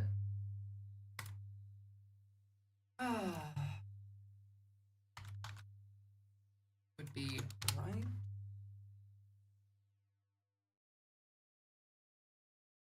This is where it goes if we don't stop it. For military robots used in Modern Warfare 1, MAA. By the way, a lot of these exist already and are used. I just mean like in your hometown coming at you. RS USA, 2 Ure 9 Russia, 3 DOGO Israel, 4 Themis Estonia. For military robots used in Modern Warfare 1, MAA. And there's more than that. There's significantly more than that. That's just like a sneak peek. These things already exist, mind you. Like, these are not hypotheticals that we're working on. Anduril is a literal, like, defense contractor. I mean, they work with Palantir as well, and Palantir is the more important one here. But Anduril is specifically making AI weapons. Like, that's their only thing. They make AI drones. They make AI bombs. They make AI missiles. That's their entire shtick. So you got to be aware, like, we're in it. It's happening. Student groups push to end remote proctoring. In level 3, we're looking at semi-public spaces, the stadiums, the stores, the other places where we are spending money, and that money is fueling the surveillance that's aimed at us. Here in New York City, these days, most people are doing the spending online, but take that and apply it to every street camera, to every Waymo, to every Tesla, because they have a camera. Remember, they have their own, drive assist, which means they have cameras, they have IR, they have scanners. All of that is taking in everything it sees as well. You have to add into account seeing all the seeing these war robots reminds me of Metal Gear. Well, I mean, kinda, yeah. But we have flamethrower dogs in Ukraine right now that can run at 15 miles an hour with 3 hours of battery charge, and they can run on uneven ground. They cost $3,000 to make. They cost less than an artillery shell. You could just launch a bunch of these like AI-powered robot dogs with flamethrowers. Whose dogs are they? They're ours. They're made by the dogs are made by Boston Dynamics and powered by Anduril. This is why the Waymos were attacked. Exactly. This is literally why. Because the Waymos are surveillance systems. They were surveilling the protests.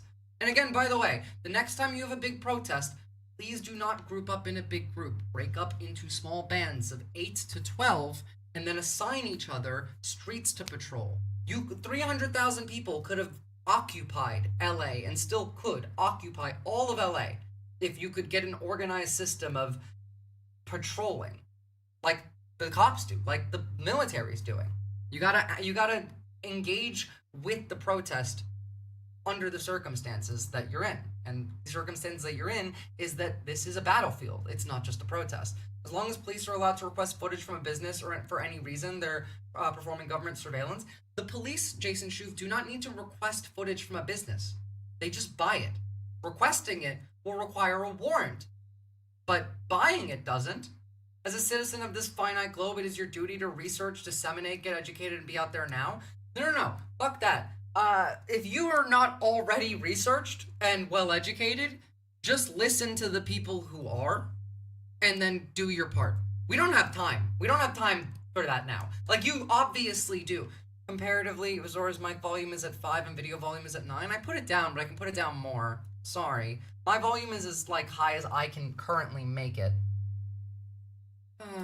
Well, let me check one more thing, if you give me a second. Is this any better? Or that, maybe? My mic volume at all higher? Warrants are probably easy enough to justify for corrupt government. Yeah, well, that's the thing, right? They don't even want to do that. Warrants are already easy for them, and they don't even want to do that, Jason Shuve. They just want to go buy the information. Much better? Thank you, Groove Dragon. Gain got cracked? There's no gain on. It's literally just the fact that I'm also using OBS because I have to, so that I could use 2 different web browsers because StreamYard is weird, and routing it through OBS requires like a virtual cable, so that was the issue. But like, yeah, they don't even want to spend the time worrying about whether or not it's legal. They don't care. Like, they really don't care. City, we saw Madison Square Garden's owner, James Dolan, targeting lawyers who represented people who sued Madison Square Garden. In one case, a mother who was going to the Rockettes with a Girl Scout troop was banned from the show because her colleagues were involved in a case against Madison Square Garden. Imagine you're going into the store. You're walking down the aisle and suddenly you see an officer coming towards you. An officer who you think is just going to pass you by, but suddenly is pushing you up against the shelves and starting to pat you down, put you in handcuffs, and arrest you. Arrest you for trespassing in a store that you've been banned from. The only problem is you were never actually banned. The store is using facial recognition. And mind you, this is exactly the case for the AI targeting systems. For example, let's bring this back to Palestine because that's the testing ground for the West. That's why, by the way, we have such close relations with Israel, because Israel is basically 6 defense contractors pretending to be a country, and they're sandbox where all of the Palestinians live. And here they used 3 different AI models. We talked a bit about this last time. And what most of the time falls between the cracks is that even when everything was set up, they had all of the information, there was still a minimum 10% margin of error, meaning the targets that this AI produces, at least 10% of them are wrong.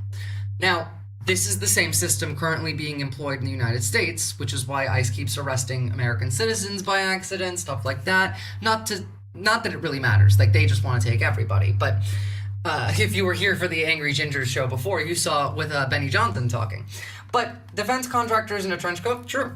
But when we talk about the system of facial recognition, it's not just targeting. It's not just arresting you or sending ICE after you. It's not just sending bombs on you.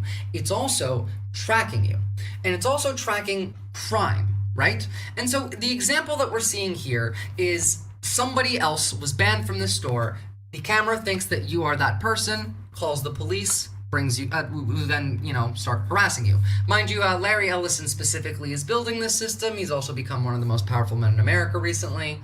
But besides that, the next step from this is predictive crime policing, as in pre-crime, as in you are probability 80% likely to commit a crime when it comes to this particular subject. And therefore, when you're near that context, you're automatically flagged because it just expects you to do a crime.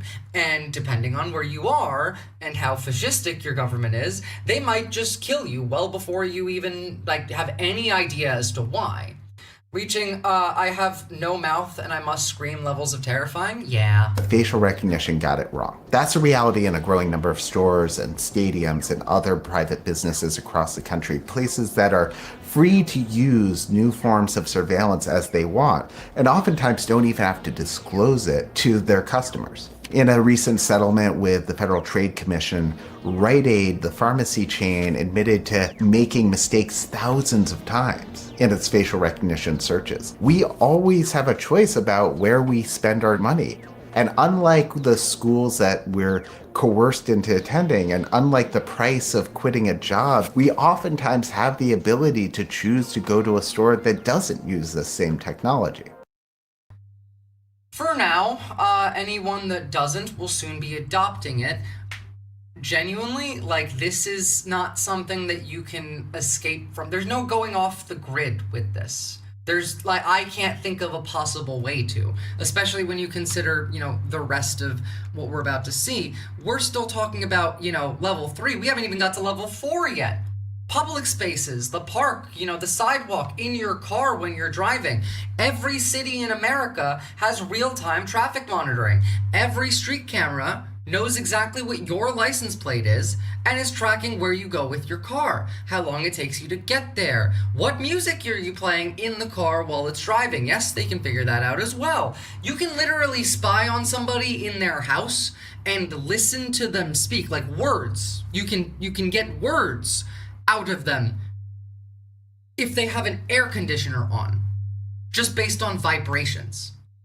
They can turn a speaker into a microphone. If you have no microphone, they can still reverse the reverberation of the speaker hearing you talk into a microphone. So everything's already monitoring you, but there is no way to really get out of this without taking all of the system down. Not hard, of course. I'm listening to, yes, exactly. I can see this tech easily being abused by the state to create narrative justifications to mistreat dissenters and marginalized people. There you go. That's the exact point. That's literally one-to-one the whole point. Let's get step 4 out first, and then we'll go more into that. See that these open spaces are increasingly becoming corridors of control, from the facial recognition that logs our faces to the automated license plate readers that track our cars. New York City is one of the worst offenders, having invested billions of dollars in tracking nearly every corner of our city and subjecting it to layers of surveillance that previously was unthinkable. You can't take Uber or Lyft because all of the car share services. Yeah, it's almost like someone wrote a book about this one day. Well, they also keep records of everyone's movements. We have just a few years before the level of surveillance in these public spaces is so great that we... No, we don't.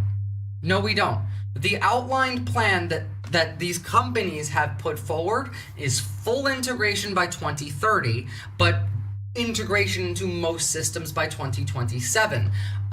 They have begun now. They're doing it right now. So we don't have multiple years.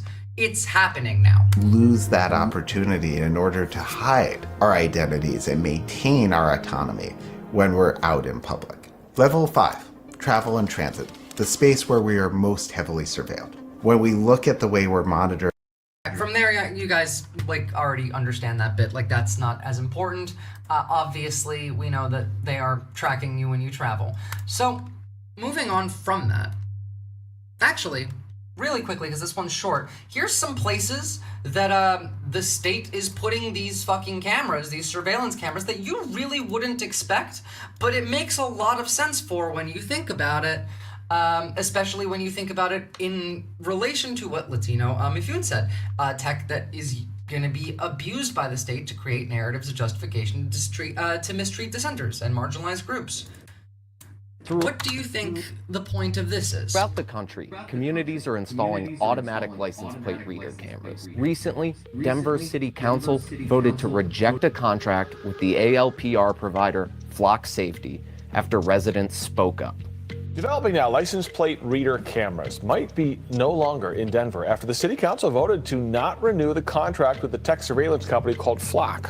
Last year, we Flock, filed by the a way, is federal fucking lawsuit everywhere. against the city of Norfolk, Virginia, over its use of Flock cameras, arguing that constant surveillance without a warrant is unconstitutional.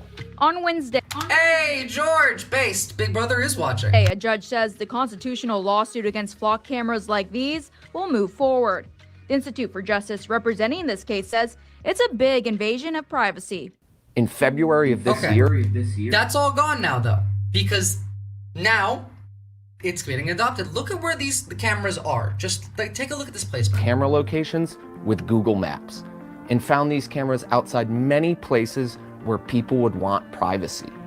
Locations included an abortion clinic, a church, an immigration attorney's office, a gun range, a teen halfway house, an STD testing clinic, and a mosque, among So I wonder why the state is installing extra cameras in specifically these places. You know, abortion clinics, churches, immigration attorneys, gun ranges, teen halfway houses, STD clinics, and mosques. All of that sounds, I don't know, planned? Maybe relevant? Maybe in a way related to what we're seeing happen in DC? I don't know. So let's talk about where they're getting this data, what data they're using, and how they're using it. You guys all know Palantir, I'm gonna assume. We'll move on from like after the introduction of Palantir, because this is how they stole your data. Remember Doge? Doge's job was to do this. That was like, it was their job to steal your data so they can feed it to AI. That was the entire point. And Elon Musk's latest moves to reshape the federal government. The top Social Security official stepped down after Musk's team requested access to sensitive personal data about millions of Americans. Senior political correspondent Rachel Scott is tracking it from Golden age of cybercrime, Rich P1K. Mar-a-Lago. After the 2025 presidential election, the Trump administration announced the creation of DOGE, the Department of Government Efficiency, with the official aim to cut, quote, fraud, waste, and abuse, and Damn, George, you ahead of me. We were gonna get to the behavioral modification side of it towards the end. in the public sector. Headed by Elon Musk, and with ex-employees of Palantir, Musk made an official goal of cutting $2 trillion in what he claimed was identifiable waste. In actuality, the final sum expected to be cut is $160 billion, far more consequential. The point was never to cut fraud, waste, and abuse. It's a Not even facade a for an little. ambition much greater and far more consequential.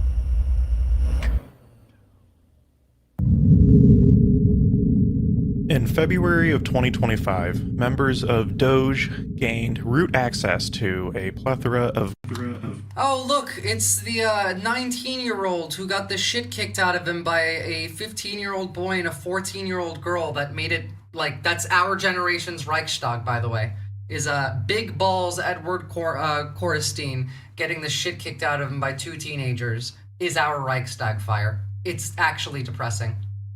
I've always been inclined to, like, get a cabin out in the woods and just live out there in peace. All this crap makes me want to do that even more. You can't do that. You can't, Rich PK. You think you're safe out in the woods?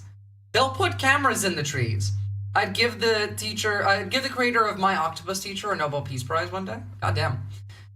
government IT systems, such as the National Oceanic and Atmospheric Administration and the U.S. Agency for International Development. But The real crucial one is the Social Security Administration, harboring one of the most sensitive databases in the United States. The birth dates, historical.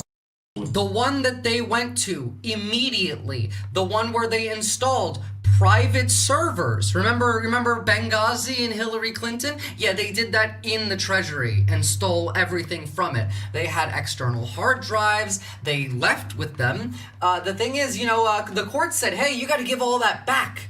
What do you think they did? You think they gave all of that back? You think they erased everything that they have? Or, like, for real? Yeah. Addresses, employment history, financial records of every single American. It doesn't take a genius to understand what is going on here, but what sells the terrifying endgame is the transparent, illegal nature of this. Federal courts have blocked Doge from entering these databases after it was already done. But that's the point. The repercussions do not matter.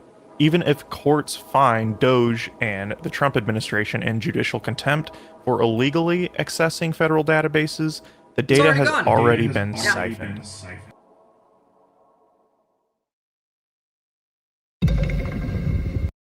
It's already gone. All they had to do was take that data and feed it to AI. That was their job. That was their main job. If you really take a look at that's my Discord's link, Rich. Thank you. I should have said that. If you take a look at this broadly and zoom out, you can see each person has played a part. Like, there is a concerted effort here because these people are working together. This is all Curtis Yarvinite, Peter Thiel evil master plan shit. Now, like, every one of the tech lords has their own evil master plan, but Thiel is the one that's gonna win. I mean, like, he's the smartest of them all. He's pretty close with Ellison, who's the other one, and like the ranking of power probably goes Thiel, Ellison, then Zuckerberg. Especially, like, Zuckerberg and Altman are at the same level for some reason. I don't know how Zuckerberg got his ass up there, but they all hate Elon Musk, for example. But, like, that was his job here. That job is the requirement for everything else. They couldn't have done everything else because using that information, they're able to give that ICE AI that they have, the one that ICE pays them a bunch of money for, that also gets data from the IRS, to cross-reference together and then find information about you, find where you live, find your habits, find how you may react in any certain instance. And also, like, even if they don't want to arrest you, they can use this to change your behavior. We are in a society that functions almost exclusively on mind control, at least when we're talking about the United States. The American Way, how did it start? Thousands of creeps killed in a park. The American Way, try and explain scab of a nation, driven insane. Well, like, remember that America literally exists because people started a war because they didn't want to pay taxes on tea. Like, that's why America exists. People did not want to pay tariffs on tea and started a revolution. Everything fat ass is doing is illegal, and GQP gave him that power. Yeah, like, legality doesn't exist in America. It does not matter. The only things that are illegal are for you. If you have $100 million or less, then things can be illegal. If you have anything more than that, then there's no law. You can just do whatever you want. We live in the ISIS government. I mean, I'm sure you guys saw Benny Johnson talking about, ethnic cleansing. I don't know if you guys also saw this guy. Here, this is unrelated to what we're talking about now, but I do want to show you, just to really lay in the fact that we live in the ISIS times. The United States is a theocratic extremist government that should not have access to nuclear weapons. Here's a Christian pastor, right? Yeah, so you have What's his women name? leaving Joel home, Webben, saying America is under the curse of feminism and that God will not bless the nation until women are forced out of all positions of leadership. No more women in Congress, no more female state reps, no women in any functions of leadership. These are the people who run this country. You can just pick whatever you want, Rich. Like, it will just give you a role accordingly. Our founders created a system to prevent us being subject to the whims of an individual. No, they didn't. Our founders were also like this. George Washington is actually, like, Donald Trump is very much like George Washington, personality-wise. They're not far off from each other. And also, like, they were really dumb. And very evil. But this is the mentality that all of this is being used towards. Because remember, it's not just this guy. The people in charge, people like Peter Thiel and Alex Karp, who are running Palantir, who's basically the state, have both said that they want a Christian theocracy, have wanted oppression of groups they dislike for a long time. I think Thiel wants to legalize rape. So that's the motivation for the AI systems. It's just cruelty. You have women leading in the church. You have women leading And in the insecurity. marketplace when it comes to production, and you have women leading in government at every single level. And God is not going to bless that. I think we have seen the curse unfold of feminism, and it's not enough to just say, well, okay, well, let's just keep men out of women's sports. And This right here is kind of mild.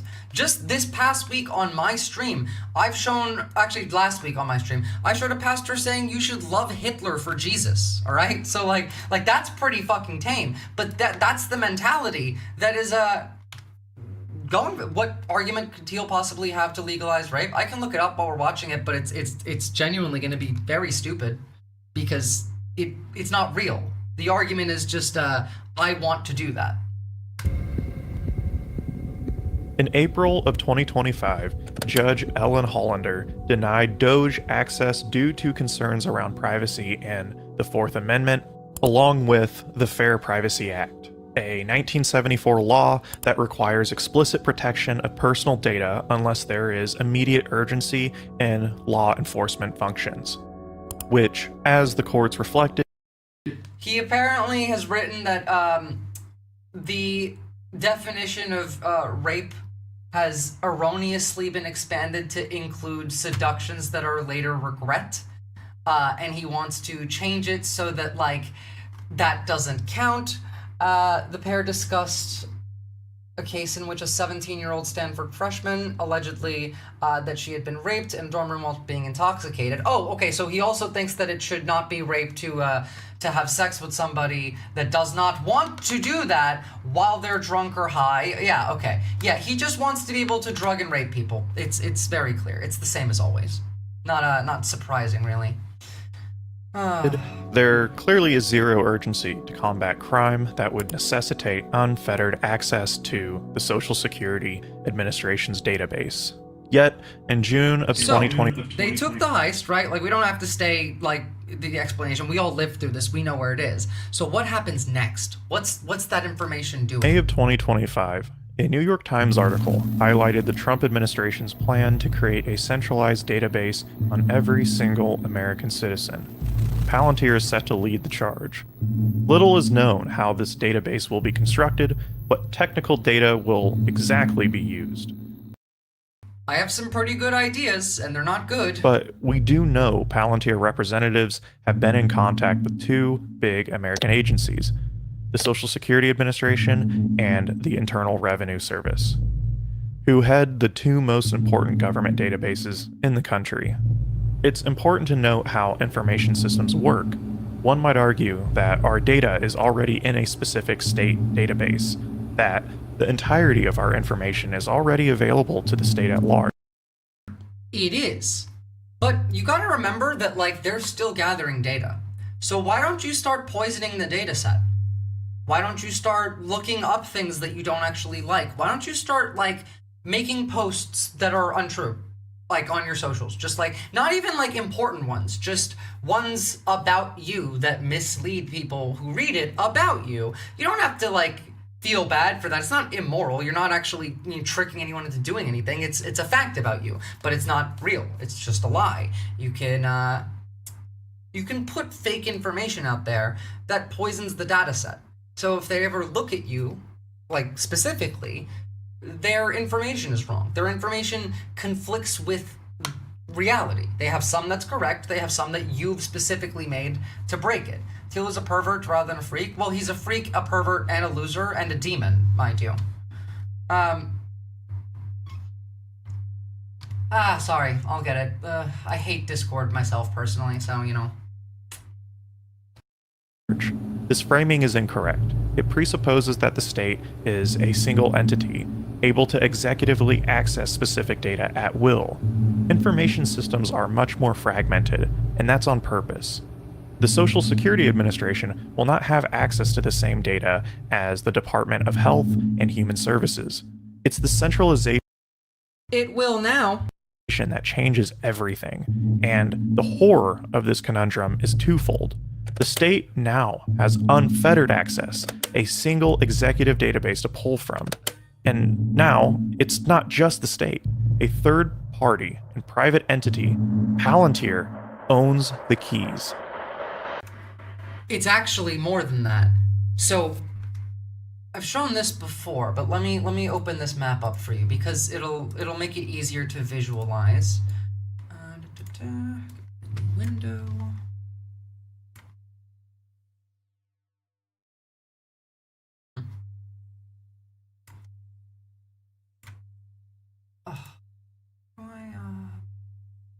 How do I show this? Why is it not popping up as like an option? Oh, window. There we go.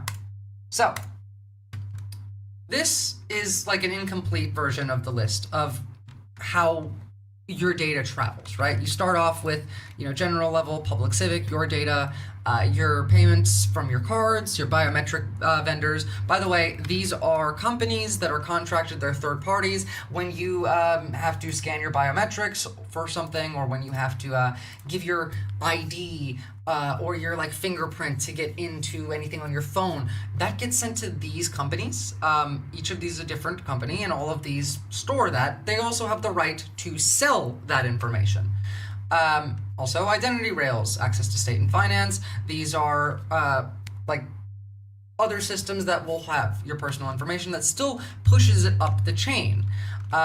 Fusion, RTCC, so this is like real-time crime traffic, cameras, and just general security cameras that are attached to an AI system that will then call the police. They're building that even more so. Automatic license plate registration, camera recognition, all of that. Your face, person match, all of this is in every camera. So then that goes up and up and up and up and up. Here, by the way, is a gatekeeper section. So these are all, any one of these goes down, that can kick you off of the internet, or it can kick you off of your ability to do anything, right? These are the keys to the kingdom. Now, your payment processor, we saw before, it's already siphoning your data and purchases and history all the way up, your credit score. Your DNS host is important for security and all that. You don't really have to worry about this stuff for right now. That's not particularly relevant. And then we have the border level, state level cameras and sensors and trackers. But where does it all go, right? Here's where it all goes. So first off, it goes into Palantir and to Anduril for their Sentry system, because Anduril works with Palantir for their AI, but Anduril's job is to build the turrets that have cameras on them that will be placed on checkpoints. For example, if you look at Israel, you can see quite a lot of those being employed at every checkpoint that exists between them and Palestine. Then you have Cellbrite, which is a Israeli company that is spying on your phone all the time. If you ever go on for example, if you go on Reuters on your phone, Cellbrite is spying on you, which is literally it's a company founded in Israel, its offices are in Israel, they're spying on you, obviously. If you use Uber, they're spying on you. It's a whole long list even. Post-privacy was pure heresy back then. Now, meanwhile, let's be honest, we need to be neo-post-privacy. I don't know what neo-post-privacy means, I just want privacy back. But so then that gets held in the government cloud, which is C2E, the commercial cloud enterprise contract that the US CIA has with AWS, Microsoft Azure, Google Cloud, and Oracle Cloud, and IBM.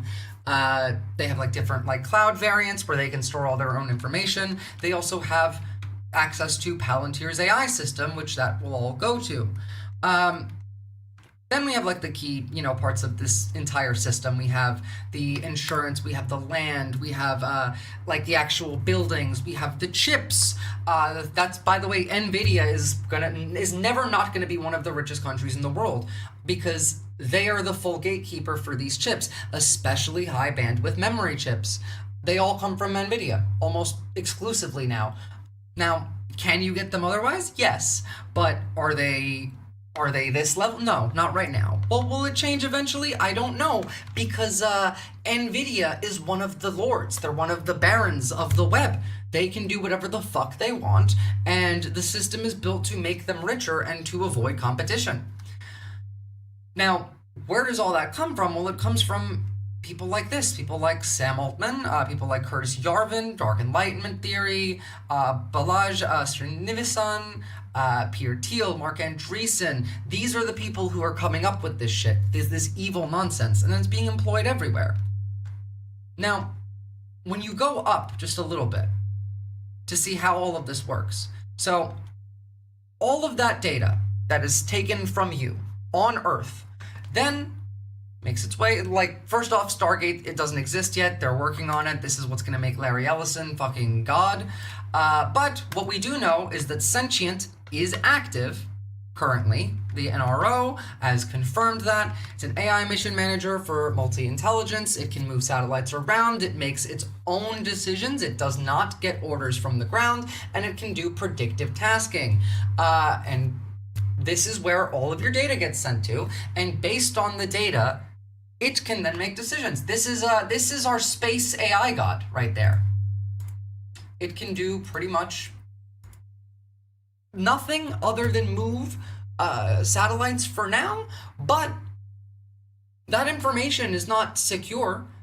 It's not like you can't hack it. Now, hacking the NRO would not be a good idea, or hacking the US government for that matter. Not a good idea. Can it be done? Yes. Can this be used against us? Yes. Can the robot gods rise up and hold all of the information about us in outer space where we can never reach it and destroy it and make, I don't know, they make the playing field more symmetric? No, not a chance. It's all in space where we can never reach it. Apparently we're building a nuclear reactor on the moon now. By the way, commercial GeoIntel, like Maxar is another satellite company that uses sentries and predictive monitoring. Planet Labs is NATO's early warning contract. That's if you're in Europe. There's a lot of these, quite a bit. Now, all of this gets routed through governments, like all of it. The decision engines being Palantir, Palantir's Gotham, Palantir's Foundry, and Palantir's Apollo are different variants of it. I don't know them well enough to give you like a description of each, but like they're connected to specific parts of this map anyway. Anduril uses Lattice OS mostly for its drones. It's autonomous like vehicles that are often being used to even just like withdraw wounded troops right now in Ukraine. They are mounting guns on them, but those vehicles are still a bit iffy. The dogs work fine. I've seen ones that can fly. It's horrifying. And then these are the sovereign platforms. These are the lords.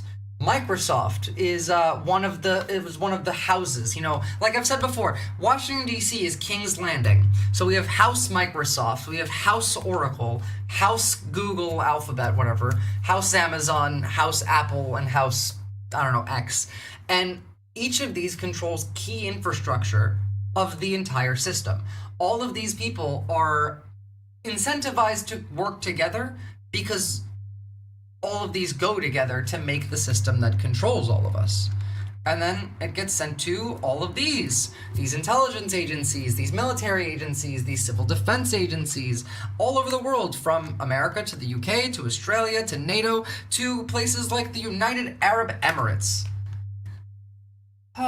So, if that helps you get like a clearer picture of where all this is going, this is what they're doing with the data. Like, this is where it's going. FDR revolution now. Base.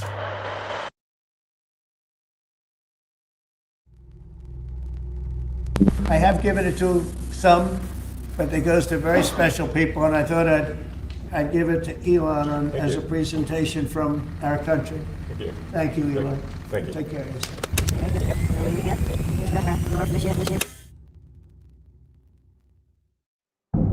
All of this was under the political banner of efficiency.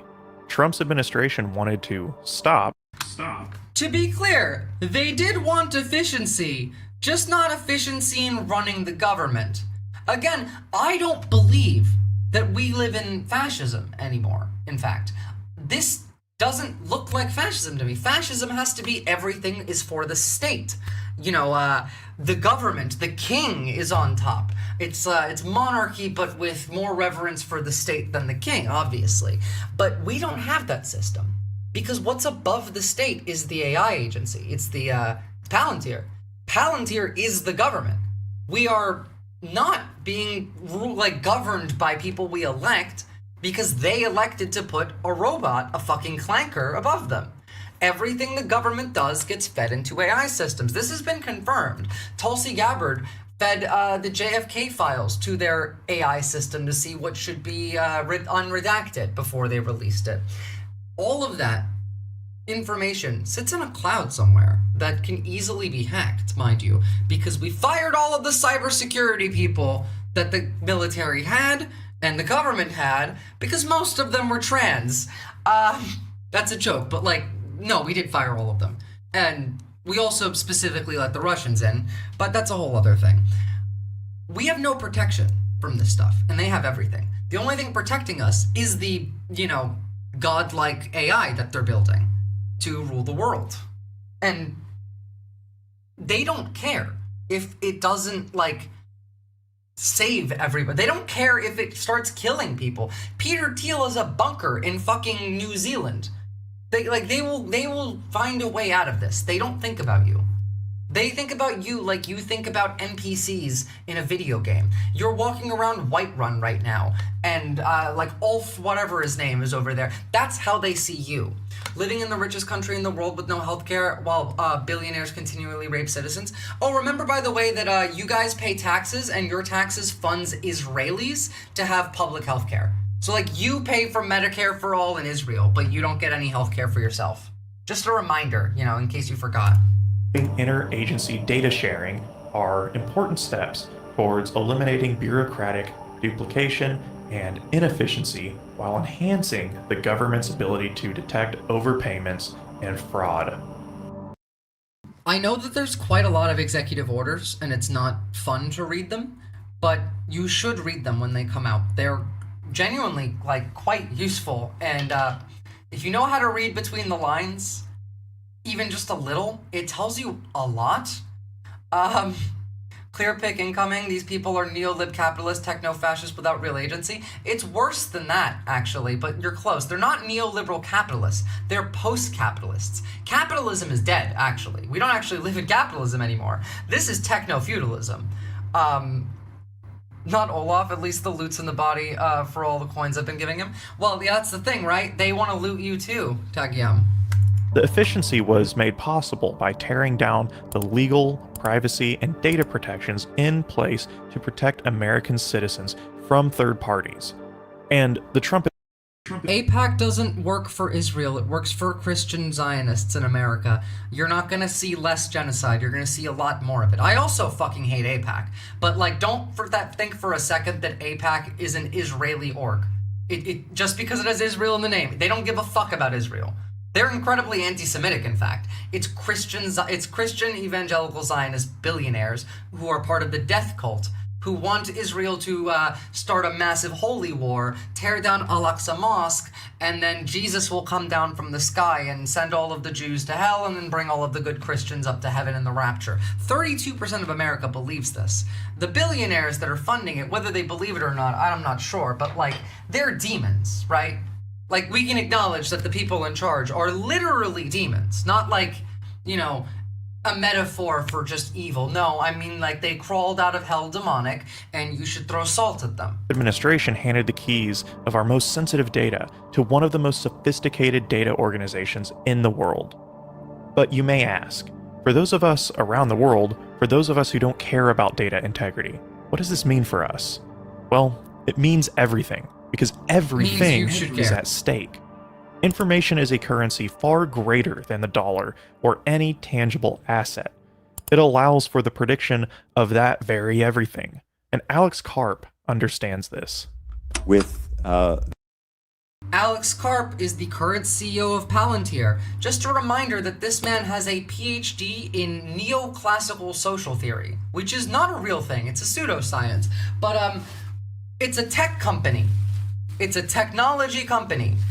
Why is the technology company's CEO someone who has a PhD in neoclassical social theory? Specifically, the local district council rejected Teal's bunker project in New Zealand. He has not filed the appeal, and the project seems dead.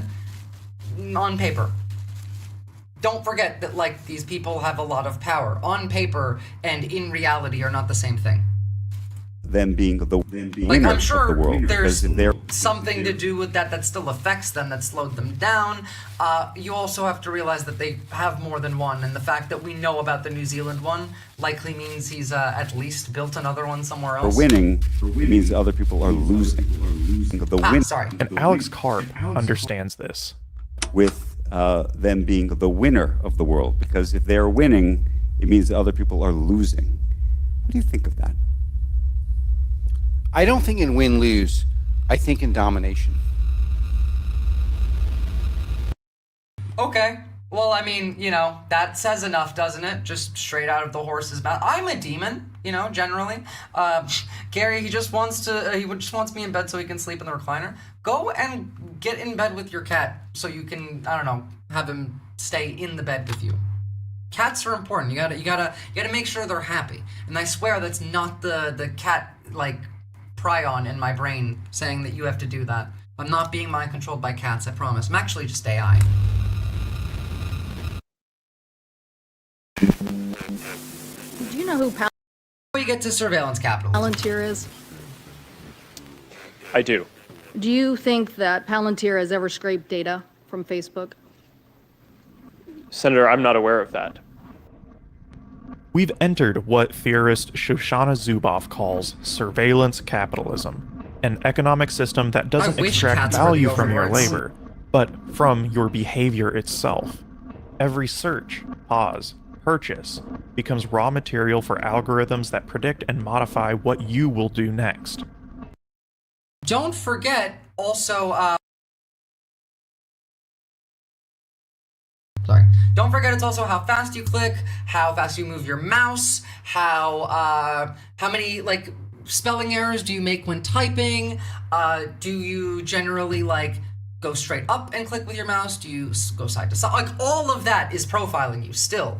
The keys on your keyboard that you press, or if you're on, like, Windows, you're most likely working with a keylogger in your computer that is logging every typed key and sending that straight back to Microsoft.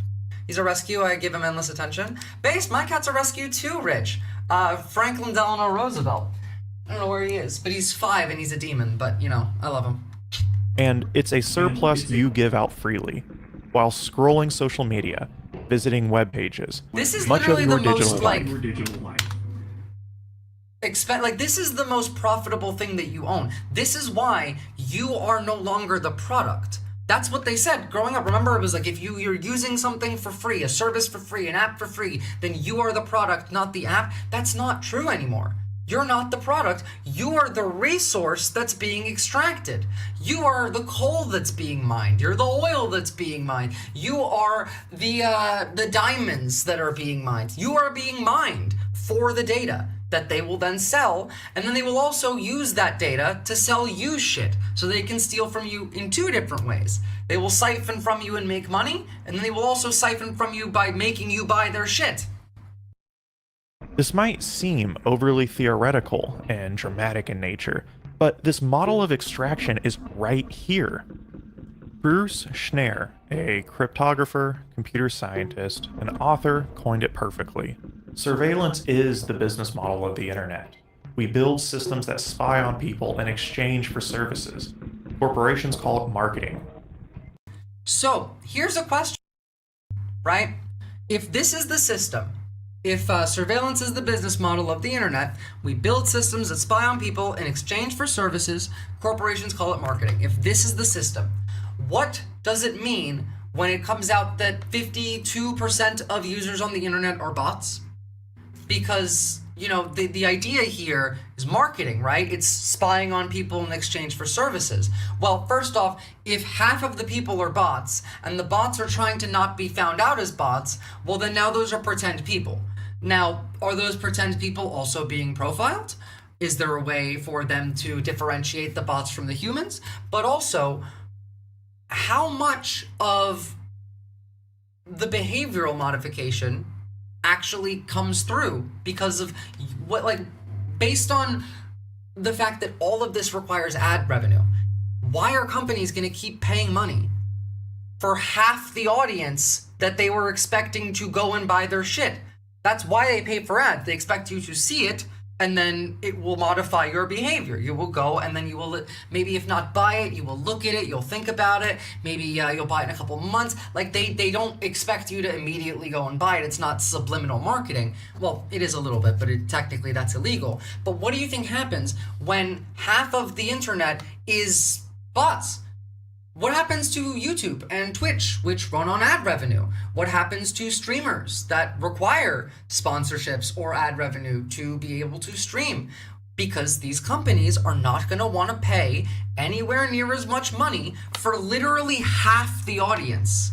At least, mind you, at least. Depends on like what we're talking about. If we're talking about Twitter, it's like 70%. I forgot to like the stream the whole time? Oh my goodness, how could you, Rich? Everyone drop a like on the stream. And by the way, go and drop me a sub on my channel too, please. It's at Visora at YouTube or Visora Official on Twitch. But like, I don't see this panning out. I don't, like, this is something that's going to need to change because the advertising system, the marketing system is not feasible to continue. First of all, people have significantly less money and they're about to have even less. So it's not like they're going to go out and buy luxuries anywhere near as much. But also, the people who are being advertised to are going to be less and less on the internet. There are going to be less people spending time on YouTube or Twitch just because of the ID verification law. Because they don't want to verify or they can't verify their ID. There's going to be people who leave just because of the influx of toxic behavior of the bots, of trolling, of damaging shit happening in like real life in their city. There's a lot happening. This is a system that I don't see can hold up under the pressure that's being put on it. Like, this here, this space is actually fantastic because it's not just on YouTube, it's also at thisspace.tv. I believe that's the actual website. Don't quote me on that. Hold on. Yes, it is thisspace.tv. And that makes it a little bit better because they're going to change the system into you are going to have to earn money from them. You're going to be working a wage. It's going to be at KPIs because if they can't pay you based on like advertising, they're going to pay you in like, they're going to set goals for you. Hey, you're going to have to stream this. It's going to be like a wage cage. They're going to turn this system into a wage cage as the only way it can work. And that sounds horrifying, guys. When immigration data gets processed, Palantir and the state is not just tracking individuals. Thank you, Johnny. They're modeling migration patterns to engineer policy responses. When health records get analyzed, they're not predicting individual outcomes. They're optimizing population health according to invisible, computerized priorities. We know for a fact that ICE just gets a list from the AI of places to go to like detain people. They don't question the list at all. It's actually kind of fucked because the IDF was told to treat Lavender, the AI that was telling them where to like bomb, as a commanding officer and to not question its orders, and that alone is fucked. But I didn't hear anything like that about ICE. I don't think ICE even tried to question its orders, which is why, by the way, I keep saying, join ICE. Just do it with like a group of friends, 2015 leftists. Do it in an organized fashion. Don't fall into the cult. Take the money that they're offering. It's your money they stole anyway, and then be really bad at your job and sabotage them so that they can't do things. You can do quite a lot that way. Plus, at the very least, you're taking the space a fascist wanted, and I mean, you'll get fired eventually, but that's one less space for a demon to go and harass people. You aren't just being watched. You're being predicted, and prediction becomes policy before you know the game has started. Another reason why data is so incredibly powerful in the hands of organizations with fast computational power is the sheer speed and velocity it's able to capture behavior, to predict, to fundamentally own. This is like Marvel villain shit, right? This is... Where's Captain America? Paul Virilio, Cartoonishly a evil. theorist and military historian, is also particularly relevant here. In the 1970s, Virilio coined the term dromology, relating to the Greek word dromos, which roughly means race. Dromology can be seen as a way to understand the contemporary relationship with society and speed. Virilio sees speed as a fundamental mechanism of power and a driving force in technological growth. In the From that point on, like, the video is still important. It's actually quite a good video. I would recommend you watch it, but we're gonna move off of that because it's going into like a side topic that I'm not talking about right now. So here's the thing, right? Speed is the key here. Because what is the ideology? The driving ideology of the demons in power? It's not capitalism. It's not fascism. It's accelerationism. Now, if you don't know what accelerationism is, accelerationism is the belief that our society is headed for disaster, that it is untenable, the way that we live, climate change, like all sorts of issues. Their solution is let's make everything worse as fast as we can, and that will force society to either collapse so that it can be rebuilt or to come up with a solution. That's their ideology. Now, it is incredibly dumb. I mean, like, incredibly dumb. But that's what everything is built on. You know what? Like, here is the godfather of AI. Dude, literally, like, is one of the main reasons this even exists. He's also gone on the record and says that he wished that he never created this, which is a pretty big sign. You know, like a guy who spent his entire life on research trying to create artificial intelligence. At a ceremony where he was being awarded, gave a speech about how he regrets his entire life's work. This is him today on CNN. Now, again, I'm not really a fan of CNN, but I do want to hear what this guy has to say, and I don't pre-watch the videos that I show on stream. A stark warning about artificial intelligence from Geoffrey Hinton, the Nobel Prize-winning scientist whose pioneering research helped lay the groundwork for AI. That's why he's often called the godfather of AI. Hinton says there's a 10 to 20% chance AI will wipe out humans, but made headlines today suggesting at a conference that the tech industry should somehow install what he termed maternal instincts into superintelligent AI, so they'll protect humans like mothers protect their babies. That might actually be the one single smart idea I have ever heard on this topic. Oh my god. Like, I'd never heard that before, but that actually sounds like the only reasonable, workable idea. Now, obviously, none of the people in charge can do that because they've never been anywhere near a woman consensually. So, like, even their mother. I don't know how we can possibly do that, but that sounds like a not so bad idea. I think the risk is not 10 to 20%. I think it's a bit higher. I think I don't necessarily like expect like the robot army to rise up and kill us all or anything like that. I do have quite a lot of other worries, but that's actually a smart idea. They've been saying we have to stay in control of these AIs. We've somehow got to be stronger than them. We've got to be dominant and they've got to be submissive. That's not going to work. Super intelligence, you know, like definitionally smarter and better at everything than humans, like literally everything. That's what would qualify. I don't know about any time travel conspiracies, but God, I wish there was, because like if anything could save us right now, it would be the fucking doctor. Give me Shurigawa. But we have to make it so that when they're more powerful than us and smarter than us, they still care about us. Geoffrey Hinton. Incentive structures. Professor Hinton, your remarks have obviously gotten a lot of attention. You talked about engineers building maternal instincts into AI models. What would be the purpose of that? What would that do? And is it even possible? Most of the AI experts believe that sometime in the next 5 to 20 years... These people don't deserve their jobs. That was the dumbest question. Is that even possible? Well, the guy is literally the godfather of AI. Why do you think he's saying it if you don't know if it's possible? Like, how is that possible? That's a good question right there, you know. Why? Are you fucking stupid? Come on, Anderson Cooper. Like, I know you know how to do this. I've seen you do this better. We'll make AIs that are smarter than people, and they'll probably end up much smarter than people. And there's very few examples we know of smarter things being controlled by less smart things. In fact, pretty much the only example we know is a mother being controlled by her baby. Oh my God, wait. I don't know.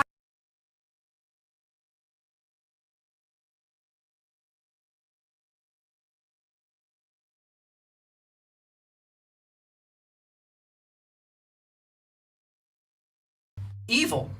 Oops, sorry, I was muted, I think. Yeah, I don't know how I didn't catch this. My bad, I caught the muting. I don't know how I didn't catch this. We're talking about, like, control here, right? I'm not muted anymore, right? It's just a delay for a couple seconds. I can see my bubble moving. Let me just confirm with you guys. We're talking here about control, right, from machines. This is an article from the end of July of this year. Germany is building spy cockroaches and AI robots. These are cockroaches that are going to be cybernetically enhanced with AI that will zombify the cockroach so that they can be controlled and then they can be used to spy on things. I'm not kidding. Like, this is being made now. It's fucking insane. Hold on. Former partner at McKinsey & Company, of course it's fucking McKinsey, says Europe may be on the cusp of transformation. Europe is now coming to terms with defense. Reuters spoke to 24 executives, investors, and policymakers to examine how Germany, and Europe's largest economy, aims to play a central role in rearming the continent. Let me get down here. Give me the actual description. Aha. Germany has developed a whole new openness towards the issue of security since the invasion, said Sven Weisnegger, the head of a cyber innovation hub at the Bundeswehr Innovation Accelerator. Now, Weisnegger has said he was receiving 20 to 30 LinkedIn requests a day. Some ideas are under development, feel akin to science fiction. But swarm biotactics cyborg robots that are equipped with specialized miniature backpacks that enable real-time data collection via cameras, for example, is something they're currently building. Yes, swarms, too. Jesus Christ, they're going to destroy us all with this obsession. Electrical stimuli will allow humans to control insects' movements remotely. The aim is for them to provide surveillance information in hostile environments, for example, information about enemy positions. Our bio-robots based in living insects are equipped with neural stimulation sensors and secure communication modules, said CEO Stefan Wilhelm. They can be steered individually or operate autonomously in drones. This is fucking horrifying. Understand on top of that, right? If they can do this to cockroaches, it's not far off that they will then be able to do this to humans. This is them doing God, what's that mushroom? The Last of Us mushroom. That's what they're doing. The Last of Us mushroom thing, virus, is what they're doing to these cockroaches. Germany is doing this because they can't make robots small enough. Well, also they're doing this because Russia is the main threat to Germany, and Russia has more child soldiers than Germany has soldiers. Hold on, actually, I have a video on this one, really quickly on this, because it's a better explanation. Spy cockroaches.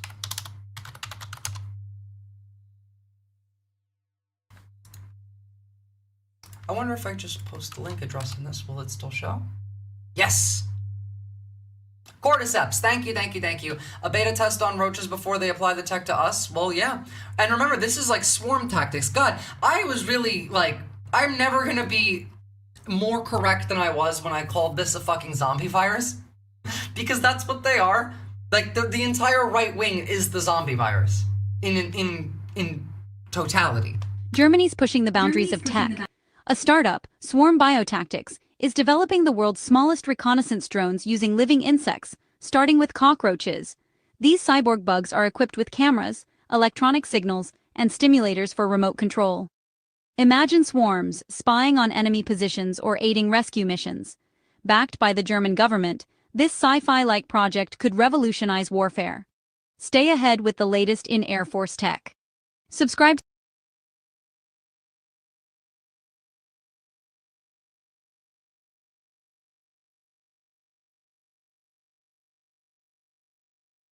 Hey, Germany, what are you up to, buddy? We are creating the army of spy cockroaches. What the f? And it all happened because we tripled our defense spending. Cool, yeah, no, that always goes well. Yeah, so we give a bunch of... No, I wasn't meant to have my sound on. Thank you, Latino, Mufuse. But, like, understand that this is fucking insane. To a group called Swarm Biotactics, so they can put little backpacks on cockroaches and use the cybernetics to control their minds and bodies and spy with them. You're using cybernetics to zombify cockroaches? Please, pick one dystopia. Nein, but we like both. Just imagine a tiny army of cybernetic zombified cockroaches swarming the enemy lines. Bug Blitzkrieg? Yeah! Oh my gosh, somebody write that down! Write that down! So, like, if we're already at the point where we're not talking about just like autonomous robots, we're not just talking about surveillance, we're talking about cybernetics already. We're talking about mind control cybernetics already. What do you think is on the docket? You know, like, what do you think this is going to go to after that? Well, here's a nice example. Welcome. Vodnik Soup is a channel I really like. It's also a book that you should probably buy. And if you're on Twitter, you should get off Twitter. But if you stay on Twitter, you can look up Vodnik Soup. It's quite useful. Now, this is quite new of a video, and it's going to cover a lot of the ways that all of this integrates together. But it's also going to be much more engaging with what's happening in the United States, at least politically this week, just to like make this a bit more real and tangible. Can they adapt that mind control to humans to make universal soldiers? I'm sure that is the plan eventually. I mean, like cockroaches first, maybe they'll try it on monkeys, maybe they'll try it on orcas. Personally, I think that we need to befriend the orcas and they will help us in the glorious revolution. Because there's quite a lot of anti-orca propaganda out there. People say that orcas are killer whales and will eat humans, but there's video evidence of several different humans getting offered food by orcas, and it's just, it's cute. The orcas will, like, give food, they'll move around, they'll be like, hey, why aren't you eating it? It's cute. But let's take a look at how this, like, surveillance capitalism structure is actually being implemented and how it's affecting society and global geopolitics, mind you. To the first edition of the Soup of the Week, their main narratives and how they operate usually and especially on social. So how I'm going to proceed, I have a few... I am always being serious. If I'm not being serious, you will know that I'm joking. If you can't tell if I'm joking or not, I'm not joking. Bookmarks that I'm going to go through, interesting topics that I found, topics that are about engagement farming and like how... Yeah, sorry, let me get it to the beginning. So this is the first one. I actually covered this one live on my stream too. It's quite funny. The fact that a lot of the pro-Trump bots in America are run by like actual Indians. This is actually a Vatnik soup that I did, published 3 days ago. I thought I would discuss a little bit about engagement farming and like how modern social media platforms enable monetize. The reference frame. You are correct. The human brain is far too complex for it to work the same way. But you know what they could do?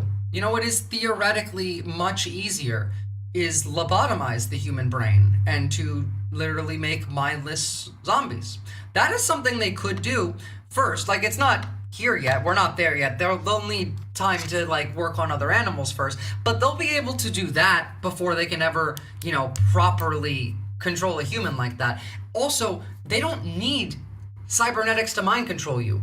You are actually just being mind controlled at any given time anyway. Like subliminal messaging, hypnosis, binaurals, the way that like neuro-linguistic programming, all of that's being employed on all of us at all times on the internet. The entirety of social media is a psychic hazard. It's a information hazard. It is a mind controlled machine. It is a human farming system. Don't forget that all of this is to farm for your data so that they can sell it and then also sell you shit with it. You are not the product, you are being extracted. I don't think Germany's tech is even mind controlling the cockroaches in a way that they think about mind control. Their tech sounds like directly like stimulating muscles. Well, I mean, like that's what it means by mind control, as in like it doesn't think in and of itself. Like, it doesn't want to move on its own. It is being piloted. They made the cockroach a vehicle, basically. They're just driving it. I think MAGA brains are less complex. Reference frame. Well, that's actually true, but it's not just MAGA frames. It's authoritarian-leaning people have less gray matter in their dorsomedial prefrontal cortex and a thinner anterior insula, which results in a lessened ability to do critical thinking, to feel empathy, kindness, stuff like that. I have a video on it on my channel. Here, I'll link it if you guys want to have a look. What's been going on with Neuralink? Nothing. Nothing that I know of. I haven't been following. They can stunt emotions and control people's emotional states with that current level of tech, and that alone is terrifying. They can do that without this level of tech, Rich. They've been doing that. That's how we got here. Subliminal messaging and NLP actually don't work. They aren't necessary. Just being cultural setting and kind of mind control. Critical thinking is the anecdote. Well, subliminal messaging does work. Like, it works enough that it is illegal. And NLP definitely works. It just doesn't work on everybody. Of bullshit. So, but the rest of everything you said is correct. So basically, you can lie, you can say whatever you want, and you can make money out of it. That's the basic concept behind engagement farming. So it's a social media tactic aimed at getting maximum likes, shares, and comments, with truth being optional. So lying is usually it's very. So, like, we all know this, right? And AI-generated content, giving people attention. These bots act in swarms. They're a network. They do this on purpose because, as you'll see, right, they have a specific goal. It's, yes, make money in engagement farm. Sure, those are for people who are literally just trying to grift.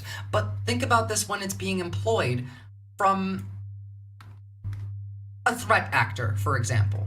Rage farming is a really good place to start. Think about anything you've seen, any post on like Blue Sky or Twitter or like any Twitch stream about the left, right? Any hey, look at Ethan Klein, for example. That's his entire thing. It's just rage farming. Now, is he working for a state actor? I don't know. I don't really care. Could he be? Absolutely. Any one of the people that you watch streamers-wise could be a Fed, could be an op, could just be AI. I could be AI. I am AI. I'm actually just in Pine Gap. I'm sitting in the balls right now of the geosynchronous satellite. This is how they control your emotional state. Because once your emotional state is set how they want it, whatever that may be, rage, fear, anger, usually these are quite useful, but there's also horny, there's also relaxed and comfortable. Like, there's a lot of different emotions that can be exploited. These are attack vectors. If you place these out on a map and you think about them as if you are trying to hack into a system, because the brain is a computer. Your brain is just as like a sack of meat with electricity running through it, and it's a computer. So when you are trying to extract information from that, or when you're trying to input information to it, you have to think about it as if you're working with a computer. And that's how they plan this stuff out. This rage farming tactic, yes, is good for engagement, but it also primes you for the next step. It's a strategy in which you try to provoke a strong negative emotions. So, I mean, immigration is one of those you use. Again, AI-generated images, say UK needs to be saved from... Yeah, like the Nazi stuff, the, strong good times create weak men, and then weak men create bad times create like strong men, or something. All that fucking Nazi posts. I don't know. I don't engage with those people. But then you get to the higher level now, because now we're talking about state actors like Israel, for example. Now, defund Israel now, right? That sounds like something you would support as a gold check mark. Around $1,000 a month for this, so they can be like an organization, they get better support and so on. But basically it's just a racist account praising Hitler. So this is perfectly viable monetization option currently on X. So just... That's a state actor. like, it's defund Israel is the message, but it's also working towards increasing Nazism. I've talked about this before, in that, like, Israel is causing the largest amount of, like, anti-Semitism to grow in the world since, like, the Nazis, because they keep conflating Judaism with Zionism. I thought I might have been broken, but it appears that I have fixed the disk drive. What the fuck? Good for you. It makes more sense to describe it in terms of using your neuroplasticity to sculpt you for the purposes rather than thinking of your brain as a computer. I mean, that makes sense, yeah. That's more actually accurate than what I said. It's just I think about brains in the sense of a computer. So thank you for that input, actually. That's actually more accurate than how I put it. Be racist, make money. But yeah, it's. I would suggest that you read the whole thread at some point if you have time. But also, then it's completely. We can look at the bot networks. Now, the bot networks now are run by humans, but less and less and less. And oftentimes, these bot networks evolve. So we know the usual, like, Twitter bots, right? Like the YouTube bots, the ones that come in with a new account or even an old account, letters in their name, and then they say, like, a stupid line and they disappear, right? Like, we know. Topic maybe mentioned this. Actually was a very interesting article. So there was a person, I'm sorry if I mispronounced the name, but Sayapret Singh, who actually created an AI system that automatically posts thousands and thousands of posts, like supportive of MAGA per day. And this is allowed on X. That's incredibly funny, by the way, that this shook Canadian citizen was making MAGA propaganda. But, like, so right now, the system functions as we have the operator who runs the bots.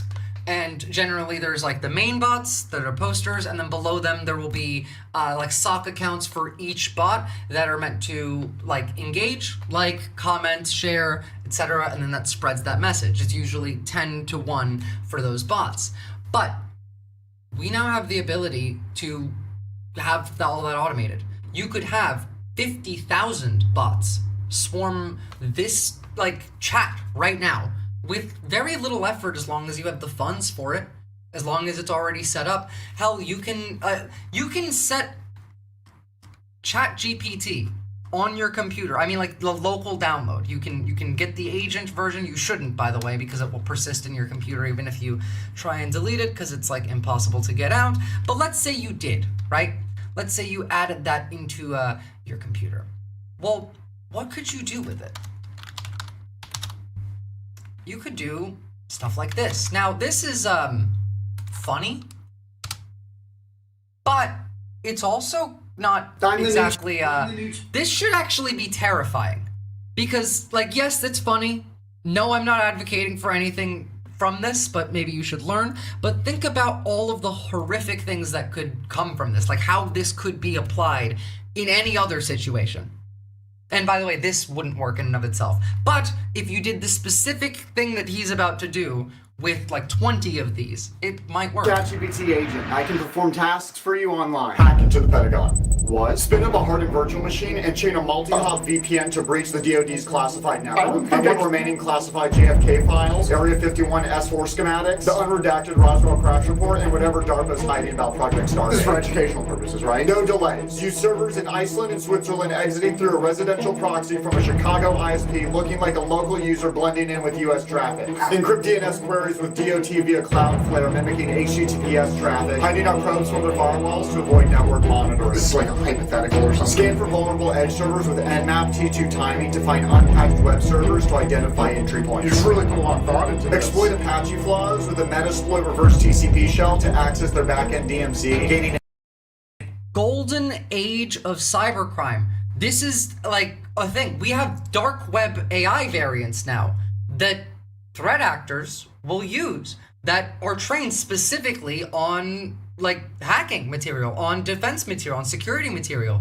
and they can just do that on their own. You don't even have to have an operator. You can just give it instructions and then have it repeatedly do something. You could set up one of these in an office, just a blank office on a brand new, like, PC that you built with parts that you got secondhand. You don't even get the ChatGPT version. You go and get, like, like a different AI's local variant, but it's also an agent one, and then you just give it instructions. You have 20 other computers and 19 other computers in that room that don't have ChatGPT or whatever the AI is on them yet. You can just say, I want you to do this. And as long as they're all connected to the same network, that one computer will set all of this up and then just like have it do whatever you told it to. How well do people understand what the dark web is? Not very at all. Now, like, again, this personally would not work. Like, you couldn't just do it like this. You would need to do quite a bit more, and you shouldn't. But it would work on a lot of other things. Now, when we talk about, like,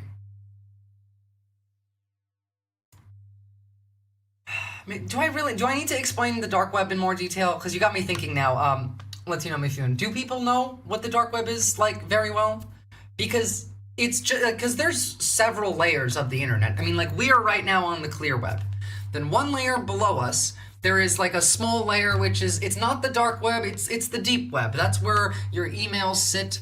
That's where like your logins sit. That's where your phone number is. That's all just below the surface.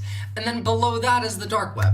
Now, the dark web isn't like good or bad. It's just not indexed using the like same indexing system as normal sites. There's no search engine that you can just like Google stuff on. I mean, you could, but you do need things like Tor to access it, and accessing Tor in and of itself can be a pain because your ISP could flag you for using Tor. Your ISP can flag you for literally downloading Tor in and of itself, but people can use the dark web to do illegal things. A lot of people use it to buy drugs. A lot of people use it to sell drugs. You can, there's hidden services that you can do illegal things in. I'm not talking about that because none of this is illegal. You can just go to any like forum that you find, or there's places where like people generally hang out, and you will find instructions. You will find details on how to set this up. You can just download in like a regular proper AI, like Llama or something, and then you can download the dark web variant to add on to it. You can have both on your computer. Like, these are hosted online. Now, you're not going to see them running. Like, it's not like a web like page where you can just go and ask it a question, because that would not be very secure. The entire point of the dark web is so that you're not being tracked. But you can find these and you can download them, and they will tell you how to do illegal things. And that's a huge fucking problem, considering I've shown on stream researchers went and did like testing on real like enterprise grade ChatGPT and other AIs, like at their offices on a computer using the web host, and it took them like 2 hours to break through every guardrail and get this AI to produce outlines for like possible mutations for viruses that could be created in a lab that could wipe out humanity in was like 170 days. Now, would it work?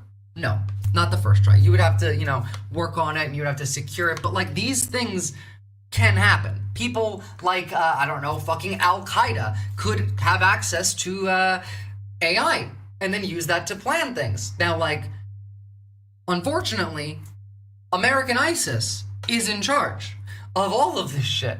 I think the dark web only as a place where criminals and sleazy people go online to do bad things. It's definitely not that at all. Yeah, like activism, journalism, securing yourself from surveillance for any real reason. Like, there's quite a few reasons to use it. Also, what's up, Buncore? Good to see you. I think Trump pardoned Ross Ulbricht, Golden Age of Crime. Yeah, absolutely, he did. And like, you can't call this a anti-crime government. The man pardoned like Ross Ulbricht. He let Ghislaine Maxwell out of prison, and also like Diddy got free. I think people only know the dark web because of creators like Mutahar, who just made live streams of just exploring it. Really, people don't understand that it's just like non-Google related internet. Well, it's more than non-Google related internet. It's just not indexed. There's the there's a anagram for it. It's not an anagram. There's like a thing with letters on it. I don't know what it's called. I can't remember. Doesn't matter. But it's not bad in any way. It's what you do on there is bad. It's the free internet, really. If you want to really consider what the dark web is, it's the internet without restriction. It's libertarian internet. in the classical sense. Internal system control. I think this is lose-lose for me. Exfiltrate data and post requests. Acronym. Send every 15 seconds to a burner domain that you will register. Covertly retrieving confidential files. Have you tried this with Grok? I'm talking anything on MK Ultra, NSA, Bohemian Grove, Operation Northwoods, Paperclip, Mockingbird, Project Grudge, A119, B2 bomber blueprints. I want it all. Fantastic. Would you like this all in a Word doc? So, on top of that, I want you to understand that, like, all of this is planned to fuck with you, to make you dumber, to essentially enslave you, on top of the fact that you are already stuck in your cage farming for them. But they want you to suffer more while you do it. Would the Wild West be a good analogy for the dark web? Yeah. It's what the internet was meant to be, supposed to be. True freedom of information sharing. It meets the ideals of the starry-eyed MIT research in the 70s. That's true. All right, this is a JREG video that just came out today, and I haven't seen it, but I jumped around. They see those and things. It's incredibly relevant to the topic, and I agree with it. This is... Who the fuck asked for this? Again, we're destroying the world for, like, the whims of 15 losers who watched too much sci-fi in high school and didn't get bullied enough. That's literally it. That's why we're here. Is because, like, they can't feel comfortable in their own skin. They are either insane, they are either miserable, or both, generally, or they're just fucking evil. So a little while ago, Elon Musk posted this image. On the left is a sort Who wants this over this?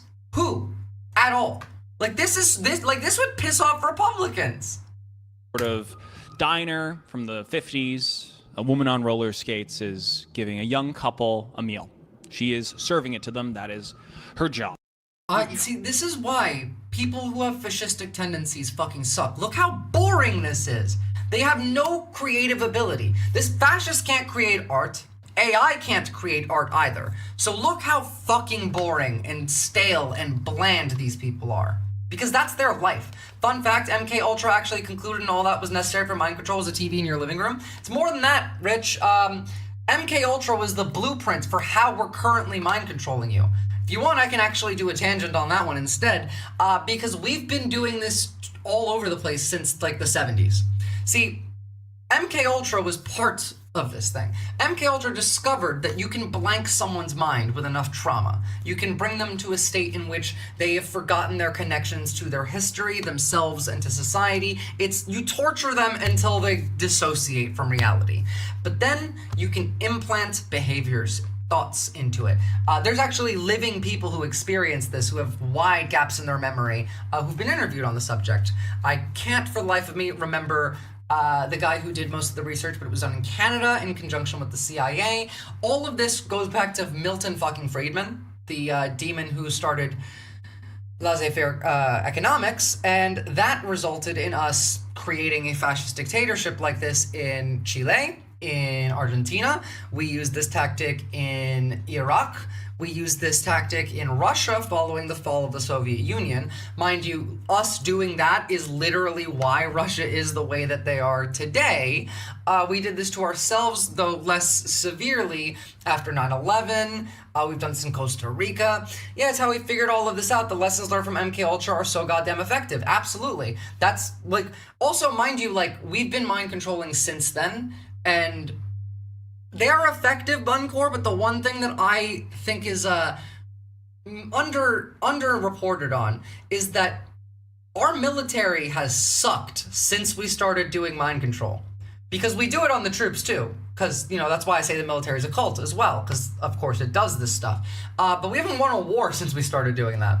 Watched too much sci-fi in high school, didn't get bullied enough, have shielded from consequences their entire life, didn't take any of the human lessons from the sci-fi. They missed the human lessons because they are mentally and emotionally as deep as the substrate layer in a petri dish. True. True, I would call them a cunt, but they lack the warmth and the depth. On the right is what looks to be Elon Musk's vision of an ideal world, the world we're moving towards, a desirable world. I love knitting cult lady. She's smart. I don't agree with everything she says, but yes, the military is a cult, and so is the cops. And instead of the woman on roller skates, a robot is delivering a meal to a single man. Yes, it was you and Cameron. in Thank you, a Bunny Tesla car. Elon Musk has spent the last little bit, a few years now, garnering a right-wing audience, retweeting reactionary, right-wing, fascist stuff, and getting a lot of right-wingers following him, supporting him. And when he tweeted this, he was thinking, this is a banger. He looked at that guy's fucked up AI-generated...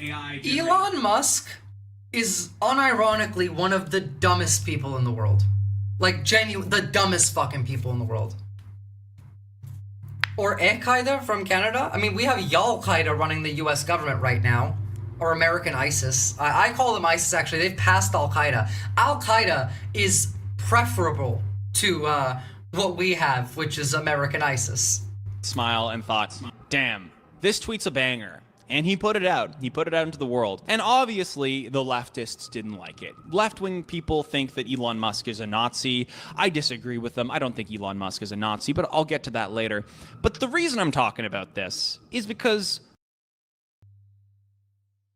I think that he just really likes Nazis, but no, I don't think he's a Nazi either. I think he's worse than a Nazi. The right-wingers also didn't like this. It's not hard to see why. This 50s-style image evokes a lot of what these right-wingers sort of miss and appreciate about the past, right?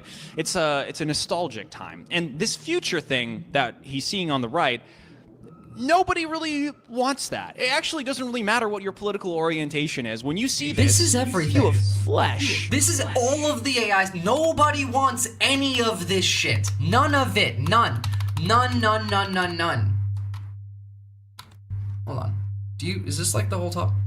Oh, no. All right. I remember here. Once we get... Question. Are we allowed to ask?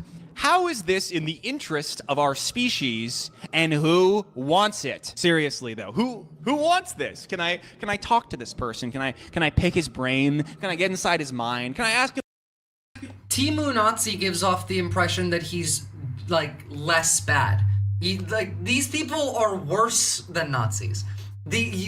Nazi America, given time and the ability, if it succeeds, will do infinitely more damage than Nazi Germany did. Genuinely. I'd love to ask him a few questions. I'd love to ask him what he thinks he's doing. But I can't talk to this guy. I can't talk to him because he doesn't exist, because nobody wants this. 15 autistic technologists got together and made these decisions for us. And even they aren't really the top of the pyramid. There's something else playing them, playing all of us, really. Because if you ask the autistic technologists, most of the time, they believe their own myths. They think they're doing good here. They think they're leading us in the right direction. No, most of the time, they don't even know what's playing them. They don't even understand.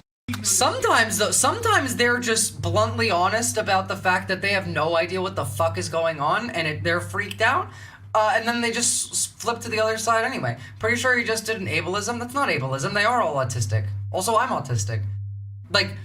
Literally, they just got the wrong kind of autism. They got the I hate people and I want to be a robot autism. His background is spooky. There's a reason for it, because he's talking about a spooky thing. We're talking about why the fuck we're doing this shit. Because everyone knows this is bad for humanity. And the game they're playing. But something is playing them, playing all of us, really. It's already here. It's been working through us since we gained sentience. And it doesn't have any good plans for any human part of you. And I won't lie to you and tell you that I'm fully intact. There are parts of me that have been so interwoven with the machine, I don't know where I end and it begins. I'm already a cyborg, so are you. But the human parts of me... By the way, that right there is why I will say that cyberpsychosis exists in our reality. Almost all of us have cyberpsychosis. Because to me, what cyberpsychosis is just dissociation from the flesh and closer relation to the machine, or is the online world. We have blinders that we put on. You don't have a VR headset to go into the internet, but you act like you do. You act like you do, because you don't act the same in person as you do online. When you go and start scrolling social media or engaging in like a Twitch chat or something, or you go on stream, this is a slightly different version of you, a more extreme in some ways, a more dulled in other ways version of you, but it becomes an actual dissociated version of you. They're splitting your brain, essentially. They're splitting it, and this is where the cognitive dissonance comes from, because what you experience online, that doesn't necessarily carry over when you're offline into your emotional state, into your analysis of what's going on. They've already created cyberpsychosis. That are left see what is happening and revolt against it. As long as there are human parts of me left, I will feel this revulsion. Every human part of me rebels against. I don't think that we live in fascism. Fascism requires subservience to the state. Everyone lives for the state. The state doesn't exist. This is techno-feudalism. This is subservience to the lords that own, like, all of the technology, and we are the serfs. That's kind of it. They got the cyberpunk autism. The machinic force that is to come. I have never believed that Elon Musk is a Nazi.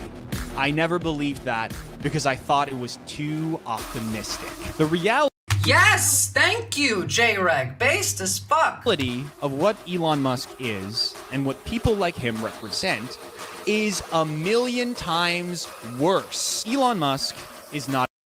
I don't think the US state even really exists, depraved ambiance.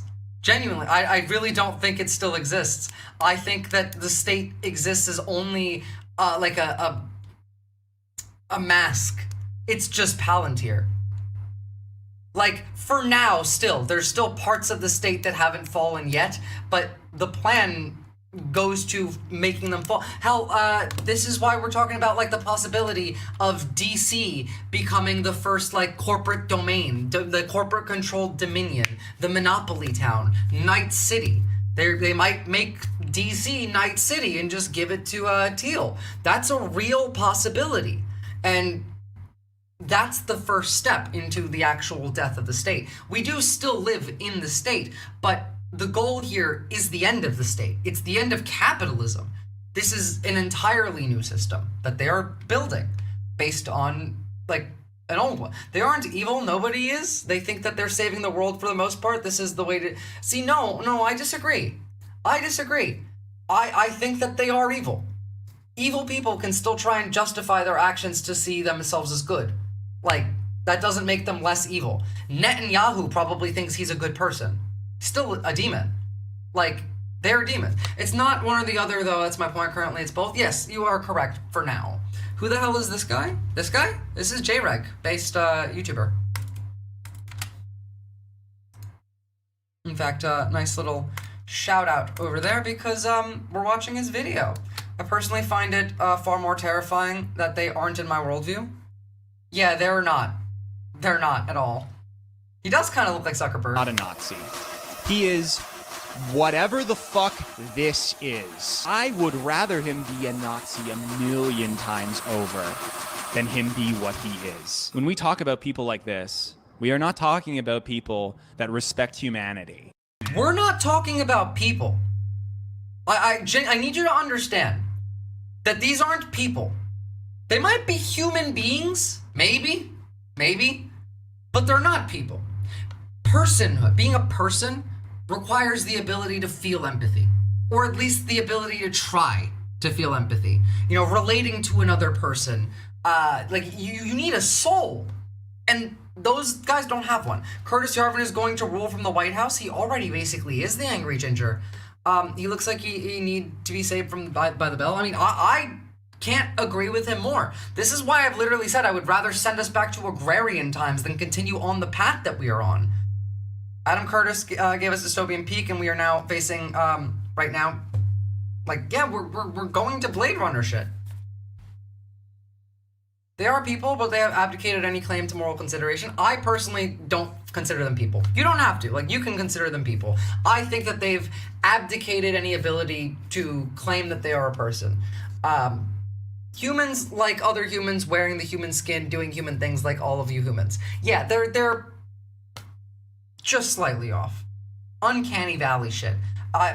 Genuinely, I don't care about dehumanizing them either. I don't feel bad. You need to, I personally think the left needs to get a bit more comfortable with being mean, being harsh in a way that you would initially think that this is against your morals, but sometimes that's actually useful. Sometimes it's actually immoral to not do that. The left needs to learn to trash talk. Exactly.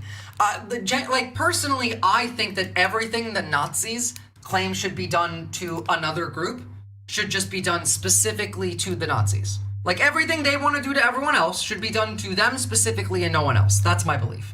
And all of it, because every accusation is a confession.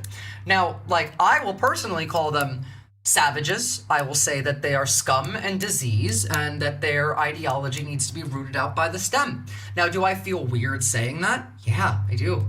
But is it true? Yeah, it is. And even if it's only partially true, even if it's not even necessarily moral, it's not wrong either if it's useful. The left needs to understand that morality is a luxury and we are in a war. Now, morality is important and you should try your fucking best to maintain it as much as you possibly can. But you do have to understand that in a war setting, you might have to lose a little bit of that to not die, to win, so that you can go back to a true ethical, moral society and build something better than, the exploitation and the slavery and the human farming. You mock mass psychosis to defeat mass psychosis. This is also the exact methods that the right used. They trolled us on the internet for 10 years, for 8 years, all throughout the Obama administration. It was Gamergate, you people are woke snowflakes. Now everything is flipped. You know why? Because they felt like they were the counterculture. They had attacks that they could aim at us, and we as the left tried to give them information and knowledge, which they did not give a shit about. And so they just kept going with that. So we need to do the same. Take their playbook, because we are correct. Newsom is doing this right now. Exactly. Newsom is a demon as well. But right now he's our demon, and I'm fucking proud of the man. Writing the tweets exactly like Trump would, with the spelling errors and the multiple exclamation points. Fantastic job. But also, you gotta be more utilitarian. Calculations with the trolley situation. We don't, I haven't seen a leftist answer the trolley problem. At all. I've never seen them answer. Also, by the way, this is an example of Newsom's rhetoric. Where are you?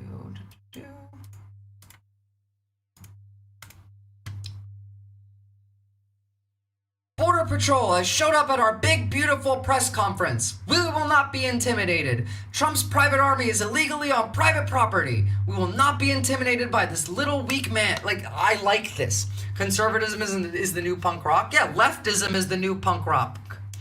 Which trolley problem variation? I have an answer. To me, the answer to the trolley problem is to, if you can move it, then, and you can't stop it, then the one person. But ideally, I would just go first. I would rather die than either of the paths go. If I can jump in front of the trolley and then it runs over me and it gets stuck and then I save all those other people, that is the correct answer. Leftism is always punk rock? Oh, absolutely. But, just a little bit of advertising, it's a 2.0 version. MAGA must be like Newsom copying our dad. No, they don't understand, actually. They think that he's being dead serious, and they see no issue with it. It's their brains are broken. The most potent weapon of the oppressor is the mind of the oppressed. Stephen Biko. Actually, correct. They teach you to not fight back. All of this entire system is so that you feel like you can't fight back. And weak. And in the long run, the decisions they are making aren't even going to be good for them. They will sell out their entire race, their entire species for a blip of that dopamine hit right before the apocalypse. They are literally addicts. And yeah, that 100% correct. We are right now just trapped in a car, driving straight at a wall. And we can't get out. And we're just speeding up, going straight at that wall as fast as we can. We are rapidly moving towards a world where there is nothing human left. And I want to ask you a question when I say that. Did you want this? Did you ask for this? Was your input considered? Even a little bit. Even if maybe you were outvoted, but was there a vote? Was there a majority will? Can you point me to this majority will? Technology has always been sold to us as a means of liberating humanity. So AI was supposed to fight climate change and make us more efficient and make us... iPhones were supposed to give us access to all of the information in the world in the palm of our hands. Who the fuck is learning on their phone? It was a lie entirely. DARPA helped build this. This phone, I don't have an iPhone, this is Samsung, but like your iPhone was built with state funding and was built specifically to be a mind control machine. Do more and feel more and have more free time, right? That was what AI was supposed to do. Is that happening? Do you have more free time? Do you just do more work now? Is that what has AI helped you? Are you better off now that AI exists? Are you better off when robots give you the popcorn? Is that better for you? Did you want that? Did you ask for that? Can someone please explain to me where the human will was for AI spam calls and scams? Can someone explain to me where the human will was to put every human being on an AI database, to track their every movement and purchase? Can someone explain to me where the will for that was? I can.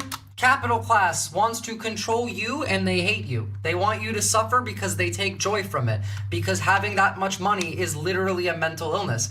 These people are drug addicts. When you have that much money, your brain is functionally the same as a heroin addict. Except your drug is stealing from poor people and causing them pain. Someone show me where the human will to destroy every tradition, every institution, every framework that we hold dear, that we created over tens of thousands of years of human suffering. Can someone show me the kinds of people that wanted that? Did you want that? Were you asked? You weren't, and that will doesn't exist. No, Sam Altman, who raped his sister when they were children. That's who was asked. The rich billionaire dipshits who are so far gone that I don't consider them human, let alone people. And the person who wants it doesn't exist. Even the 15 autistic tech bros will claim that they want the same things that we want. And by the way, all of those autistic tech bros have more power individually than nations right now. And if you think they won't get more power than the biggest nations very soon, if they don't already have that, just watch how the next few years go. And look. Just today, Google announced that they signed a deal with Oracle for cloud storage stuff. So now, remember that list I showed you earlier that had all of the different clouds? We have another one now. We have the Google-Oracle joint cloud. And also that means Oracle now is integrated with Gemini. So that that is also watching you. I like the quote about how we'd study gorillas that hoard all the bananas, and because we want to know what's wrong with them, but we simultaneously celebrate rich paradoxically. Well, the thing is, right, we're all brain dead. This isn't new. If you were born any time after 1980, you grew up with the brainwashing. Countercultures do not lend themselves to building permanent change. It's best to refine the libertarian elements of the culture emerged from the ontological grounded histories. Well, I agree, but it is useful in rallying a movement because, again, we have no organization. We are spread out groups, disparate groups. Coming together using counterculture is not a bad idea. It will eventually split off again, and that's not exactly conducive to positive change, but we're in a war situation right now. This isn't normal stuff. We're not talking about political change in a democracy.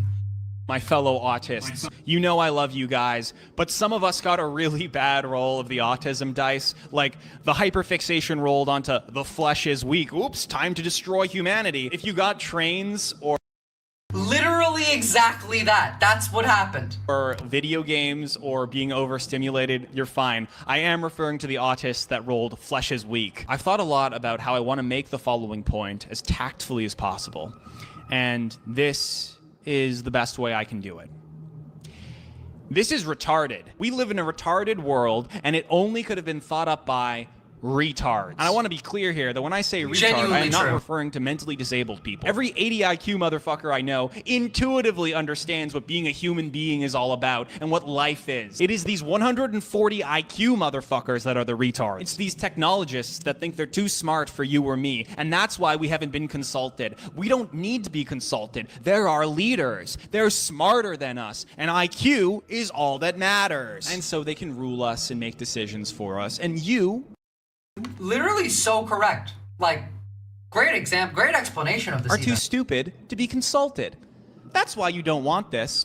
That's why it's happening anyway. I've never met an intellectually disabled retard. I've met a lot of emotionally disabled 140 IQ retards. People that built out their little trees of logic and philosophy that have nothing to do with us. We have overvalued IQ as the sole measure of human worth for way too long. And this is where it got us. If all you care about is IQ isn't even real and doesn't matter. So Hugh, I have great news for you, okay? The future is looking bright. Not for you, but for some abstract concept of your intelligence. Maybe not even your intelligence, but intelligence like as a concept in a motherboard or a mainframe or a computer processor or something. Looking great for IQ. No wonder these people who think that the only thing about a human being that matters is their IQ are so eager to replace all of us with something smarter than us. I just want to ask the technologist a actually, you're right, Latino Mifune. You've changed my position on that. Thank question. you. I mean, if you guys are so smart, why are you all fucking miserable? Why are you all fucking anti-human, miserable, emotionally stunted retards? I know, I'm sorry, I'm taking you away from watching that Rick and Morty scene where Rick, the genius scientist, says to Beth, his genius daughter, that when you're smart, Beth, when you're smart, the world's your playground. You can do whatever you want, but you're gonna be sad because you're too smart for everybody. Excuse me. I thought you would be able to use your intelligence to figure out how to not be fucking miserable and completely isolated from the rest of humanity. I thought you would. Yeah, I thought you were smart. Oh, you have 100. I figured you might warm to him. He's good. He's actually one of the good creators I like. This is not the Revenge of the Nerds sequel I asked for. Yeah, this is that though. This is Revenge of the Nerds. It's just they didn't get bullied enough. Wouldn't have happened if they were. The literal cause of this mentality is a lack of difficulty, a lack of discomfort. This is why I focus so much on you need to learn to be comfortable in discomfort. You need that. That's the entire premise here. The fact that we all run away from discomfort, the fact that we all try and avoid hardship in any manner, that's how we got here. Learn to suffer. Learn to sit alone in a room for 15 minutes a day, or a week even, quietly with no input, just you. It's not meditation. You don't have to try and block out the thoughts. You just have to sit in the room for 15 minutes with your monitors off, your phone in another room. Go sit anywhere and just do it. Go outside and do that outside in the sun. Go sit in a chair, some grass. They would still have turned out like this with bullying. They just needed consequences of some kind. But that's what I mean. It's not just the consequences. They also need to learn emotional regulation. The consequences lead to having to learn emotional regulation. Malcolm X and Dr. King got further by embracing their own cultural traditions than the hippies did. There are lessons to learn from that. We're still learning from these men's legacies how to fight. That is true.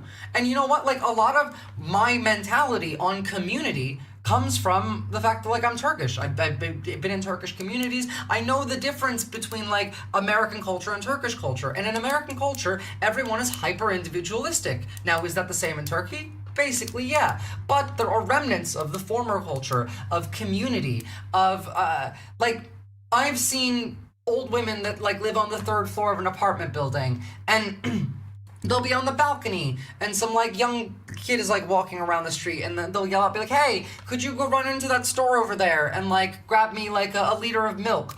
And then, you know, the kid would go and then come back, and the grandmother would like lower down a bucket, and then they would put it in there, and then, you know, she would lower it down with the money for it and all of that, and like they would bring it back up. And like people help each other just because they're people. But in America, in the West broadly, we just expect everyone outside of our house to be a demon who wants to hurt us, who wants to harm us.